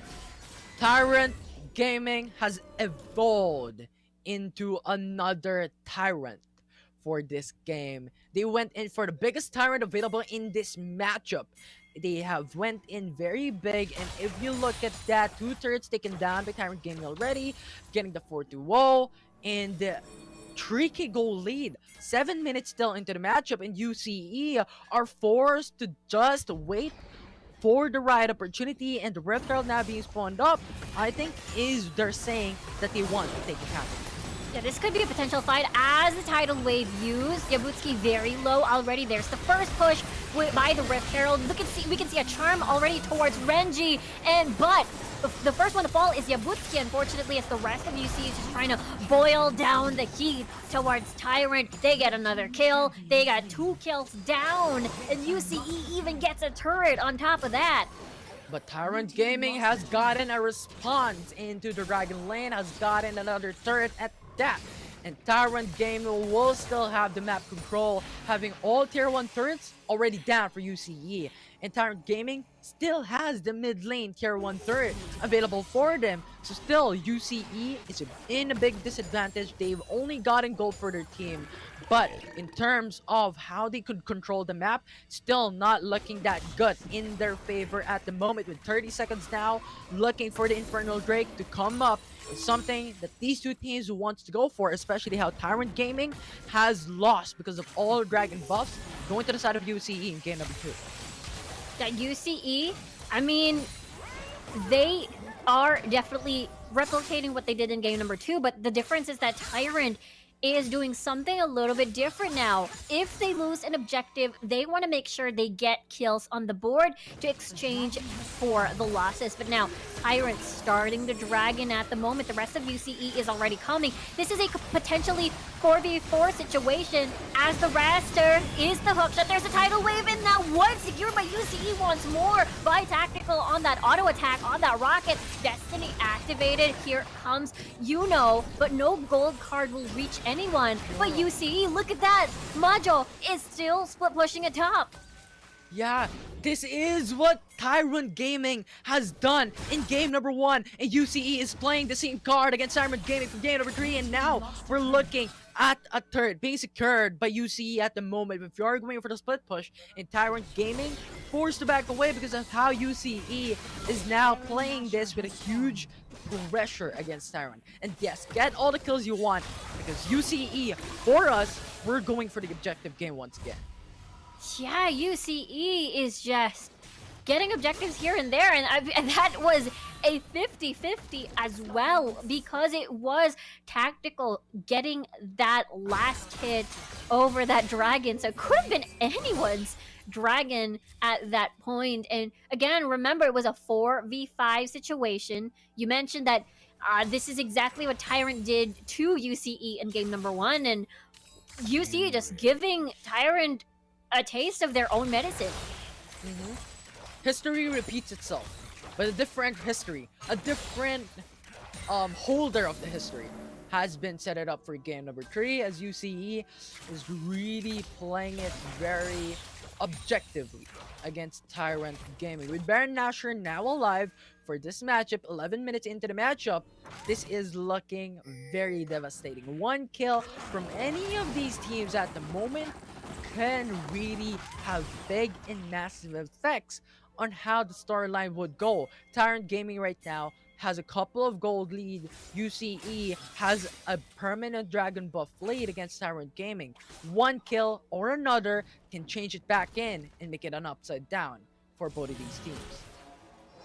Exactly, and it has been a struggle, as I mean, you're at game number 3 already. And we can see that the teams are a little bit more reserved. They're afraid to go all in now because they're afraid that one mistake could be a 3K, a 5K goal lead. Or, I mean, UCE experienced. Wow, the flash response by seeing the tactical sweep coming in from Renji. So good reflexes there by That was worth it for UCE. Like, Renji just came in from the hook shot But Yuno forced out the flash, forced out the protobell to just go back away. And UCE has now gained the spell advantage against Tyrant Gaming because the flash not going to be available for the mid lane and is going to be very devastating for Tyrant. Absolutely devastating for sure, considering that is a twisted fate. Very, very vulnerable, considering there's just so many things that could get you. I mean, Majo, Renji on the Fiora, and as well as this Camille pick for sure. Now, for Tyrant, they will be relying heavily on getting Haze on the board. Again, make Haze do Haze things with his Kaisa. Make him be super aggressive, comfortable enough to Killer Instinct forward, not for safety, just to be very aggressive. In the meantime, though, UCE comfortable with where they are at the moment, especially that they have been getting objectives left and right. 30 seconds remaining for the Ocean Drake to come up. Another objective that UCE can utilize is still going to be a repeat from game number 2, wherein they've gotten every single objective in the game. But now it's Tyrant Gaming needs to think. Do we go for the dominance first onto the Dragon's Pit, or we let UCE make it happen? And then go for the patience game to try and make a steal. Because that was not something that Tyrant Gaming has done successfully in game number 2. And now even game number 3, they lost 2 dragons already in trying to do so. And I do believe that Tyrant Gaming needs to go for the dominance instead, rather than go for the patience, or rather right now, they're going for the Death Brush that can stay death for UCE. With the Death Rush comes the exchange of getting, risking yourself to a potential shockwave play coming from ENG. So that is huge respect still towards the potential shockwave outplay. And now, for Tyrant, they're satisfied just getting that wave clear, getting a head start on this dragon. They are already starting it. Majo gonna come from the sides. Tidal wave utilized. There's the bubble double, man. Bubble, look at that. The shockwave is just gonna hit one, as that's Yabutsuki, but a primary target, an important target. Jungler down as Tyrant is in a 3v5 situation. Renji still very, very healthy, but the rest are focusing on this dragon that has resetted, by the way, as Tyrant decides to just give it up, go to the mid lane instead. But the dragon has been taken so fast now, Tyrant doesn't have to exchange it for anything.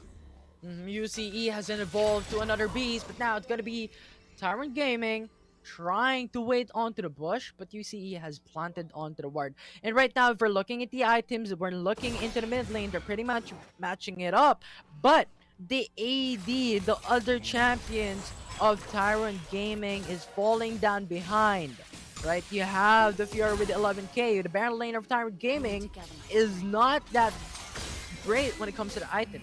You have the Sun for Aegis, yes, the Missile Mask as well to really reduce the AP damage of UCE. But Fiora with a 10k can just sustain himself in split pushes, and that is going to be very important, right? Because UCE has the draft of a 4-1 setup. And if the Fiora is lagging down behind in gold, he cannot split push. But now UCE is just too dominant right now. 2k gold lead, 3 dragon buffs already with Baron Nashor now alive. Who is going to take it first? 1 kill, I think, could state on who shall get the Baron buff. Yeah, it looks like UCE is just playing the bait game once more, and Tyrant says, okay, we may or may not take the bait. We just want to push towers now, and whoever gives up the bait is the one that sort of loses. So USE gives up their position in the Baron Pit, decides to just go towards the tower. There's the Hextech Ultimatum with the Tidal Wave. Lots of CC. Monsoon has to be interrupted very soon. But look at Majo making a welcoming squad just for himself as a fight is split into 2. Haze just wants to run away. Big Rocket will not hit as the flash is utilized. But now that's just 3 members up alive.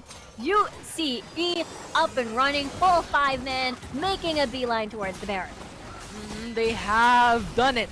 Now it's going to be the Baron Nashor being initiated by UCE, securing it once again. Every single objective, they are going to do so. And it is just so big and massive right now, utilizing the Baron buff to get the turret into the mid lane. What a way for UCE to sort of start their day number 1. I mean, it looked rough in their first series against VVV. But look at them now. UCE, full control. 3 dragons and then a Baron. And not Tyrant isn't able to exchange anything off of those losses. And again, this is also Majo in a different light. Usually we see him on, Garen duty. This time around, Majo going to be on that split push duty with his Fiora. UCE is currently acting as the survey corps against the Tyrants in this matchup, but now it's gonna be interesting because UCE is going for the 1-3-1, utilizing the Baron buff, gets a lot more turrets to that, and Tyrant Gaming needs to think, what do they need to prioritize to defend? We'll have to see as Majo still trying to split push. Doing a 1-3-1, 1-3-1 for UCE. Package use that will not be available, but the towers are all gone in Tyrant's base, and now it's gonna be a shockwave. Look at that damage! She just explodes! Jones is gone, but the cask is used as well. Yabutski will be the next one to fall. The Nexus is solo, half HP, and now going down, slowly but surely as the fight is split. But UCE gonna be a little bit happy that the Nexus is fallen, and now they take this series against Tyrant Gaming. I love it! UCE game number 3 showing up what or how it's done against Tyrants Gaming. They showed up with a Nami, they showed up with these champions that we weren't expecting, and they went big with it. And I think in game number 2, game number 3, it was just a whole difference from Tyrants Gaming. They just went in for the objective game. UCE got 3 dragons from game number 3. They got the Baron Nashor, and at that point, Tyrant Gaming cannot do anything to stop UCE, especially with a lot of CCs coming in from their team. I mean, they have the Orianna with a Shockwave, right? View with the Tidal Wave that keeps on connecting against Tyrant Gaming.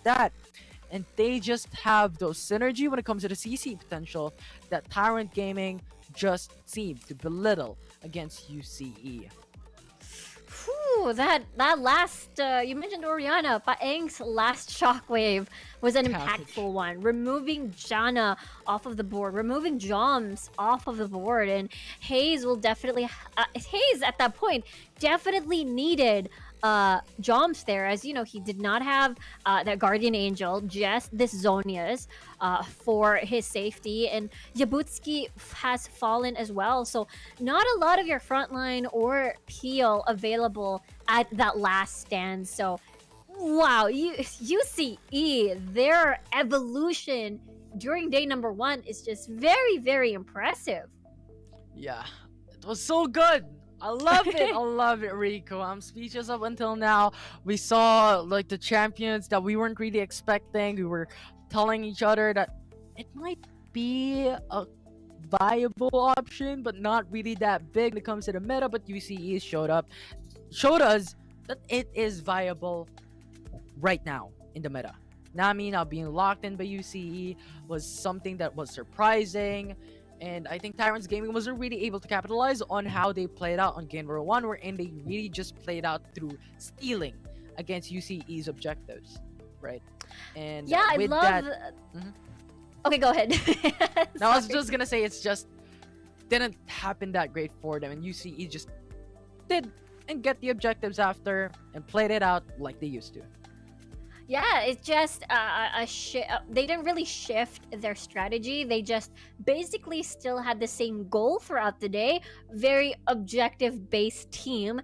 Just a matter of better draft, better execution as well that allowed them to just basically go the UCE way. Just focus on the dragons, getting that Elder Drake, getting a 3 dragon start and slow the game down, and that's exactly what happened. I really, really like the Nami pick as well. Very refreshing. That is the second time we've seen it in the Wild Rift Icon series, Philippines at least. And yeah, it's a very refreshing pick just because on how Usually, when we look at enchanters on the board, we usually think of Janna. Actually, Lulu gets picked a bit way more than Nami as your secondary disengage, I suppose. But Nami also works as a disengage and engage as well, and lots of healing. So well balanced champion that we hope to see more and more, despite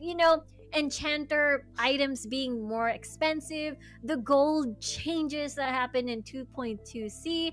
So yeah, I love it. You love it. We all love it for sure. For the Nami fans as well. Yeah, I want to see more of it. I want to see more of the unconventional picks going through day 2, going through day number 3. I think that's something that really, I don't know, hypes me up personally.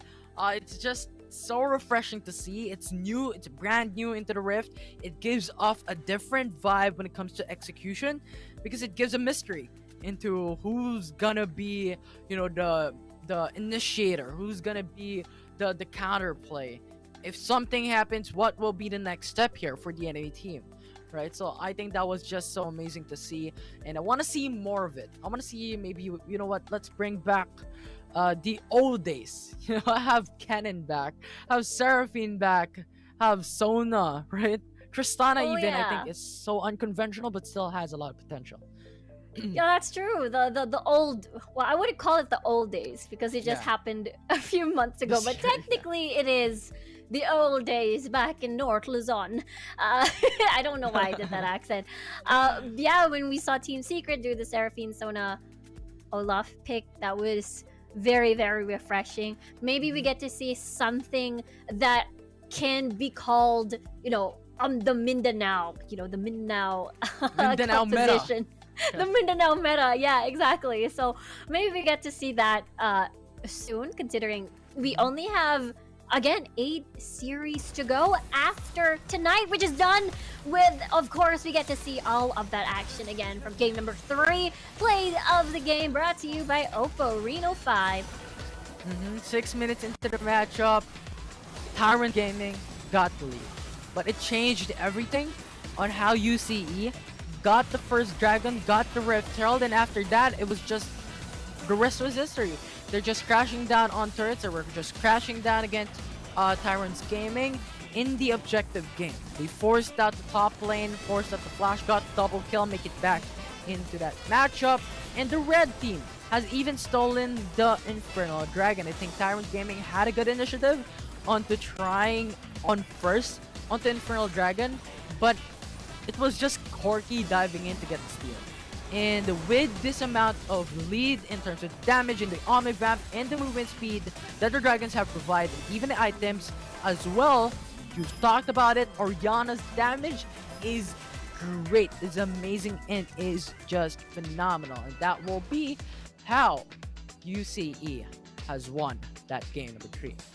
And of course, you mentioned Orianna. Of course, a master of the match is going to be Paeng here on this Orianna pick. I think Orianna, shockwaves all around, the damage output was there. He was playing very proactively in terms of team fights that made him the master of the match for that game number 3. And even then, you're looking at 80% kill participation. The damage per minute is just over the board, and gold per minute is there as well. So I think he just played it exactly how he wanted to go for, to go and support his team, to try and funnel in terms of the damage output, and finish the game with a bang. Just played it out very well. Yeah, all of his shockwaves were very impressive. Target locked.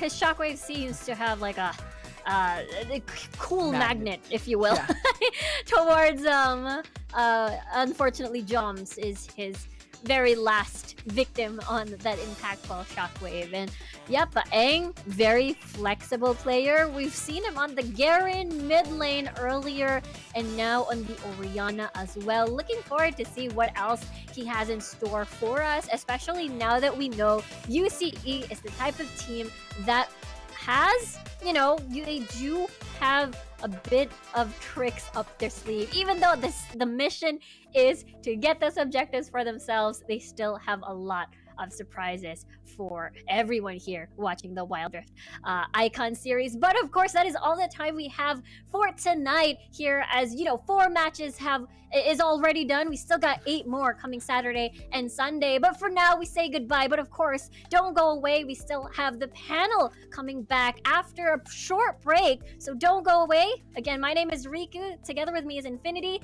And we'll see you tomorrow.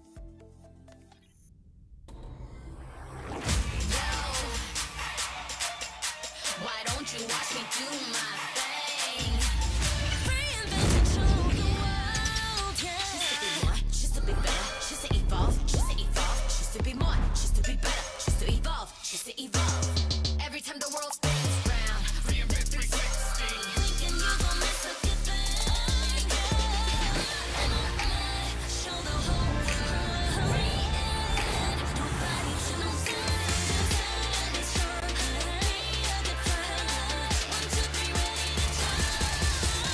Why don't you watch me do my thing?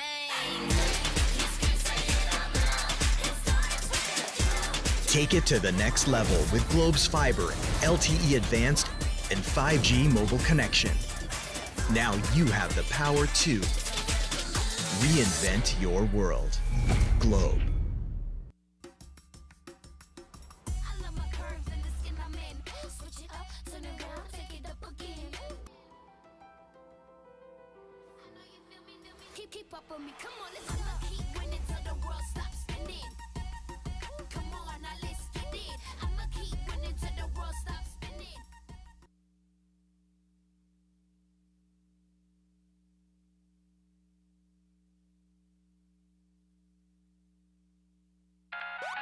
When you want to level up your entertainment, G-Pay your way and get the latest games and movies on Google Play using Globe Prepaid and Postpaid. Add payment method on Google Play. Enable payment through Globe Prepaid and Postpaid and confirm. No credit card needed. Simpleng steps para tuloy-tuloy ang purchases at downloads sa Google Play. Your safe one-stop shop for apps, games, music, and movies on your Android device. Use Google Play now through Globe Prepaid and Postpaid para level up ang entertainment. Also available in TM. Sekreto ng mga gwapong Master Gamer? Para fresh all day, bring your clay game with Master. New Master All-in-One Clay Wash. Fights germs, controls oil up to 12 hours, and helps prevent pimples. New Master All-in-One Clay Wash. Sekreto ng mga gwapo.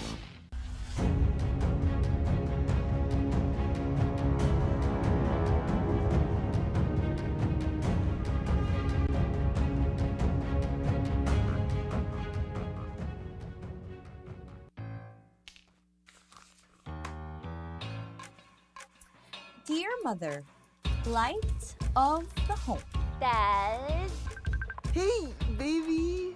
Greetings, Professor Rodolfo. May I be absolved from Math Club tomorrow.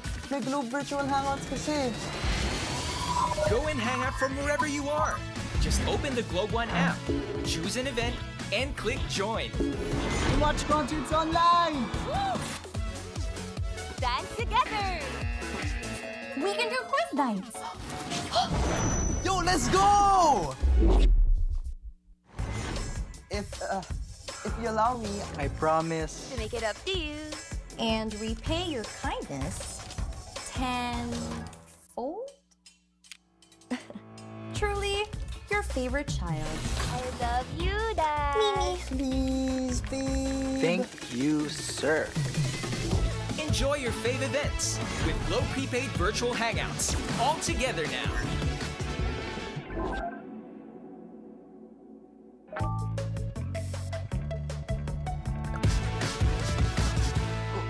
Yes.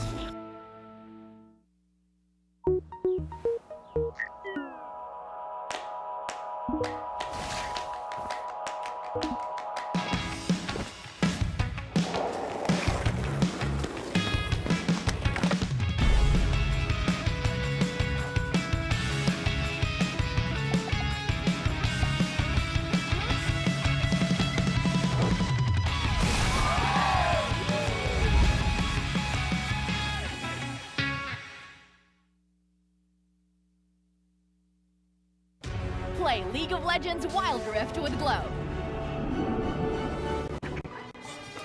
Oh no, our spot's closed? No prob. With Go 50, you can play anywhere. Wow!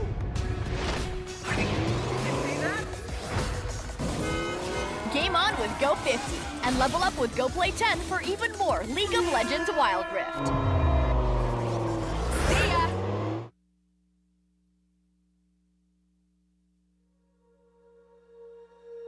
When you feel it's hopeless, when you think that you lost, oh, I will take your hand and we'll rise up from the dust. Oh, here we go, go, go, let us heal and grow. You won't be alone, we're unstoppable. Don't be afraid to show what we're going for. This is what we know. Here we come back to life, we're still breathing. Standing up, everybody's gonna see it. Oh, all you need to know is that we're holding on. Even if we fall, we will rise up and we follow the path that we believe in. No, we're not gonna stop until we reach it. Oh, all you need to know is that we're holding on. We rise up from the dust and clear my throat.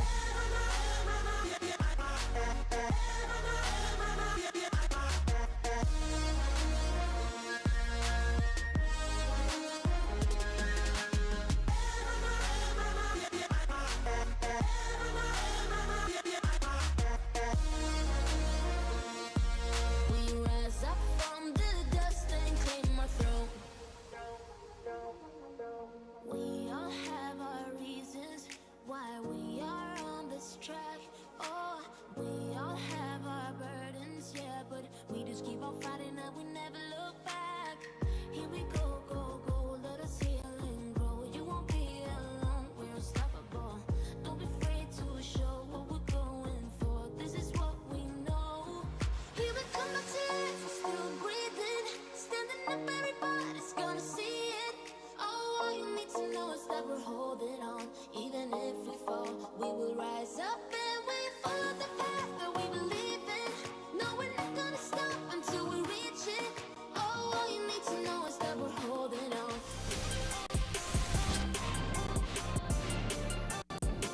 Welcome to Wild Rift.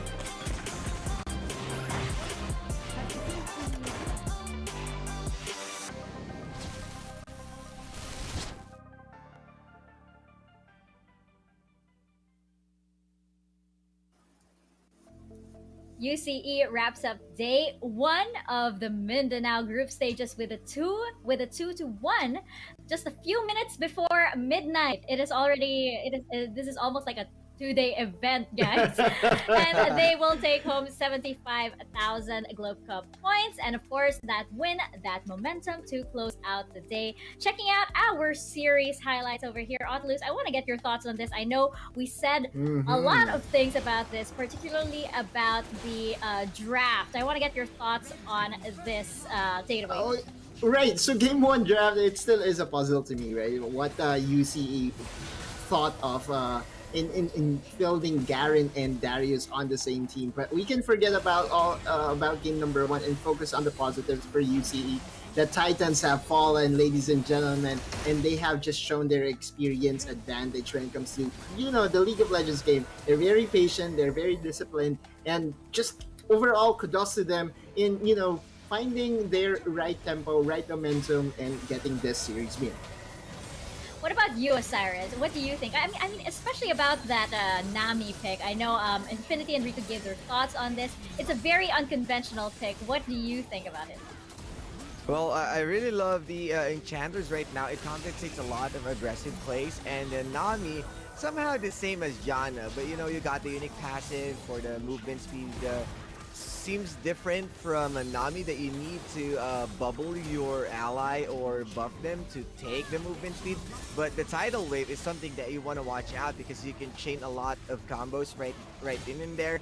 So Nami, still a good pick, but I think you just wanted to maximize that kind of enchanter. Yeah, and we all thought that this was going to be Tyrant Gaming's game, rather. Yeah. And but UCE, they managed to turn everything around. It was Tyrant's game once again, but what changed? At what point did everything change for UCE? What do you think, Otolus? Well, during game number 2, it was very evident that they came out with a plan, right? Rather than going for the cheese strategy, they're going for the more traditional. And they thought to themselves that, hey, you know what? We can play normal League of Legends Wild Rift, and we can, outscale our opponents, and that they did. Right, in game number 2 and game number 3, you can see that the goal lead wasn't there, but objective-wise, they were getting all the dragons, all the barons, and that just helped their ability to close out the game. There's so many patterns on the floor in that last game. there was just so many circles and hexagons and whatever. Cyrus, any last thoughts over here before we bring on a very special guest onto the post show? I mean, I'm loving all the interesting picks right now, especially game 1. You got formulae, you got that different approach towards the Rengar that isn't the assassin that it seems to be. You got the game 2 with the more serious type of UCE, and of course game 3 with the Nami plus the package. Everything is really good right now at Mindanao. Yeah, and you know what? If they are experimenting indeed, it could be all part of the strategy. But you know what? We can ask somebody from UCE themselves. We do have Tactical coming over to join us for the post-show. Tactical, welcome. Hey. Thank you so much for joining us over here. That's a very familiar background. Welcome, and I actually want to know. It's 3 minutes before midnight. I want to know, did you guys, hello there. Have you guys eaten dinner already? And if you haven't, what will you be eating? Yes pa. Adobong manok po. Oh! Chicken pa. Nice style. Yes. No, Yes. it will definitely make me crave adobong manok. That is chicken. So thank you so much for sharing that. We do love food over here at the Sea Icon Series. Otolus, what about you? Do you have any questions for Tactical? Oh, of course. All right. So it's a staple question for Otolus. IGN, my friend. What's the story behind Tactical? Napanood ko po si Tactical sa Team Liquid pa. Tas rookie pa lang po siya, tas maganda po yung performance, kaya in-idol ko na. Oh, so an original fan, an OG fan, not Yes, OG, but yeah. Osiris, what about you? Do you have any questions for Tactical over here? Besides from being inspired by Tactical, what made you decide to be a pro player? Pro player.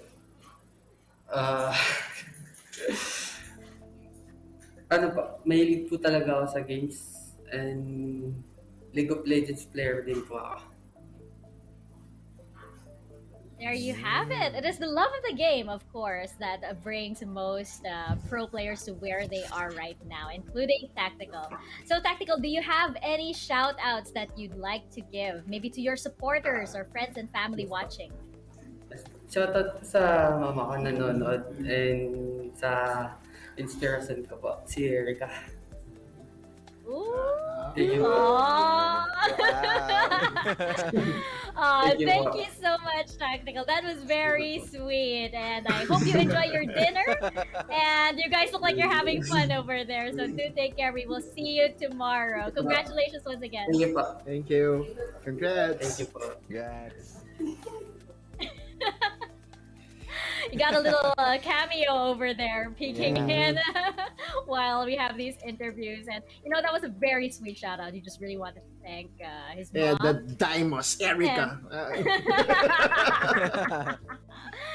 Well, of course, UC over here aren't the only big winners for today. We also have some winners from all of our lovely viewers watching right now. If you did do all the instructions that Osiris mentioned a while ago or earlier on in the show, then you guys will definitely need to stay tuned because we do have 4 winners for some Wild Force. Of course, we do have our esports team winners over here for the Globe Cup points. Let's check out the standings as they are at the end of day 1. We do have RRQ with 150,000 Globe Cup points, VVV with 75,000 Globe Cup points, UCE with 75,000 Globe Cup points, and TYR, I'm just gonna squeeze that in there, yet to get on the board. We'll see if that changes by day 2, of course, now that everybody has all of their cards on the board, and maybe Tyrant Gaming can find something out. They came very close to UCE a while ago. We'll see if they can get the momentum back in their favor. But for now, RRQ seems to be on top, on their way to a clean run, possibly, over here in the Mindanao group stages. We're gonna see if they can, carry on over the clean runs done by Omega Esports and Amihan Esports. Could be RRQ for the Mindanao group stages. We'll find that out. Anyway, now back to the part that you guys have all been waiting for, the winners of 380 Let's Wild go. Force. And the winners are, drumroll please. Yes, that's a drum roll. We have Marty Ching, we have Jinko, Kenneth James Bayan, and Lien V. Bruno. Congratulations to you. Please send over a message to the PPGL Facebook page to find out how to claim your prize. You can get yourself a nice little discount in the shop if you've been eyeing your favorite skins, of course. That's gonna help you out most definitely. Don't forget that we do have a major prize ongoing as well. You can win up to 1,650 Wild Force if you do keep doing all of the things that we said in the pre-show, liking and sharing the stream and the page, and just stay tuned using all of the appropriate hashtags, and you could possibly get 1,650 Wild Force as well at the end of the broadcast day. But of course, right now we have come to the end. It is past midnight. I just checked the clock and it's past midnight right now. 2 Let's minutes go. past midnight. And guys, thank you so much for sticking with us. Thank you so much to PPGL, the largest multi-game esports league in the country, for bringing the Icon Series over here and for organizing this event. Thank you so much to Mineski and to Globe. Right, and picture yourself as a pro gamer with the all-new Oppo Reno 5. Enjoy all-day gaming with long-lasting, fast-charging battery, a powerful processor, with a smooth 90 Hz refresh rate. Get the ultimate gaming experience with the all-new Oppo Reno 5 4G for only 18,999, and the Oppo Reno 5 5G for only 23,999. At syempre, kahit madaling araw na, kitang-kita nyo naman. Nandito din ang sikreto ng mga gwapo. Kahit buong araw na naglalaro, hindi mo ang na-GG, fresh pa rin at para fresh all day. Bring your clay game with new Master all-in-one clay face wash that cleans 99.9% of germs, controls oil to 12 hours, and helps prevent pimples. All-in-one, bring your clay game with Master, sikreto ng mga gwapo. And ladies and gentlemen, it is 3 minutes past midnight right now, and the show might be over, and other shows on the other side of the globe might be starting up, but you know what? We can still talk about it. We can still hang out virtually via Globe Virtual Hangouts. Globe Virtual Hangouts Go Esports brings events and programs like no other, starting with an apprenticeship program led by the pros, stream takeovers, and local and international tournaments. Just download the Globe One app, click on the Virtual Hangouts tab, and get updated, and get hashtag GO Together now on the latest happenings on Globe Virtual Hangouts.